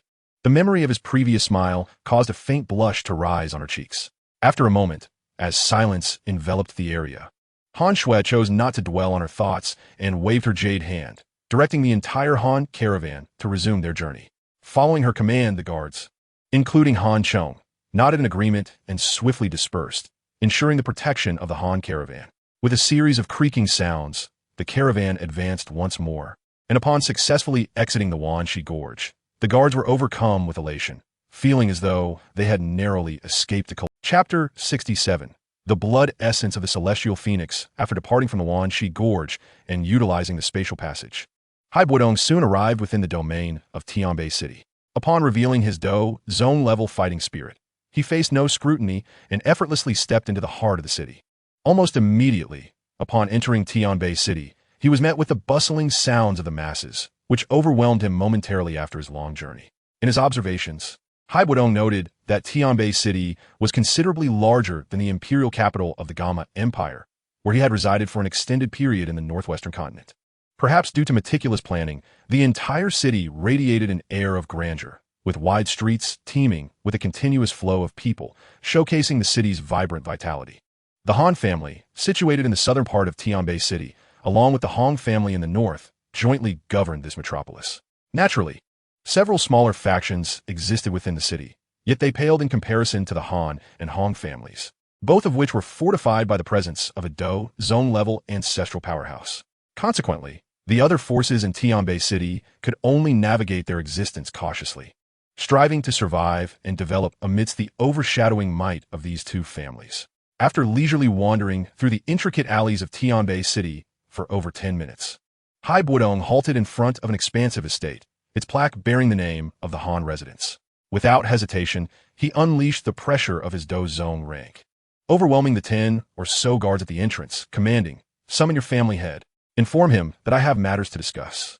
Once he released a hint of his formidable Dou zone aura, Bodong retracted his overwhelming presence, allowing the guards to comprehend that this was an affair beyond their capacity to handle. With a collective sigh of relief, they hastily reported the matter to the higher-ups of the Han family.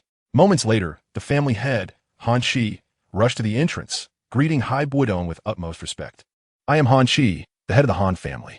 May I inquire what brings you to our humble abode today, esteemed elder?" Upon sensing the terrifying aura emanating from Bodong, Han Qi bowed deeply, aware of the gravity of the situation. "I am Bodong. Pray tell, young friend. Have you heard of my name?" Han Qi's eyes widened in realization. "You are the esteemed Ice Sovereign of the Xingyun Pavilion." The revelation of Bodong's true identity left Han Qi, as the family head, astounded. After all, he had rarely encountered a Dou zone powerhouse in his lifetime. After a brief moment of astonishment, still uncertain of the reason behind Bodong's visit, Han Qi quickly adopted an even more respectful demeanor, saying, "I am Han Qi of the Han family. I bow before the Ice Sovereign. Should you have any requests, please do not hesitate to command me, and I shall comply wholeheartedly." "Ha, young friend Han Qi, there is no need for such formality in my presence. My visit to your family today is merely to bestow upon you a great opportunity. However, I wonder if you are capable of seizing it? Rest assured, esteemed Ice Sovereign, I shall grasp the opportunity you present with unwavering determination." The prospect of an opportunity alleviated Han Qi's recent worries regarding the Han family, causing a flicker of excitement to grace his countenance. "Ha, young friend Han Qi, let us discuss the particulars once we are indoors," Bodong suggested, nodding with a smile. "Of course, esteemed Ice Sovereign. Please follow me." Han Qi, eager to comply, led the way without delay. Bodong remained silent, allowing Han Qi to guide him to a reception hall within the Han estate, as he preferred to avoid excessive commotion. He only briefed Han Qi on the purpose of his visit before settling into a lavishly appointed loft arranged specifically for him. At noon, after tidying his quarters, Bodong tore open a rift in space and traversed through the passage he had created, arriving in a secluded forest behind the Han estate. After establishing a spatial barrier, he retrieved the nearly 8th-tier corpse of a celestial phoenix from his ice spirit ring, obtained from the Blackhorn region in the northwestern continent. "Let us commence the experiment." Gazing at the beastly carcass before him, Bodong nodded to himself, and, subsequently, he summoned the unique powers of the Luai Snake Ring to trace the bloodline of this celestial beast from the Tianyao Phoenix clan through the dimension of time. A peculiar energy swiftly emerged from the surface of the ring adorning Bodong's right hand, enveloping the entire beastly corpse. After several days of refinement, the once formidable carcass had been transmuted into a small orb of heavenly phoenix blood essence, roughly the size of sugar bean. Once he had subdued the celestial manifestation that emerged from this tiny orb, Bodong carefully placed it into a specially crafted jade vial, sealing the opening with his soul power. After placing the vial, containing the precious essence, into his ice spirit storage ring, Bodong could not help but muse to himself, "Indeed, my conjectures were correct. As long as it pertains to the powers of time and space, Bodong, should be able to wield them quite adeptly, thanks to the extraordinary abilities of this Luai's snake ring." At this thought, a hint of satisfaction crept onto Bodong's face. Chapter 68. The North Pavilion of Wind and Thunder. Just as Bodong was lost in contemplation, the spatial barrier he had erected not long ago detected an approaching figure. "Zunio Han Ti, greetings, esteemed Ice Sovereign." Han Qi, seeking assistance, hastily bowed upon nearing the spatial barrier set by Bodong. "What brings you here?" Bodong responded with a casual smile. Given that he had previously advised Han Qi to send someone to intercept the machinations of the Hong family, their plan had not succeeded. However, today, the young master of the Hong family, Hong Chun, had personally come to visit the Han family, prompting Han Qi to seek Bodong's aid. After all, Han Qi had committed to Bodong days prior, pledging that the entire Han family would submit to him and thereby facilitate the absorption of the Hong family. aiming to establish themselves as a subordinate family of the Starfall Pavilion. After listening to Han Qi's brief account, Bodong tore open a rift in space, guiding Han Qi through a newly created spatial passageway, which brought them to the entrance of the Han family's council hall. Inside, the atmosphere was tense, charged with an unmistakable sense of conflict. On one side stood numerous powerful members of the Han family, surrounding a man clad in green robes. On the other, the senior members of the Han family were seated according to their rank and strength. Ongshen, let me be clear, your intrusion into my Han family today will not be easily forgiven. Do not presume that just because you are an outer disciple of the Wind and Thunder Pavilion, you can act with impunity here. A middle-aged man in splendid robes from the Han family suddenly pointed a finger at Hong Chun, reprimanding him sharply. Do not threaten my junior, Elder Han. Perhaps you are unaware that he has recently become an inner disciple of the North Pavilion of Wind and Thunder. Hong Chun retorted with a cold smirk. As soon as his words left his lips, the expressions of the Han family members darkened, for Hong Chun's visit did not bode well. With the backing of the North Pavilion, the Han family might now exert considerable pressure on the Han family. As the Han family members fell into a heavy silence, Bodong entered the council hall alongside Han Qi, declaring, "Ha, Ongshen, today your fate is sealed." Upon witnessing Bodong's presence, the elder of the Han family, clad in splendid robes, cast a malevolent gaze toward Hong Chun. "Junior Hong Chun, may I inquire who this esteemed elder is?" Unfazed by the elder's ominous tone, Hong Chun shifted his attention to Bodong. Given Han Qi's respectful demeanor towards Bodong, it was evident that he was a figure of great significance. Ignoring Ongshen's bravado, Bodong unleashed a barrage of heart flames, incinerating all members of the Hong family present in the council hall, including Hong Chun, into mere ashes. The elders of the Han family, already aware of Bodong's identity, promptly cleared the remnants of the charred remains and discreetly exited the hall, leaving behind Han Qi and the two sisters, Han Yu and Han Shui. Junior Han Yi, Junior Han Qiu. I have the honor of meeting the Ice Sovereign. The two sisters bowed respectfully to Bodong. Han Qi, as the head of the Han family, then eagerly introduced them, stating, "Esteemed Ice Sovereign, these two young ladies are my daughters. I have summoned them today with the intention of having them serve as your personal attendants during their training. What do you think, esteemed one?"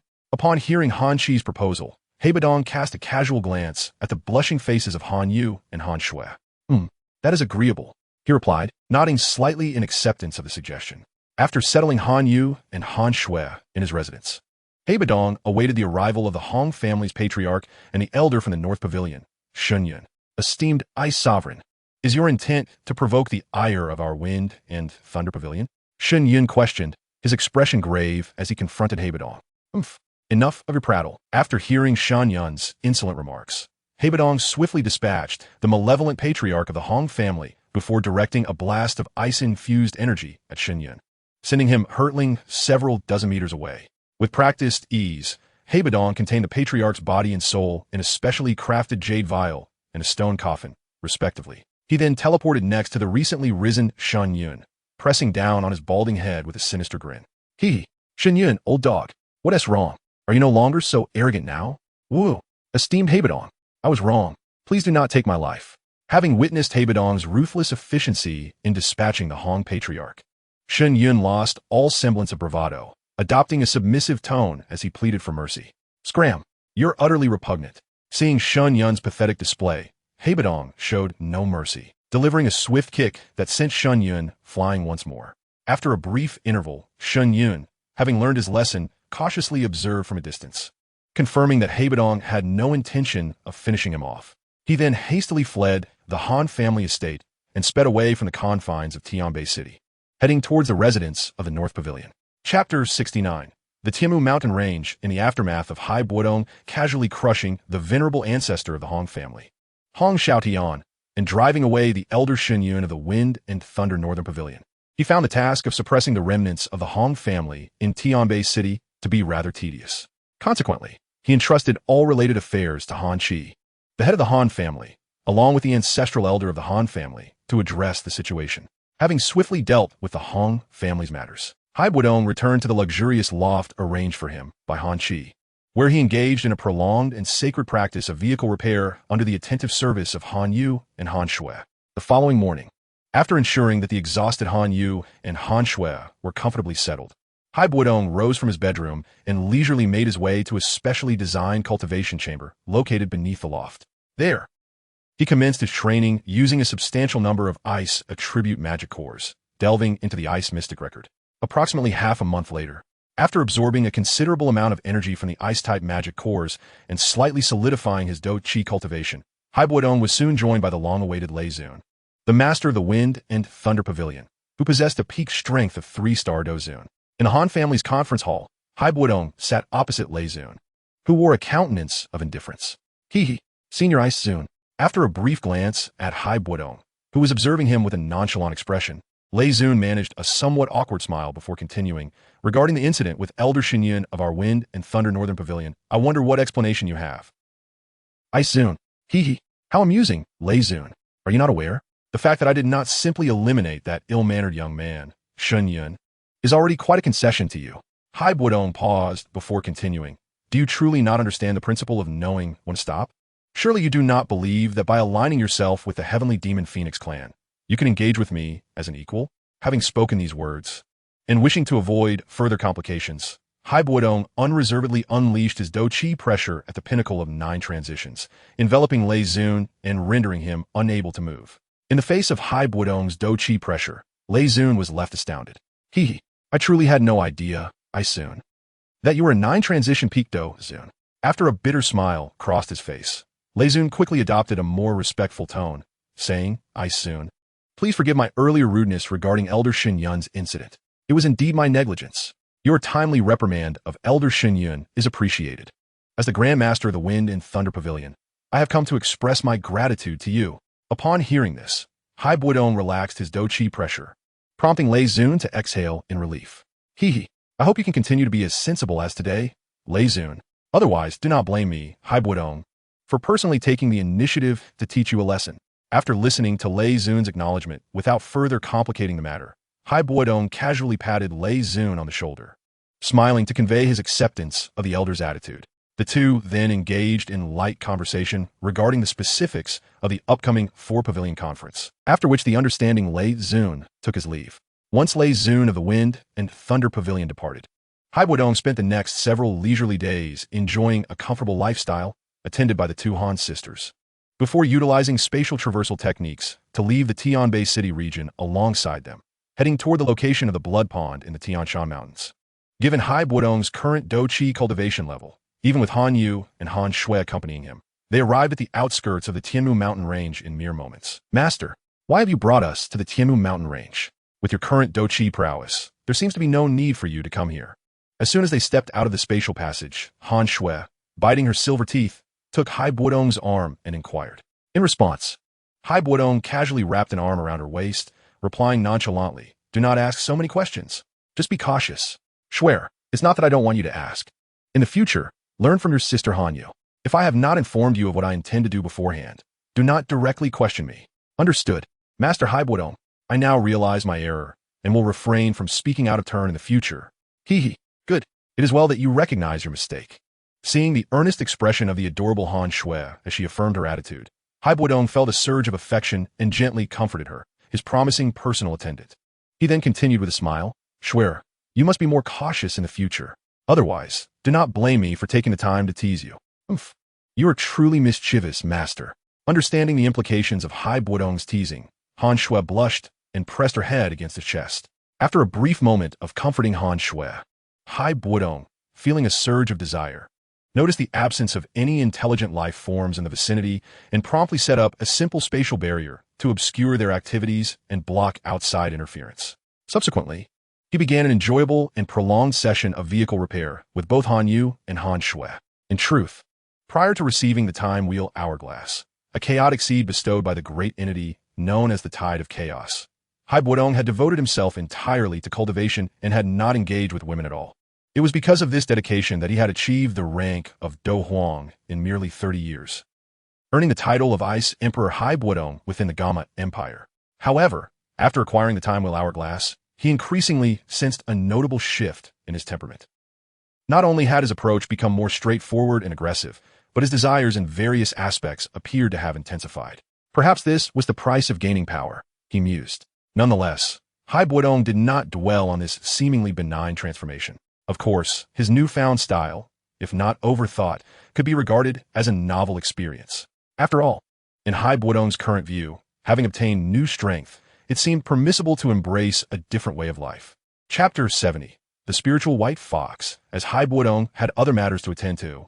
The collaborative vehicle repair session with Han Yu and Han Shui lasted only from morning until noon, concluding temporarily. Hee Xue, quickly take this pill. I have other matters to attend to, and I cannot have you both exhausting yourselves so soon. With great interest, Hai Bodong observed as Han Yu and Han Shui utilized their wind attribute Dou Qi to swiftly cleanse themselves of residual dirt before he handed them each a strengthening pill to aid in their recovery. Thank you, Master, for the pill. Having grown accustomed to Hai Bodong's temperament, the Han sisters accepted the fourth-grade pills without hesitation, simply expressing their gratitude before eagerly consuming the offerings. Once Han Yu and Han Shui had swiftly refined the medicinal properties of the pills, Hai Bodong retracted the spatial barrier surrounding them, creating a radius of approximately 10 zhang. This wolf possesses quite a daring spirit. Not only did it notice the spatial barrier I set up, but it also chose to linger instead of retreating. Speak. How do you wish to meet your end today? As Hai Bodong effortlessly dismantled the spatial barrier he had erected, he soon detected a 7th-tier wind, a tribute wolf-type magical beast, the Tsang Wolf King, lurking within a dense forest over 100 meters away, concealing its presence. Esteemed sir, spare me. I merely happen to pass through this area. Had you not chosen to withdraw your spatial barrier, I would have remained oblivious to your presence. Upon hearing Hai Bodong's voice traverse the considerable distance between them, the Tsang Wolf King, acutely aware of the terror wielded by human Dozun, hastily knelt in submission, desperately wagging its tail in a plea for mercy. But it's too late now. Hai Bodong Vima Dietz Misin. He showed little regard for the wolf's supplication, merely voicing a retort before unleashing a surge of ice attribute Dou Qi, which swiftly encased the Tsang Wolf King in a solid block of ice. However, demonstrating his meticulous control over the elemental energy, Hai Bodong ensured that the creature's physical form and magical core sustained minimal damage while extracting its soul. Employing the technique he had acquired from the Soul Palace's celestial sovereign, he meticulously harvested the Tsang Wolf King's spirit, subsequently storing both its soul and corporeal form into 2 high-grade spatial rings. Guided by the memories gleaned from the soul search, Hai Bodong, accompanied by the Han sisters, ventured to the Tsang Wolf King's treasure trove. Upon a cursory examination of the spoils, he found himself somewhat disheartened. It appears that even a mere 2-star Dozong like the Tsang Wolf King could amass nothing of substantial value to me. After a swift appraisal of the items before him, he sighed inwardly, Shui come along. With that thought, Hai Bodong resolved not to linger further. He summoned the Han sisters, encircling each of their waists with his arms as he initiated a brief spatial traversal through the temporary passage he had opened. After a matter of mere breaths, he, cradling Han Yu and Han Shui, emerged within the inner region of the Tianmu mountain range. According to Hai Bodong's knowledge, deep within the Tianmu mountains lies a fabled location known as the Tian Mountain Blood Pool. Every 3 years, the younger generation from the Four Directions Pavilion and various esteemed Dou Huang from afar congregate there, vying for a chance to enter the blood pool, where only the first 10 to pass the trials can hope to gain the opportunity to transcend the Dozong realm. Of course, Hai Bodong was well aware that the actual efficacy of the blood pool was no more substantial than that of a breaking sect pill. However, for many solitary cultivators, the chance to attain such an opportunity was comparatively easier than acquiring a high-quality breaking sect pill. Meanwhile, in a clearing within the forest of the Tianmu mountain range, several similarly sized moonlight stones were scattered across surrounding tree trunks, casting a bright glow over the area. At that moment, 4 men and 1 woman, all exuding the aura of Dou Huang, stood facing each other. Little girl, I advise you to obediently hand over the spirit fox in your possession. After all, we have engaged in our fair share of ruthless endeavors, sneered the shortest among the 4 men. Opposite the trio of repugnant ruffians and the languid figure of Wang Chun from the Huangquan Pavilion stood a striking young woman, wielding a longsword. Clad in a light azure dress that accentuated her alluring figure, her curvaceous form was undeniably captivating.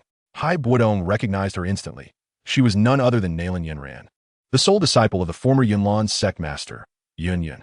Now, after more than 7 years, Nalan Yunran emanated a beguiling allure with every gesture. Atop her delicate shoulder perched a petite white spirit fox, which, sensing the murderous intent emanating from the three disciples of the Earth Spirit sect, emitted low whimpers of distress. In response, Nalan Yinran gently stroked the fox's head, offering a gesture of comfort, while her icy gaze remained fixed on the trio. Gripping her long sword tightly, she summoned a fierce wind attribute Dou Qi that began to coalesce into a razor-sharp sword aura. Simultaneously, for chilling words escaped her lips. "You are delusional." "Ah, splendid. Excellent." The leader of the four men, a scarred-faced figure clad in dark attire, seemed to lose patience, flashing a sinister grin as he beckoned his companions closer. "Hurry up."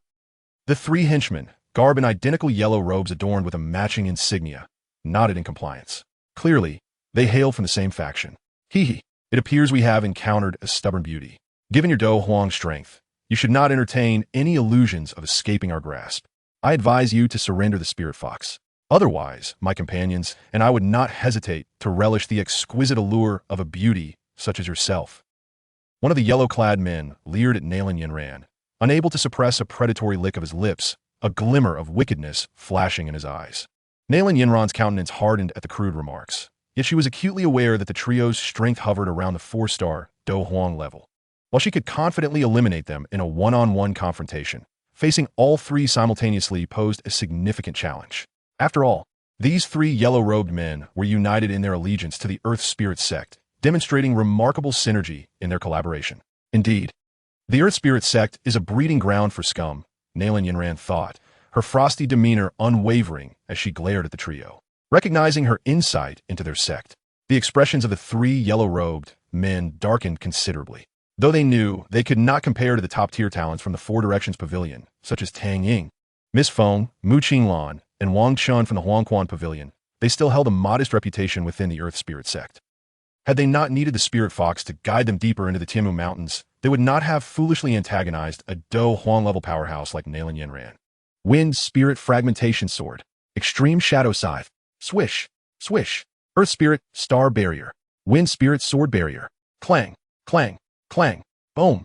After a brief yet intense exchange, the leader of the three yellow-robed men, unable to gain the upper hand against Nalan Yinran, finally spoke up. "Kakik. You truly live up to your title as a Do Huang, proving to be exceedingly formidable. However, this is where it ends. Given your current Dou Qi reserves, I doubt you can sustain this for much longer. If you know what's good for you, hand over the Spirit Fox now. Otherwise, do not blame us for leaving you no path to survival." "Oomph. Save your breath for the gullible," Nalan Yinran retorted with a cold smile. After all, the various trials she had endured over the years in Zhongzhou had imparted her with considerable wisdom, stubborn and seeking death. As Nalan Yinran remained obstinate, the three men from the Earth Spirit sect grew increasingly impatient. Their hands parted as they formed intricate seals, and soon, 6 deep yellow pillars of fighting spirit erupted from the center, coalescing into a triangular yellow aura. Behold, the spirit of the earth, the method of soil fusion. At the bellow of the three men, a formidable surge of deep yellow energy rapidly congregated before one of them. Even Nalan Yinran, engaged in combat, felt the gravity of the situation weigh heavily upon her delicate features. The Earth Spirit sect's soil fusion technique indeed possessed some merit. Lying upon a tree trunk, Wang Chun cast a glance at the Earth Dragon, muttering to himself. As he observed the colossal earthen dragon barreling toward him, Nalan Yinran, realizing there was no time to evade, bit her silver teeth and cast aside the Spirit Fox resting upon her shoulder. Instantly, a torrent of deep azure wind attribute energy surged forth from within her, forming a formidable wall of wind before her. With a resounding crash, the massive Earth Dragon, composed of the three men's gathered fighting spirit, collided violently with the wind wall. Due to the vast disparity in their energies, the confrontation lasted but a fleeting moment before the wind wall shattered explosively. As it gave way, Nalan Yinran found herself exposed beneath the Earth Dragon. In that critical instant, as the dragon was about to engulf her, a streak of icy fighting spirit shot forth from the void surrounding Nalan Yinran, crashing mercilessly into the Earth Dragon. In an instant, the dragon shuddered violently and disintegrated into countless sparkling fragments. Even Wang Chun, who had been reclining on the trunk, was taken aback by this unexpected turn of events. "Who dares?" he exclaimed, his voice laced with trepidation. "I am Huang Tian of the Earth Spirit sect. I kindly request that you refrain from meddling." Unaware of the true power of the one who had intervened, a man clad in yellow from the Earth Spirit sect cautiously scanned the surroundings before brazenly addressing the situation. Enough noise. A cold voice pierced the air, and in the blink of an eye, the three men from the Earth Spirit sect found themselves encased in ice, frozen solid by the chilling aura unleashed by Bodong. It has indeed been a long time, Nalan Yinran. After swiftly dispatching the three ice sculptures, Bodong, accompanied by the Han sisters, turned his gaze toward Nalan Yinran with a gentle smile and gestured amiably. Indeed, it has been quite a while. Bodong, my lord, Nalan Yinran replied, grateful that she had not been ensnared by Wang Chen's dark attribute fighting spirit, thanks to Bodong's timely intervention. Yinran, my young friend, please wait a moment. Noticing Wang Chen from the Huangquan pavilion attempting to flee, Bodong swiftly captured him with a firm grip. What? Did you think I couldn't hold you, boy? Confronted with the overwhelming aura emanating from Bodong, which far surpassed that of his own sect leader, Wang Chen immediately began to plead for mercy. Esteemed sir, I implore you to spare me.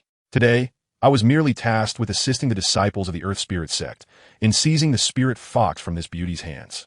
I truly had no intention of provoking you. Chapter 72. The Blood Pool of Tian Shanhoof.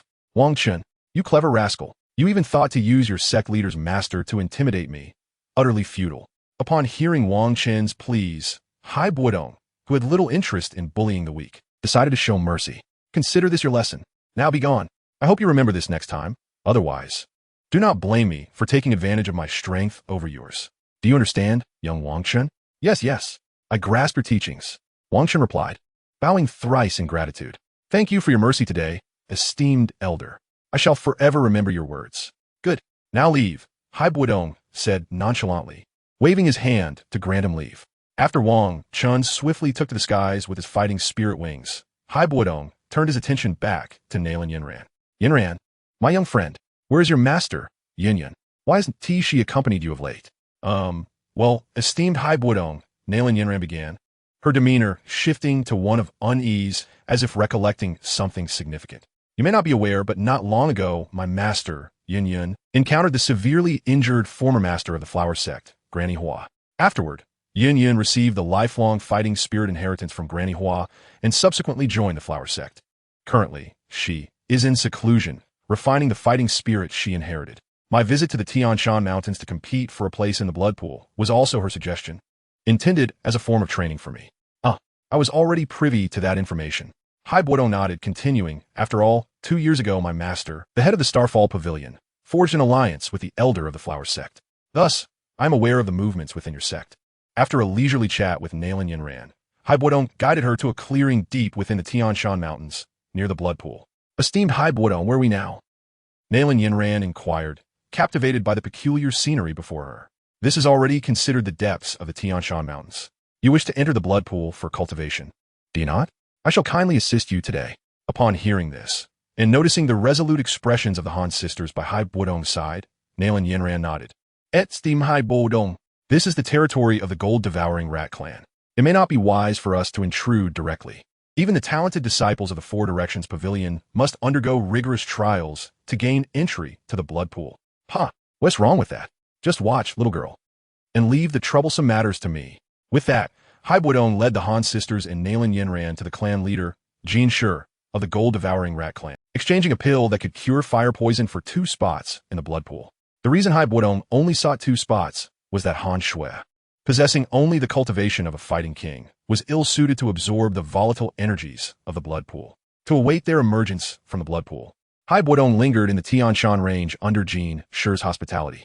During their stay, he diligently cultivated his fighting spirit, striving to enhance his chances of advancing to the semi-saint realm. Approximately a month later, Han Shui and Nalan Yinran emerged from the blood pool, having harnessed its unique properties to break through 2-star levels in their fighting spirit cultivation, reaching the realm of Fighting Emperor and 7-star Fighting Emperor, respectively. Upon witnessing that Han Shui and Nalan Yinran had successfully completed their cultivation in the blood pool of Tian Shan, Bodong promptly led the Han sisters, along with the encountered Nalan Yinran, utilizing the means of spatial traversal to depart from the Tianmu mountain range, embarking towards the location of the Sifong Pavilion in the Fenglei mountain range, with Bodong's remarkable speed of displacement, even while accompanied by the 3 women. The journey through space consumed merely a few breaths, and they soon arrived deep within the Fenglei mountain range at the Sifong Pavilion, which had been constructed years prior specifically for the Sifong Pavilion Conference to maintain order during the event. Participants were requested to queue at the left entrance, while spectators were to present their tickets at the right entrance to ascend into the venue. Those wishing to compete could register here, and upon passing the test of the Fire Elder, they could directly ascend from this location to partake in the competition. Upon reaching the entrance of the Sifong Pavilion Conference, Bodong and his companions heard the voice of the Fire Elder from the Fonglei Pavilion, who was responsible for the event's assessments, calling out, "Shuer, Yue, Yinran, follow me." After briefly notifying the Fire Elder of the Fonglei Pavilion, Bodong, accompanied by the Han sisters and Nalan Yinran, stepped into the air and began their ascent towards the mountain. Yellow Springs, the mightiest fist. Qing'er is the fairest. Fonglei is the strongest. 10,000 swords return to the origin, unparalleled under heaven. As Bodong and his companions traversed the space, they were immediately met with the thunderous roars of cheers and shouts as they neared the competition site of the Sifong Pavilion Conference. Apart from the disciples of the Xingyun Pavilion who had also arrived, the youthful disciples from the other three factions fervently cheered for their respective seed competitors. Since the Fire Elder of the Fonglei Pavilion was primarily in charge of the event and did not wish to draw attention, Bodong, after consulting the staff of the Xingyun Pavilion, simply settled the Han sisters and Nalan Yinran at the Xingyun Pavilion's quarters in the Thundermountain. He then sought a secluded room where they could quietly observe the proceedings of the Sifong Pavilion Conference. Chapter 73. The Sifong Pavilion Conference. After a brief wait, an ear-piercing sound of slicing wind suddenly echoed across the Thunder Mountain. Soon, the crowd was astonished to witness a colossal sword, measuring 10 zhong in length, slicing through the sky with a swift descent. In the blink of an eye, it appeared directly above the square. Sword Sovereign, you are indeed the fastest this time. The thunderous laughter of the Thunder Sovereign, clad in silver robes, resonated across the mountain as he rose to his feet upon seeing the extraordinary giant sword.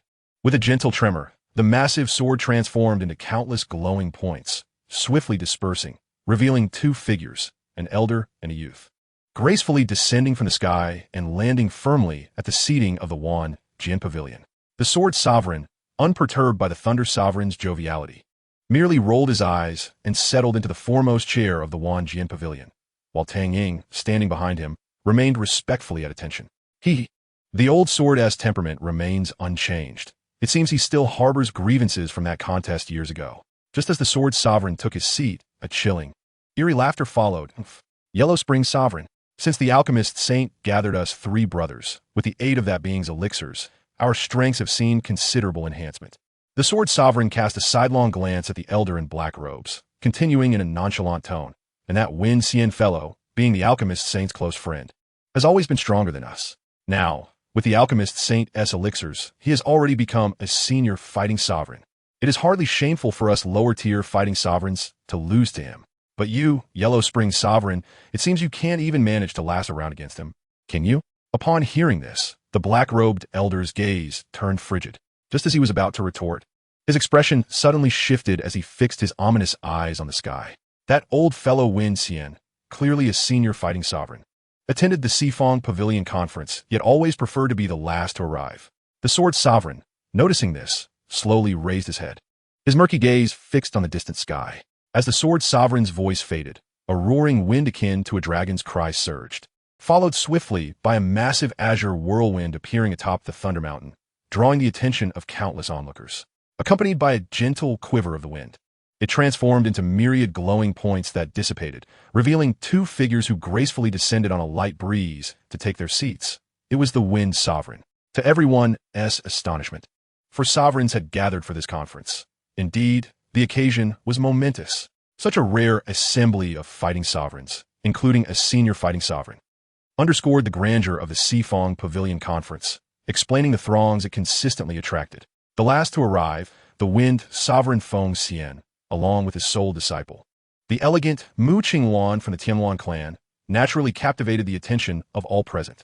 Meanwhile, after a cursory assessment of the contestants' general strengths and already surmising the competition's likely outcomes, Bodong's interest in this rather mundane contest, which was limited to the realm of low-level fighting sovereigns, began to wane.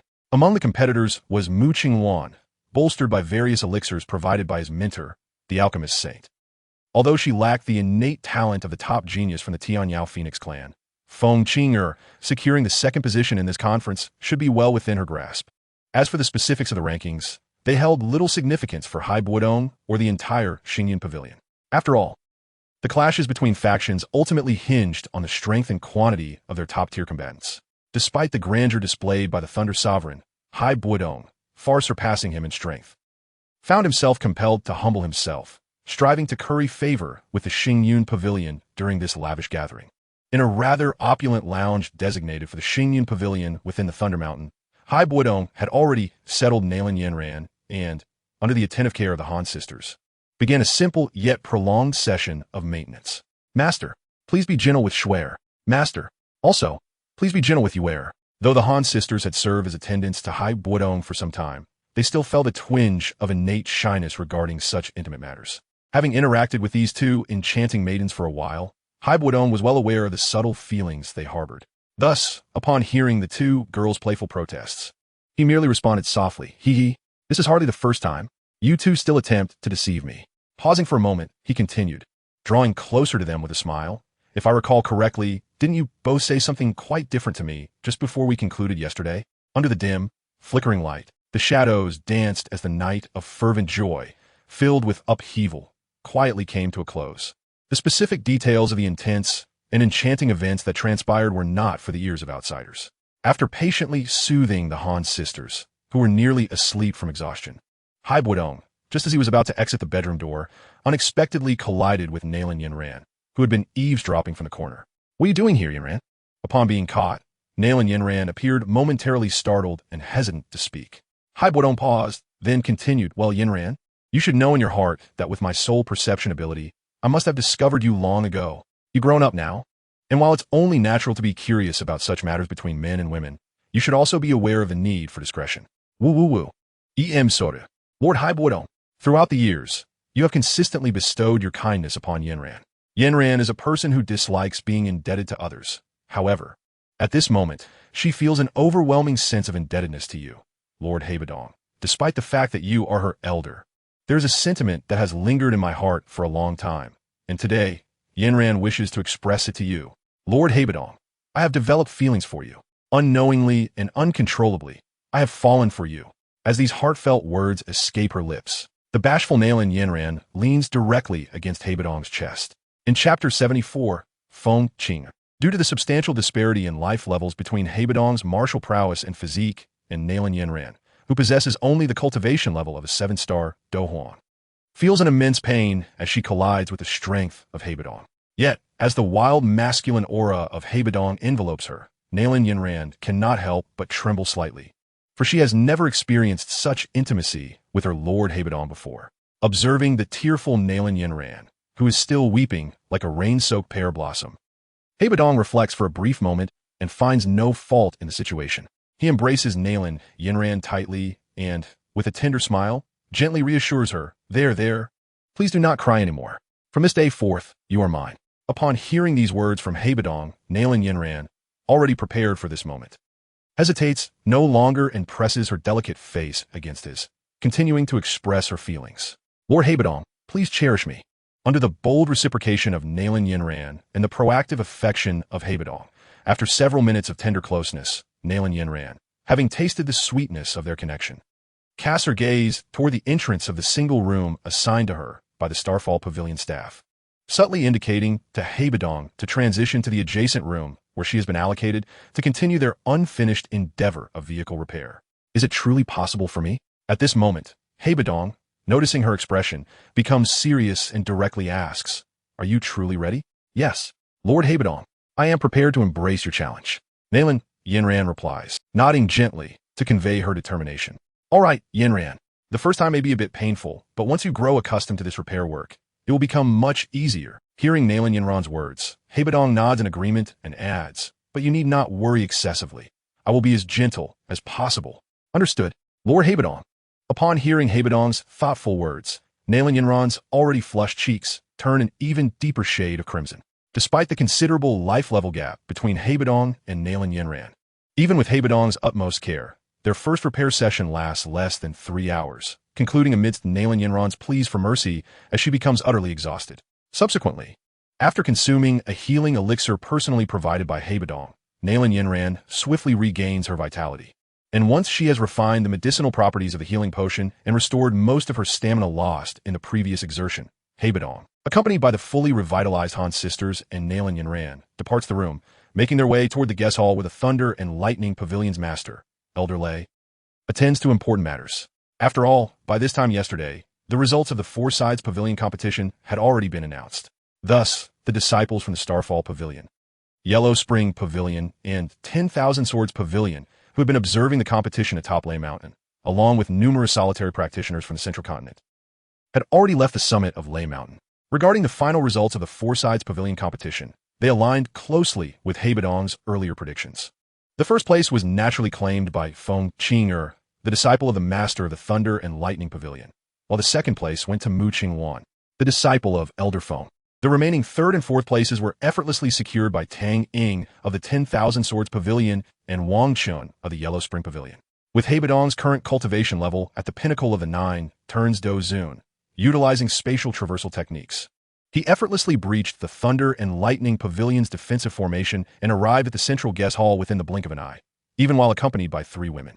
Of course, this breach did not inflict any damage on the formation itself, as the so-called protective array of the Thunder and Lightning Pavilion posed no obstruction to high-level Do, Zun, or above, who could employ advanced spatial traversal techniques without the specific control of Elder Feng.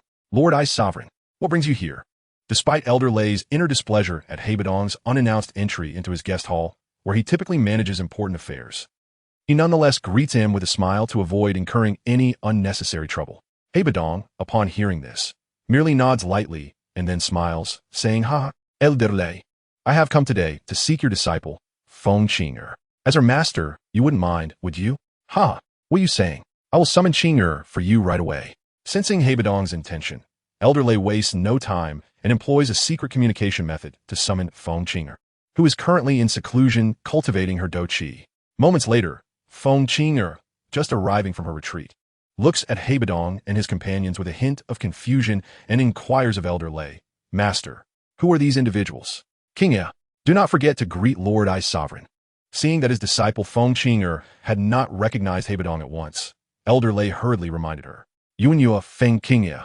Greetings, Lord Ice Sovereign." Following her master's prompt, Feng Qing'er quickly bows to Bodong, the only one among the 4 whose aura she finds terrifying. Miss Qing, you are too polite." Bodong replies with a nod and continues, "In truth, my visit today to pay respects to Elder Lei is secondary. My primary purpose is to seek you out, Miss Qing'er." "Oh, may I inquire what brings you here to see me, Lord Ice Sovereign?" Feng Qing'er responds, "Here curiosity piqué." Chapter 75, The Dragon Phoenix Ancient Armor. "It's nothing much." Upon noticing Feng Qing'er's puzzled expression, Bodong chuckles lightly and states, "I have come to inquire if you require support from the Starfall Pavilion or from me personally." Lord Ice Sovereign, I hail from one of the 3 dominant races of the Beast Realm, the Tianyao Phoenix clan." Feng Qing'er pauses before continuing, "As a human, it seems rather inappropriate for you to offer support to a Tianyao Phoenix like me, doesn't it?" "Indeed, Miss Qing'er, your words hold merit," Bodong acknowledges, then elaborates thus. "The support I speak of is actually limited to an investment for myself and my mentor, the medicine sage, in you as a Tianyao Phoenix." "Oh, I see."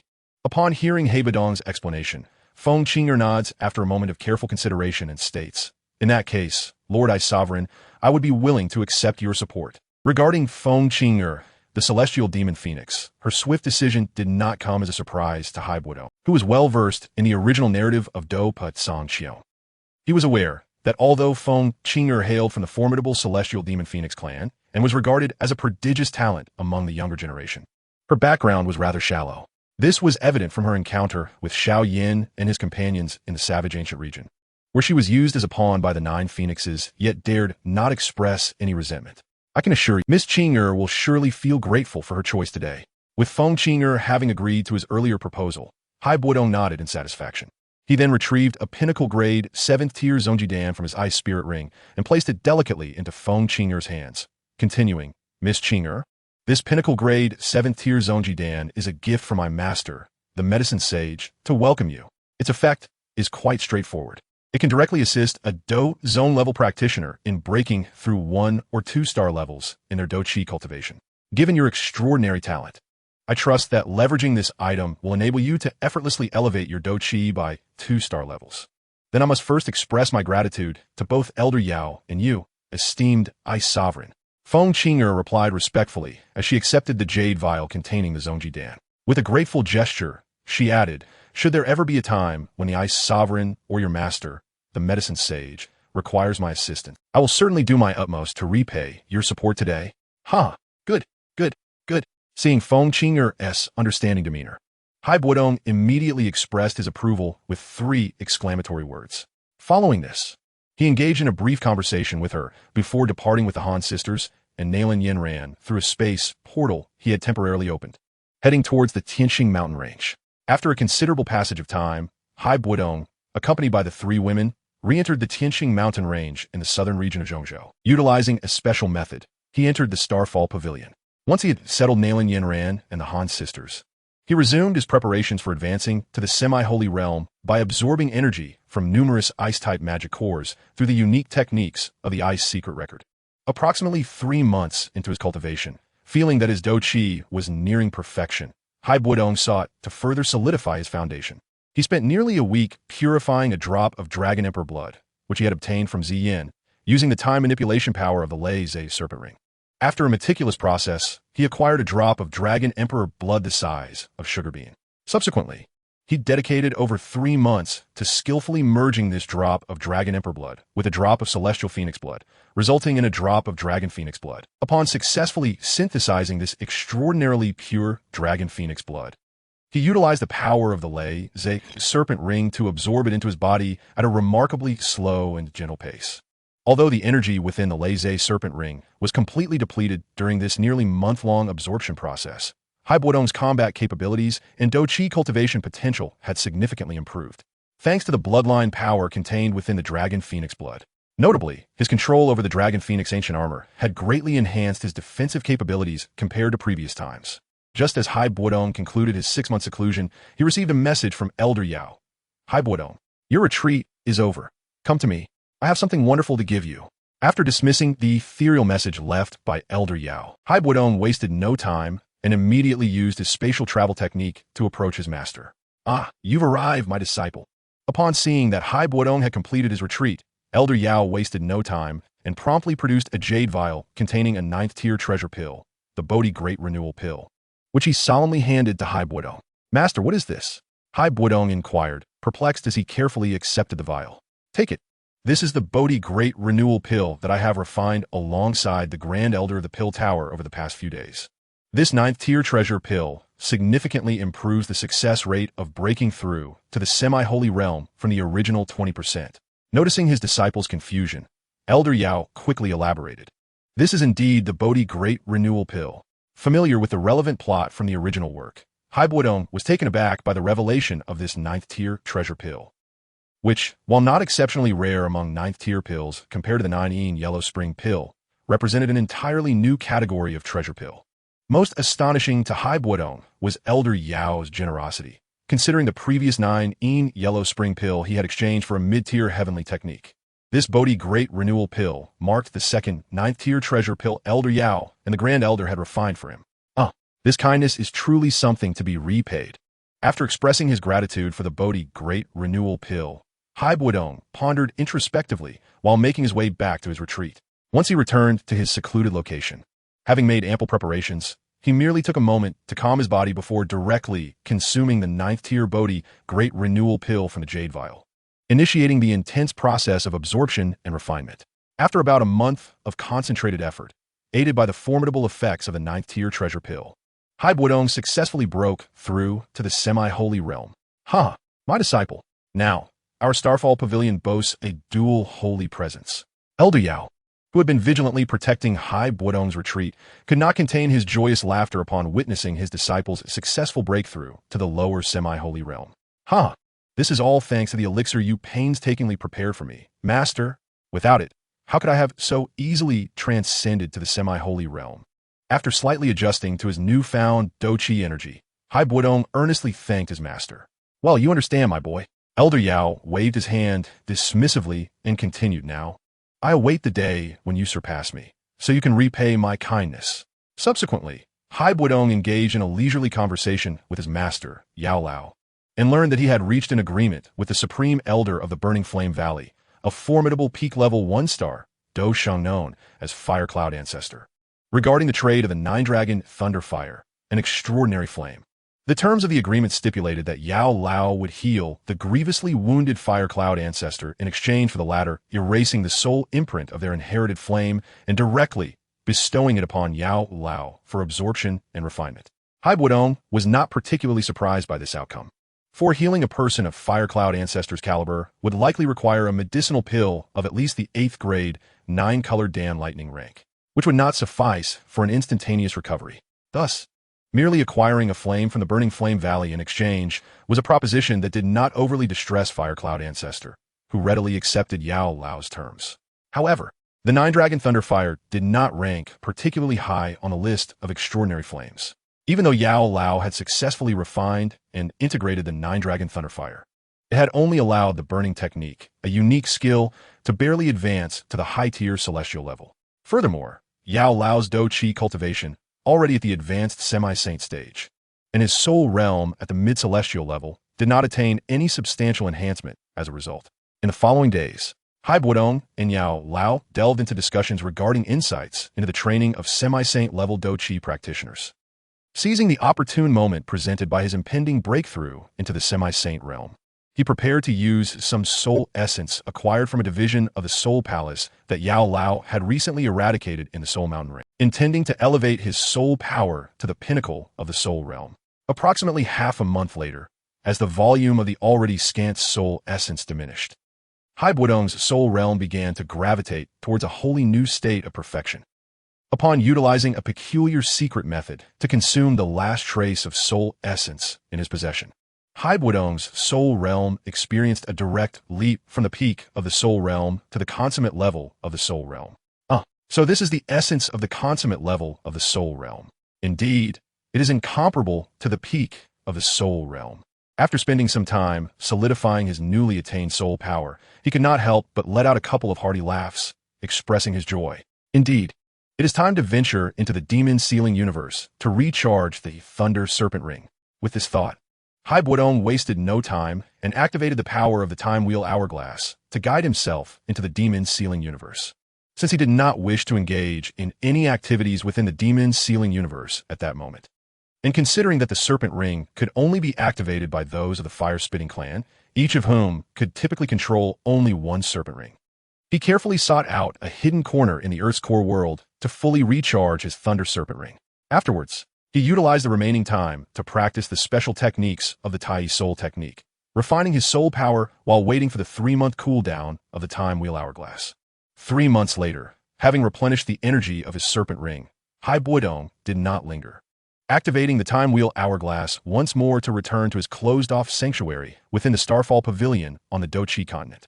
Upon his return, and having already formulated a plan, he quickly briefed Yao Lao on his situation before utilizing spatial traversal techniques to hasten his journey to the central basin of the Bone Mountain Range in the Beast Domain, aiming to explore a special ruin documented in the original work that had yet to be unlocked.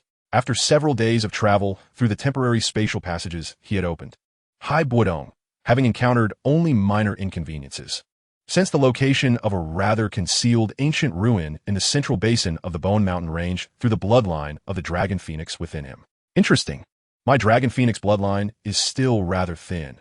I hope the Dragon Phoenix origin fruit I acquire can facilitate my transformation in one fell swoop. However, breaking the incomplete seal guarding this area was not a significant challenge given his current strength, though it might attract some potential strong adversaries vying for the treasures within the ruin, which was not something he desired. Contemplating the highly concealed spatial barrier before him, Bodong resolved not to hesitate any longer. He activated the 7th stage of his divine blood power, transforming his entire physical form into a mass of divine blood particles to seek out the weak points of the ancient ruin, aiming to infiltrate its interior without damaging the external barrier. With his current Dou Qi cultivation, he effortlessly bypassed the fire-based mechanisms at the entrance of the ruin in less than a breath's time, and then, adhering to the original text description, plunged into the lava illusion beneath the fire mechanism, thereby reaching the true entrance of the ancient ruin.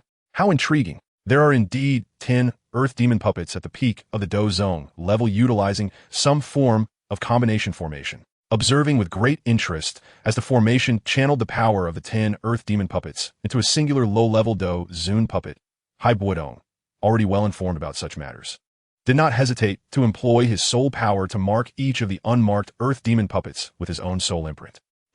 I shall gift these to the Wind Sovereign upon my return. After all, puppets that only reach the Dou Zun level through combination formations hold little utility for me at this stage.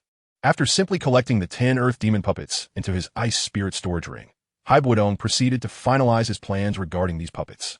Once he completed the handling of the 10 Earth Demon puppets, several resplendent teleportation passages soon emerged at the entrance of the ruin before him. First, let me sense it with my Dragon Phoenix bloodline. Eager to procure the Dragon Phoenix origin fruit, Bodong summoned the bloodline power to gauge the corresponding spatial passage leading to the Dragon Phoenix ruins. This should be it. With an instinctive pull from deep within his bloodline, he identified a spatial passage imbued with a unique allure. Without hesitation, he positioned himself above one of the spatial passages, relinquishing his resistance, allowing the inherent spatial force of the passage to transport him to a specific location. Boom! Moments later, emerging from the spatial passage, Bodong found himself in a unique secret realm brimming with a plethora of precious materials flourishing in abundance. I should seek out the Dragon Phoenix ruins first. I must not allow myself to miss the timing. After swiftly gathering a few valuable herbs, including the soul infant fruit, he departed from medicinal ground and made his way to the entrance of the Dragon Phoenix ruins not far away. Finally, he arrived. This must be it. Gently touching the beast spirit barrier before him, Bodong, with a spirit of experimentation, extracted a drop of the portion belonging to the ancient dragon royal bloodline from his Dragon Phoenix bloodline and infused it into the barrier, intending to breach the seal at the entrance of the Dragon Phoenix ruins. Moments later, a wave of energy infused with the essence of bloodline power erupted from the sealing entrance, enveloping Bodong with a strong pulling force, attempting to draw him into the secret realm. It is indeed effective. The Dragon Phoenix origin fruit. Here I come. Upon sensing the formidable gravitational pull enveloping him, Bodong ceased his hesitation and relinquished his passive resistance, willingly succumbing to the allure of this extraordinary force. He seamlessly merged into the spatial passageway concealed behind the entrance of the Dragon and Phoenix ruins. Moments later, as he stepped into the mystical realm of the Dragon and Phoenix ruins, encased within the beast spirit shield, he was greeted by the awe-inspiring sight of the remains of two magnificent beings, a 9th-tier ancient dragon and an ancient phoenix, both of which had perished in a fierce battle eons ago. Despite having transformed into mere stone, remains devoid of flesh and blood after countless millennia. Their overwhelming aura still resonated with a power that rivaled that of a Dou Saint. Indeed, the might of these 9th-tier supreme beasts was nothing short of extraordinary. Beholding the mesmerizing spectacle of the dragon and phoenix clashing, even the now semi-saint Bodong could not suppress his astonishment as he marveled. Could that radiant purple object be the Dragon Phoenix origin fruit? At that moment, his eyes were drawn to a nearby elevated area pulsating with violet light. Without a trace of hesitation, he soared towards the high ground and claimed the precious Dragon Phoenix origin fruit, which encapsulated the essence of the two supreme beast bloodlines. It had not come easily. After securing the Dragon Phoenix origin fruit, Bodong nodded, harboring the hope that this fruit, imbued with the life force of the two fallen supreme beasts, would indeed prove beneficial to him. With this thought in mind, he no longer hesitated. He proceeded to dismantle some of the valuable remnants of the two supreme beasts, carefully categorizing the useful parts and storing them in his ice spirit ring for future cultivation or trade. Given that Bodong was not a pure-blood member of the ancient dragon lineage, he encountered a momentary resistance from the still-conscious ancestral soul of the ancient dragon when he attempted to handle its remains. However, as a being who had ascended to the semi-saint realm, he effortlessly subdued the weakened ancestral soul and utilized this opportunity to solidify his recently attained mastery over his soul power at the pinnacle of the spirit realm.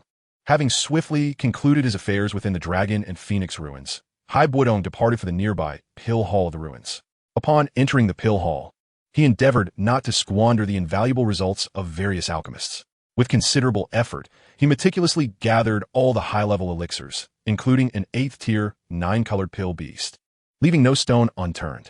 Due to the pill beast's intense reactions, he even crafted a special seal to transform it back into an 8th tier and 9-colored pill, which he then stored in a specially designed precious jade vial, securing its mouth with a spatial seal to prevent any potential breaches. After thoroughly cleansing the pill hall of its medicinal treasures, he dedicated some time to locate a simplified map outlining the general layout of the ancient ruins. I should scour the other subsidiary halls first. After all, triggering the mechanisms in the main hall could lead to catastrophic collapses of this ancient site.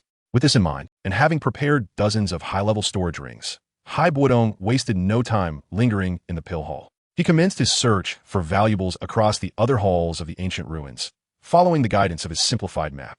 Approximately half an hour later, after extensive labor, he successfully emptied the various subsidiary halls of their more valuable items. Once he had securely stored all the treasures he collected into his numerous high-level storage rings and felt a sense of satisfaction, he activated his spatial traversal abilities to swiftly reach the entrance of the main hall of the ancient ruins. Upon stepping into the Grand Hall, he was immediately beset by an assault from 10 low-level Dou Qi ancient puppets. The creation of such puppets required a unique method to extract a powerful soul from a body and seal it within, rendering it devoid of consciousness while still allowing it to wield its former strength. What a ruthlessly efficient technique from the ancient Dou saints, he mused in admiration. Without further ado, preparing for a swift resolution, Bodong unleashed his formidable Dou Qi energy, now at the semi-saint stage, and effortlessly subdued all 10 low-level Dou Qi puppets in one fell swoop. He then employed his soul power, now at the pinnacle of its realm, to effortlessly erase the feeble soul imprint left by the ancient Dou saint. Following this, it seemed that his actions inadvertently triggered a specific mechanism within the Grand Hall. The remains of the ancient Dou saint, seated regally at the center, began to tremble violently, as if awakening from slumber, with its hollow eye sockets suddenly igniting with a ghastly red glow. The entire skeletal form rapidly levitated, creating a cacophony of sounds. As the energy ripples emanating from the ancient Dou saint's skeleton began to spread, Bodong, who had been prepared for this eventuality, had already inscribed his soul imprint on the 10 puppets and stored them in his designated puppet storage ring. Moreover, he prudently gathered some ancient Dou techniques protected by special energy shields scattered throughout the main hall, ensuring they were secured in one of his high-level storage rings. How intriguing! After casually dissipating the energy ripples emitted by the ancient Dou saint's remains, he discerned that even with the aid of a low-tier heavenly Dou technique, the skeleton could only unleash a single strike comparable to that of a peak Dou Qi before faltering. Observing the skeletal figure accumulating energy for a heavenly technique known as the Great Creation Palm, Bodong, wishing to avoid unnecessary complications, swiftly interrupted its actions to prevent it from causing further disturbance. Once he had disposed of the skeletal figure, fully aware of the secrets it harbored, he promptly stored the entire ancient Dou saint skeleton in his ice spirit ring and swiftly departed from the ancient ruins, making his way towards the territory of the 9 Nether-Earth serpents. I should return to the Starfall Pavilion for a visit. After leaving the entrance of the ancient ruins and casting a fleeting glance at the visibly unstable structure due to his prior actions, Bodong, already planning ahead, tore open a spatial rift large enough for a person to pass through. He then traversed through the makeshift passageway towards the Starfall Pavilion nestled within the Tianxing mountain range. After spending a brief period navigating through space, the triumphant Bodong arrived at the secret realm of the Starfall Pavilion and sought out his master, the Medicine Elder. "So, my dear apprentice, the matter you mentioned to me not long ago should now be well in hand." "Yes?" Observing the beaming Bodong, the Medicine Elder, with a glimmer of suspicion, directly inquired, "Indeed, master, I have successfully completed it." Upon hearing this, Bodong first nodded, and then took out dozens of advanced spatial rings from his bosom, saying, "These advanced spatial rings contain a portion of the treasures that the disciples have acquired this time. Let them be deposited into the treasury of our Starfall Pavilion, reserved for rewarding the exemplary disciples or elder stewards in the future." "Hee, you have indeed put thought into this, young one." Seeing this, Master Yao did not indulge in any unnecessary formality and directly accepted the dozens of filled advanced spatial rings that Bodong had handed over, swiftly stowing them away. Having anticipated this moment, Bodong then smoothly seized the opportunity to extend an invitation to his master, Master Yao, to once again venture into the heart of the abyssal world within the Demon Ring universe. After all, in order for Bodong to completely refine and absorb the entirety of the bloodline energy contained in the Dragon Phoenix origin fruit he had procured from the ancient ruins, he could only rely on the unique powers of the Thunder Serpent Ring. without the supplementary elemental energy emanating from the heart of Abyss. He was acutely aware that if he faced a critical moment where his elemental energy was insufficient, he could fail in the fusion and potentially perish. Such a fate would indeed be most unfortunate. As for seeking assistance from the Eastern Dragon Island of the ancient Void Dragon clan, Bodong would never entertain such folly. After all, should they discover that he possessed the extraordinary Dragon Phoenix origin fruit, the formidable Dou Saint from Eastern Dragon Island would almost certainly attempt to seize it, compelling their new Dragon Emperor, Xian, to absorb it. Chapter 79. The Great Celestial Creation Poem. After listening to Bodong's narrative, Master Yao did not hesitate and readily agreed to the invitation. Guided by the power of the Time Wheel Hourglass, the figures of Bodong and Master Yao swiftly transformed into nothingness, vanishing from the realm of the Dou Qi continent. Moments later, they reappeared in the Demon Ring universe, within the villa located in the suburbs of Tianjin City where they had last disappeared. Without lingering, they immediately utilized their spatial traversal techniques to head towards the heart of the abyssal world. After a few breaths, following the temporary spatial pathways they had opened, Bodong and Master Yao arrived at a clearing in the heart of the abyssal world. Disciple, you may refine at ease, with me as your guardian. Should the ruler of this abyssal world be disturbed, I can buy you sufficient time to complete your refinement. After a brief search, the concealed Bodong and Master Yao found a secluded clearing near the surface, where they erected a sturdy spatial seal around themselves to mask their aura fluctuations. Thank you, Master. Bodong expressed his gratitude with a simple bow and then extracted the Dragon Phoenix origin fruit from his ice spirit ring, preparing for the subsequent refinement. Approximately 2 years later, aided by the powers of the Thunder Serpent Ring, Bodong had entered a crystalline state, gradually nearing the conclusion of his refinement of the Dragon Phoenix origin fruit. With a series of cracking sounds, he awakened, having completed the absorption of the vast majority of the Dragon Phoenix bloodline power contained within the fruit. Heavenly Phoenix Wings, Ancient Dragon Sacred Body, Dragon Phoenix Ancient Armor, Supreme Dragon Phoenix Bloodline, haha. The actual efficacy of the Dragon Phoenix origin fruit was indeed terrifying. Not only had he stepped into the early stage of a 3-star Dou Saint, but even his soul power, previously at the peak of the spiritual realm, had directly broken through to the early stage of the heaven realm due to this life-altering transformation. Moreover, his body could no longer be deemed purely human. After all, he could transform into a colossal supreme dragon phoenix at will. Contemplating this, Bodong dismissed further thoughts. After briefly sharing his joy with his master, he continued his work on refining the Dragon Phoenix origin power that was not yet fully completed. Months later, leveraging the time-manipulating abilities of the Thunder Serpent Ring to accelerate the refinement process, Bodong completely absorbed all the Dragon Phoenix origin power from the fruit, resulting in a direct breakthrough to the late stage of a 4-star Dou Saint, successfully accumulating energy at a multi-star level. Let's depart, Master.